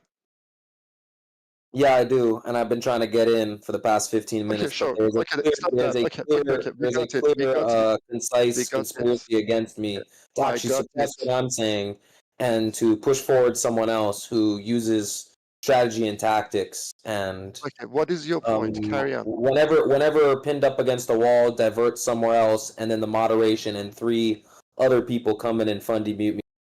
Okay, sorry, it's happening again. Yeah. Noah, it's very simple. What is your point? Please. What is it you're trying to say? Carry Yeah, on. so I'd like to make a formal complaint. Who do I do that to with? You can speak. Who's the boss? Who's the There's a boss? ticket channel, and you can raise it with Omni. I timed him out. I'm done with him. Yeah. Okay, so returning to the conversation, Yasko, I made a point. I assume that Yasko wants to respond to it. I would. Is it fine that I also say something about it? Yeah, if you want to contribute a point, go ahead. I just want to think. So in my opinion, science is a organized way to kind of gain as objective knowledge as possible. So if you do some research, it does not necessarily be natural science. If you do, for example, research about social behavior, about human behavior or so, you try to cancel out subjective opinions of something. You try to get reliable sources, or you try to make studies that are not influenced by the studying individual itself, but by the people you are studying, for example. So the whole point in science is to gain as objective knowledge as it is possible. And that is also possible with historic events. Of course, this knowledge has been in human-like possession or so, but those knowledge got lost. So we have to recreate or come up with more evidence to back up some claims. And of course, sometimes history is super vague, and sometimes we have only very few evidence for some events. But if there is nothing disputing these exclusive in connection with all the other evidence that we have over other events, this is still a scientific approach to get systematically to more knowledge.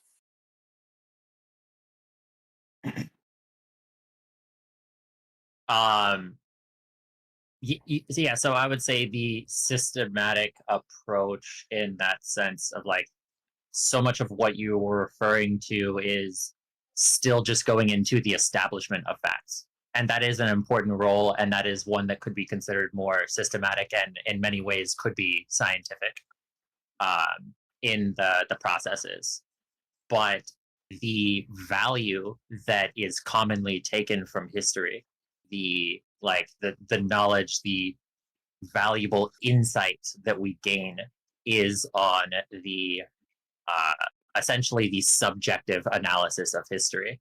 And that if history is nothing but just simply establishing facts and establishing, okay, this happened, here's a pattern of, societies doing this thing and then this thing happens, there's not actually a tangible value, because what you want to use history for is, looking at these repeatable things. You can look at it in a systematic way, but it's essentially subjective or philosophical analysis that you can use to make judgment calls on actions that you should do in the future.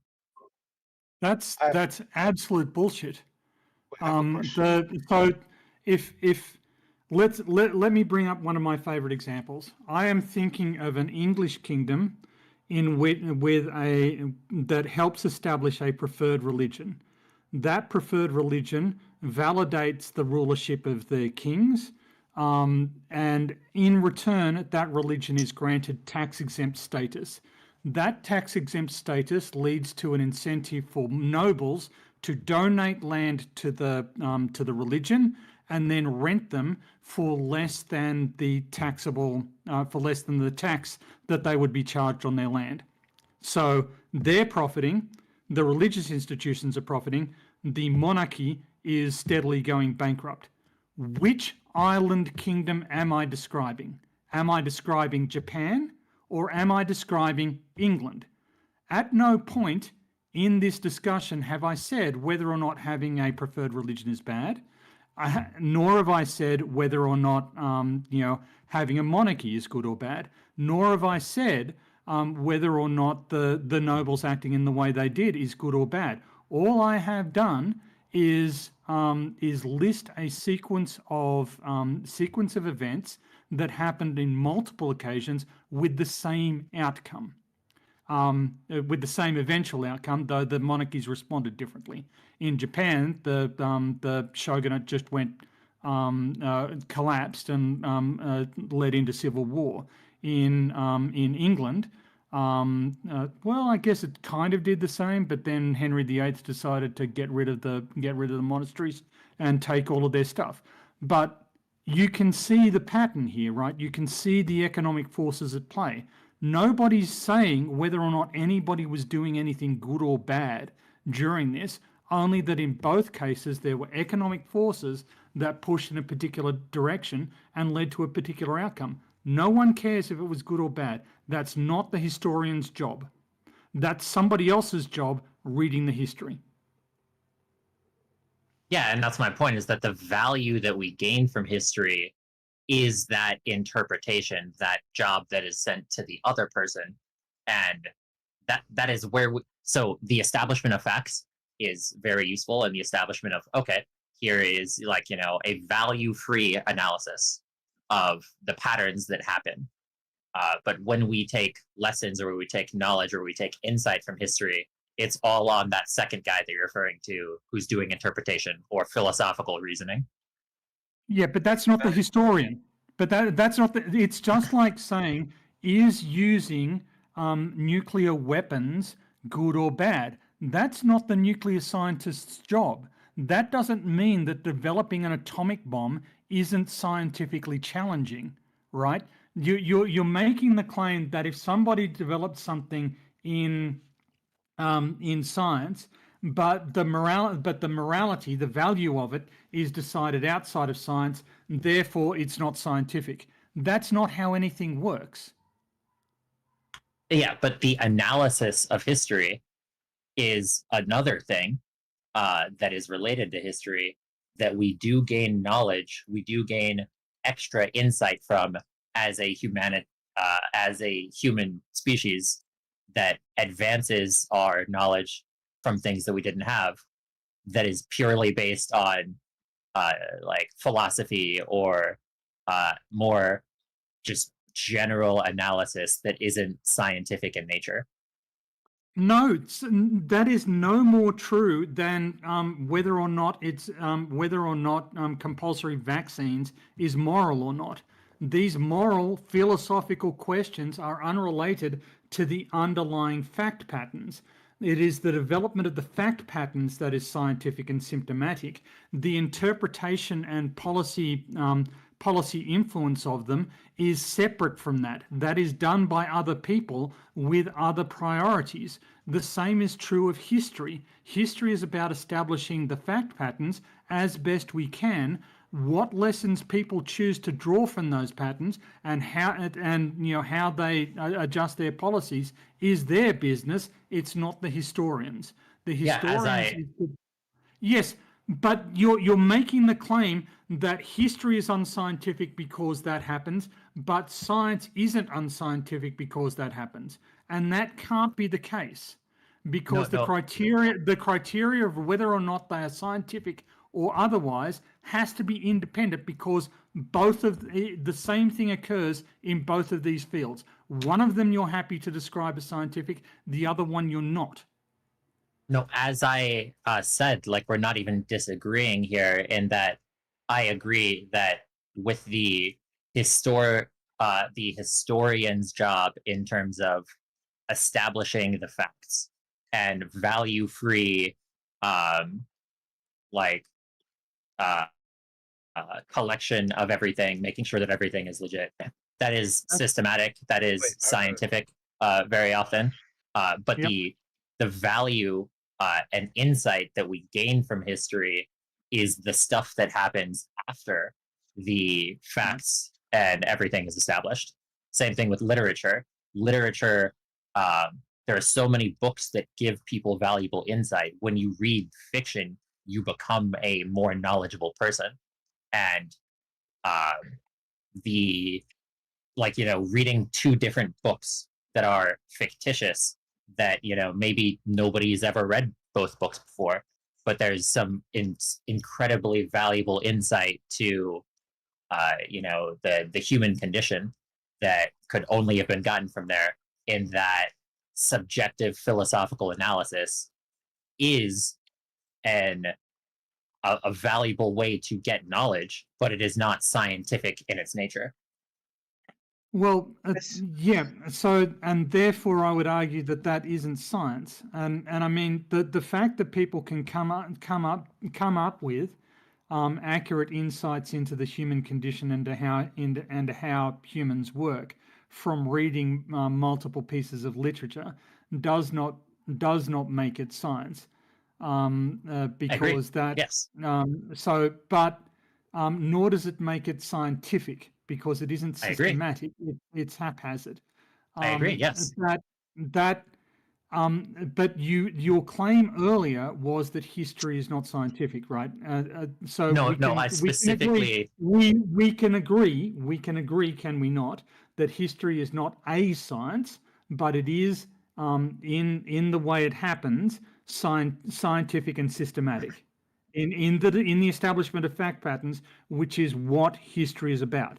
The interpretation, the policy decisions, that's not part of history. No, yeah. When I first brought up the point, I did like the first time I said anything about this, I did add that caveat in that the establishment of fact patterns is scientific.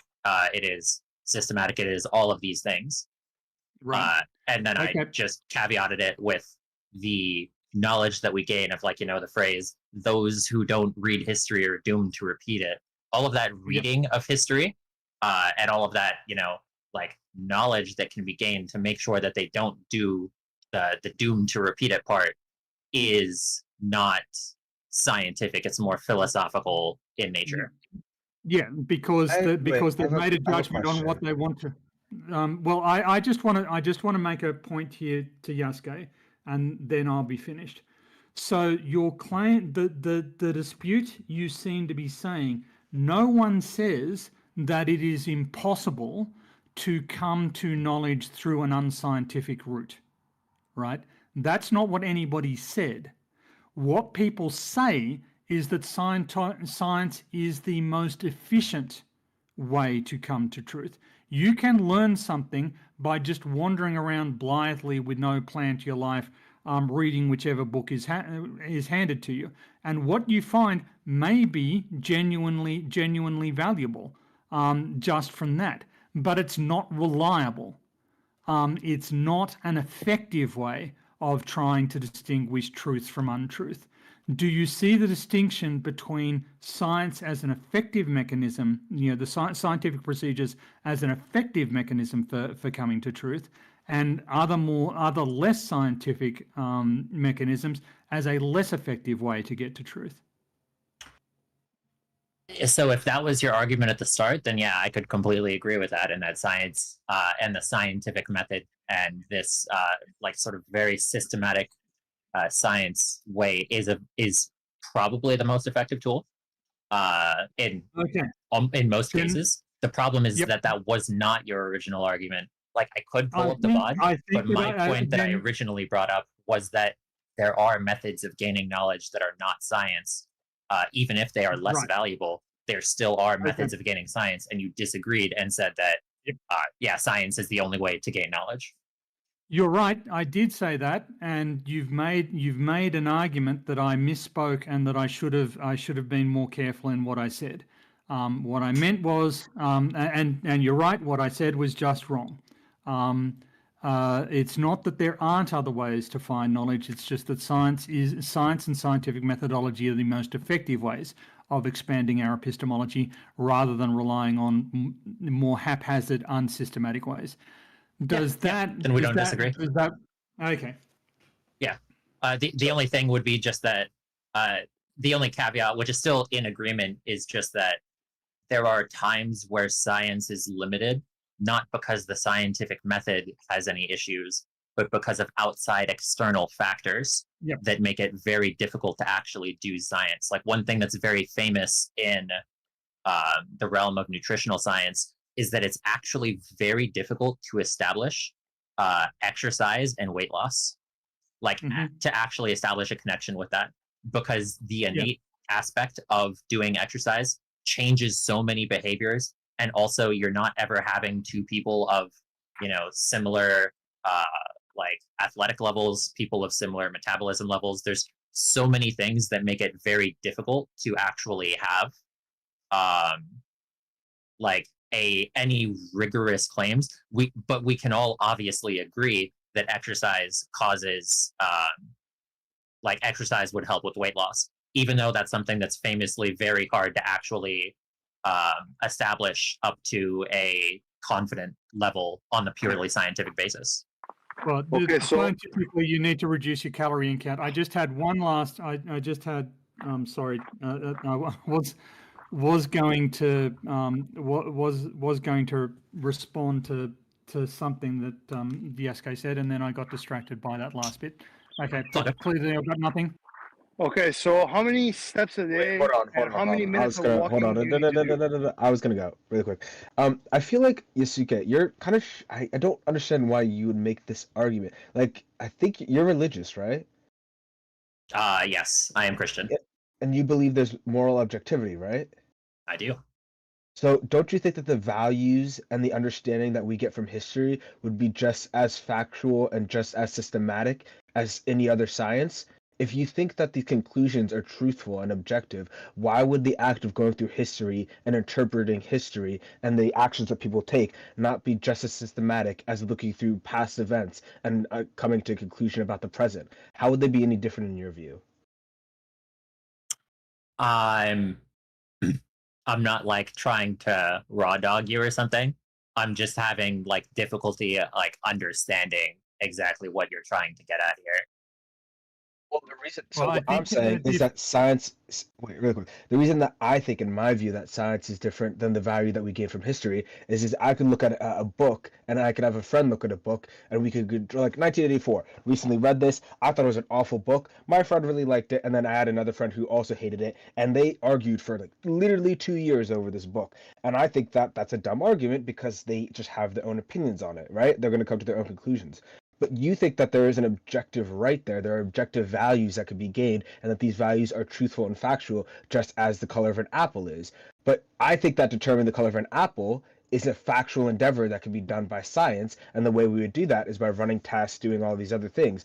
But if you think that the value that you could get reading 1984 is just as objective, wouldn't you think that the observations of history and the observations of past events and documents and all of those things would just be as scientifically rigorous, or just the same as doing any scientific endeavor?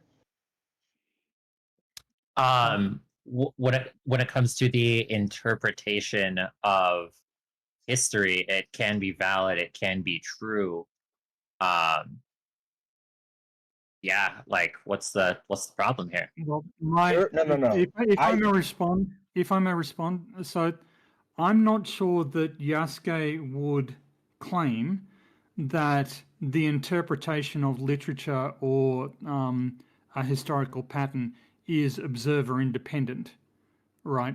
Each observer brings their own interpretation to the material that they're reading. It has a different effect. This is why one person can think that 1984 is a great book, and another person can think that 1984 is terrible, because so there's no. I don't think that Yasuke is arguing here that there is observer independence in literary and value judgments. Yeah, absolutely. So, in the as a way of like clarifying and expanding on that, in that what you get from a book or what you get from history is just as much important about what you bring to the table versus what the book or the history paper brings to the table. But it is like still in the. There still are sort of objective facts that can be gleaned from this. It's just a question of like, if you can.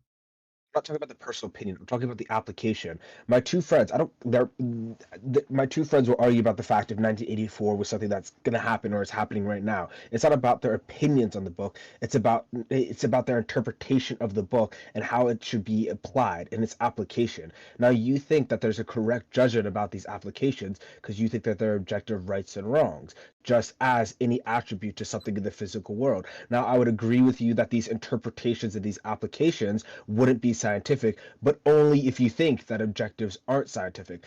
But I see, so I would agree with you, but now it seems to go against another belief that I've heard you hold, which is that you think that these objectives and these applications are the things that we can interpret from history to make to apply in the future. Now you're saying those things are objective. How is that any different than science? I was following you until the last part. Like the last sentence. I think we both agreed. I think we both agreed that history is scientific, but it's not a science, right? It's systematic, but it doesn't qualify as a science. That there's limited. Even if we look at geology, say you can at least go out and directly observe what's happened in a geological context. You can't do that in history. The best you've got is sort of the historical records that were presented. There's two parts of this. There's the actual events that happen, and this is where I'd agree with him, but it seems to disagree with something else he said. I agree that the facts that happen and the conclusions that you draw and their future applications are two different things. And I agree, because I am atheist and I don't believe in moral objectivity. I agree that the conclusions and moral conclusions and the applications that you draw from history are not science because you can't come to a factual conclusion on them.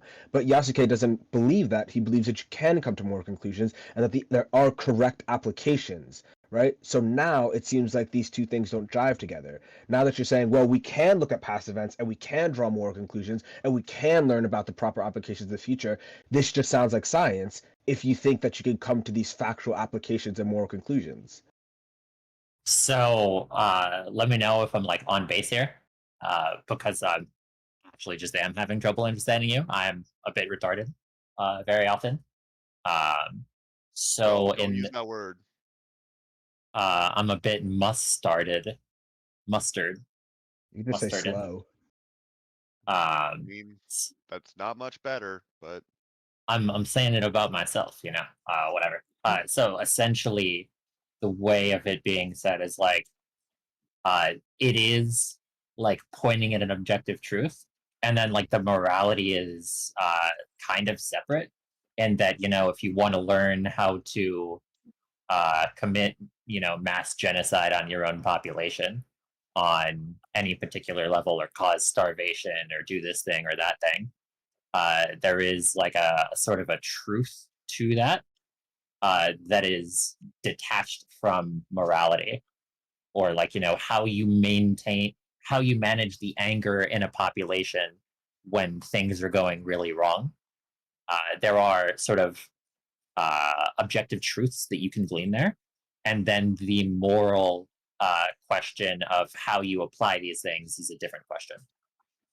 Do you think that you can get to a factual conclusion to that moral question? So why would looking at history to get to that factual moral conclusion be any different than looking at history to come to the conclusion about what civilizations existed in South America or whatever? It's a little weird to me that I'm doing this, but it feels interpret like for me, Tony. It feels like you're claiming that, so Yasuke says that there are objective moral values. And Yasuke must then concede that either not everybody recognizes those absolute moral values, or not everyone is capable of recognizing them. And so people act immorally, and so people draw different conclusions, but they obviously nobody sees themselves necessarily as immoral. That's not entirely true. There are people who do see themselves as immoral, but in general, the average person thinks that they're well-intentioned, and therefore, if two people who believe themselves well-intentioned have different moral perspectives, Yasuke would argue that either one or both is wrong, and that therefore they can look at the same data and they can come to different conclusions. So I don't think Yasuke at any point would be claiming that there is a single interpretation of history that everybody's going to come to, because everybody is bringing their own moral perspectives, as in error as those perspectives may be. Tony is spitting. For real. I get what the conclusion is, but I'm saying the process to get to that conclusion, if you look at history to get moral judgments and understand what the application for the future should be, that would be exactly identical as looking at the past to determine the present and thus the future in a scientific sense. If you think that the conclusion of what morality is or ought to be as is a fact, then you can look at history just in the same way as we do archaeology, paleontology, anthropology to determine the conclusions that we have today. It would be the exact same process. So like I think I'm getting what you're saying, and that, if we're trying to maximize objective morality, then that is just a pure factual thing. And then the study of history and making conclusions about how do we maximize that, which we agree is a good thing, we want to have the good thing be more, would be more objective or scientific in nature. Is that what you're saying? It would have to be the case. Just like you think that the facts of, like, the pure facts of history, such as which civilizations existed, you would have to say which acts happened in history, having more judgment there, just as factual as the existence of those civilizations. Now, because now it seems like you're disagreeing with yourself. Now both prongs of history are fact-based, so now it kind of seems like you have to come to the conclusion that you're doing a scientific endeavor studying both.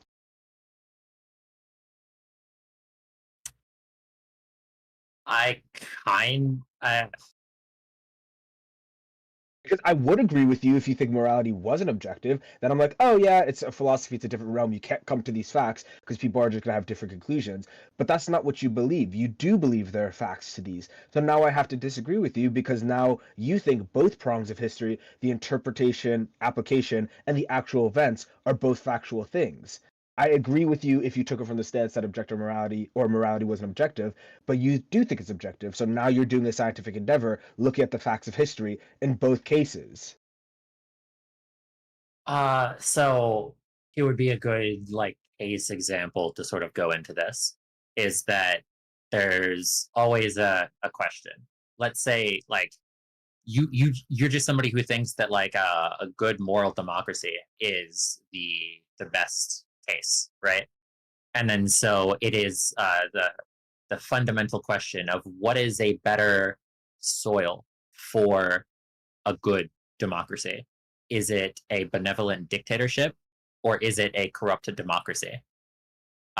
And so in this sense, you have your objective North Star, but then the question of which one of these is better for it as a fertile soil to cultivate this is very much within the realm of interpretation, within the realm of philosophy. And it's very difficult to find what the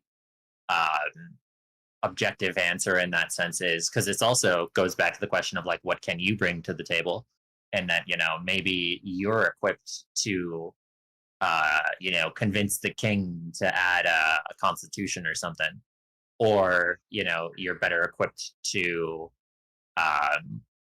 purge the corruption from the democracy. I'm saying you don't think it's up to interpretation. That's what I'm saying. Well, I would agree with you if you thought it was up to interpretation, but your worldview doesn't hold that. You think that there is a factual, correct way to do it. You think that there is literally just as what is the color of an apple. You think that there is a best system for society objectively. So observing the past to determine truth values and future applications, both in a historical sense in the lens of the events that happen, but also the the application. You think both are just as factual as each other.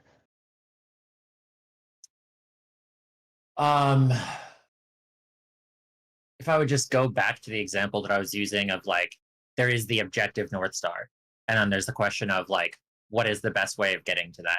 Because that's really the best case you're going to get in terms of you're not going to have a really easy road to perfect morality in society. So it's the question of what is the best ground. In this sense, it can kind of get to the point to where it's a question that's sort of impossible to know, in that you are human, you're not omniscient, and there's way too many variables to understand that there might be an objective answer. But how are you saying there might be now? You can't have it both ways. If you think that there's objective morality, then you are saying you can come to these conclusions. And if you think these conclusions can be gleaned by either looking at history or studying some text, then you have to say the act of looking at history for the actions that occurred in society would be just as fact-based as looking at the acts that happened to determine a moral conclusion. These are both just as factual to each other. That's the position you have to hold if you think morality is objective. Sure, I agree. You're right, I'm wrong. Anybody else have a point? I'm just saying. I was wondering about the North Star that you were saying for society, like that is objective, and then the murkiness seems to be how we get there. I think, in my view, it's back to front that we disagree on what a perfect society would look like. But if we agreed that it's like low illiteracy rates, sort of high literacy rates is probably a better way to say it. If there's high literacy rates or low infant mortality or high social mobility, then the how to get there does become an objective, measurable question, admittedly with a lot of variables. But is that what you meant by when you said the objective North Star, this like agreed upon?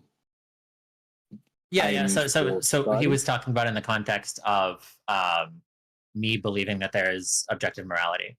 And then so he's saying that like in the greater context of the conversation, it's that the idea that the analysis, so history is science insofar as when it comes to establishing the facts, but when it comes to the interpretation of history or literature, let's just use literature because it like gets rid of any of the fuzziness.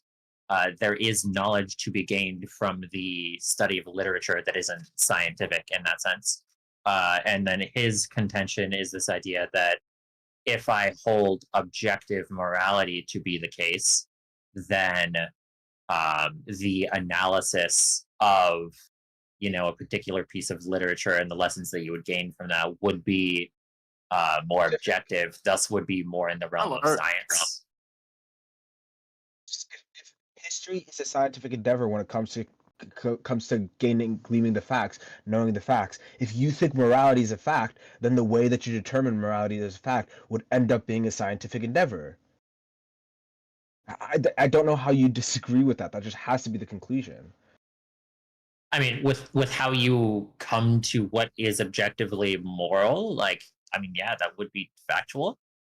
But that would be different than what the analysis is of history or literature, because it's so much more messy than just determining the facts. Like objective morality, trying to find what objective morality is just determining the facts. Like, all right, we all agree that this is objective morality, in the same way that history is, all right, we all agree that this is what happened. It's not an agreement, though. That's what I'm saying. I would agree with you if you thought it was subjective, but you don't. You think that it's just as objective as a trait of something in the physical world, as any other scientific endeavor, things that are truthful. The study of the human body to you would be just as factual as the interpretation of what you should do with your body, such as having sex before marriage. You think these things are on the exact same ground as each other. So the study of the human body would have to be just as scientific as an endeavor as determining why you shouldn't have sex before marriage. Okay, you're right. I'm wrong. I concede. Anybody else have a point? Understand how the conclusion doesn't follow. Whatever. Are you saying that there's no objective morality because people have their own opinions? People have different opinions. I'm saying that since he thinks morality isn't opinion, now the two prongs of history, interpretation and application, no longer just become interpretation and application. He thinks that there are factual answers to these things. So the endeavor to turn out those factual conclusions would be just the same as the endeavor to turn out factual conclusions about any other realm of history. Okay. How could that not be? I don't understand how it couldn't be the case. What's your disagreement? I'm saying I would agree with him that history isn't a science in the sense of interpretation and application only if morality wasn't objective. Because if science is a method for determining the truth, and he thinks that morality is there's a truthful conclusion to morality, now looking at history and its interpretations and applications in the past just comes the exact same as determining the truth of what we should do now and in the future. It would be the exact same endeavor. You don't science morality. That's not what you're saying, is it? I'm saying that's what Yasuke or whatever his name would have to be saying if he thinks morality is objective. I don't know if that follows. I mean, like we ought to perform science because it's good, morally good to have a productive, society. I don't know if you're sciencing morality. No. Yasuke wants to say that history isn't purely science because we have interpretations and applications, and those things aren't in the same realm as fact as the actual events that occurred in history, such as a president getting shot or something like that. And I would agree, but only if you think interpretation and application is subjective. But Yasuke doesn't think that. He thinks that there are factual conclusions to these interpretations and applications. So, to come to those factual conclusions, looking at history to come to those factual conclusions would be just as much as a scientific endeavor as looking at the actual events that occurred, such as the shooting of a president. They're both in the realm of fact now. I don't understand what you're saying. I don't know how else to say. If you think that morality is a fact, then looking at the past to determine applications for morality in the future would be just as factual as looking at animals of the past to determine evolution. They would both be the realm of fact. It would become a historical science. Are they not?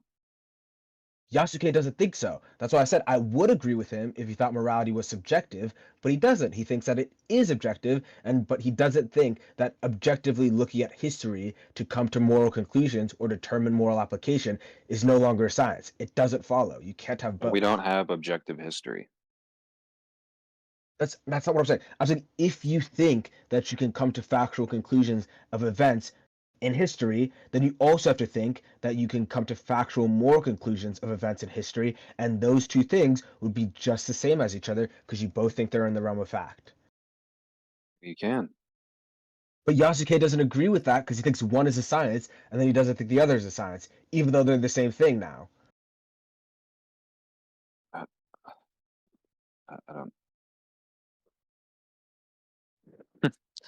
I don't. I don't know how else to phrase this. It's literally the simplest way. How does that not follow? If he thinks they're both realms of facts, then he thinks that looking into history to determine the facts, if one is a science, then the other also has to be a science. You're both looking at the past to determine facts.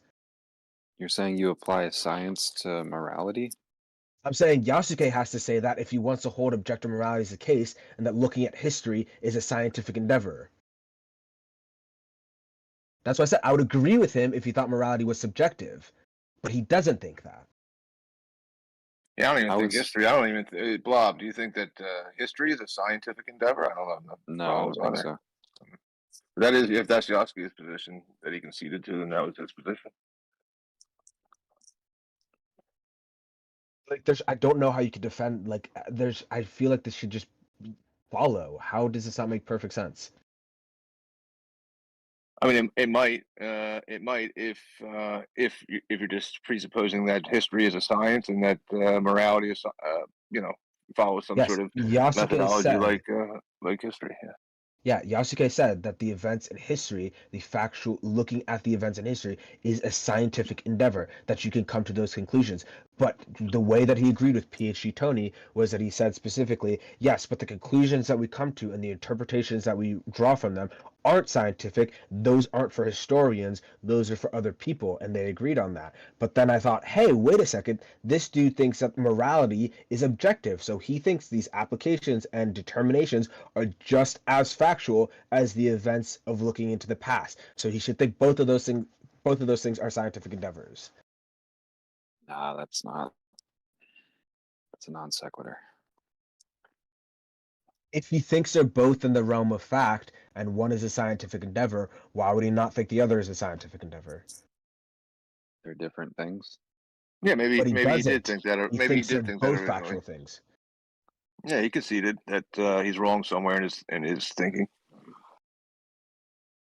Hey, I got a good question that might help clear things up. Yasuke, do you think it's objectively morally wrong to create a fictional history to feed to the public?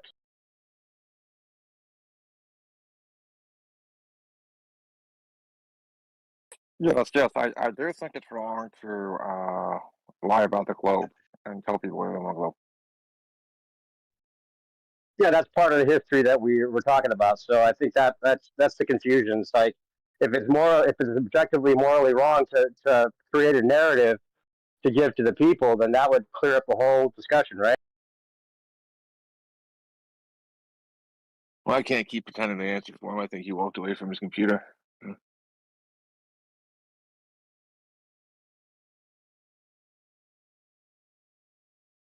But yeah, I do think that's that you're like on like that's probably most likely what he was like referring to is something along those lines. Well, you're saying like if you have an opinion if you don't think it's an opinion-based thing to have one moral or another, then it shouldn't be an opinion-based thing about whether you think history is true. It's kind of a non sequitur, but if you think it's morally wrong to make up a narrative that everyone thinks is actually true history, then that kind of clears it up because the two don't go together, right? It's just I don't think they're necessarily a morally objective world, but I definitely don't think they're telling us the truth at the same time. I have no clue what he just said, but all I'm simply saying is that history can be subjective only in its interpretation and application. But if you think those things are objective, then all of history becomes a science, both in the events that happen and the application of those events. You're saying if you think that there's if there's objective morals, then you should also be objective about what we're told about history. Is that what you're saying? I'm saying if you think there are objective morals, then the study of events in the past is just as scientific as the study of, or not you would say the study of, but the study of the actions that those people took, right? So I use the example, if you think, like we agree that anatomy, biology, learning about the human body would be, well, maybe you might not think so, but generally that's a factual thing. We have certain organs, we have certain amount of limbs. These are factual events that you could study. But if you also think the actions that you take with your human body, such as having sex before marriage, are a scientific thing, then you have to agree that these both, finding out these truths and discovering these truths and learning about them, that is just as scientific as an endeavor. It has to be. No, but you see how you're mixing those two and they don't go together, because if they're lying about the history, right, if we're fed a narrative that's not true, even when it comes to some of these basic things that we think are true, right, if they're lying about that, then that falls into the category of whether it's moral to do so or not, right? I'm not arguing there's an objective morality, but if there was, people might argue that's objectively immoral to make up a narrative that's not true for people to buy into, right? Yeah, but that has nothing to do with the process that you take to coming to those truths. That's what I'm talking about. Science is the process of coming to truths. If you think morals are factual, though, if you believing the narrative and thinking there's an objective morality are two different processes that don't go together. I don't say the narrative. I'm saying the process that you take to learn. No. the process that you take to learn factual things, that you could do this for history or you could do this in the present, those are both scientific endeavors. If you think morality is an objective factual thing, then you have to think that the process that you get to moral conclusions also has to be scientific. Yeah, you're trying to make them one thing. You're just trying to mix two things that don't go together, but I can't help you. Okay. Yeah, I Why would you mean, not? history can all be fake. That has nothing to do with the process that you come to that conclusion. Like what? Like science. Like doing what? Like finding like a arrowhead in a riverbank or something? Sure. I don't know how much it's going to tell you about fake history, right? So how is I don't understand what your point is. Like if I find some rubble, um, how does that relate to like figuring out morality? I said that the process that you go through to learn about facts, either in the past or the present, we normally refer to as science or a scientific endeavor, right? Now, it's not the only way that you can come to learn about facts, but if you think that the process of looking into the past to learn about events in the present is a scientific endeavor, then you must, because you're discovering true things about the world, if you think morality is a true thing about the world, then looking into the past actions of people and coming to conclusions about applications for actions also has to be a scientific endeavor because you're discovering facts of the world. Yeah, you could find like, things that you could find like some statue that was built a long time ago, but all of the interpretations about who built it and when and all that stuff, none of that is like factual, but you found something like for sure. Maybe the interpretations of who built it. Who built it is an interpretation. You don't interpret who built it. Someone actually built it, factually. There's no question about that. Wouldn't that be part of the figuring out the history, like who built it, when did they build it, all that stuff? Yes. You take certain steps, a scientific method, to determine the events that occurred. Yeah, but none of that could all be wrong. I don't know. I don't even know if Yes, it could be wrong. Maybe we can dig But that around doesn't for something change to it. talk about, but I don't know. It could be. I agree. It could be wrong, but that doesn't change the fact that the process that you went through was a scientific one. Now, All right. if you What, think that what was morals, what was the independent variable for your historical exploration? it depends on which observations you're making, and you can also just have observational experiments, right? Okay, I found a you wouldn't really do statue that of for a historical. face. I found a statue of a face. Okay. What's the independent variable? You didn't ask a question or try to get an explanation. No, I'm just saying I found a statue. Okay. Okay. So when do I start doing science? You have to ask a question. You have to try to come up with a hypothesis. You have to try to just defeat the hypothesis. You have to collect data. There's a lot of things. I don't take anthropology or archaeology, but you can learn about those things on your own if you want.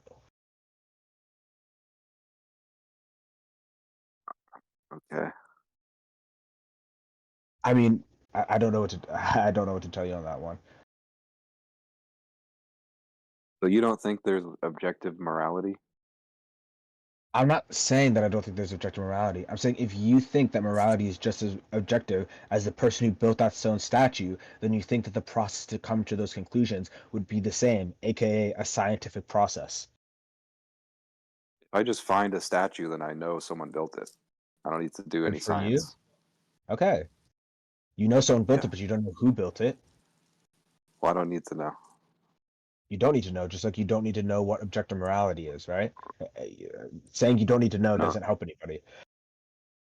You can know objective morality. You don't need to know like who came up with it. Yeah, but you can also just not know objective morality either. How do you come to those conclusions? Didn't you claim we need science for that? I'm saying if you think objective morality is a fact, then the process to come to those conclusions would be very similar or identical to coming to conclusions about facts of the world, such as the traits of an apple or such as who built a building. Yeah, like observing it. Yes, observations, yes. Yeah, that's true. Yeah. So you agree? Then you think that if you if you think morality is objective, then you think that the process of looking into the past to determine applications for the present or future would be just as scientific of an endeavor, would be just the same as any other historical science.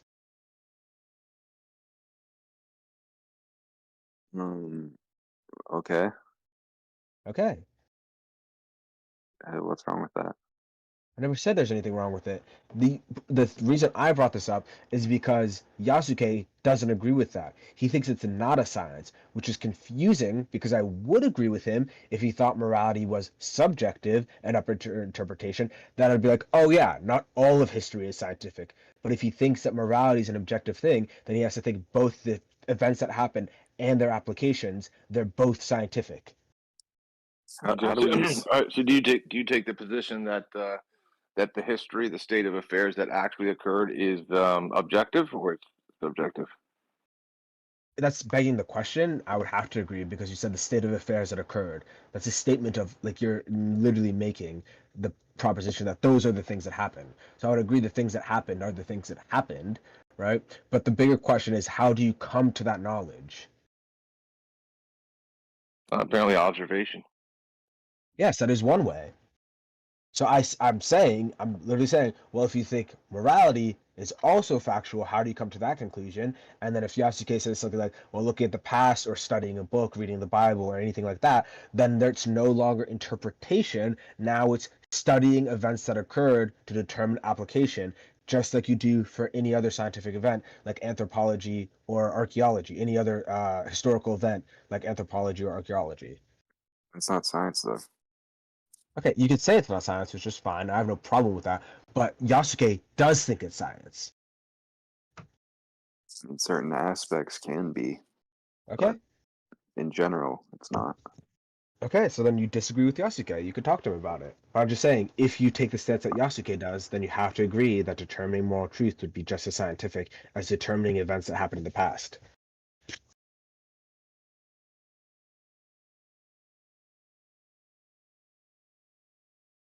Well, maybe that's a good task. I mean, Left Lane, he's already he's going out there and he's started to make some real life measurements.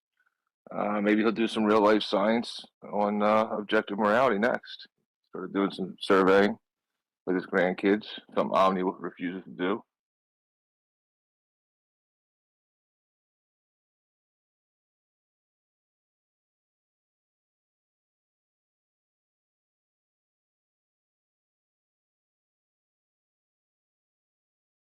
Next step is science the shit out of morality. Go out there and test morality. That's a point for Yasuke because he thinks they're factual things. So I don't know. I don't think you could do that. But if Yasuke thinks you could do that, then You think you can science history but not morality? how would you science morality? Doing experiments. Can you give me one?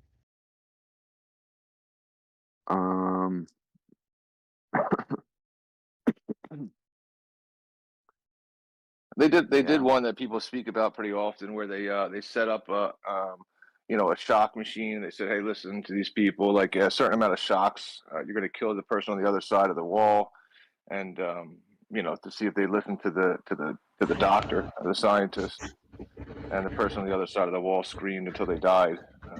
Not very good testing of it. That one's kind of misunderstood, though. Wait, I know what you're talking about. It's like a twofer, though. Like they're respecting the authority and the moral test. We got the morality, and they were mixing it up. So I know the study you're talking about. I forgot what it's called, but it is very famous. But I think you're misunderstanding that it's not a moral conclusion. It's about how much you're willing to listen to authority. 50 is pretty loud there. 50. I muted him because it was just really loud. So, but it's not about what's good or bad or what you should or shouldn't do. The question is how much are people willing to listen to an authority? Yeah, that was like what was put forward, and then people saw that and they're like, "Oh my god, that's morally outrageous! I can't believe they would do that." It was a little twofer. A test, just to be clear, that's not a test of morality because you're not testing what is or ought or what should be. You're testing how. No, you're not. You're Of testing course how they much were. What would be people. the point of what would be the point of that if it wasn't like some outrageous? They were killing somebody on the other side of the wall. They weren't actually killing someone. I They know. played audio clips of people. The question was, how much are people willing to blindly listen to authority? That's not a question of what is or ought to be the case. I mean, you can imagine, right? That's definitely why it's a known thing because people are like, holy shit, they. It's about ought how not moral to they'll be become. Yeah, but the in test the face itself of wasn't for authority. what is or shouldn't, is or ought to be. That's the conclusions people drew from it. They did draw moral conclusions, but the test itself was not testing what is or ought to be the case. What they were testing is how much are people willing to blindly listen to authority. All right, well, we'll do it. We'll do it again, and then we'll just write down on the paper moral objectivity and test it. Sure, but that's not what a test Oh, of moral they did it. objectivity Like is. they Not did just like writing 20 down moral different objectivity variations. on a piece of paper. If you were to test for moral objectivity, you would have to make a hypothesis surrounding what is or ought to be the case. Yeah, you can Well, it's imagine kinda- just writing all that stuff down and doing the same thing. Anyway, I gotta go. Yeah. Okay, that's not an answer, but I mean, just the word morality is kind of like assuming that there's already something better. So acting No, it's like not. that's what the whole point of that word is. So I don't know what your point is. Like you're trying to. Why do you think saying morality means assuming something better? Because you can be moral and you can be immoral. Yeah. Yeah. What part of that is assuming something better? Um, I'm not sure what you mean by that either, to be honest with you. one's moral, one isn't. But still, no part of that is assuming something better. You're just making the statement Wait, something what do you is mean moral. better? What do you mean better? You said it. That's why I was wondering how any of that followed. Just saying something's moral or immoral doesn't necessarily draw the conclusion that it's better or worse, unless you want to just state the fact that moral is better or immoral is We're not worse. really. Yeah, we're not really saying what's better or worse. We're saying what's moral and what's not. Okay.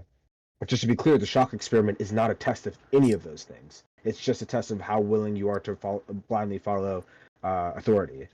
Have you heard of the experiment where they had all these prisoners or people go into like a prison? Like they weren't like criminals, but they had people act as guards and then people acted as prisoners. Yes, I took philosophy class, psychology class. Yeah. Yeah. Yeah. There's one. It's still not a test of morality. It's not? Nope. Why not? Because the question there is how will people behave in a certain environment? Okay. And isn't behavior a moral question? Not necessarily. If I shoot a basketball, right, and I need to make it into a hoop, if I move my body in the opposite direction, facing the opposite way of the basketball, that's behavior, but it has no moral conclusions to it. I'm just gonna miss the No, that's the hoop. that's like competence. That has nothing to do with behavior. Exactly, but it's still a behavior, though. Yes, it is a behavior. Okay, you're just conflating these words now. I think you just don't know what Well, behaviors he's are. talking about it. He's talking about interaction between two people, not a solo action. Yeah, not throwing a basketball. Not trying What do you mean? throw a And then It's still a behavior. Okay, what but would you're not be the asking more point? questions. I asked you the question, what will Hold people on. do given a certain amount of power? Will they abuse their power? Isn't, well, you could say Hold if on you just a beg second. the question with the abuse part, but Jesus I asked you the Christ. question, how will people act if they have a certain amount of power? There's moral conclusions, but there's nothing inherently moral to it. It's inherently moral, yeah. No, you can just That's say not that what- statement, but like I don't know how you're. No, you're just saying it's not when it obviously is. Because I just That's gave the an whole example point of of the how behaviors are story. inherently moral. The fact that I can shoot a basketball and want to make it into the hoop or want to miss, I could change my behavior to come to that conclusion. To ask the question, if I give you $1 million, what would you do with it? That has nothing to do with the moral actions that you would take. You may buy a boat, you may donate it. You can draw moral conclusions based on those actions, but no part of you buying a boat or donating it is inherently moral. These are just actions you take, they're just behaviors. It's the same thing with the prison experiment, the Stanford prison experiment. The fact that they gave some people power has nothing to do with the actual conclusions that you may draw from that experiment, which is, oh, they No, abuse man. their power or they use their power in a good way. They You're were acting testing. you're acting like things need to be framed in a certain way in order for it to be a test of morality when all actions really are already on some scale of morality. Like anything you do is either more or less. You're acting as if you can just have actions that are not at all attached to this morality scale, which is delusional. Well, you could call me delusional, but you just saying that all actions are attached to a moral value is a completely unsubstantiated one. No, it's completely substantiated by everything. Okay, when I bowl, am I doing something morally good or bad? Like bowling. Well, it depends on how you go about it. Yeah, so I But if you're take a just ball and wasting I shoot time, it at the pins. yeah. If you're just wasting your time, and you could be doing other things that would actually benefit you in some way, then it's bad. But if it's like balancing out your life, you have fun, maybe you compete, maybe you have like a community, then it's good. Notice how you have to beg the question by saying the words better, and there are other things you could be doing that would be better for you. But I asked if I could take certain actions. I asked if I could take certain actions without you begging the question, such as me just bowling. Is there moral weight to that action? I'm just bowling. No, it's not begging the question because you could literally be bowling all day while your whole life is falling apart. That's See how you're begging the question again? That's obviously immoral. That's obviously not good. Yeah, because you said it's immoral, because you said you're wasting your life. You're begging the question. The whole point of morality is something good or bad. Yeah, you just have to say that all actions have a moral standpoint to make this view work. But it's I know. You just have to repeat your stance because you can't come to that conclusion without just saying it. It doesn't work. That's why when I ask you a very simple question, thank you for interrupting me. That's when I ask a very simple question. If I'm bowling, is there moral judgment there? And you have to beg the question by saying you're either wasting your life or you could be doing something better. I didn't ask that. All I asked is if I'm bowling, is there moral judgment there? Yes or no? Yeah, and I gave you specific like situations. Yeah, you beg the one question. One would be good, one would be bad. Yeah, you beg the question by saying I'm wasting my life. That is called begging the question. You're coming to your conclusion because the only way to say things are more there's objective moral imperatives is by just saying that. You can't draw that conclusion using any process. It just has to be said. There's no way to come to that conclusion otherwise. There's no way to get from an is to an ought in logic. It's just right. Does everybody understand that? There's no way to get from an is to an ought using logic. It's just we're moral beings. It's an axiom. That's his axiom. That any action that you take with other individuals is morally judgeable. He can say that, but he doesn't agree with that. That's why when I ask him the question about bowling, he can't give an answer without begging the question. I would agree. I do agree with the thing you just said. It's just that he doesn't seem to believe that himself. If he thinks that it's a moral axiom, if you think that there's a moral axiom to actions, then you should be able to make a conclusion about the action I took of bowling. Tell me what the moral judgment of me bowling is. Just is it good or bad? It depends on how you do it. So then it's not an axiom. Then there are other there are other factors there that are impacting the morality. Just saying bowling isn't specific enough. But why does it need to be specific if it's objective? That's like because it can be good if you do it the right way, or it can be bad if you do it the wrong way. Like, is there any way that an apple could be a vegetable? No, dude, that's retarded. It's you realize when you say just bowling in general, you need to give more context there in order for me to give a moral conclusion. You can't just say I'm bowling. Okay, how can there both be objective morality? How can you both say there's objective morality and that you need context to come to a conclusion? How can you hold both of those positions at once? Bro, you can't be serious. Are you trolling right now? Like, that's like saying walking. Is walking moral? No, you need more context. Did you kick a puppy while you were walking? Did you throw the basketball at somebody's nuts or the bowling ball at somebody's? Like, you need more context, man. I asked the question, and I know I won't get an answer to the question because it completely defeats objective morality. How can you both say that actions are objectively moral and also say you need more context to come to a conclusion? We're asking you for the action that we can judge. Bowling. I am bowling. There you go. That's not an action that's judgeable. Yes, it is. By moral standard. You need context to assess it. This is like how can you both say that there's objective morality? A child would understand that. A child would know that. Let's see if you can answer my question. I know you can't because it doesn't work for objective morality. How can you both say there's objective morality and that you need context to come to a conclusion? Yeah, because you can kill somebody who's Bro, you're evil. trolling. You could kill someone who's like a bad person, and it's like a good thing to do, or you could begging kill the a question. person who's innocent. It's still not an answer to my question. How can you both say there's objective Okay. morality and you need context? I know you can beg the question and repeat your stance by just saying something is bad and something is good. I get you're able to repeat your position, but I asked a very specific question. How do you both hold the stance that there's objective morality and that you need context to make a determination on the morality of an action? Yeah, because everything's not so black and white where you could just assess literally things what with no objective means. context. You realize that's like the most retarded thing I've ever heard. You're trying to say there's no context to anything in life. Are you that retarded? I didn't say that. Maybe you need to Saying get there's out of the objective books, right? morality. Maybe you need to actually think on your own instead of reading these retarded philosophy books and taking classes. Okay. Maybe so just think to be, for yourself instead of still letting other going. people do it for you. Okay. And Just you to be won't clear, end up like such a retard where you say context doesn't matter. If you can actually you just thought for keep yourself. saying it, or is anyone going to mod this or no? Just out of curiosity. I mean, No, it's they're fine not if going to you mod don't. it. You're acting like a retard. You're the So one who then needs I'll to be start modded. You're interrupting you fucking then. trolling.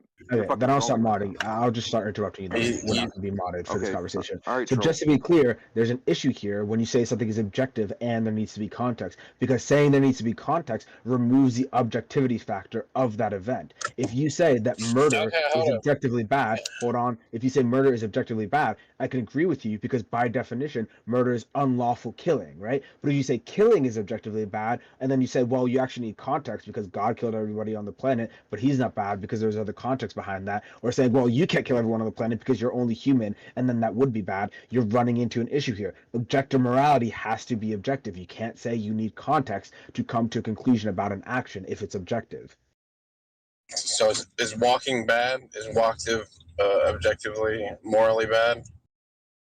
I'm not gonna. I've been told. Is it morally good?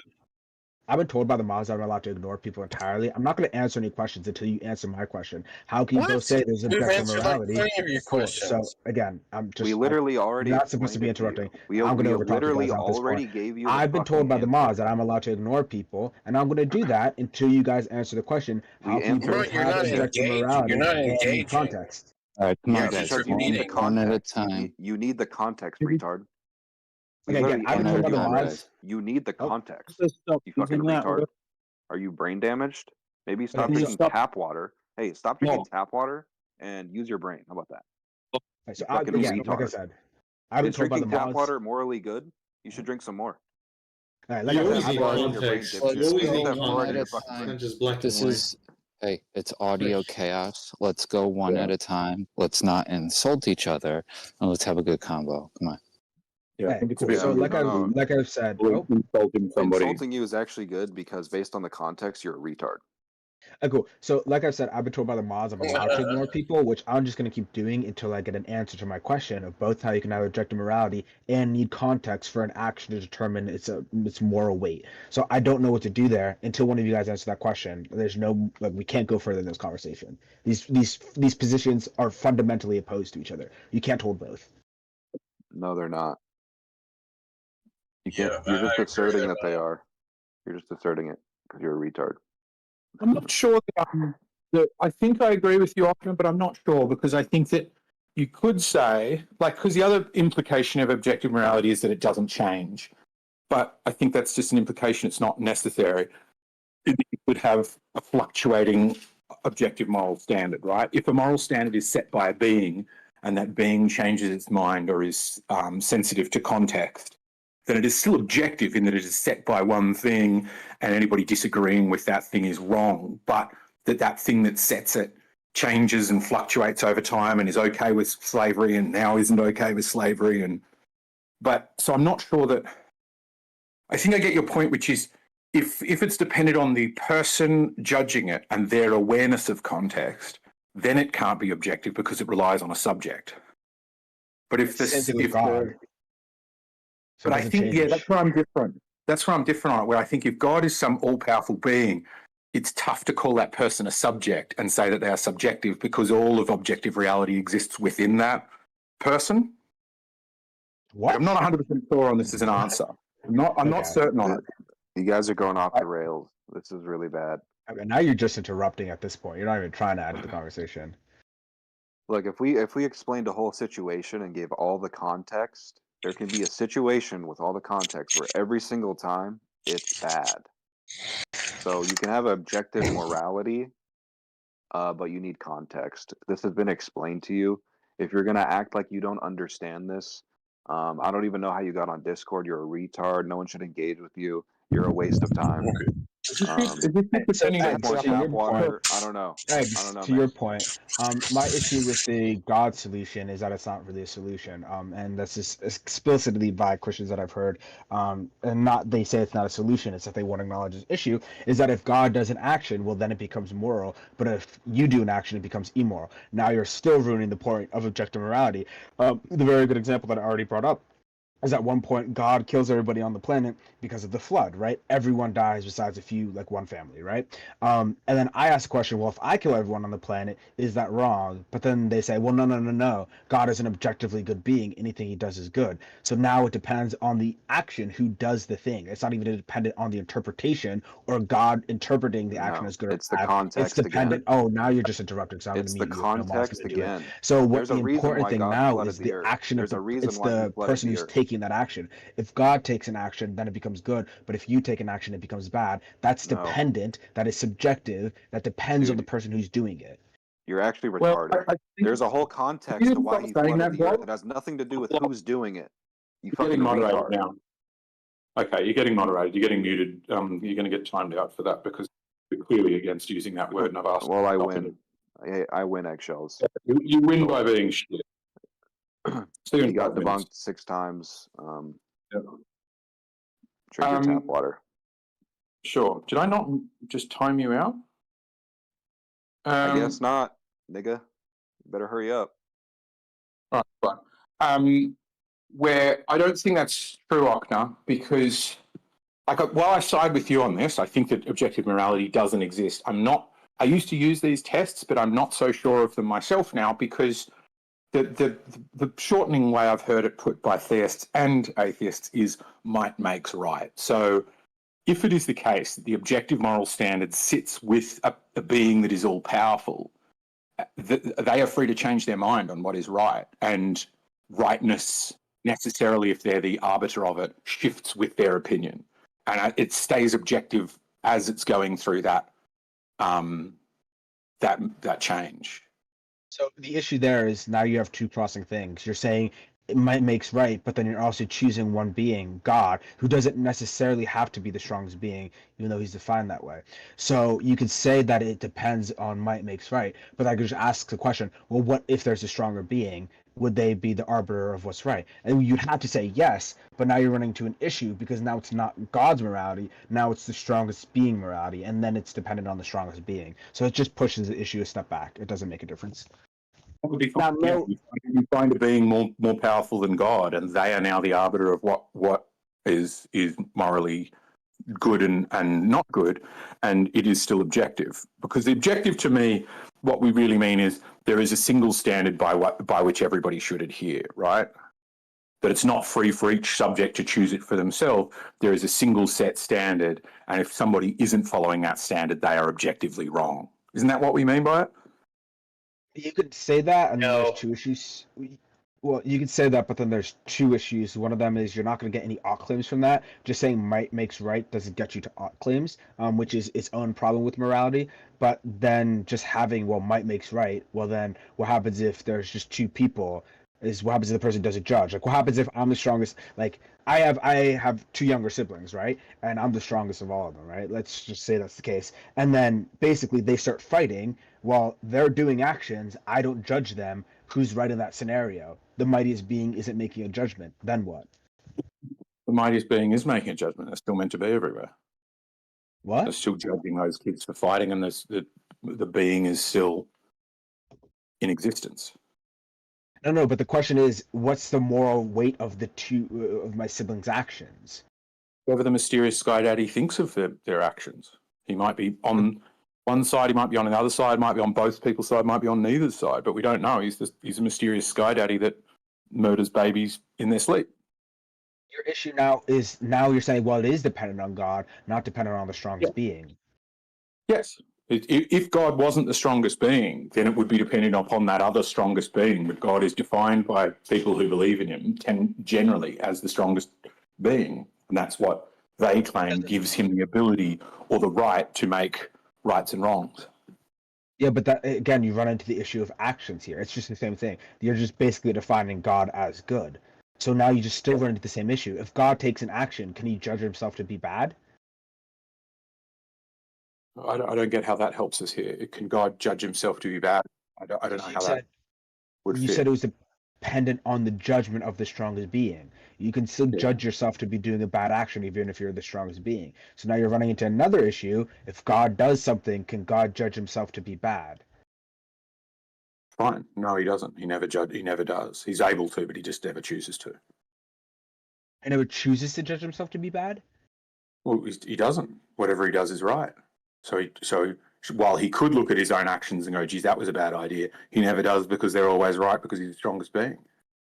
That morality isn't dependent on the action, it's dependent on the person that does it. Yeah. That's not objective. Why not? What subject's mind does the morality exist within? God's. Great, the objective being. But those aren't the same thing. God is literally a subject. No way you frame it. Referring to the thing God is referring to a subject. There's no way around that. Sure. And I'm just saying that in their worldview, in the people who believe in God's worldview, God is all-encompassing. God isn't a individual actor within the world. The world resides within him. Reality is contingent upon this being. This being ceases to exist, so will all of existence. And as such, is set apart from or is not quite the same as all of the individual subjects beating up their brothers and sisters. My issue with that, and this gets into more with I hate how people fucking define God, but just to make it very simple, then you run into the issue with then you have to say there's no evil in the world. Because then you have to say that God allows, and also he not only does he sustain, but he allows all events that occur. And if God does that, that is an action that he's taking, and all the actions that he takes are good. Then all of the things that occur because he's sustaining and allowing them have to be good, and therefore there's no evil. This is an issue that I have when people say that God is good and that evil is a lack of good, but then also say God is omnipresent. To say that God is good and the fact that God is everywhere, to say evil is a lack of good is admitting that there's no evil in the world. It's kind of the same thing. The problem with evil is a strong argument, but it's not this one. If you start making that argument, I will view it you've conceded on this one.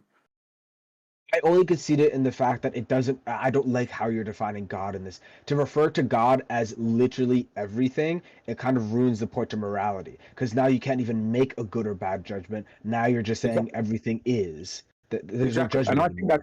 And I think that's the natural conclusion one reaches if one invokes objective morality, is that they must necessarily end up saying, although they never do, they must necessarily end up saying objective morality exists, but we've got no idea what it is from moment to moment. And that's, to me, the same as saying it doesn't exist, right? Because to me, objective things that are undetectable may as well not exist.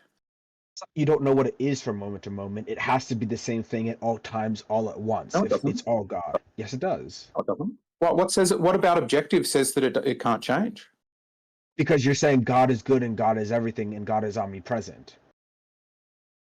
But I'm not saying those things, right? Is temperature objective? No. Yes. Let's go through other objective things and ask if they can change. Temperature, objective, can change. Speed, objective, can change. Velocity, objective, can change. But these aren't the same things as how you're describing God, which is why I said this is now more of an issue of how you're describing God. If you're going to describe God as something that all things rely on and all things necessitate from and all things necessitate and all things stem from, now your issue is you're just saying God is literally reality and God is defined as good, an attribute. Then you run into the issue of saying reality is good. That's the issue with saying the attribute of an omnipresent thing can be different at different moments. It can't be. It's omnipresent. It has to share the same attribute. I do see what you're saying now. Now it makes more sense where you're saying evil cannot exist in reality if we're all expressions of God. That doesn't change, I don't think. So it's fine. Again, we're moving on to the problem of evil. But then we're discussing whether evil exists. We're no longer discussing whether whether morality is objective. If the argument I'm making is true, that morality is objective, then I would agree. You couldn't point at starvation of people en masse and say that's a bad thing.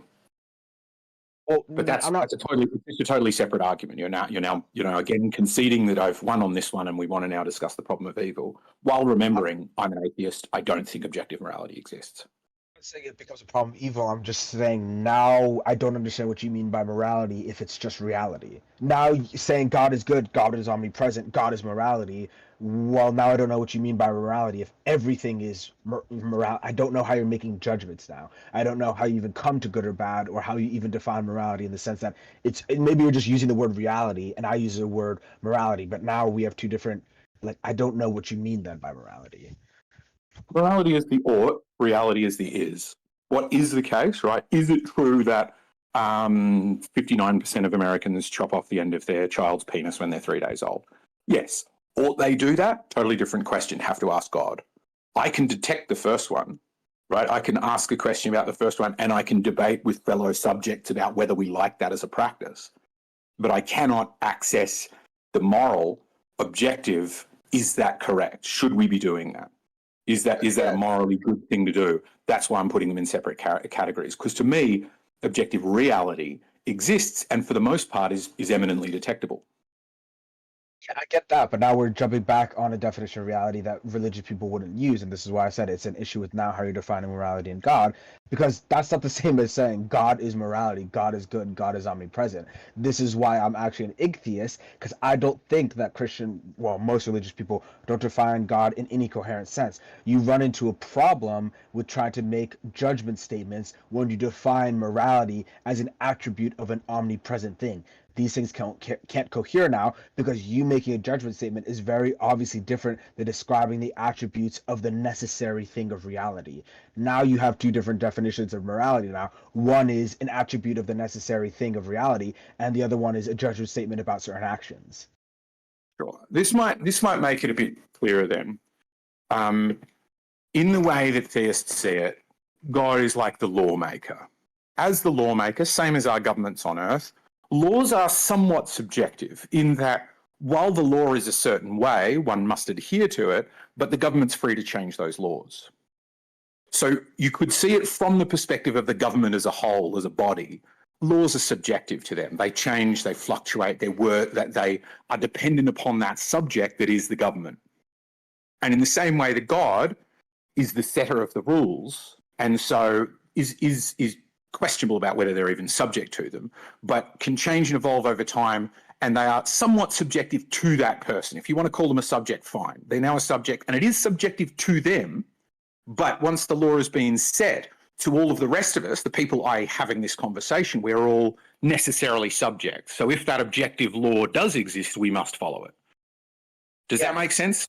No, because you're running into the same issue. That's different. Making a judgment, no matter how the judgment is made and by who, is different than describing an attribute of the necessary thing of reality. To describe, this is why I said this works, but it doesn't work if you say that God is an omnipresent being and that God is good. Because when you say God is good, you are literally just saying God is godly. And if you say God is godly, then you have to also say that, if you say God is omnipresent, then you have to say that reality is godly. And that makes sense, but it doesn't make sense when you try to make judgment statements. So I don't know how you're making a comparison of one kind of godly to another kind of godly if God is necessary for all of reality at all points of time for all of time. It just doesn't make sense to me. Your definition of morality doesn't make sense if you describe it as an attribute of an all existing thing. Yeah, I don't. I'm not fully following your argument anymore, I must say. So when you're talking about the government's allowed to change because it exists at points in time, and you're not describing morality as an attribute of the government. It's not law as an attribute of the government. It's a result of the actions that people take listening to a certain group of people. This isn't an attribute of the government, because there are governments that have different laws, and there are government. Actually, I don't know if you could say there are governments that have no laws. I don't know. I guess you could say like there are like governmental bodies, but they would be very shallow governmental bodies. But to describe goodness as an attribute of a thing, and to also say that thing exists at all points in time, doesn't allow for change, and it doesn't allow for judgments, because literally any judgment that you can make is still dependent on that thing, and that thing has the same attribute, goodness. Yeah, well, in my argument, I'm also not necessitating that God is good, just that he's in charge of setting the rules, right? Which is somewhat the story of Gilgamesh, right? The precursor to the Talmud, the Bible, all of these, accursed books that have spoke the desert of Israel for millions of years. In he's the setter of the rules, but he's a terribly behaved god / king / 10-foot tall playboy. And part of the whole point of the story of Gilgamesh is that he is this civilized person living in the cities, ostensibly under all these rules, but he's horrible and he's banging all the women and beating up all the men and knocking out over houses and stuff. And Enkidu is the wild man who's sort of, meant to be like the hunter-gatherers, the people outside of civilization, and coming back to help him. And so in that context of, which is a much, I think, more common view of gods or powerful people, is that they might set rules, but they're under no obligation to follow them. That was started with Hammurabi, this idea that even powerful people should follow the rules. And so that's more the angle I'm taking with steel manning the defense of the... And I'm not saying this means objective reality exists. The reason I'm jumping in is because I think there are far stronger arguments against it. So you could say God is the setter of rules, but he doesn't follow the rules. Now we kind of get into a gray area, because I don't think morality is a set of rules. I think it's judgments that people make, and I think they're personal judgments. So the issue that I run into most religious people when you say the question, if you tell them, well, God could be the setter of rules, but he doesn't follow them himself, then it becomes the might makes right, and they don't like that, because then it's well, who decides who's following the rules or not? And that sounds a lot more like my position of a judgment, because God's making the rules and he's creating the punishments, and he may not follow them himself, just like there are corrupt judges in the real world, but there's a standard above the judges that determines that they're corrupt. Yeah, I mean, to me, the obvious question should be, the starting question for me is, when discussing objective morality, is would we agree, and this is the point that Roll My Boulders posted, which is, let's look at other things that we would agree are objective. Like, is it objective that F equals MA? And you could say yes, or you could say no. You could say no in terms of, well, we defined it that way, so it's Texas sharpshooting. But I think you would also go, okay, forces applied to masses does accelerate them. So yes, it's true. Is 9.8 meters per second, things falling towards the Earth, true? Yeah. And the point to me then, the stronger way to go against objective morality is say all of these other things that we agree are objective are detectable, and all of the things we agree on are subjective. We have to ask. We've got to do a poll. We've got to ask, hey, what do you think the best rock band was of the late 70s? Who do you think the cutest puppy is? And once we apply that heuristic to go, how do we detect? What's the best way to tell if something is objective versus subjective? Well, it's a detection rule that it doesn't matter if you're Jesus Christ himself. If you say the rate at which things accelerate to Earth at 2.31 meters per second, you're just wrong. And that's I think, a much stronger angle to go with, because getting caught up with the God allows people to do what I've been doing to you, which is just sneakily, conveniently define God in that moment in such a way that objective morality can exist. And then it forces you into the position of going, well, sometimes he does bad things.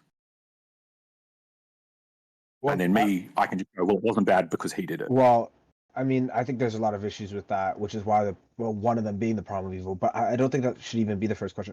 I think because my issue with that would just be, now it kind of feels like we're in different realms, and which is why Hume's guillotine exists. Because the question of what ought to be and what is seem to be in two entirely different realms, and I believe them to be so. So I would never say that you could run a poll about what is objectively moral in the same sense that you can make a determination about F equals MA, or even say that you're doing the Texas sharpshooting fallacy, because I think the question of what is objective morality, or sorry, what is and morality are two separate things entirely, which is why I asked the question, what do you think morality is, just to start with? And I think it's the judgment that people make, an express judgment that people make, or you don't even need to say express, because I guess animals can have some moral sense, but I think it's a judgment that an individual would make that is reflected to another person. But most people that describe objective morality, I don't even understand what they mean. They think it's some connection to God. Yeah. They would view the fact that we all seem to think that punching babies is bad is evidence that God wrote a code on our heart that said don't punch babies, where you and I would probably agree that species that evolved punching babies very quickly punched their babies out of existence. You could say that, but then we go back into the same thing, which is, well, just because God wrote the code on our heart doesn't make a determination if it's good or bad, because God kills every baby on the planet at one point. And now they're, well, no, but that's not actually bad. You need more context, all of that. And then they have to go into defining God in such a way. So it would work if you don't have to, because I literally, I have a name for this and it seems really dickish, but religious people are bothering me at this point, so I don't care. I call it's the circle jerk fallacy, where religious people jump from one point to another point to another point to another point to protect all of the points before it, but they never ever cohere all together, which is, I think, most blatantly expressed in this question of morality, because you could say, well, God wrote a code on our hearts. Well, if that code's objective, well, when God does a thing like killing all the babies, did he do something wrong? Well, no, he didn't do something wrong. He's morally perfect. Well, if he's morally perfect, how can you say there's any evil if he's also omnipresent? Well, he's not actually present in space-time, but he still exists. Well, how does he still exist? How can you know about him? Well, because he revealed it to us. Well, how can you reveal it to us if, you know, he's beyond our knowledge, or he's beyond the physical space-time we exist in? It just becomes a huge circle of, well, who the fuck knows?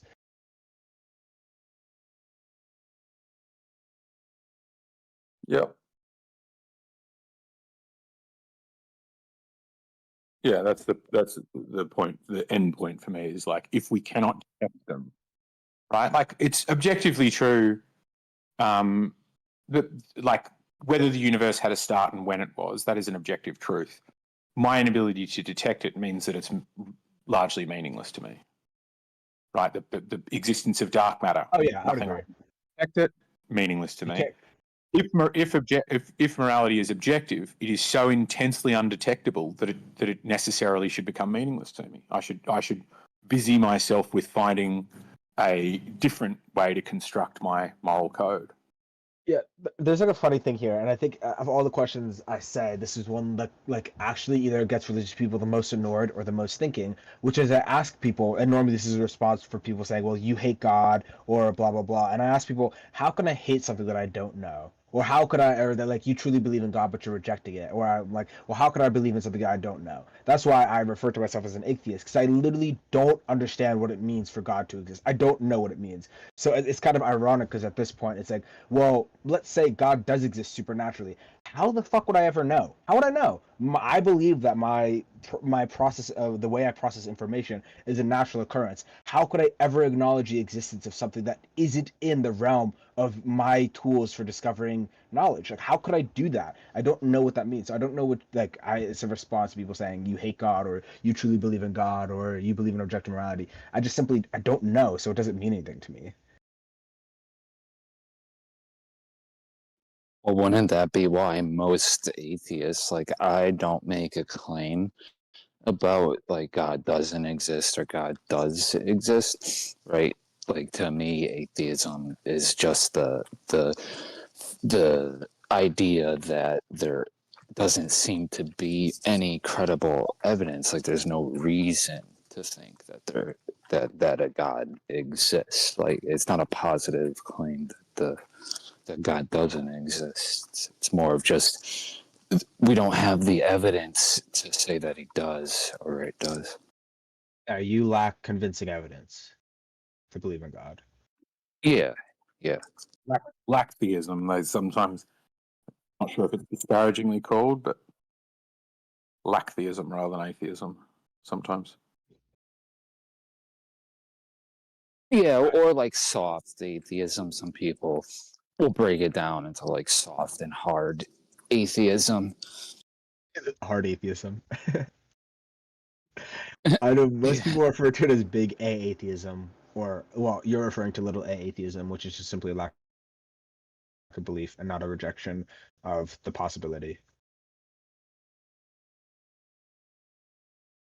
Hard atheism. Hard atheism for me is a bit cringe. Strong atheism, positive atheism is a bit cringe. I don't know. It's as long as yeah, I'd say like Aaron Ra, the YouTuber, he identifies as a hard atheist. And he will state outright that he does the positive claim that there is no God, and he makes a very convincing case for it with evidence. So I would say he's probably like the best one I've heard who identifies as a hard atheist. How does he get around the shifting sands of what defines God? Because I think it's easy to show an all-powerful, like the tri-omni God, presents immediately logical contradictions. So you could say, well, a God like that couldn't exist unless the laws of logic are different to how we perceive them or believe them to be. But what stops you going like, well, you know, these Amazonian tribes people thought that there were spirits in the trees that helped the, you know, water get from the ground to the leaves. How do we sort of, you know, particularly when it comes to Buddhism, right? Where you're like, well, Buddhism believes that there is a lifeblood thrumming through all people and that is God. That's my problem with hard atheism, is that like you can be confident that the God of the Bible doesn't exist. Being positive about it still to me is a bit cringe because it's proving a negative essentially. But is he only addressing it to a monotheist Yahweh God?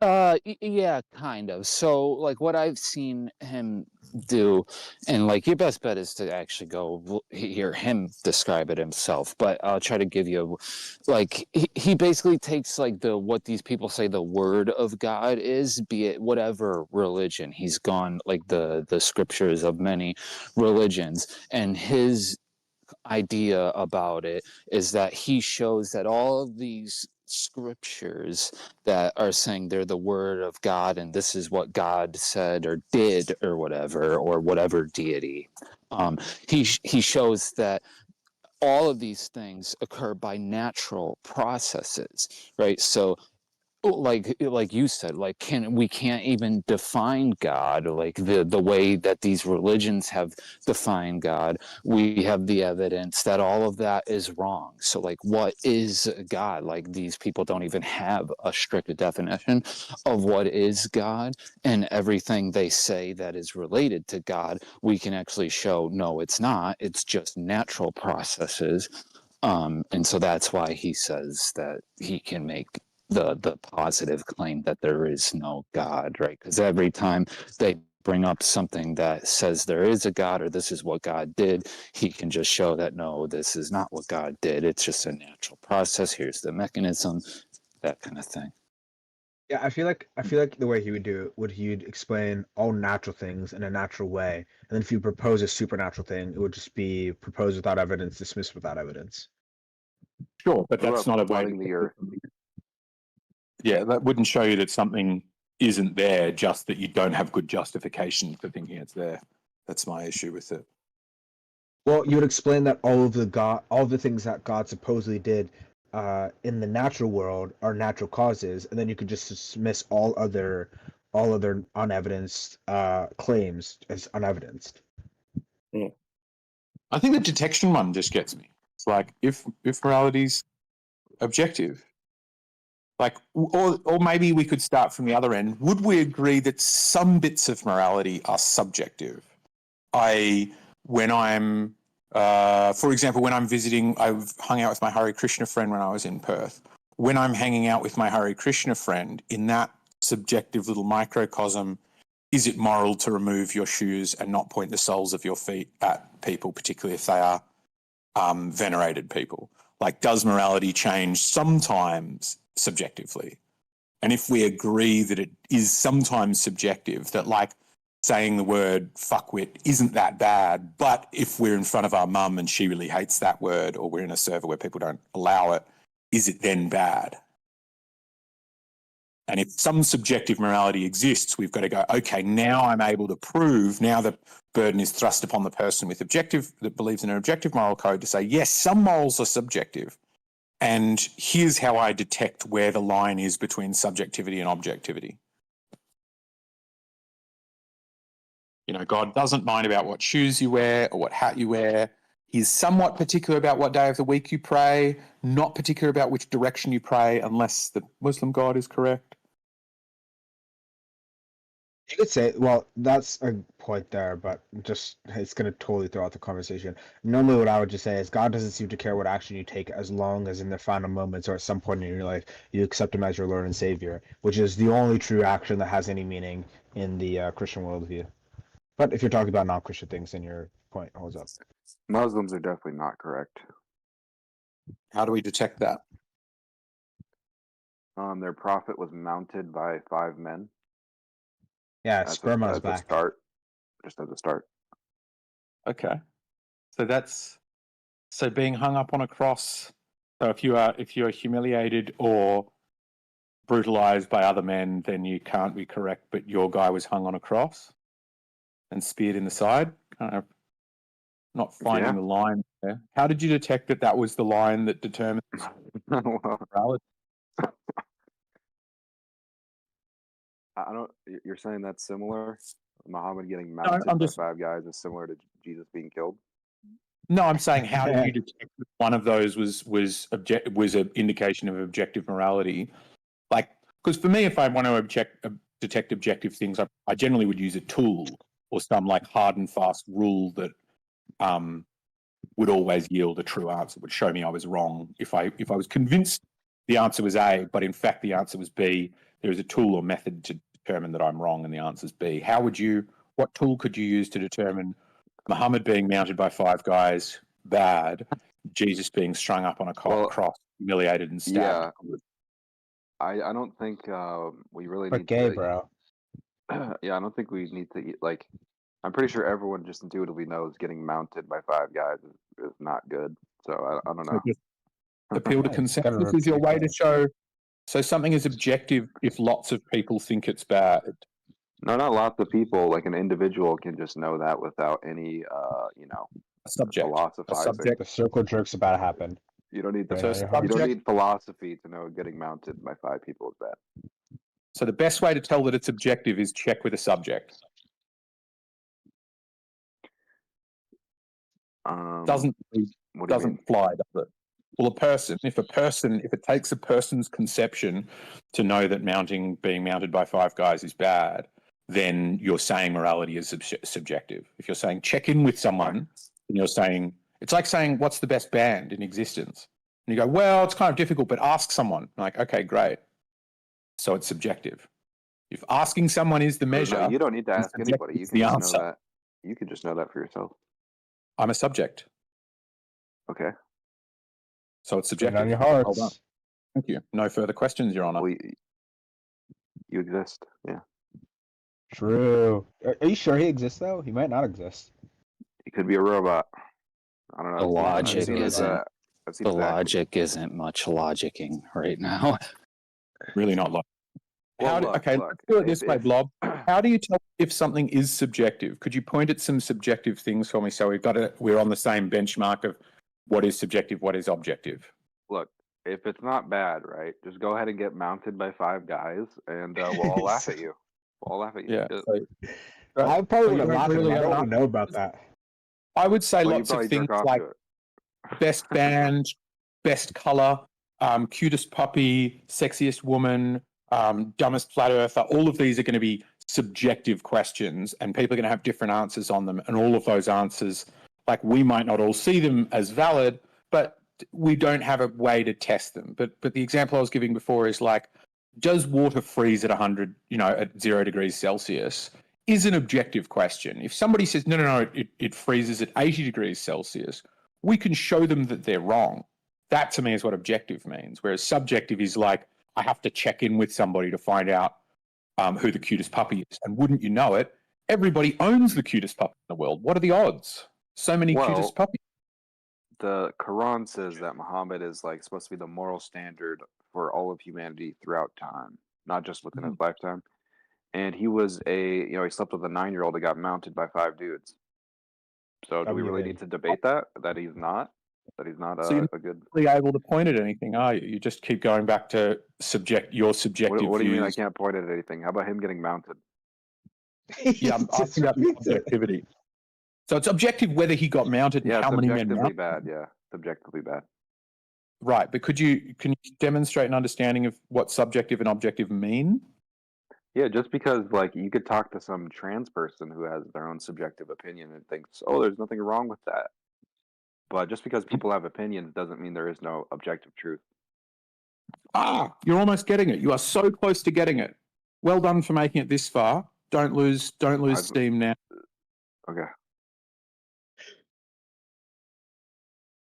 So you think because there's people who like people have you know, they maybe have their favorite song or whatever, and there's all these people with, you know, in their opinion, like this is their favorite song. You think there isn't an objective like best song ever?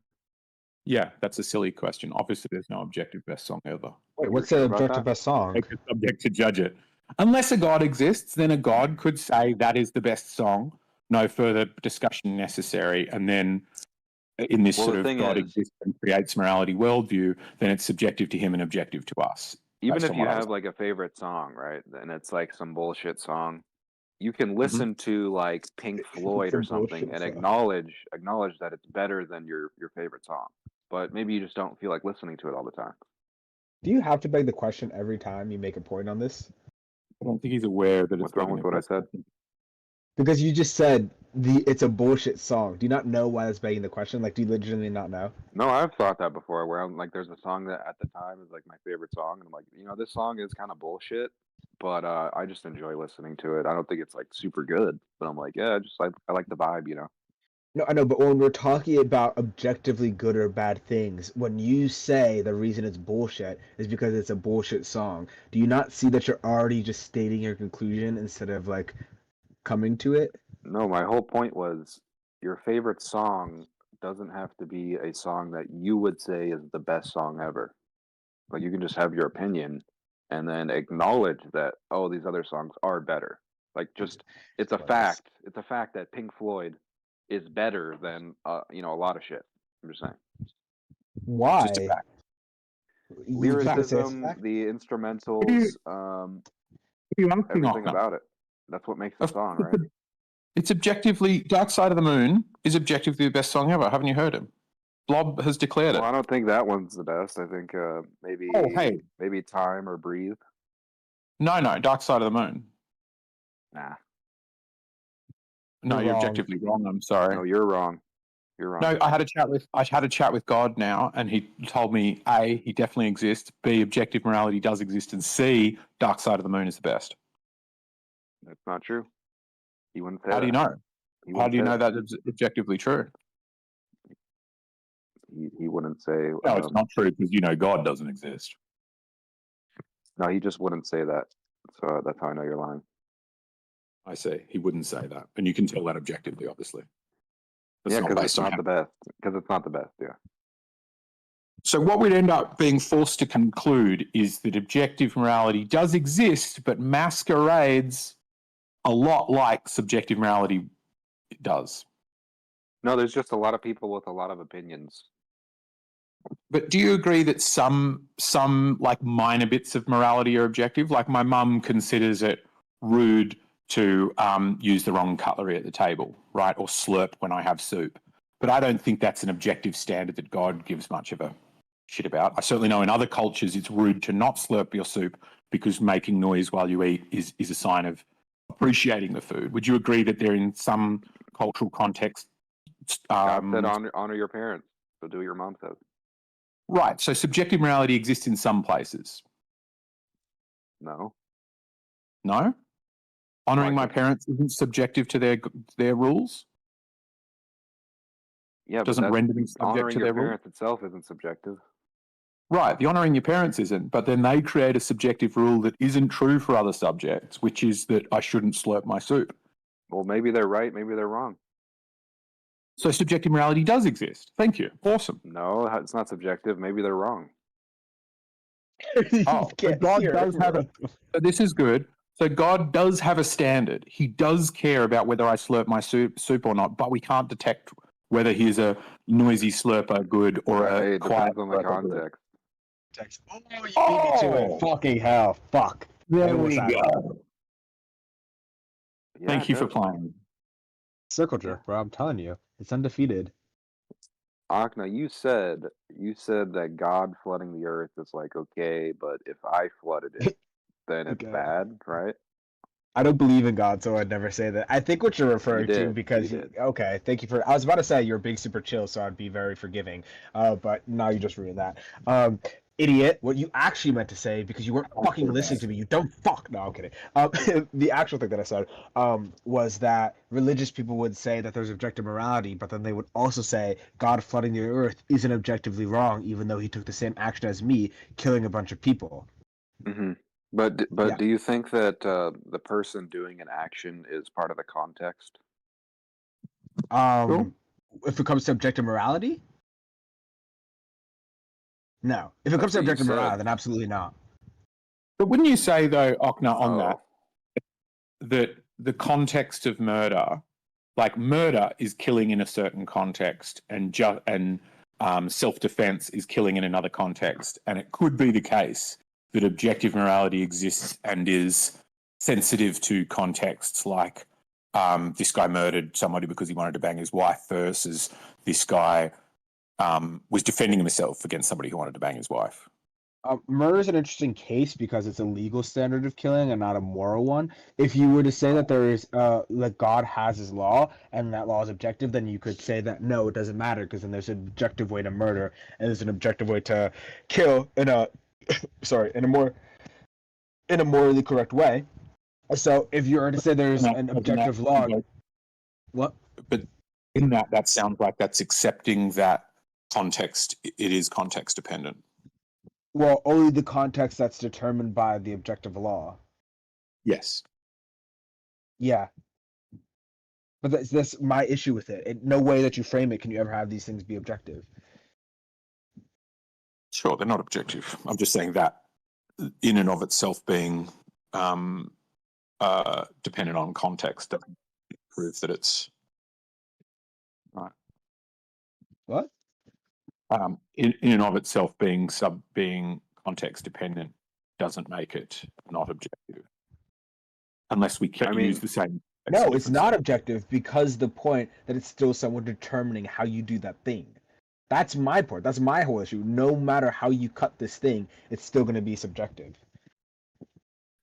The thing is, Akna, your whole entire thing that you're doing, where you're trying to figure out what's going on and stuff. You're trying to understand what's going on and get closer to the truth. That would imply that there is a truth because you're actually trying to be correct, which would mean that there is a truth that you can align your opinions with. So you actually automatically lose. So okay, PhD. I have a question. Who would win in a fight, Superman or Batman? If Batman has prep time, he would win. Okay, I disagree. Let's try to get to the truth of this because the fact we're discussing it means there's an objective truth. Yeah, well, it's already happened before, and Batman wins with prep time. He just uses kryptonite and kills him. So no, I disagree. I think that interpretation is incorrect, and the fact that someone decided to film that is incorrect to the objective fact that Superman would just speed blitz him. Well, you're objectively wrong because Batman already has contingency plans for all of the Justice League members. He knows how to kill all of them. He has all the equipment required. And there's actually a contingency against Batman where if he goes rogue, he has this whole robot that can kill the whole Justice League, but it's set up to kill him. But the thing is, this has already happened. This has already happened where Batman literally fights Superman and beats him. So yeah, and I think that interpretation is wrong. Okay, but you can't disagree with the author. Yes, I can. Why could I not? No, you can't. They're the ones who set the precedent of what the characters are able to do. They're the ones who create it. The author's you can't disagree with wrong. the author of something and say, no, I don't think the character should do that. The author already made him do that. You lose. No, but it's wrong to the objective the objective reality that Superman would win in a fight.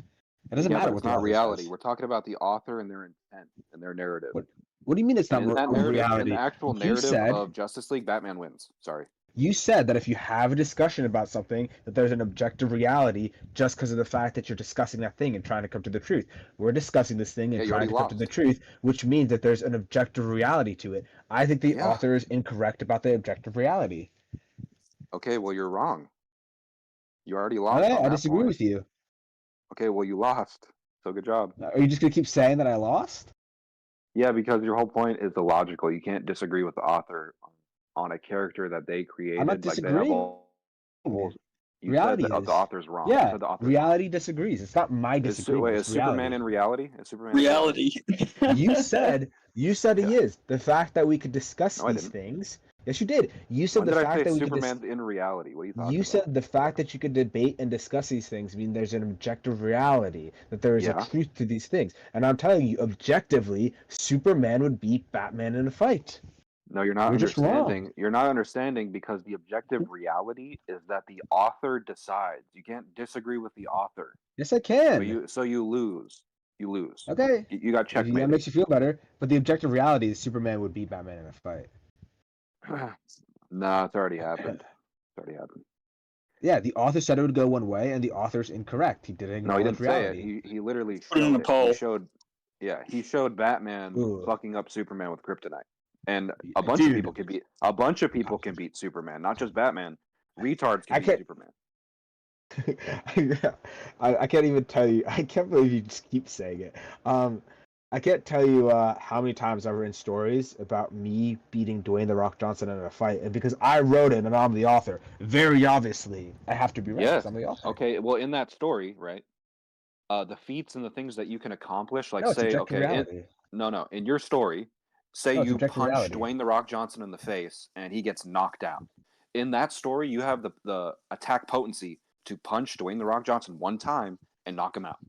It's objective reality, though, right? No, that's not in You said reality. you Unless said you the can actually objective hit that hard. reality. That's not in reality unless you can actually hit that hard. No. You said the And you can't, objective 'cause you're reality weak. is that Batman would beat Superman in a fight. Yeah, he can. Exactly, Well, and with just prep and for time, the he would. exact same Without prep thing, time, then Superman wins. and the exact same thing, I could one punch Dwayne the Rock Johnson in objective reality. Okay, but if you wrote a story about that, then we would look at the It's story. objective reality. We would look at the story and go, okay, well, clearly you punched Dwayne the Rock Johnson one time and knocked him out. So either in this universe, he's extremely weak, or you're very strong. And whatever it is, you had the ability to knock him out. So Yeah, an objective reality. I agree. okay, we're talking about fiction. That's not reality. No, I mean, the you fiction said if exists in you could reality, discuss. but it's fake. You said if you could discuss two things, there's an objective reality to the answer because you're coming to the truth of that thing. You said Yeah. that. Okay, Yeah. and So okay, look, objectively, easy, we're discussing. Listen. Hold on, This hold is on. super easy. We're Dude. discussing. No. Hold on. We're discussing the truth of me beating Dwayne the Rock Johnson in a fight, and very obviously, because the author says so, which is me, in objective reality, I could beat Dwayne the Rock Johnson in a fight because the author says so. Yeah, I didn't disagree with that. I said yes, that's true. Yeah, so in objective reality, I could one tap Dwayne the Rock Johnson. All right, that's pretty badass. Thank you. I appreciate it. DC Comics exists in reality, and if you analyze comics, okay, listen, bro, listen. Fictional stories exist in reality. Now, They if you don't. read That's a the story, definition of fiction. listen, if you read, oh, really, I can't hold a fiction book. You can't. Yeah, I think he's saying it is true that Anne of Green Gables as a book, as a work of fiction exists. That is factually true, even though the contents of that book aren't true. Well, Yeah, if you read the obviously- book, listen, if you read the book, you will basically, like, you can envision what's going on in the story. So you can visualize, Batman in the watchtower or whatever, or in his Batmobile. Now, when you're having those thoughts are real. Okay. Now, it doesn't mean Batman exists outside in reality. I'm just saying that the fiction itself, the thoughts exist, and the whole entire narrative that the author paints, like, basically Superman's supposed to be the strongest being on the earth. If an alien comes to the earth, Superman's going to fuck him up. So if an alien comes to the earth, you can deduce that the author is going to use Superman to fuck him up and defend the earth. And there's a whole bunch of narratives and author intent things that you can read. And one of them is Batman using prep time can beat anybody, including Superman. So you lose. No, but you said that if we discuss these things in objective reality, there is a true answer. And because the story says so, it has to be true in objective reality. Yeah, you can beat up Dwayne the Rock Johnson. I don't know why you stopped there. Why don't you fight dinosaurs?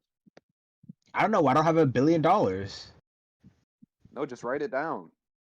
I know, because Get that's obviously how you creative. determine objective reality. You write things down, discuss the truth, and whatever the thing you wrote down says has to be the case in objective reality. Obviously. Yeah, get creative, dude. True. Fight You're some so right, aliens. buddy. Do some.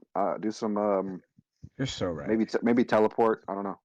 You're so right. That's not- Do you agree if I wrote that God doesn't exist in a book, it's true, it's objective reality? If it in that book, it would be true. In that No, but in objective story. reality, the one that we're discussing. Okay, no, you can't have a story about Superman and that means Superman exists in the world outside. That's retarded. Oh, so you can discuss fictional things, and in the case of discussing those fictional things, there may not be a truth when it comes to objective reality. We agree, Yeah, but right? the thing is, my position of Batman beating Superman, I could actually back it up with scans and with shit in the story. Yeah, so you're gonna lose. Okay. Okay, and I can back up that God is a really shitty person based on what's in the Bible. No, you can't. You don't even know what's in there, bro. You don't even know what's in there. You don't even No, know I about. can't. Oh, he's fallen, adorable. You He's don't. cute. What do you know about fallen angels? That has nothing to do with fallen angels. What do you know about it? I mean, I'm pretty sure that he has a few commandments. One of them saying you can pass down, or a few laws. One of them that you can pass down people as inherited property. I'm pretty sure he does kill everybody except one family. I think that he impregnates a woman, and all that he asked, I think her only response was, "You are my master." I think she never actually expressly consents or anything like that. I think there are a few fucked up things in there. The story is a pretty worrisome one where an angel comes down to warn him of the impending destruction of his city, and they warn him because he's the best man in the city, and they are all sodomites, right? They all love a bit of anal, and the sodomites in the village come out and go, "Hey, who's that guy you've got in your shack? We'd like to bang him. We'd like to make sweet love to that man who you've got, that guest who you've got." And Lot, in a way to demonstrate in this story how godly he is, says, "No, that's disgusting. Here, rape my daughter instead." And that's a good way to show that you are beyond reproach. You are definitely the one man in this town worth saving. Hey, Eggshell, something you said. You were saying how like what conspiracy theorists believe is like really scary. Like all these people are like organizing and like pulling off these like psyops and like, oh, that's really scary. So the average person looking into it, like they don't want to accept this scary truth. But your response was, well, no, the idea that, this is all just humans doing what they do and it's really horrible and bad. That's even scarier than some shadowy group controlling everything. Yeah, What the hell is he talking about? Was that? No, I did that yesterday, and that was a really good recounting of pretty much what I said. But the thing about that though is it's not like the conspiracy side doesn't necessarily think like obviously there's shadowy groups like Freemasons and shit like that. But really the root of all of it is Jews. It's Jews. It's obviously Jews. Relax. It's a fallen angel. It's Jews. So the thing is, the conspiracy theorists actually believe there's like a divine being, or this is what I believe. Most people haven't caught up to me yet. There's a divine being on the earth it's basically like a ghost. You can't see it, but it can like hijack people. And it's hyper intelligent and has been manipulating humanity for thousands of years. And that is far scarier than the idea that this is just humans left up to themselves, their own devices have created this world that we live in. It's Jews, guys, I'm telling you. Spiritual ghost reptiles psychically dominating you, like actually almost all your thoughts. You're getting dominated by those psychic reptiles? Literally, yeah. Most of your thoughts aren't your own. Literally. And they actually they want to physically dominate you too. They want to physically True. I'm sure you think about that a lot. They want to touch you. No. That's what you're into that. I'm sure you're into that. But I'm not the one that just brought it up for the entire, voice chat to well, hear. I'm just saying, you guys always misrepresent the conspiracy side like every time. You really know about those we think there's a fucking dominating angel fucking everyone up. And like your thoughts are all constructed from this angel. Like he's been manipulating the thoughts of humanity. Like you're not even thinking you're getting psychically dominated. It's actually bad. And Dude, what about the physically dominated? That's what I want to know. Well, maybe you're not there yet. Maybe you're not there yet. But hey, you wish you were there, huh? No, I don't even get psychically dominated. I think for myself. Oh, so let's just. You have protection, huh? You have protection for being dominated? Stop that bit. Please stop that bit. So can I ask you, Blob, about this? I'm being psychically dominated by reptilians. Am I aware of it? No, that's the genius of it. So is it possible that any person who thinks they're unaware of it is being psychically dominated by reptilians? The thing is, no. The thing is, you have to become aware of it for a period of time, and then you could split back into not thinking for yourself. And since there was a period of time where you did, you'll actually realize that you'll be like, oh shit, why am I like a retard right now? Like I experienced this. I was like, why can't I think right now? But yeah, I don't know. Just out of curiosity, are you just watching us get dominated? Is that what you're doing? No. You're when you like repeat stuff that you think you know, you're just saying the whispers of a fucking a ghost reptile, and you. So think you're like watching smart. us get dominated. That's You what think you're you're doing, smart. you freak. Hey, You're enjoying it, telling us about it. Hey, well, I don't know what to do. It's just weird. I'm not you can doing just it, help us. So I tried. So to, you're really you enjoying it. You guys are. I understand, and from your perspective, Blob, what makes it impossible that this psychic manipulation doesn't take the form that you just described?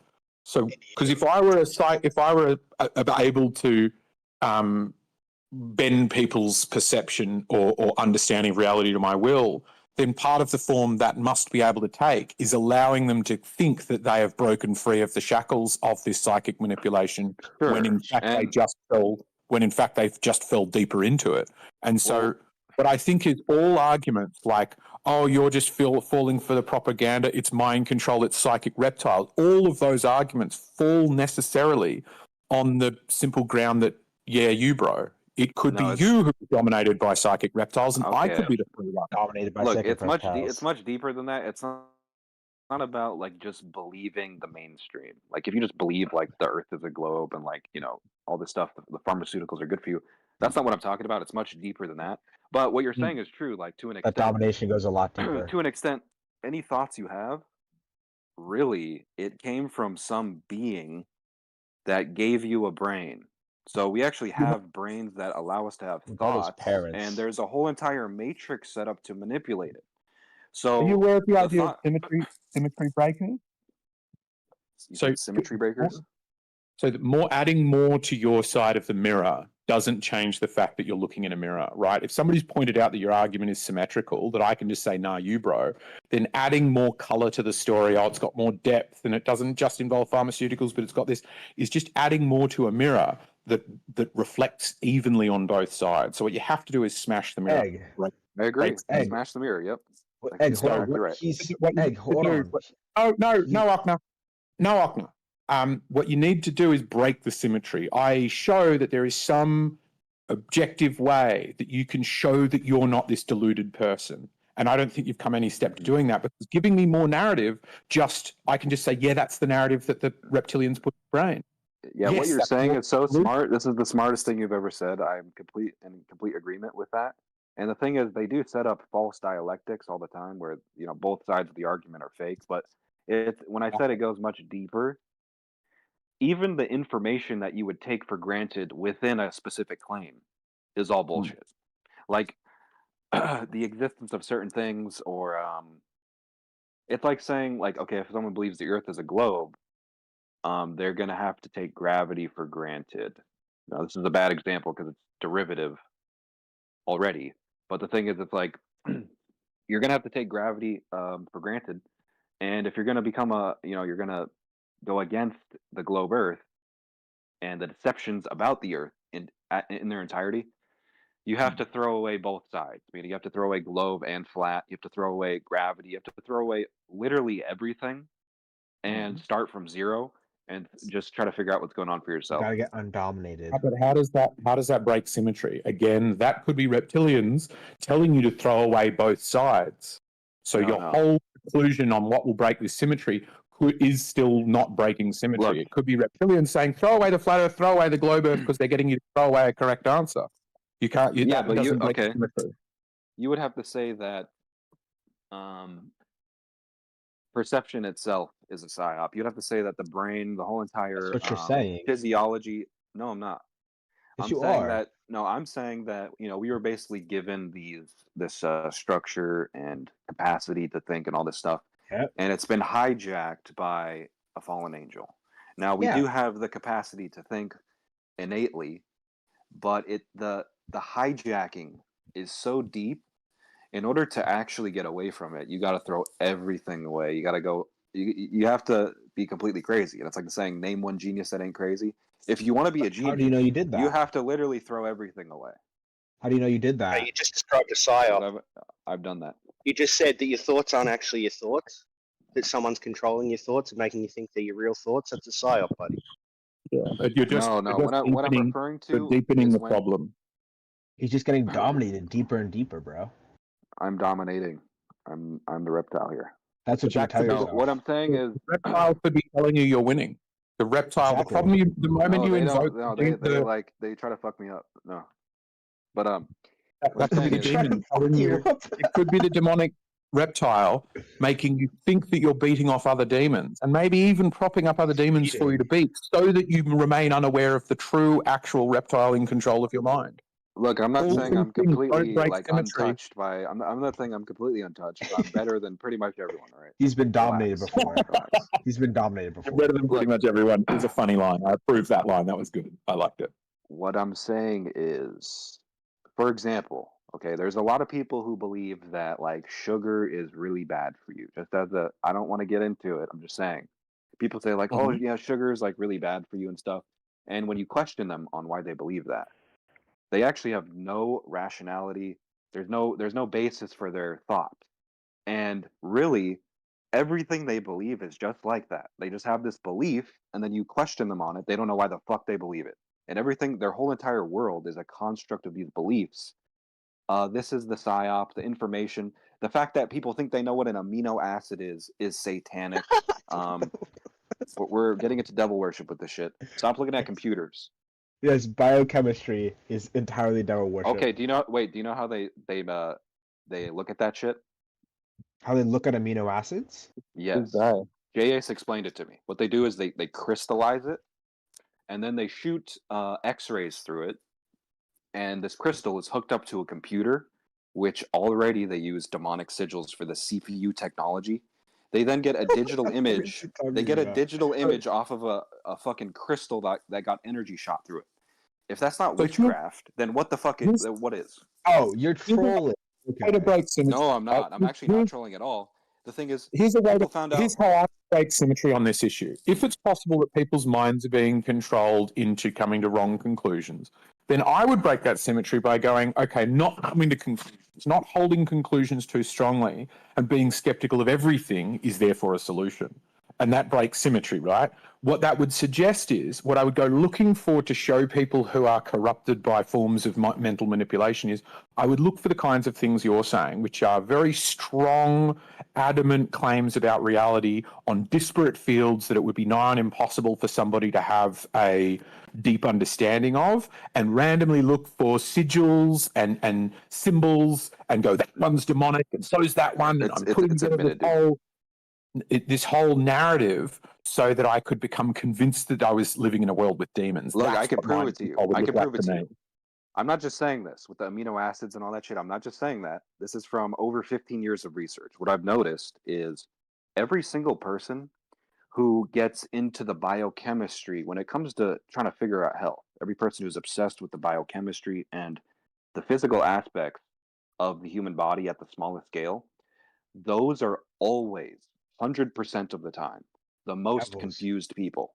And the evidence for this is we discovered vitamins allegedly 100 years ago, and since then people have only gotten more and more retarded. People are more unhealthy now than ever before, and we're just figuring out all this shit. We're figuring out so much stuff about amino acids.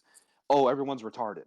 Wait. Stop saying we, because you understand the people that are figuring this out I'm a are genius. not people like you. You know that, right? I'm smarter than all of them. Yeah. Okay, cool. But you understand when you say the people are getting fatter and dumber, they're not people that think like you. No, fatter would be healthier. They're getting more confused, not necessarily dumber. Yeah, Hang on. that's the people that are getting dumber are the people that think like you. No, How it's just hefty the are you, opposite. Blob? How People hefty like are me you? are the geniuses. I'm 400 pounds.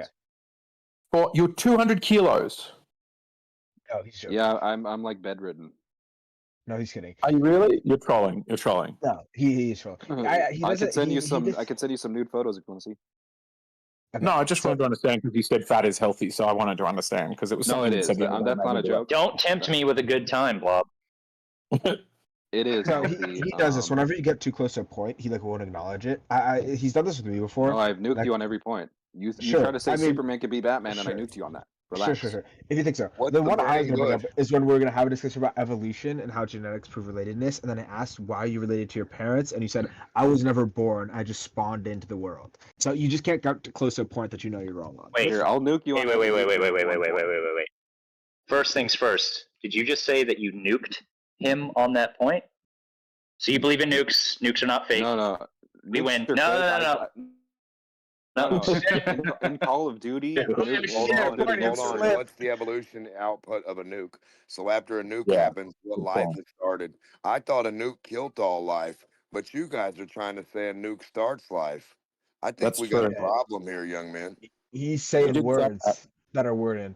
PhD Blob, you want to go over the evolution thing? Tell me what you know about evolution. Well, let me just say one point, and then let me get your response to it. So, I mean, like, you guys believe that, like, the human body, evolved from a cell. Like, the cell has this will to survive to an extent that it will create fucking organs and That's what brains and evolution eyeballs is. and all this shit, right? Absolutely. But at the You're so same time, you guys believe that your body can randomly mutate and your body will start attacking itself. So these individual cells that will do, we've supposedly evolved for millions of years to survive better. Those same cells can randomly mutate and start attacking you like cancer and all these diseases. So what you guys believe on its face is completely contradictory. When you think your cells are attacking each other, just out of curiosity, when you think the cells are attacking each other, do you think they're like boxing with each other or like they're shooting guns? What do you think's happening? Well, this is what you believe. All Yeah, that's been given to us by a book.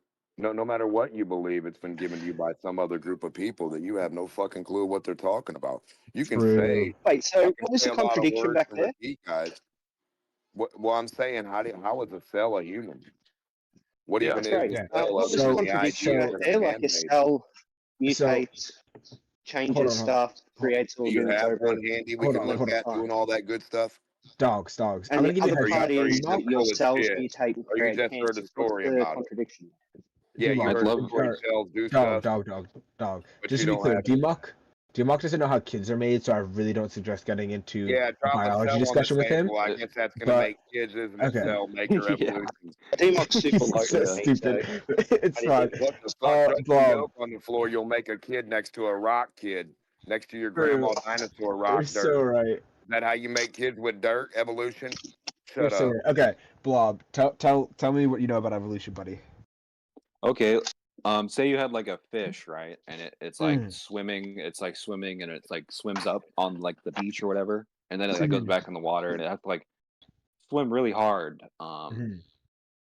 When it's on the land to like get back in the water, and basically, it could like randomly mutate and just like get another fin to be better at swimming, and the fish will be in the water thinking like, "Fuck, I wanted legs, dude." Is that close? So, what's your highest education level? Just out of curiosity? I really like that. It's a funny description of evolution. I mean, pretty accurate. Pretty accurate. You're so right. 98% You're so right. right. Memory evolved from her too. True. Yeah, I think that Blob is so right on that. I don't even think I need to explain anything. He's got 100% down. Evolution is when fish grow another fin, but they wanted legs. True. Yeah, I mean that True. happens, dude. They're like, True. How Fish does really want evolution legs. know what to be on what item or what animal? If evolution always True. follows a pattern like gravity's constant, then wouldn't it know how to only be one thing Actually forever? schizophrenic, bro. There's Well, I'm no way saying, is this dude is evolution a not. constant? Or is evolution can't be itself? Is evolution Oh my schizophrenic god. and can't be itself? Or is He's evolution divide actually itself from itself? schizophrenic. I'm That's a just really good saying. point. What Who's is the he actually evolution saying? expert here? Who knows all about I'm evolution? learning about it. I'm studying it. Why? Oh, he deafened himself. Okay. What about the cancer point? What about that? The I cancer don't. point. Oh, isn't that evolution? True. Yeah, like your body just becomes Doesn't retarded. evolution When you cause said that in the purge, body and you just evolve into it or not? Cancer doesn't actually fight you in the sense that you think. It just takes resources from your body. Oh, That's what that's it just does. cancer evolution cells. I They just gotta want to know evolve the somehow. contradiction Your in immune system doesn't fight mutation it. causing cancer, and mutation causing Your evolution. immune system What's is the contradiction in evolution. that? Your immune Like in system's gonna Australia, evolve. fire causes like massive regrowth of plants. In other countries, if a fire wipes out like a place in the Arctic Circle, like it did, those plants aren't primed to regrow after fire because it's not the same like evolutionary niche. So, what's the contradiction between mutation causing evolution and causing You cancer? need in a hospital and not evolution to cure you. True. Okay, Bob, you Evolution actually want to will make a cure point because I know everything. you There know. should be no Bob, disease Bob, because evolution Bob, can't be Bob. disease. True, So you're so evolution right. is a disease. Can True, evolution you're be so right. stopped by disease? Yeah, True, you're So so how right. can evolution That's carry what on dying if is disease called. stops it? Why don't you guys shut the fuck up and learn something? And the True. disease, We the should be the one disease that is learns your something. body just became retarded and started attacking itself. So you just True. evolved. You just evolved So into what's getting intelligence? killed. How does that Do intelligence they evolve? What's intelligence evolve do they from? just gotta keep winding up, or like do they want a response?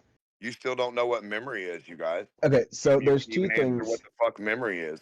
There's cancer and there are autoimmune So why are diseases. you even One is talking where about it your again immune instead of system memory? One is where your immune system attacks healthy cells, thinking that they're a foreign entity. So those are autoimmune diseases. Not the same as cancer, where cancer is basically Cool just story. a group of cells that just take all of the resources from your body. They divert blood flow, they divert nutrition, they divert a bunch of shit to one section, and basically that prevents the rest of your body from using those resources. Page So 2 of the Dr. Peter Pan book. Your body is basically attacking itself. No, Isn't that's that not the same opposite thing. of That's an evolution? autoimmune Evolution disease. attacks So your immune evolution. system, like I know mostly for like white blood cells. You don't Basically, have an I mean, immune there's system. a You have an huge evolution there's Yeah, a we system. don't. huge I yeah there's a really don't want to huge hear your attempt to explain that. But the point is, like, look, if I true. steal Okay, someone's resources and I'm not true. like killing them or something, isn't that still an attack if I'm taking all their resources? Yeah, but you're saying attack in a really stupid way. I mean, I don't know what that Isn't even it the most means. strategic way to attack someone? What do you mean? But it's not two people. The cells in your body aren't two people.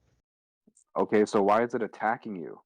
What the fuck do you mean by attack? Do you think they're You can boxing each also other? add Taking a your resource, resources, like brother. you just said. You Taking can your add a resources. resource like a Trojan horse too. Something Yeah. that you So don't want that's poison, like fluoride, maybe, or something. true. Yeah. W loves schizophrenia. Okay. So when I say divert the resources, basically like how your body gets nutrition, all that you eat and stuff like that. But basically it goes like your blood carries oxygen, all of that. The vessels, your blood vessels and all of that, basically perforate throughout your entire body. They go around through your entire body. But if you have cancer cells, you basically have uncontrolled growth of, depending on where you have it, you have uncontrolled growth of a certain cell line, and that section to grow, in order to have rapid growth, it needs resources, it needs nutrition, it needs to be able to form, and basically it diverts a bunch of your cells, it diverts a bunch of I don't know how to phrase, not a bunch of your cells, a bunch of your veins and a bunch of other systems of your body to feed it to grow more. It's not diverting evolution. Evolution isn't feeding You're itself. so right, DMOC. Something is fucking wrong W here. schizophrenia, DMOC. No, evolution is W not knowing schizophrenic. how It babies cures are made. itself. It kills itself. It heals W itself. W thinking sperm is Evolution, believing it so hard. W It's thinking that everything, babies just are like made from gravity. liquid. W DMOC. Gravity, time, evolution, space. They're all the W same DMOC. thing. So you guys W. believe this power of evolution is strong enough to like make What do you think eyeballs that are evolution is, attached to Bob? brains? You Bob, think what do you it's think so evolution strong? is? It's so strong that like these cells that are just in water can develop brains and shit, but your W body just blob. starts randomly attacking itself because of evolution. Cool. What do you think evolution is? No. Don't Can we engage get a with it. What response do you to think that? evolution is? Nobody You don't know can what answer evolution that. is. Nobody has any Sorry, clue that was an what memory actual is. question there, Bob. Do you want to repeat that? And Yeah, we'll you stop don't with the make dickhead. actual questions. All humans do. One guy. True, Actually Demo. schizophrenic. He's That's a really literally good point. So is schizophrenic. No, something. you're fucking just a weirdo. Can't understand anything. Quit repeating stuff like a broke CNC. All right, Blob. Go ahead. Sound like a broke CNC. You really do. All you What the guys fuck do is is a read a fucking book. CNC? Take a look. It's in a book. CNC Rainbow. Broke No, just fucking CNC. like I thought you were read the saying book. CNC or something like your karate teacher. A CNC Sensei. motherfucking pull the string. You look at it, it has a cow or Blob a ask his picture on it, question, right? please? Hold on, it's got Demo? the picture on it of the No. animals, and the little kid has it, No. and they pull the string, and wherever you see it, it says what the animal says. It's a CNC. That's It's true. called a See I've CNC. seen that. and say. See and say. Got Yeah. it. Okay. You W pull the string, and schizophrenia. it goes in a circle, and it repeat like the cow says, and you go wrong. You know, you do it all fucking wrong. The owl All goes. right, come on, guys. I'm about to lift a fridge. I need some inspiration. Blob, hit me with whatever your question was, so I can Yeah, just pretend that I'm evolve. the best person alive. Just evolve. So you Evolve a can... little bit. You'll evolve your intelligence from your nerd. Tell me what the yeah. tell me what the cow says again. Tell me what the cow Has says the again. 24/7 server disappeared off the politics server? Oh no, Oh, there yeah. are just no I haven't mods in been it. in That's there. there now. There's just 24/7 only flat 2 Earth? people It in it. disappears every Yeah. once in a while, Egg. They like do something to it. Yeah, I try to get. Well, I it's like also speedrun doesn't getting appear banned. unless there's a mod there. Oh, okay. Maybe that's what it is. Yeah, it just wasn't there, and then Alpha dropped in, and so it appeared. I ain't There's been in. something- I ain't been in either one of them for a long time. They've been struggling. They just don't have this high quality content. Bruh. If they had I'm the the smartest man in the high-quality world, content, but me and you. Blobber's generously giving us his time, and that's why we still exist. Hey, Blob. Eggshells, do you think Alpha Veritas is actually a flat earther? Because he will, and you can hear him laugh when this happens. He'll intentionally steer away from something he knows shows the globe, and then he'll have a little giggle about it. Yeah, I still think he's a flat earther, but I think that 100%. I think you can find in other people examples where they will engage in fairly complex, multi-step processes to deceive themselves, essentially. Oh, okay. Fuck all that. I just Like I think up I and think that you down. can see that as well with like cheating spouses and stuff, where they're oh no, like let's go with another one. Like willful self-deception, right? When you hear that mums of clearly convicted murderers being like, I don't think he did it. Part of the way I think they maintain that is by complex steps of not reading the full thing and, you know, discarding that as, oh, you're just saying that, you've been hoodwinked by that, you know, the police just had it in for him, all of this kind of nonsense. Well, I think there are many flat earthers, I doubt. There are many that are in it as a philosophical thing and many in it as a like bit of fun debating sport. Because I was a flat earther for a good, you know, I played at it for a good month or more, and it's loads of fun. It's pretty good. Yeah. Well, I so, think AV Blob. might be a secret glober because I'll call him out on it. I'll be like, oh man, so I know what you did there, and it's a secret glober move, and he'll give the giggle for it after that. Like, I know you're a glober, AV, and he'll never deny it. He'll just have a little giggle about it. Yeah. I mean, if you're an important person in this community and you have fun being in the rooms and you've got a whole room that you're in charge of, and when you say jump, others say how high, I can absolutely understand that if you started to question it, you might not necessarily give it up. And I think the question of believe it or not might not be as binary as those of us who are fairly certain about the globe or fairly certain about the flat earth. I think we might not be aware of what it would be like where some people hover around the middle for significant amounts of time. Hey, Blob, buddy, did you think that the fish just developed human eyes? Like in a second, Blob? Huh? Oh, fuck. Like, you said that, like, for some reason, evolution allows our eyes to be in our brain, and there were, like, fish that just had eyes. I think what would be really weird would be if we grew eyes that weren't attached to our brains. Like imagine we just had a spare set on our elbows that weren't attached to anything. Why would that be weird? There's a certain type of cancer that lets you grow teeth and hair that are like where your teeth and hair should be. I forget what it's called right now, but it's like On one of the teratoma. grossest things I've ever looked up. It's so grody. Well, I wouldn't mind growing some more hair because I'm losing it. Al. And as It's a not newly necessarily single where your hair man, should be with teratoma. maybe I can Hey. just grow it everywhere and shave the rest of my body daily. Hey, So, Blob. eggshells. I know how to grow hair, but you're a glower, so I don't want to tell you. You don't want to share me these demon Hey, secrets I told you from the STD reptiles. thing too. I know the STD thing too, but again, you're a glover. Can't share your secrets. No, I Oh, can. well. But hey, you Blob, gotta what do pay you me. think? What do you think about the fish eyes? Tell us about the fish eyes. Fish have eyes. How do you think they got those eyes? You know, hills have eyes, and Mm. you might think this is ridiculous, but But wolves giant have fish ears. are actually what hills are made up of. Oh, yeah. I'm liking it now. The hills have This eyes. is very funny. You know This is a a lot very about funny evolution. angle, really, Blob. Speaking of starting to doubt people's authenticity, Well, you don't believe giant animals make up the earth? they could. I thought you guys believe that with dinosaurs. I hold all of my What we beliefs as say. lightly as possible. True. I think it's more effective to think things than believe them. Yes, dinosaurs make up the earth. W. You think we're walking around on giant dead lizards? True. Well, that is true, but they aren't dinosaurs. They're just, ancient titans like dragons and all that shit. What do you think lizards You guys, are? they're lizards. Yeah, can you be more specific? They're reptiles. Okay. Do you think all lizards are reptiles? I mean, yeah, they're lizards.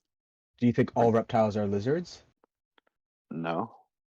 Oh, okay. So there can be some reptiles that aren't lizards, right? Yeah. And if they were really large and they were ancient, do you think we would have a different name for these non-lizard reptilians? Non-reptilians, for starters, they're birds. Like dragon. Okay. Dragon. Mm. Birds. So you still think that we're walking on giant reptiles, right? Birds, not reptiles. Birds. Well, Birds I are mean, look, reptiles. there's a lot of Were stuff in history that talks about Birds are dragons. theropod dinosaurs. Birds are technically reptiles if you use monophyly. That's Oh, right. Okay. Yeah.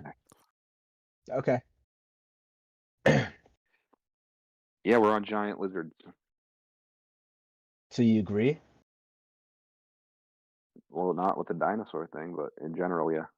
If you want to call them if you want to call them dragons, that's fine. Yeah. Okay. Okay. That's what. Yeah. So you think that there were ancient animals and they were descendants of, or the animals alive today are descendants of ancient animals, right? Maybe just crocodiles.